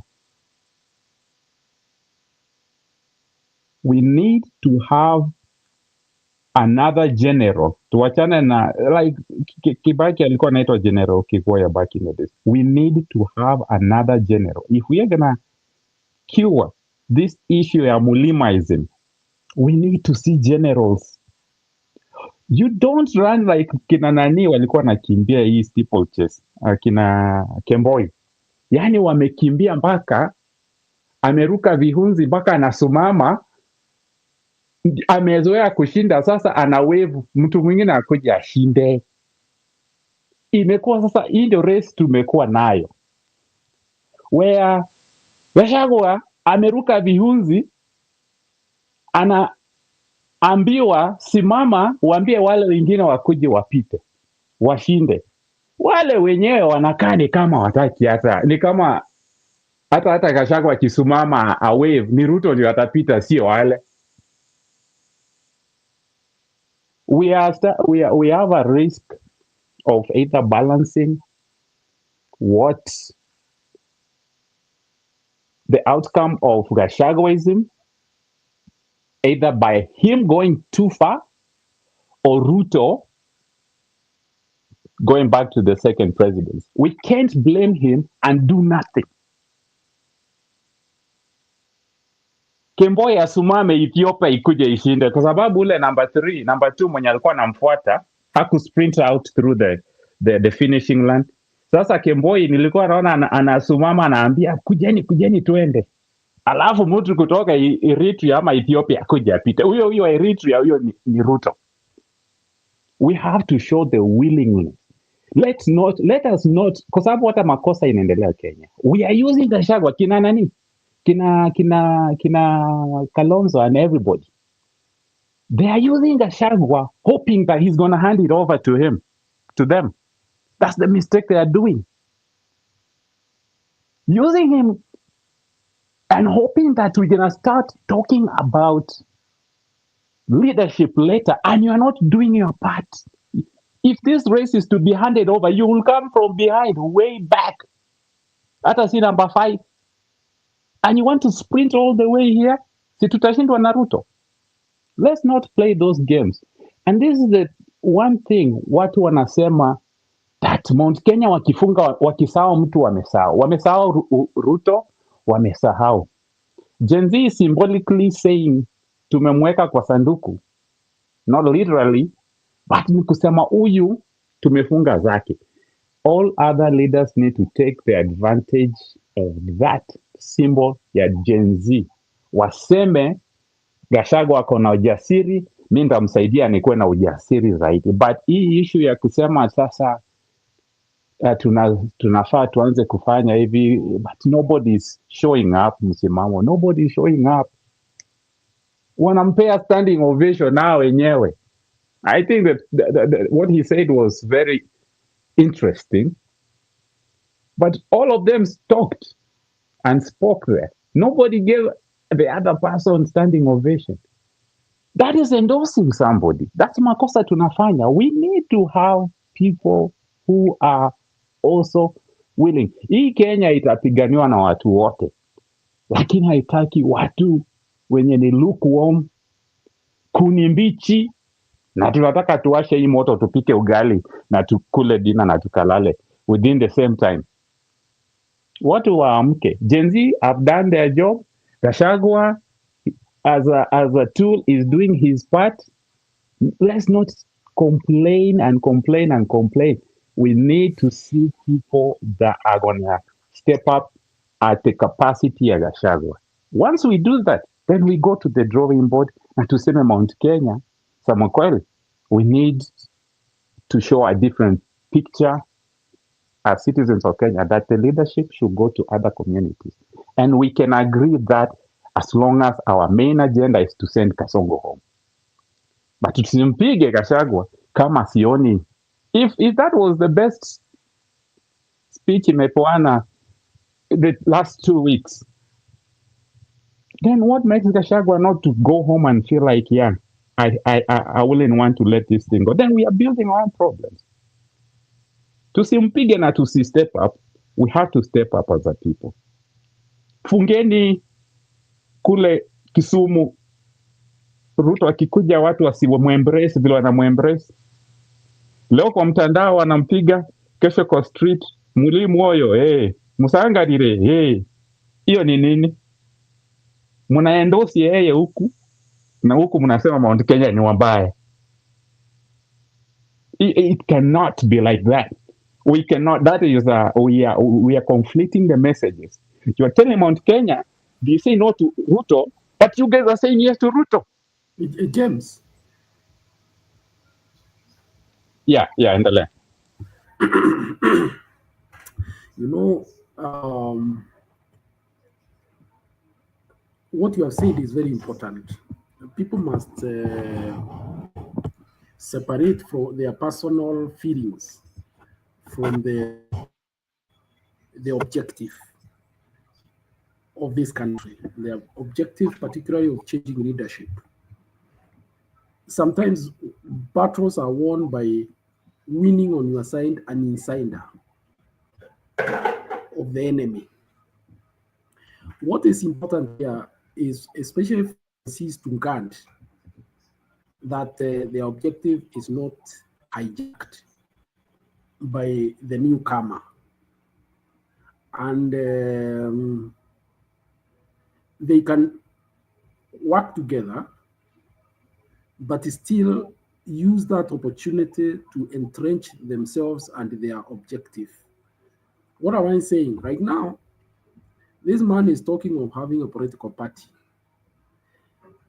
If the Gen Zs and millennials confront that party and make sure that the people they elect are people who are aligned to them and not to this man, even if he's a leader of the party, they will have completely neutralized him. Completely. That's what I mean. You can infiltrate and take over, but you have used the structures that he has made. So that at the end of the day, the objective for which you are fighting can be realized. When you are in a battle, you don't select the people who align with you. They may have a bad past, but if they agree with your objective, or if they have some personal issues to grind with the enemy who you want to remove, then you have no reason to fight. I remember one statement that Nelson Mandela made. Nelson Mandela was assisted very much by Cuba and Libya in the liberation war in South Africa. So one time after he was released from the prison, he was asked why he has to align himself with countries that are termed as terrorist states or states supporting terrorism. He just asked that journalist, and he told the journalist in no uncertain terms that political analysts or any other leader in the world has no business choosing friends for South Africa. Of course, Cuba, Libya had their own things geopolitically, but that was not the issue with South Africa. For them, it is that support that they got to dethrone the apartheid system in terms of material, emotional, training, and all other help that goes into a war that they got from the two states. That is what was most important to the people of South Africa. And therefore, he was confident enough that whoever has a problem with that can swallow a pin. So in the same manner, it is not wise for anybody to think that you shouldn't work with, especially an insider who knows how rotten this system is, to actually price open the system and dismantle it completely. And then, as you do so, you position yourselves to make sure that the person does not hijack and now bring another set of people who will mirror those that he's trying to dethrone. Of course, he has personal bitterness for what happened to him. And that is what the Gen Zs and millennials should understand, that him it's a personal war. maybe he wants to revenge, but you can harness that anger that he has, so that you can, get your objectives realized much faster. Thank you. Muri moyo. Muri moyo. Wacha ni enjoy na hiyo. But Gachagua made it. Let me conclude my story, Bwana James. Bwana James, uri moyo. At this rate nitakuwa nimezimia the way Ruto anatupeleka. Ndiri moyo. Uri moyo. Ama musangarire. Nao pia Waluya. Yaani Waluya hata waliamwanga kuzumbulianga na mtu hata akiwa hajakamata kuku. Nilifikirianga tu Waluya the only person they take serious ni yule mtu amekamata kuku. Kumbe hata mtu akikuja aseme tu musangarire. They become serious. You know, I know my real brothers, they are very serious with the kuku. Sasa Ruto anakuja hapo amesimama, anaenda kufungua transformer. Oh my. Hata Gachagua ndiye alifanya nijue kuna padi transformer ilikuwa inafunguliwa. Anyway, chat team, musangarire, muri moyo. Ama mlishazimia. Anyway, and don't worry. Shanga watu wako hai. Unajua wakunywa. Paisley. Yote imeisha. Bado hata msisai kujibu hiyo.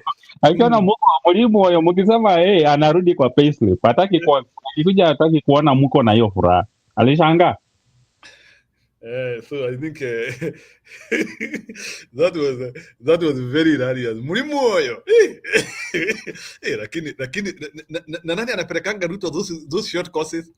I think kuna jamaa anapelekanga Ruto short courses kumwambia ukitaka kuenjoy wa Kikuyu jua hii vitu haraka haraka. Ukitaka kuenjoy wa Kamba jua hii vitu haraka haraka. Ukitaka kuenjoy wa Luya jua hii vitu haraka haraka. Because bana jamaa yani anasoma zile terms very catching. Mimi hata sijaisikia Muria akisema muri moyo.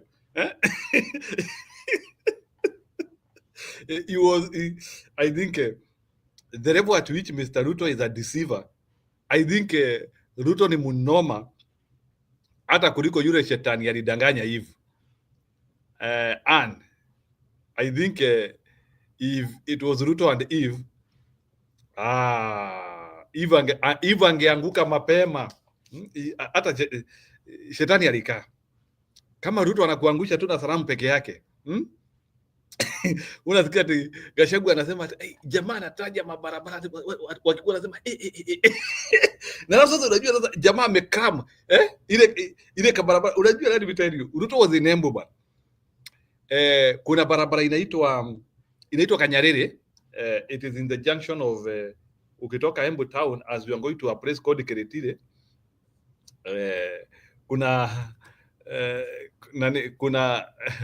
okay, wacha nimtumie. Kuna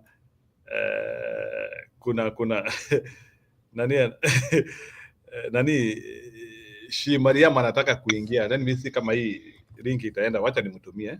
So okay, good, nimemtumia. Sasa kuna barabara iko hapo Kiritiri. Kiritiri is a place in Mbeere, ni kwa kina Stone PK huko.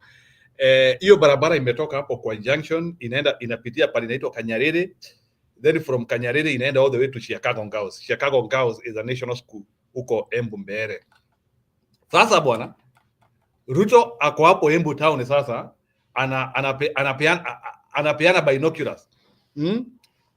In the next 2 or 3 years ile barabara ya kutoka pale junction ya Chicago pale kufika mpaka Kanyarere, inapitia hapo Kanyarere hivi mpaka Chicago Girls tunaweka rami.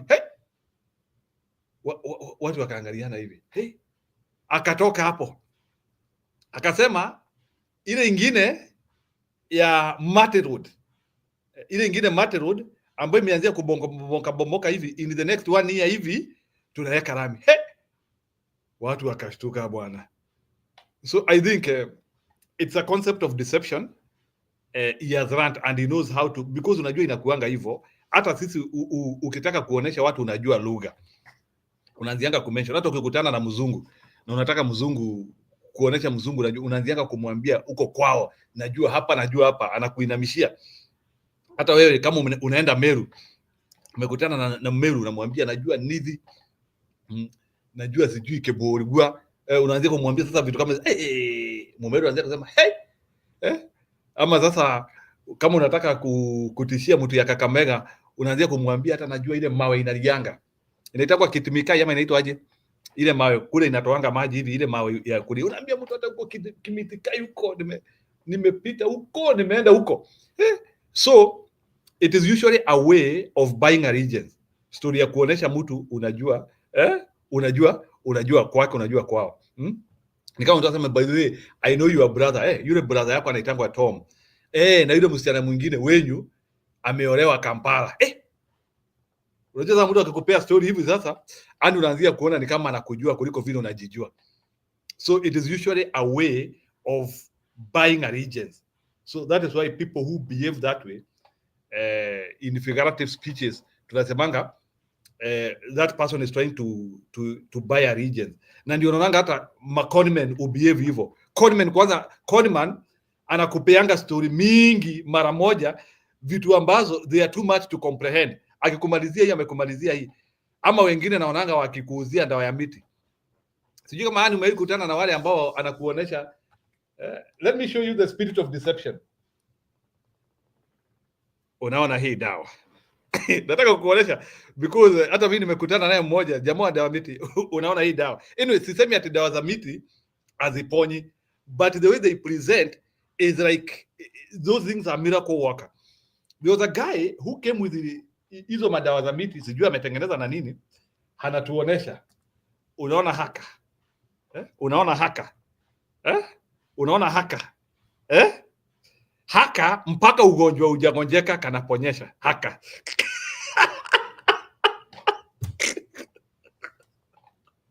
And haka kadawa we tu kameze kangojea magonjwa ikuje haka mpaka. I'm telling you, it was in my village Kibugu, a place called Kibugu. Ni jamaa miti shamba kwa hapo anasema hii itaponya ile magonjwa uko nayo na ile inakuja. Wamama tu naona hivi, wamama na kuna maji ya kumeza hapo. Hata kuna testori ya kubeba na maji ya kumeza iko hapo na katembe ni 100. Wewe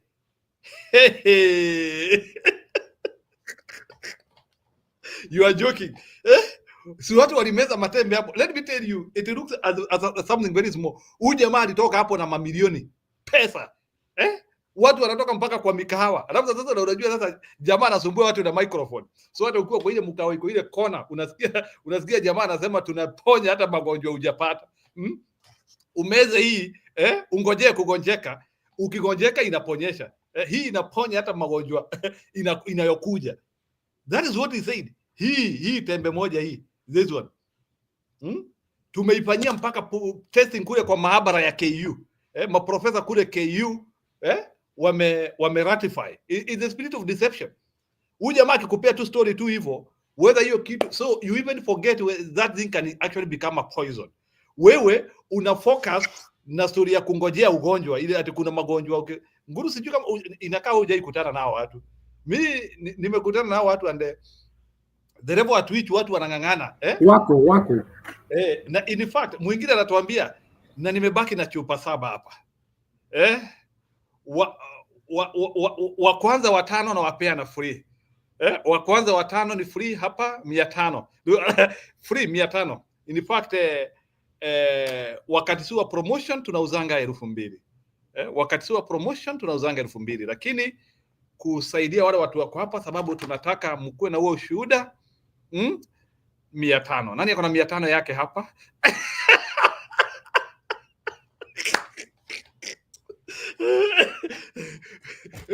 Unajua hii in my church pia nakuanga ukishonia, mimi ndiye nakuanga mtu wa soko hapo, so muachane na mimi.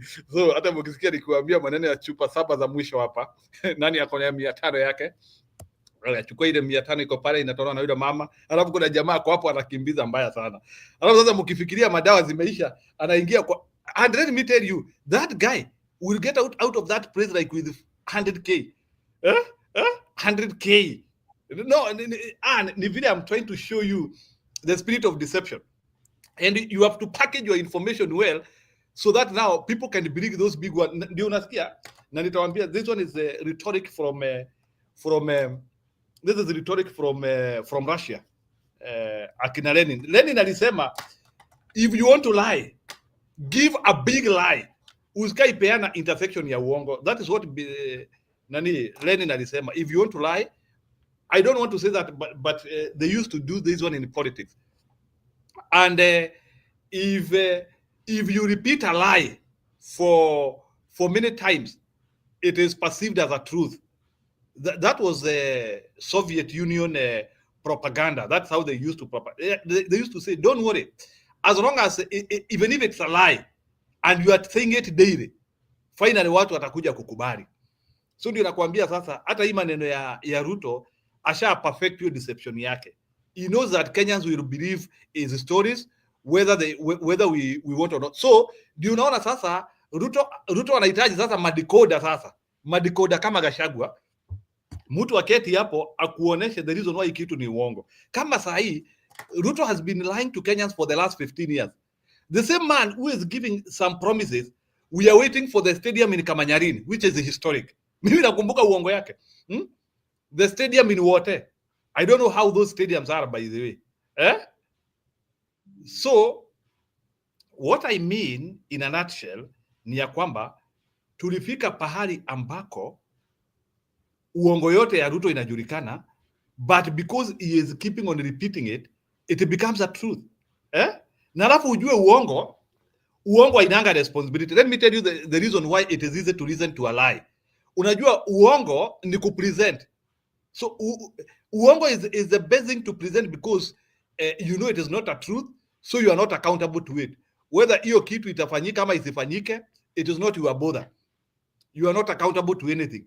Whether muende huko muporomoke ama whatever happens, whether the nation crashes, to you it is not your bother. And yako ni udanganya hao watu, you achieve your objective that moment.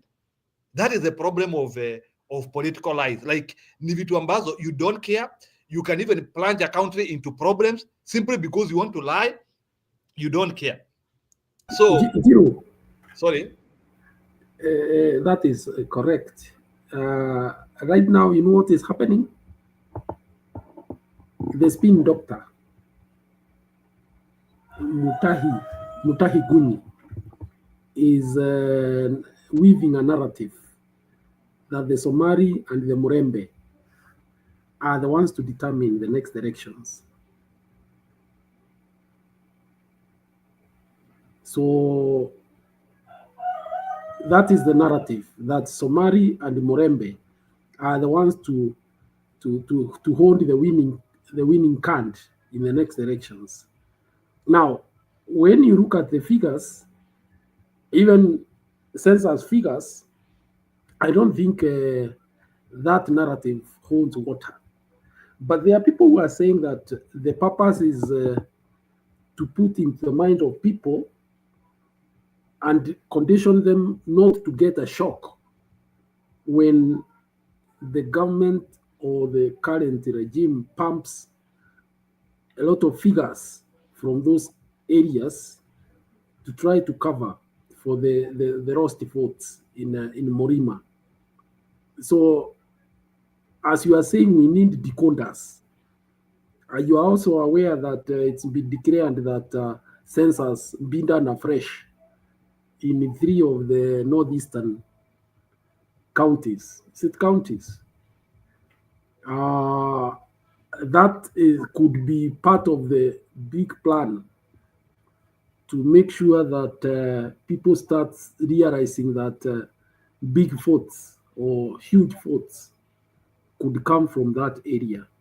And also don't also forget, just the other day we were told that vetting was suspended in that zone. Anybody can walk in and get a voting, an ID card. And you know how porous our border is on that side. So who tells you that all the refugees who came here some years back will not be Kenyan citizens? and their children. So this combination of all this, and you also heard the other day Farah Marim saying with precision and determination that they will give 99% of the vote to Kasongo.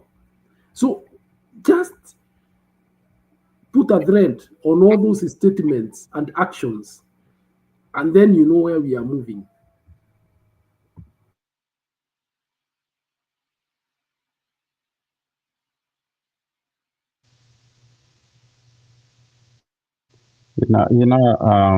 Okay. So James, maybe you can comment also on that. Building up to what you guys are saying. First of all, when it comes to what Guru is saying, and Guru was just responding to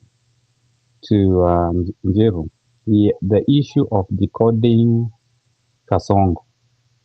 It is the most important task that we have right now when it comes to dealing with Mtukama.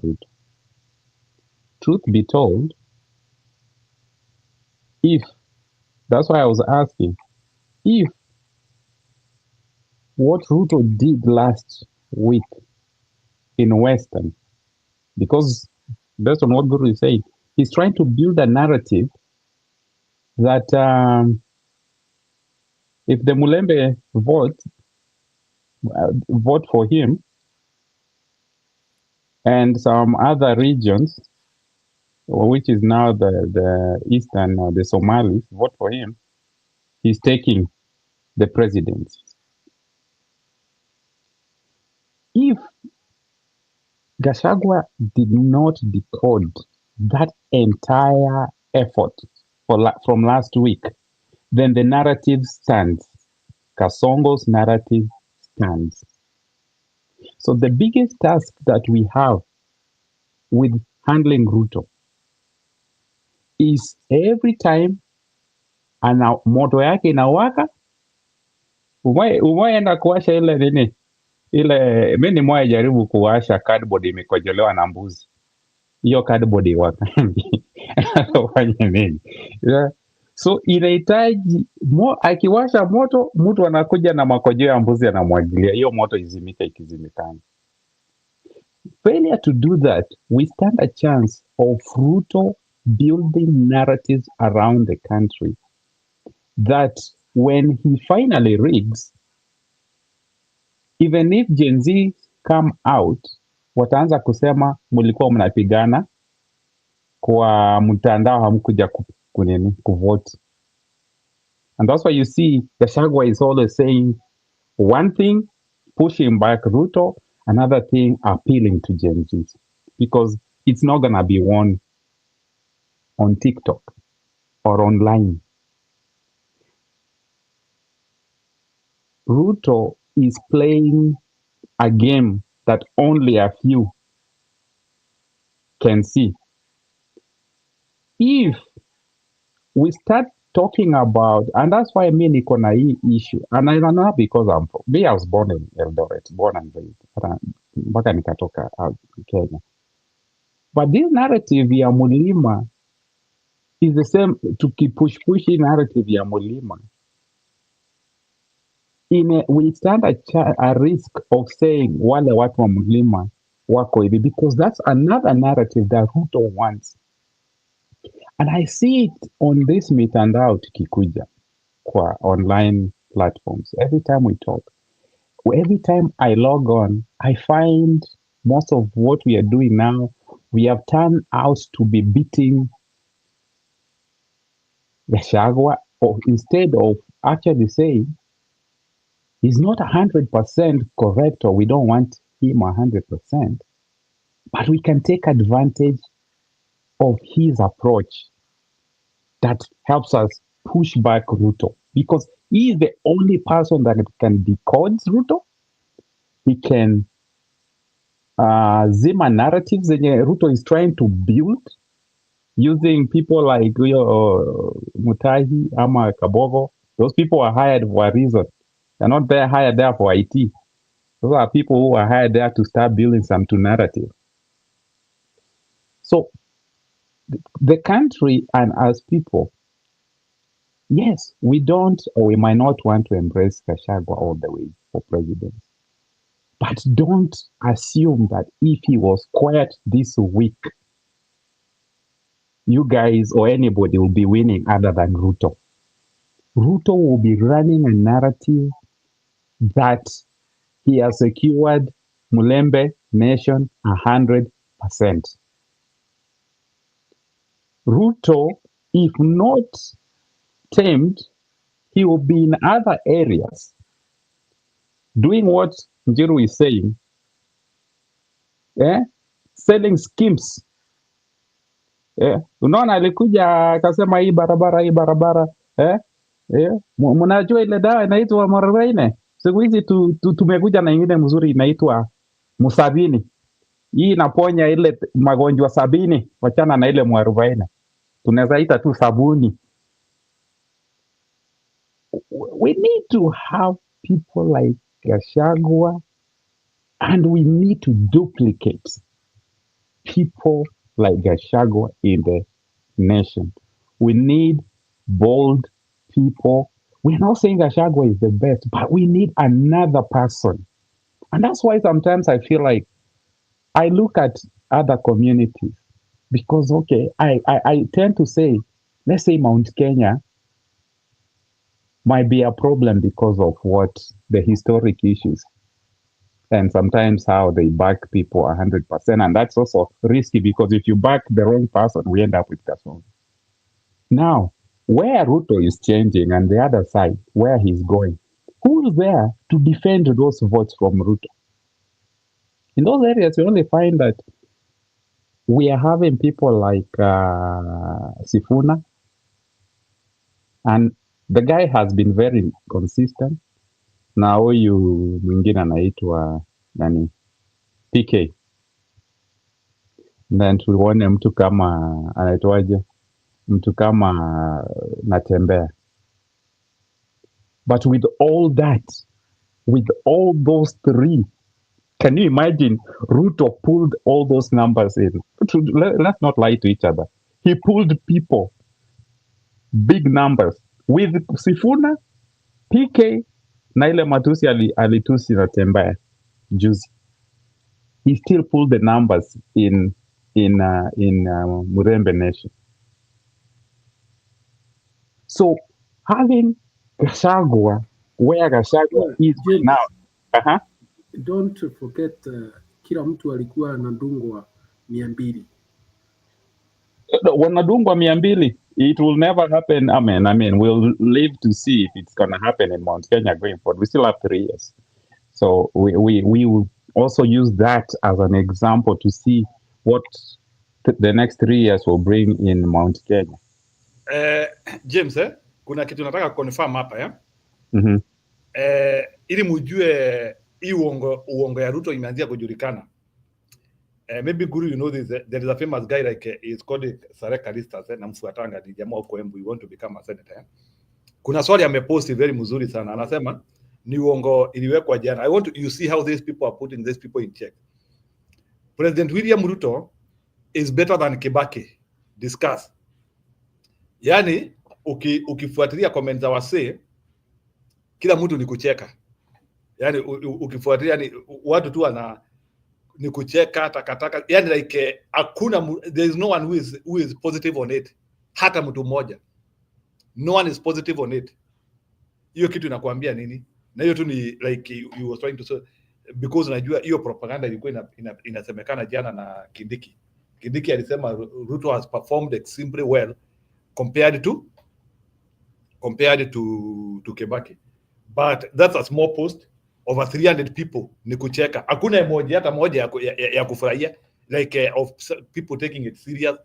So that's how nakwambia sasa, even with the mtandao alone, and then what akina Gachagua will come and do, we have finished this race. Ndio nakwambia 2022 it was easier to lie, lakini I want to tell you Bwana James, uongo ya 2027 itabidi yani udanganyane uongo mapacha. It is not easy. Yeah, I know people say Kenyans do not learn. It is easy to kudanganya wa Kenya, but let me tell you, ile level wa Kenya wamefika in terms ya kudecode uongo. Yes, they can take lies. Sisemi ati we have bulletproof, we cannot take lies, but uongo yako ili kubalike, lazima ukuwe umeidesign. Lazima uketi chini pahali udesign uongo ambayo, yani unaona ile ati generation ya uongo za nini, uongo, yani uongo ambayo imetokezea kama ngwashe, ama kama sweet potato. I agree, tunaweza danganywa, lakini ni uongo serious, uongo iko na miguu. So and that is the problem which Ruto akona. Ndio unaona hata akianzia kusema huko kwa Waluya muri moyo, hakuna hata mtu ana concentrate na hiyo, because watu wanaanzia kuona sasa this one is a penetration of deception. So yes, James, Kenyans can be lied to, but ni uongo iko na nguo. So including hata ile uongo Ruto alitumia 2022, hiyo ni stale. Unaona ile uongo sasa, so 2022 Ruto unajuanga alikuanga anaingia pale, unasikia akisema hiyo tutasuluhisha, anakuja anakutana na wanawake, we will make sure that our cabinet will be gender sensitive, anaenda anakutana na vijana, we will make sure that vijana will be gender sensitive. Sasa iende uambie watu vitu kama hizo, the first thing wanakuuliza how do we know? Na then already sasa Ruto is on a platform of a questioned man, a man who has an unstable character. So kuna venye, yes, Ruto will lie, but Ruto will have to hire expert liars. Lakini sio ati uongo, sio uongo ati physical. Hiyo na ndio unaona sasa Ruto imemletea shida, Gachagua anamuattack. Mnakumbuka the other time Uhuru akiongea kitu, kesho yake Ruto alikuanga anajibu. Nataka mkumbuke 2022 how it was. From 2019 hapo, Uhuru akiongea tu kitu, Ruto ndiye huyu kwa podium. Why has it taken over a week toka Gachagua aongee, hata Ruto mwenyewe hajaongea hizo vitu? Why is Ruto suddenly not responding? Because he knows he can respond, aharibu kila kitu. So Ruto has also understood that when people have labeled you as a liar ama mtu muongo, it reaches a time whereby silence is also defense. And Bwana James, you will see now Ruto even employing that kind of lies, ama kutuma maproxy wakadanganyane, kama vile sasa ametuma Kindiki aende akarespond on his behalf. Hizi vitu za Gachagua. But Ruto will not appear. Ruto will only be appearing kwa salamu peke yake. Muri moyo. Na hiyo story inaisha. That's what I wanted. Njiru, the person unreached right now is Oscar Sudi in TikTok and other places. But what is most interesting, there is a very serious allegation that Gachagua made. And he mentioned the two names that are always camping at the house in the hill, crafting fraud. Do you know nobody has talked about that one? Not even a threat to be taken to court. Because I would have expected those guys would have issued a statement by now and threatened to move to court. That has not happened. Maybe it will happen, I don't know. But that was a very serious allegation. I also saw Alice Wahome trying to answer back on the issue of housing. And he's challenged Wamunyoro to move to the EACC to table the evidence he has that there is some underhand schemes that are done in that affordable housing thing.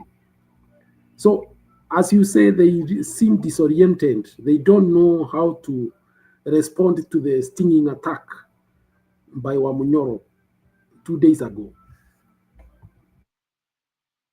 And the one thing that I picked up from you, Mr. Guru, that in addition to what is important about Gachagua decoding Ruto, is this narrative, hii part yenye umesema ya Ruto building a narrative that he is famous in other areas, even though he's not famous in Mount Kenya. That is a very key part. That also I see the importance of Gachagua decoding and telling those guys, sisi tulidanganywa hivyo hivyo. The importance of him doing that is that I think what I got from you, even if you didn't say, is that Ruto knows somehow he's not going to win this election. But as long as he can build some narratives, then he can rig the election. Unajua kuna ile yenye ulipata kura zenyewe, lakini ukienda kuambia watu watasema hata mikutano zako watu wako wanakuja. And that can be a bad business when it comes to dealing with Gen Zs, especially after what we saw in June last year. I think if the finance bill was a problem, then you can imagine what will happen with the election if it's rigged. But so Ruto knows that, and so he wants to build his narrative here. Mulembe is in my pocket. This other akisema Nyanza is in my pocket. Naende huko na pull masses. Naende kule na pull masses. Then he can come and say, even if these people didn't show up to vote, even if Gen Z showed up and voted for the alternative leadership, and the pay slipped him, and the other groups that have been mama mbogas, watu wenye wamefinyiliwa, Ruto can also say that he still won based on the fact that he has been pulling masses. So for Gachagua to come and decode and call out those people wa muri moyo, muri mutavi, musangarire, when he comes out and say next year kama saa hii tuko hivi, the next second time tutavaa vinyasa, that is very important, because failure to do that, Ruto will lead the election inakuja. So I think Ruto is a smart person. Ruto is ahead of his game. Ruto knows that the numbers are not working for him, but if he can pay and pull in masses kwa hizo campaign zake, guarantee you he can say tulishindania 100,000, and that would be a good way to say that it's not rigged. Hata watu wakienda kotini. So failure to do that, I think he has a very tough uphill cliff, hata sio mountain, to accomplish a rigging. Because at this point, I think we are talking about rigging. We are not even talking about a fair election. We should agree, from going forward, Ruto is building an atmosphere where he can rig, and he will rig based on pulling masses. So Gachagua plays a key and a very important role by decoding everything that Ruto does. That's what I... James. Yeah. James, you are aware that, was it Sunday? Rigathi said that there's a scheme to change the whole of the Supreme Court, including the CJ. And he actually attached it to the next elections. So if that is the truth, and he's saying some money has been set aside to make sure that happens, then you can see somebody deliberate on building blocks that will make it certain that whatever he intends to do will not be challenged or will just be passed over at the Supreme Court. And you are aware that there has been a lot of push and pull on the issues of picking IEBC. So I think what is important here is that Wamonyoro could be a very good asset because he did these things together in the last general election, so he knows exactly what he is talking about. And that is a real sting that I think this regime needs. And that is where now Gen Zs come in and the millennials to use that opportunity to punch the system. Yeah, but I see a lot of people out here building animosity between and attaching Wamunyoro and Mount Kenyaism. That is Let a me tell you, that let is me tell you, by the way, Mhm. you know, there are people unleashed purposely for that, and they serve a certain purpose. They are on a stipend, and you are going to expect that to happen very much. This is politics. So when you see such sentiments, don't think it is the whole community that is talking that way. Let's assume somebody comes with the name of Odiambo, saying how they are going to vote this way because they want to punish people of Molima. These people could just be agents that are planted to confuse and perpetuate a certain narrative that will direct people to vote in a certain way. And that's where now, especially the millennials and the Gen Zs, must be very careful. Not everything you see here, you say that that is a popular view of a certain section of the country. I've seen somebody trying even to craft that how communities will mass and all that. But the truth of the matter is this. Most of our communities, if you look at the way they vote, look at the Kisi almost always vote half-half or thereabouts to different political formations. Look at the Maasai.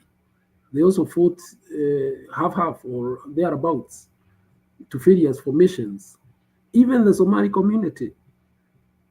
So for somebody to come and say that he has rocked, even the Ruya, so for somebody to come and perpetuate a myth that a whole community like the Ruya will vote in one basket, that the Maasai will also be voting in one basket. I think even the Coast Province, that is not the fact. That's not the voting pattern that we have observed over many elections before. So this narrative is becoming hard to sustain. And even rigging, you require one very solid block or two of them, like Ruto had in the last general election. He knew at least 90% of the central, which consists of several communities, is his for taking. Then the Rift Valley, quite a huge chunk, was his for taking. So now, for him, he just had to go and look for pockets of support in other parts to win. But that now has been disrupted for losing a solid block. And to create that solid block in the Western Kenya or even the Somali may become very difficult. So winning becomes a mirage.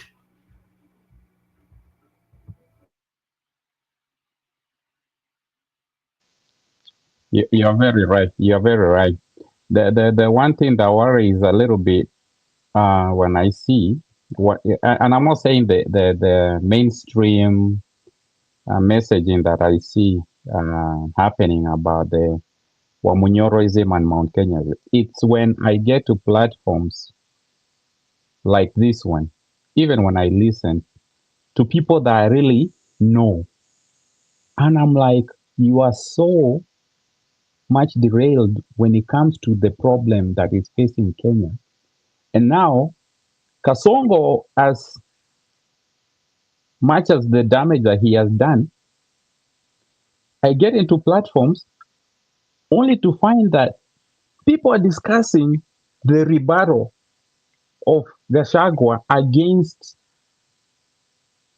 Ruto. And as effective as it was in pushing back Ruto, you find people discussing why is it that also Gachagua is very effective in messaging. These are the same people that either they are not brave enough to attack Ruto, they are not brave enough to start their own, or support another leader. Pretty much, I can say that. But you'll find them here bravely attacking Wamunyoro. So, ukichukua the people who are supposed to be either preaching the alternative solutions, even if it's not the Wamunyoro, but they are beating Wamunyoro and leaving Ruto alone. But then there are people who are listening to them online. You find out that they are deceiving other Kenyans that the problem of Kenya now has turned out not to be Ruto, and it's now Mount Kenya and Wamunyoro. See, that's why I have a huge problem with this thing enye tuna fight Wamunyoro is winning another narrative. Na hiyo narrative enye unasema, yeah, people cannot, Kasongo might not get the votes that he wants in other regions. But as long as he builds a narrative that he's popular, and he's Musangarire on the other side, and he's Muri Moyo in 2027 and 2028, he will rig. Na tutamuona kwa sababu tumebeat a lot of people in these platforms concentrated on beating Gachagua and Ruto, and did not use the same energy to push back Ruto. Then Ruto will build a narrative, and true to what you said, he's not going to get the vote. James. You build enough story to rig the votes. James. Yeah. Do you know the kind of vicious political fights happening in Kenya have never been here before? Right now, I've just seen a group has moved to court to petition the court for mental evaluation of the top man. Of hey. So, how do you sustain that kind of pressure? You try this, people move this way. You go this way, they move the other side. And you know, when this battle moved from the streets to the cyberspace, the cyberspace has become a jungle that Kasongo has been unable to tame. And I don't take it rightly that Kabogo are saying they can consider crossing these platforms for what he called state security. So Kenyans just have to start tightening their belts. The journey is just about to get speedy. And Mr. Guru, just to jump in on the Kabogo issue, because I want, and I like to be the person that even when I'm speaking online, I make it harder for those people to think that that's an easy. They might, if they do it, they should be the one tightening their belts. Because at the end of the day, Kenya itself as a country, all over the world, is known for their vocal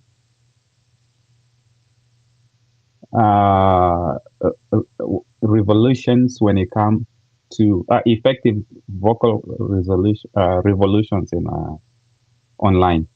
The world knows Kenya like that. Kenya has already sold itself so much out there when it comes to speaking for injustice that when you turn that platform and it goes black, The world will know. Number one, the world will know. They will call out Ruto. Quick, fast. Ruto is also in a situation. Tumeona leo alienda ama ilikuwa jana akatoka. He announced that he's getting out of WHO. A lot of people are saying, oh, WHO is doing this and that.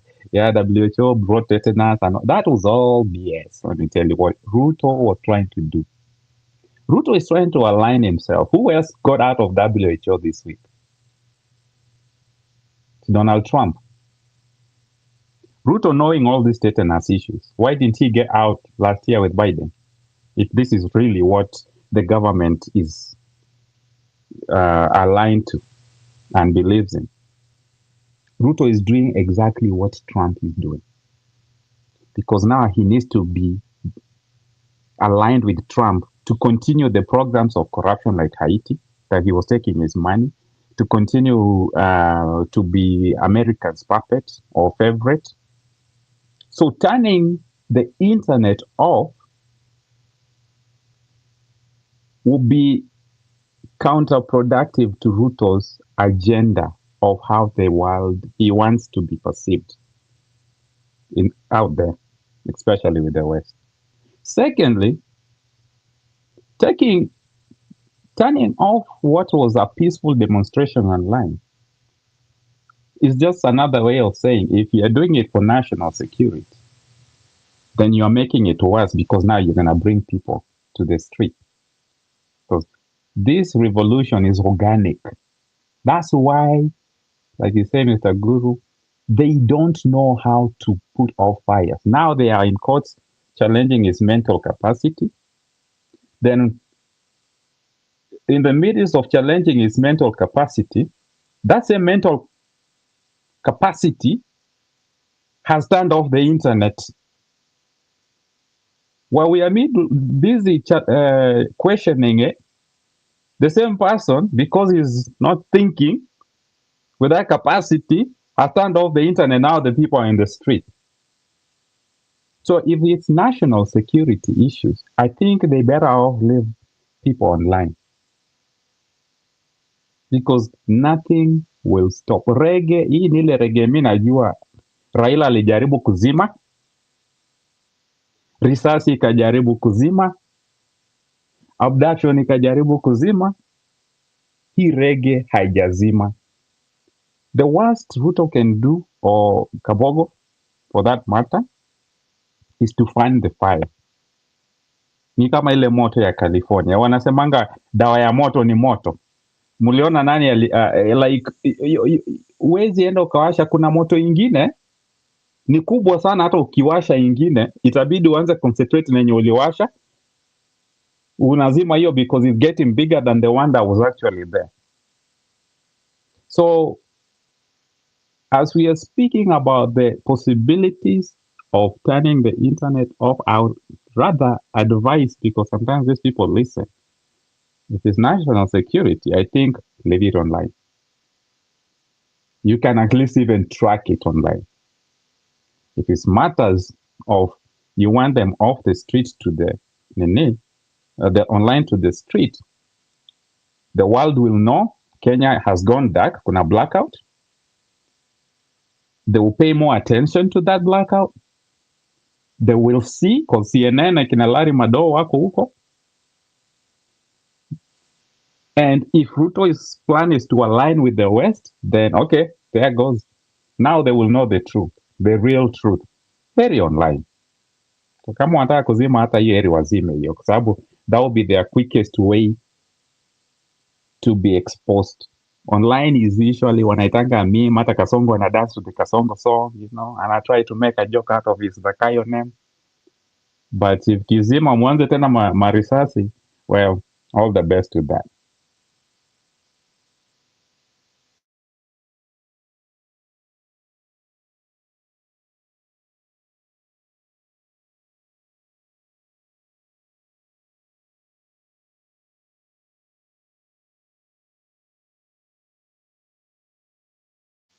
Njiruko.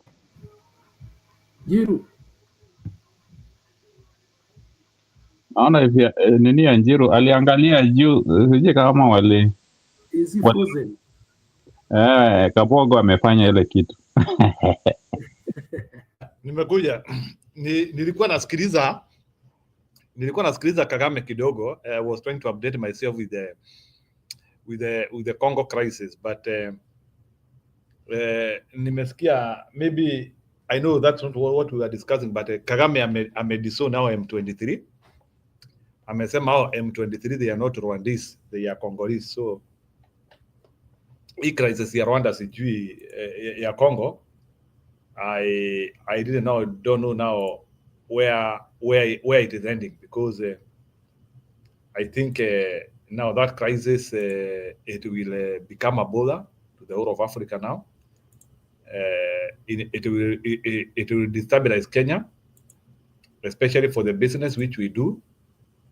Mukijua vizuri sana, we have banks like Equity which operate in Congo. We have many Kenyans who operate in Congo. So that's why I'm saying it's a precarious situation, which we cannot assume. It's a precarious situation. So moving away from that, issue ya Congo. Jerome, before you move away from that, okay, you are aware that the Kenyan embassy is one of those that were targeted, along with that of France, America, I think Rwanda, I don't know. And then, if that is the case, if there is a viciousness from the people towards our embassy, that it tells you the sentiment on the ground is not very good, that of Kenya. And number two, our man is saying that he called Macron, Emmanuel, of France. And you are aware that these countries that were Francophone have been kind of trying to exercise themselves from the French influence. And in fact, some of them have grown very aggressive against them. And you are aware that Tshisekedi refused to attend a virtual meeting last night. It is also said that because of the manner in which Kasongo tried to handle the matter, he could jeopardize some of the votes that Baba was to get in Addis Ababa. So even as you talk, maybe you can try to bring in those so that we can understand a bit more. Those are the few things in the snippets we have gotten from the various sources. You know, from the theory of my thinking, I'm one of the person who believes that Raila should not win that thing, because he has proven not to be a solution in Kenya. There is a crisis in governance of Kenya, and the absence of war is not an indication of peace. So even in Kenya, hata kama mabuduki yaziri, hatuna amani. We are destabilized in our hearts. Kenyans are not happy because of what is happening, because there is internal war within ourselves. Kuna vita tunapigana sisi wenyewe. That's why Atori anatokezea pale, ambaye anafaa kukua akidefend watu, anaanzia kusema ya kwamba nitapigana na huyo Gachagua, nitapigana na huyo Gachagua, nitapigana. I don't know kama mliona Atori. Hadi nikashindwa, is this guy supposed to be speaking for the workers or he is supposed to be speaking against Gachagua? Unajua mimi hadi nikaanzia kuuliza, kwani saa zingine hawa watu wakipewa kazi nini na waingianga kwa vichwa? So hii issue ya Congo, as we said, Congo is just a playground for the superpowers. It is Chinese and Americans fighting. It has no difference like a proxy war in Ukraine, where Ukrainians are the ones who are dying, as Russians and Americans are trying to weigh each other. on a dominance, because even before that's how superpowers fight globally. Soviet Union, they did not fight directly with America, but during the 52-53 war of Korea, America was supporting South, while North was with the Russians. So that is how these things happen. So even these issues of Congo and Rwanda, utakuja kujua ya kwamba Kagame is also under instruction from somewhere. And at the end of the day, ni nyasi humia wakati madovu zinapigana. So Congolese will continue to suffer.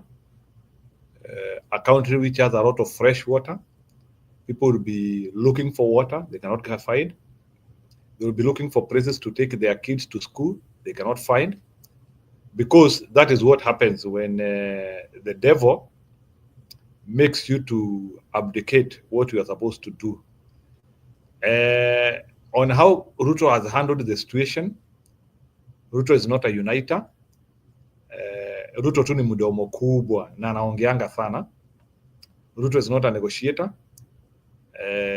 It is just like a similar way the other day when he was condemning Israel. No, he was condemning war without even knowing what he was saying. Not Israel, I think he was condemning Russia.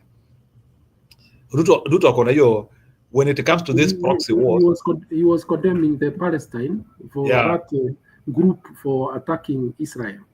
Yeah, and taking a very firm stand. Yeah, so that's a poor way of reasoning. Vitu zingine, it is better to be neutral, because you are, in any case, you are not, because when you begin to support somebody, it means you are encouraging the war. By default, that's what you say. So the fact that you are condemning somebody and you don't want to look at the underlying reasons which made that person to attack, including Russia. You cannot condemn Russia.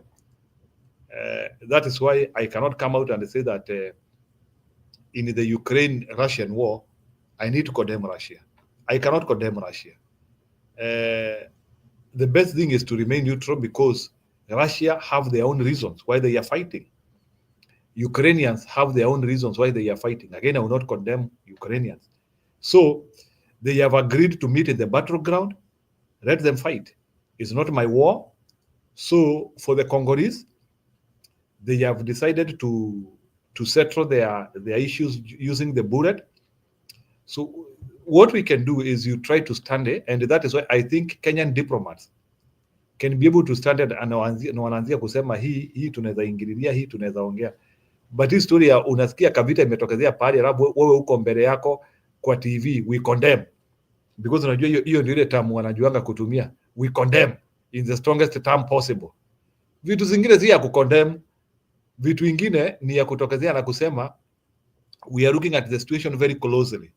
Even Americans themselves, vitu zingine zikitokezea unasikianga wakisema kama hata ni mlipuko imetokezea Kenya, maybe it is Dusit imekuwa attacked, unasikianga Americans wakisema there is an attack in Kenya and we are closely monitoring the situation, na wanapotelea. So they don't have hii kiherehere ya viongozi wetu wanatokezeanga na condemnation. It is not always the time you have to condemn people, and hata hawa wanapigananga, it is not that they don't have a reason. That is why they were not fighting yesterday, they are fighting today. Every person who goes on war, he has a reason. So now everybody and on either side, he believes that he is correct. So we need to understand that. So you cannot be, if you have to condemn both of them, condemn all the actors. But these ideas whereby they want people to take sides, mimi naona that is actually what is making these wars to become long and protracted. At the end of the day, this Congolese war is going to become long and protracted. What is a protracted war? A protracted war is a war which you are fighting slowly, and you are receiving weapons, and there are so many diplomacies which are being played in the pretext that we want these people to stop war, but in real sense, they don't want people to stop war. So that is what they always want. And as long as there is a slight war in Congo, it is for the advantage of the imperialists. Don't forget that. So Congo has to remain in war for the prosperity of some of the people who are benefiting from Congo. It is unfortunate that Congolese themselves, they have been unable to understand their potential, but rather they have decided to disagree as brothers, and they have decided foreigners to milk their country dry. So that is the issue which is there. Congolese have no vision of what their country is. They are illusioned. They don't understand themselves. That is why they can even fight in a country which is as big as half of Europe. A country which they can actually build a road, a country which actually they can become one of the greatest importers of everything, but rather they have decided to hate other than to do the right thing. I agree, proxy wars will always be there, but we cannot agree as brothers to be killing each other in the name of proxy wars are being done in our country. Congo has to rise up and they understand their potential. And you only understand your potential if you are able to have a control of the people who are becoming presidents in your country. And that is the challenge which Congo is having. Congo has never been serious on anything. That is why I cannot assure peace in this decade to Congolese. I think Congolese will have to understand what peace means. They will have to understand their country so that they can be able to know what is best for their country. Since I was growing up as a young kid, I was always hearing good stories about Congo. But at the same time, I was hearing of devastation about Congo. It cannot be this way. So Congo has to discover leadership. They have to discover what they need to do as a nation. But they cannot continue this way. Even countries with nothing are doing better than them. Countries which have no any reserve, any mineral reserve, zingine tu ni vumbi peke yake, they are doing better than them. It is a shame that Congo can suffer with everything that they have in this life. And it's not a matter of superior countries are going there and they want to take those minerals at a low price. They have brains, they have people who can think, and their people should be able to raise people who should be able to get them out of that precarious situation. Congo cannot behave that way. And it is so unfortunate that even Rwandese themselves, they would be interested in making another country unstable. Rwanda is a casualty of instability, and I don't think Rwanda has good spirit if they are feeling that if Congo is in war, that is where their strength is coming from. They need to know that stability of Eastern Africa region is stability for everyone when it comes to business. We need to know that Congo is one of the biggest market in Eastern Africa region, with close to 100 million people. They are usually buying a lot of products from everybody. We use Mombasa as their main port because the one in Atlantic is very longer to reach to the mainland Congo. So Congo cannot continue sitting on its potential. When it comes to the issues of Raila Odinga has to lose the African Union position. Why? Because Raila Odinga has proved incapabilities of bringing tranquility and peace and good stuff, even in the countries where he comes from. I have not seen Mr. Raila Odinga great influence in this Gen Z revolution. I have not seen his wisdom in some of the things which Kenyans are fighting for, but rather he has concentrated with his appetite of wanting to become the head of AU. He has buried himself on everything. He has been unable to catapult Kenya on the path of growth. And rather, he is promising that he is going to become a good leader when he gets a position. It is so bad that Raila had to bury everything in the name of he needed a seat in Africa. I don't think he is positioned, leaving alone that he is in his maiden years of life. And I think he will not have energy to serve Africans. And with now active wars like Congo, we now need a more active AU chairman who will be able to traverse that area, somebody who is energetic, somebody who can negotiate, who can work for long hours.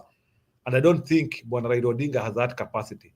I think because of these instabilities which are happening in Africa, it is the right time AU appoints a relatively younger person, a serious diplomatic person who can be able to spend long hours, not just somebody for cameras. I don't think Raila Odinga has capacity to sit down for long hours and look for peace. There is a lot which need to be done in Africa.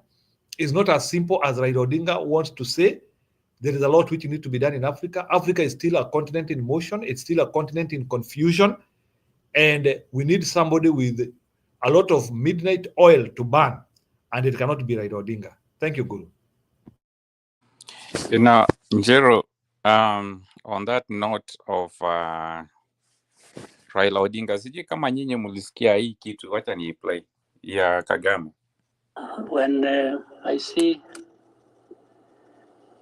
I know leaders when I see them.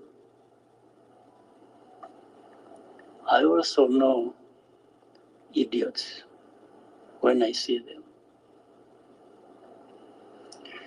You can imagine the combination of both of them, the disaster it is. If you are a leader and an idiot, it's a disaster, absolute disaster.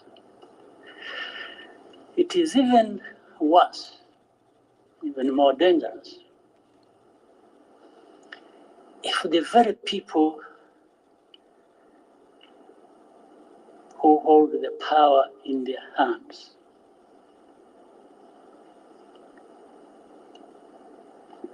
decide that they will be manipulated and played around for some interest. So that's it. You're on that issue, Raila. I don't see. I think Kagame, this was 13 days ago. You know, Raila was, and all these other national presidents who are meeting, they have met a lot this week. In Egypt, in Dar es Salaam. And it's true, Raila, all he cares is interest. What this guy is saying here, Kagame. And I think Kagame has watched Kenya, and he's seeing the internal conflicts that is going on in Kenya. And then he sees that that same country is where the chairperson of East Africa is. When he says he knows idiots and he knows leaders, at this point you don't even know who is the leader in Kenya and who is the idiot in Kenya. But I can guarantee you, when he's talking about interests, I think he's talking more about people like Raila. Because Raila, true, he knows he's holding a lot of power, especially in a country that was stable or is stable still, like Kenya. And that same leader, when other governments were there and he was playing his role, Kenya was leading Congo, leading when it comes to conflicts that are happening in Congo. So as we are sitting, Kenya is not offering any leadership that it has been offering even when it wasn't at the chairperson position of East Africa. And I think even Rwanda is not going to vote for Raila for that matter. If you had to ask me, Rwanda, I feel like they don't hold high regard for Ruto nor Raila for that matter. And this is just a spillover of the relations between even Kenya and Congo. I see what Mudavadi said. In the middle of a conflict in Congo, only thing this guy says is that we demand Congo to repay our embassy. Like, bro, they don't even care about their own country. At this point, okay, they do care about their country, but they are willing to burn it down first before they rebuild it. And if your embassy is in the country, then so be it. So I think the issue that's happening in Congo, it is very unfortunate. I feel like the way East Africa, we have a very strong geographic economy and population that we should be proud, and it holds a lot of resources, especially Congo. But it's unfortunate how we are disintegrating as a community to have the possibility of even Rwanda and Congo fight each other, and also to go back and imagine that at one point it was Rwanda who we needed to congregate and help, and then it's them who are going into war. I mean, Kagame might disown M23, but does not mean that it doesn't mean anything. Ni kama Ruto kusema is not abducting agencies. Jamani, we have been there. These are all just talking points. Kagame na your statement is the same as Ruto saying he's not abducting. Then if he does, if he's not supporting, then let him send the military, including the East Africa military, and go flash out M23. But he can't do that because those are his people. The leadership hata ya Kasongo towards the East Africa, I feel Ruto has been handed leadership the wrong time, both for Kenya, and now is leading East Africa, and the only time the statement Rwanda and Congo might go on head-on is happening under his watch again. Yeah, it's absurd, and it's really, yeah, it's really worrying.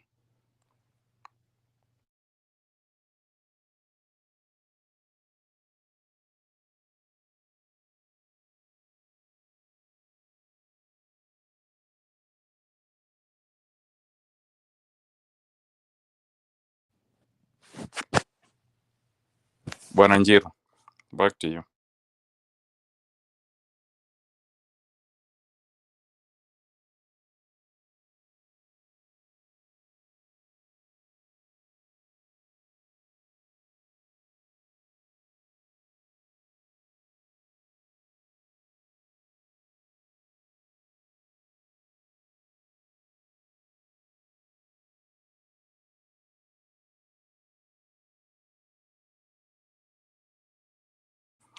Hey, can you hear me?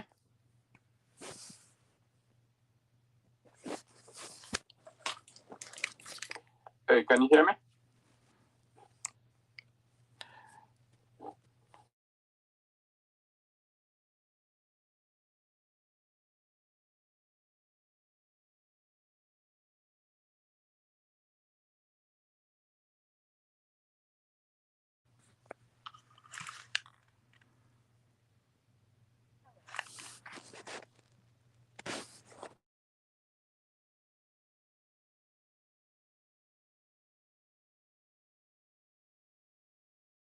Yeah. So, Bwana James, I think we can call it a day, please, because I can see material kama zimeisha, and we can meet tomorrow, no problem. So, PK, sijui hapo pande gani? Soon, where are you? Nimpigie simu because itabidi afunge pande ya kwake. Let me call Stone PK.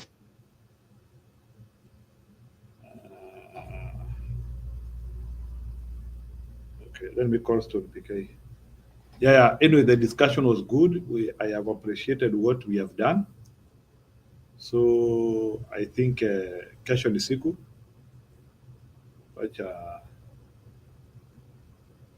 Wacha tufikishe hapo for now. It was good. Nilikuwa naona Eli ndio alikuwa anasema hapa chini ama alienda wapi? Yeah, so I'm not getting Stone PK na unajua sasa program haiwezi enda forever. Yeah, ni kweli hata hapa mimi ni late. So na sijui nani mwingine ako na rights. Julia ako na rights. Kidhani Julia ako nayo. Yeye ndo alini add up. Lakini sasa unajua nalala pia. People are asleep, so wacha nione kama atachukua. Bwana Guru alilala pia? No, Guru wako hapa. But anyway, the discussion was good. So, yeah, somebody has to close the studio. Huh? The studio has to be closed anyway.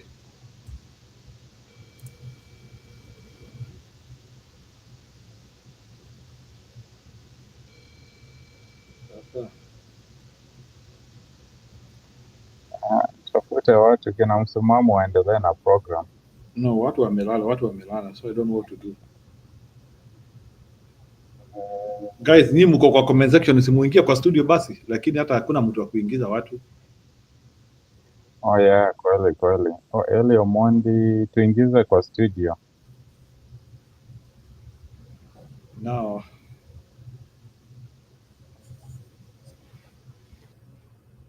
So this is really dangerous, eh? I know. Hebu nione naona kuna hata ile alikuwa anaitisha link. Tungekuwa tumewacha mtu hapa ya Kasongo na leo sio mimi nilikuwa naingiza watu kwa studio. Yeah, people need to know that we were just streaming both of us, mimi na Stone PK. So we were streaming from Stone PK video in studio. So I cannot be, so I can stop from my side, lakini Stone PK lazima stop from his side. Kuna shida.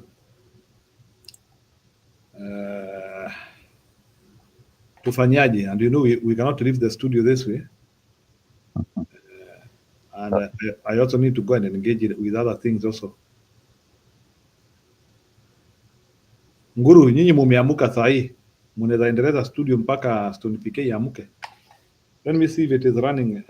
Kama studio ina run kwa pande ya Stone PK.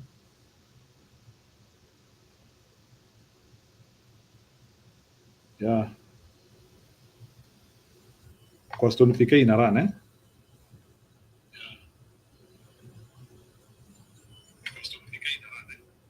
Wow. So what does that mean? You know, we cannot leave studio this way. So as we look for them, itabidi tutafute topic ya kudiscuss. So mume-exhaust your story ya Congo? Hiyo story ya Congo too, honestly How do you think America and China are going to respond on it? I think they will respond based on their best interest. But unajua sasa it is both America and China who are having opposing interests. So like, do you think, for me, I think Congolese war could become more fierce because now I think America might also want to win. So already there is a lot of scare from what is happening in the AI world. So I don't think now America would want to lose everywhere. I think now America is very interested in such positions now. So what do you think? Also, I think having, Honestly, having Kasongo, I'm not trying to relate every problem with Kasongo, but having Kasongo as the East African chairperson is one of those things that tumejikuta kwa situation mbaya. I think even, I believe East African leaders also kinda ridicule or mock him in a way that he does not hold influence ya kusimamisha kitu kama hiyo na to call people in order or to order. That's why the president of Congo did not show up on, was it X, the virtual meeting? So Kulikuwa na mkutano ya X leo? no, there was a meeting that they were supposed to, a virtual meeting. Yeah, yeah, the leaders, but I think huyo Zakedi ama anaitwa nani haku show up. So I think East Africa just needs to get this thing under control. And if Kagame says that it's not his people, then he should be willing also to send. If they listen to him, they might not be his people, but they might listen to him as a leader. He can also call them to order. Just to save East Africa from being a war zone, because that thing can spill over quick. You know, it has a spill over to out of control war. And once we do that, we tend to invite other countries. Now usually China and US. And once these people come in, every time we invite these other Western countries, they're not gonna come there and say that we are gonna fix the war without getting, what is it that we are getting out of it? So if we don't fix it, tutapeana minerals, and that's what the Western world wants. China will take, Russia will take, and US will take. So that's what it will come down to. We don't want it to get to a point where we have to involve the Americans and, the Western world. Yeah, that is true. Na tafadhali kama kuna mtu ako na namba ya msimamo mnaweza mpigia simu. I'm trying to look for them wakuja wafunge kituo because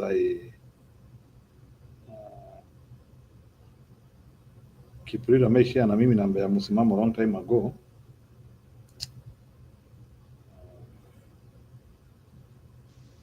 Uko na namba?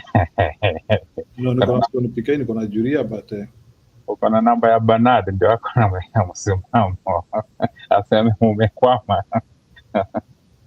Hapana, sasa hii si station ya Bernard. Hii ni sisi tujikwamue sisi wenyewe.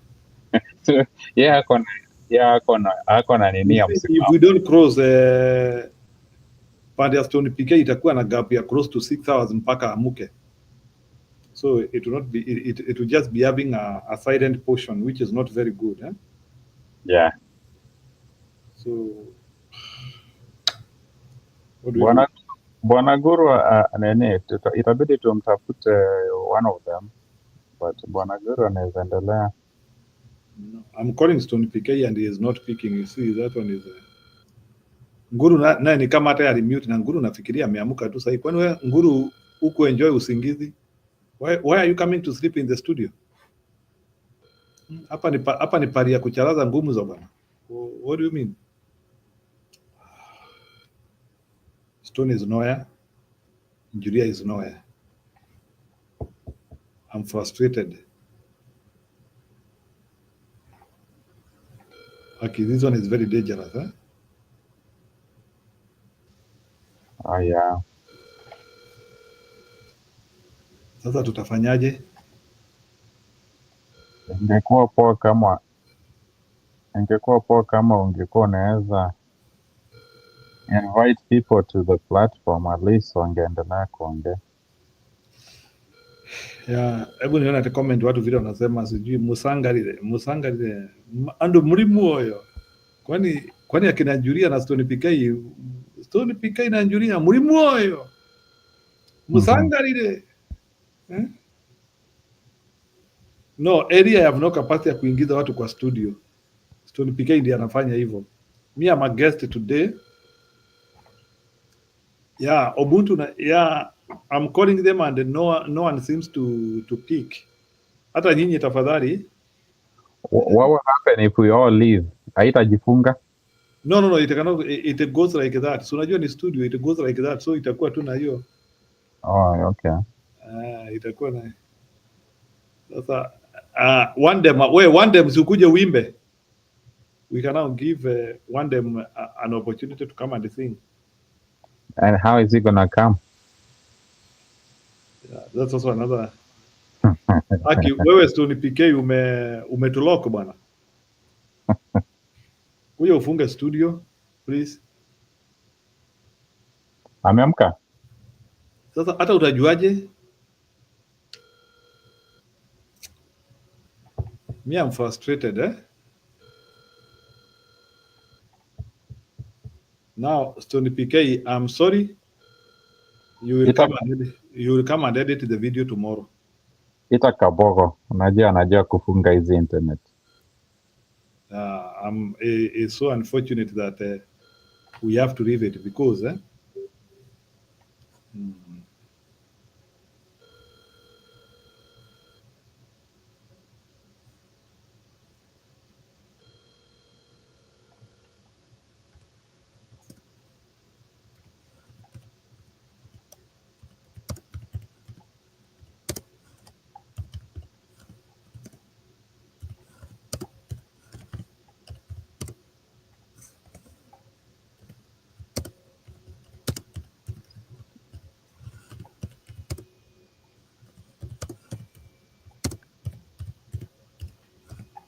Nani anasema Iran 24?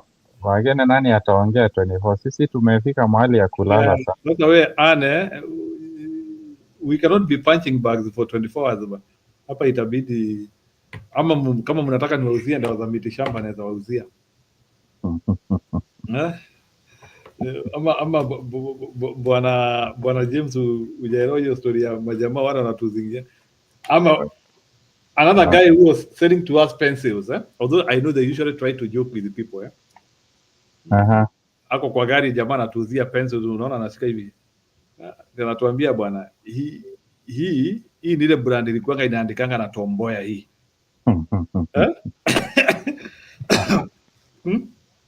Unaona hii ni ile ilikuwa inaandika, hii ni ile brand ilikuwa inaandika na Tomboya. Hebu andika. So I know. Sijui kama mnajua majamaa wanauzanga vitu kwa gari.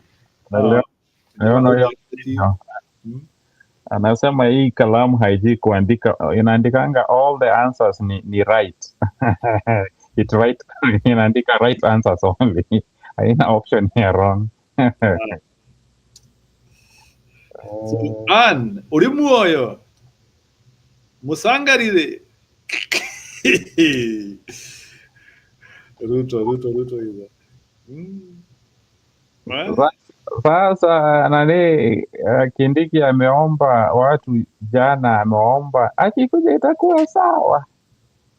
Mko hakika? Like I laughed bwana, nilisikia akisema mko na hakika. By the way, nani alikuwa anaombewa ruhusa?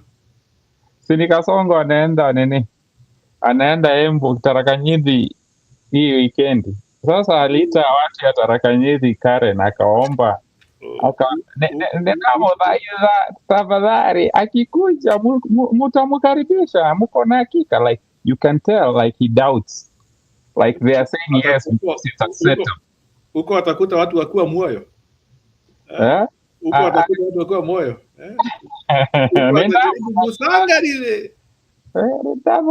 Tafadhali mpaka akasema hata mkitaka kutusi hata heri mnitusi, mimi ni mtoto wenu. Msimutusi tafadhali, nitusini mimi. Like he's ready to carry the cross, and he's so worried that they are saying yes, they will treat Ruto nice. You know, hiyo ni setup. It's more like a setup. Yeah, bring him. You know, walisema mulete. I think it's gonna be a disaster. Huyu jamaa ameenda kujiaibisha na ni sawa. Sijui kama Gachagua ata get crash. Hata hakuna haja get crash kwa sababu I think after all he has said and what has the damage that has been done, is also good to sit back and see, even without the interference or even him having a big role. Tuone kama watu wako moyo huko. Tuone kama ile nini mwadhani ya kumyo itatembea huko. Sijui Waembu wanasemanga aje. Mulimu oyo. Sisi Waembu tunasemanga mulimu oyo. Mulimu oyo. Muko muoyo. Mureko moyo ko. Musangalile. Hiyo ndio tunadanganywa nayo. Unajua hiyo ingine iliisha version na jamaa kweli ajua kujifunza lugha. Lugha that guy knows what sells in the place. Unajua bana, the moment umeenda huko kwa Waluya bana, alafu shosho asikie rais anamsalimia Musangalile. Unajua hadi shosho anasema na kijana yangu. Na alidrop a whole sentence. Wacha hiyo salamu ilienda ilikuwa inakuja ikitiri. Nilisikia ilikuwa it was salamu inapiga somersault. Ilikuwa yapaka mafuta wewe. Mimi nilimuinamishia kwa sababu hata ningejua nisumame mbele ya watu niongee hivyo back to back na nisikosee. Na anasema munipe ile salamu ambayo market kabisa. Ulisikia vile jamaa yani like the whole salamu was serious. Bungoma, ilikuwa Bungoma, ilikuwa wapi? Hapo ni Bungoma, hapo ni kwa Weta. Ilikuwa Bungoma hoye. Bungoma hoye. Mulimu oyo. Masalale. Bungoma. Imagine hiyo kazi yote alafu nani Gachagua akadeconstruct na sentence mbili. Hata si tulikuwa tunaambiwa hivyo ati Wakikuyu wanasema gai. Akasema alidanganya hata huyu Waititu huyu alidanganywa. Yeah, Ruto, you have to give it to him when it comes to kuhype watu. Huyo mtu atakuja akuuzie kitu yako. So, Bwana James, it's unfortunate that mimi nimekosa Stone PK kabisa. Itabidi tuwache, Sasa I cannot get him, so I don't know what to do. I cannot get him. I don't know what to do. Well, itabidi sasa tuache station hivyo na ni vibaya. If he calls you back, or you can try, kama unaenda kulala, you can try him off the. No, I cannot be here. I cannot be here, please. I need to do other stuff. When he calls you back or something like that, like later. So Stone PK, I'm sorry. Alex, kama mko na admin right kwa pande ya Stone PK, simkuje mfunge studio bana. That's how we are suffering. Nani atamfungia station? Musangalile.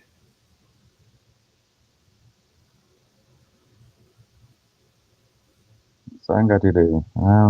Hiyo ilitoka kwa Weta ama ilitoka kwa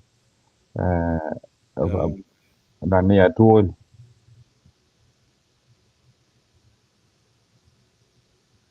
Yeah, so we are suffering, So Bwana James, even pande yangu iwezi, I cannot be able to stop, So I think the best thing we just exit, but if you can try Stone PK later, even in like 20, keep trying that, he can come and close it. Aya ni sawa, wacha niache studio because I'm sorry friends, I cannot go beyond. Alrighty, well, you have a good one.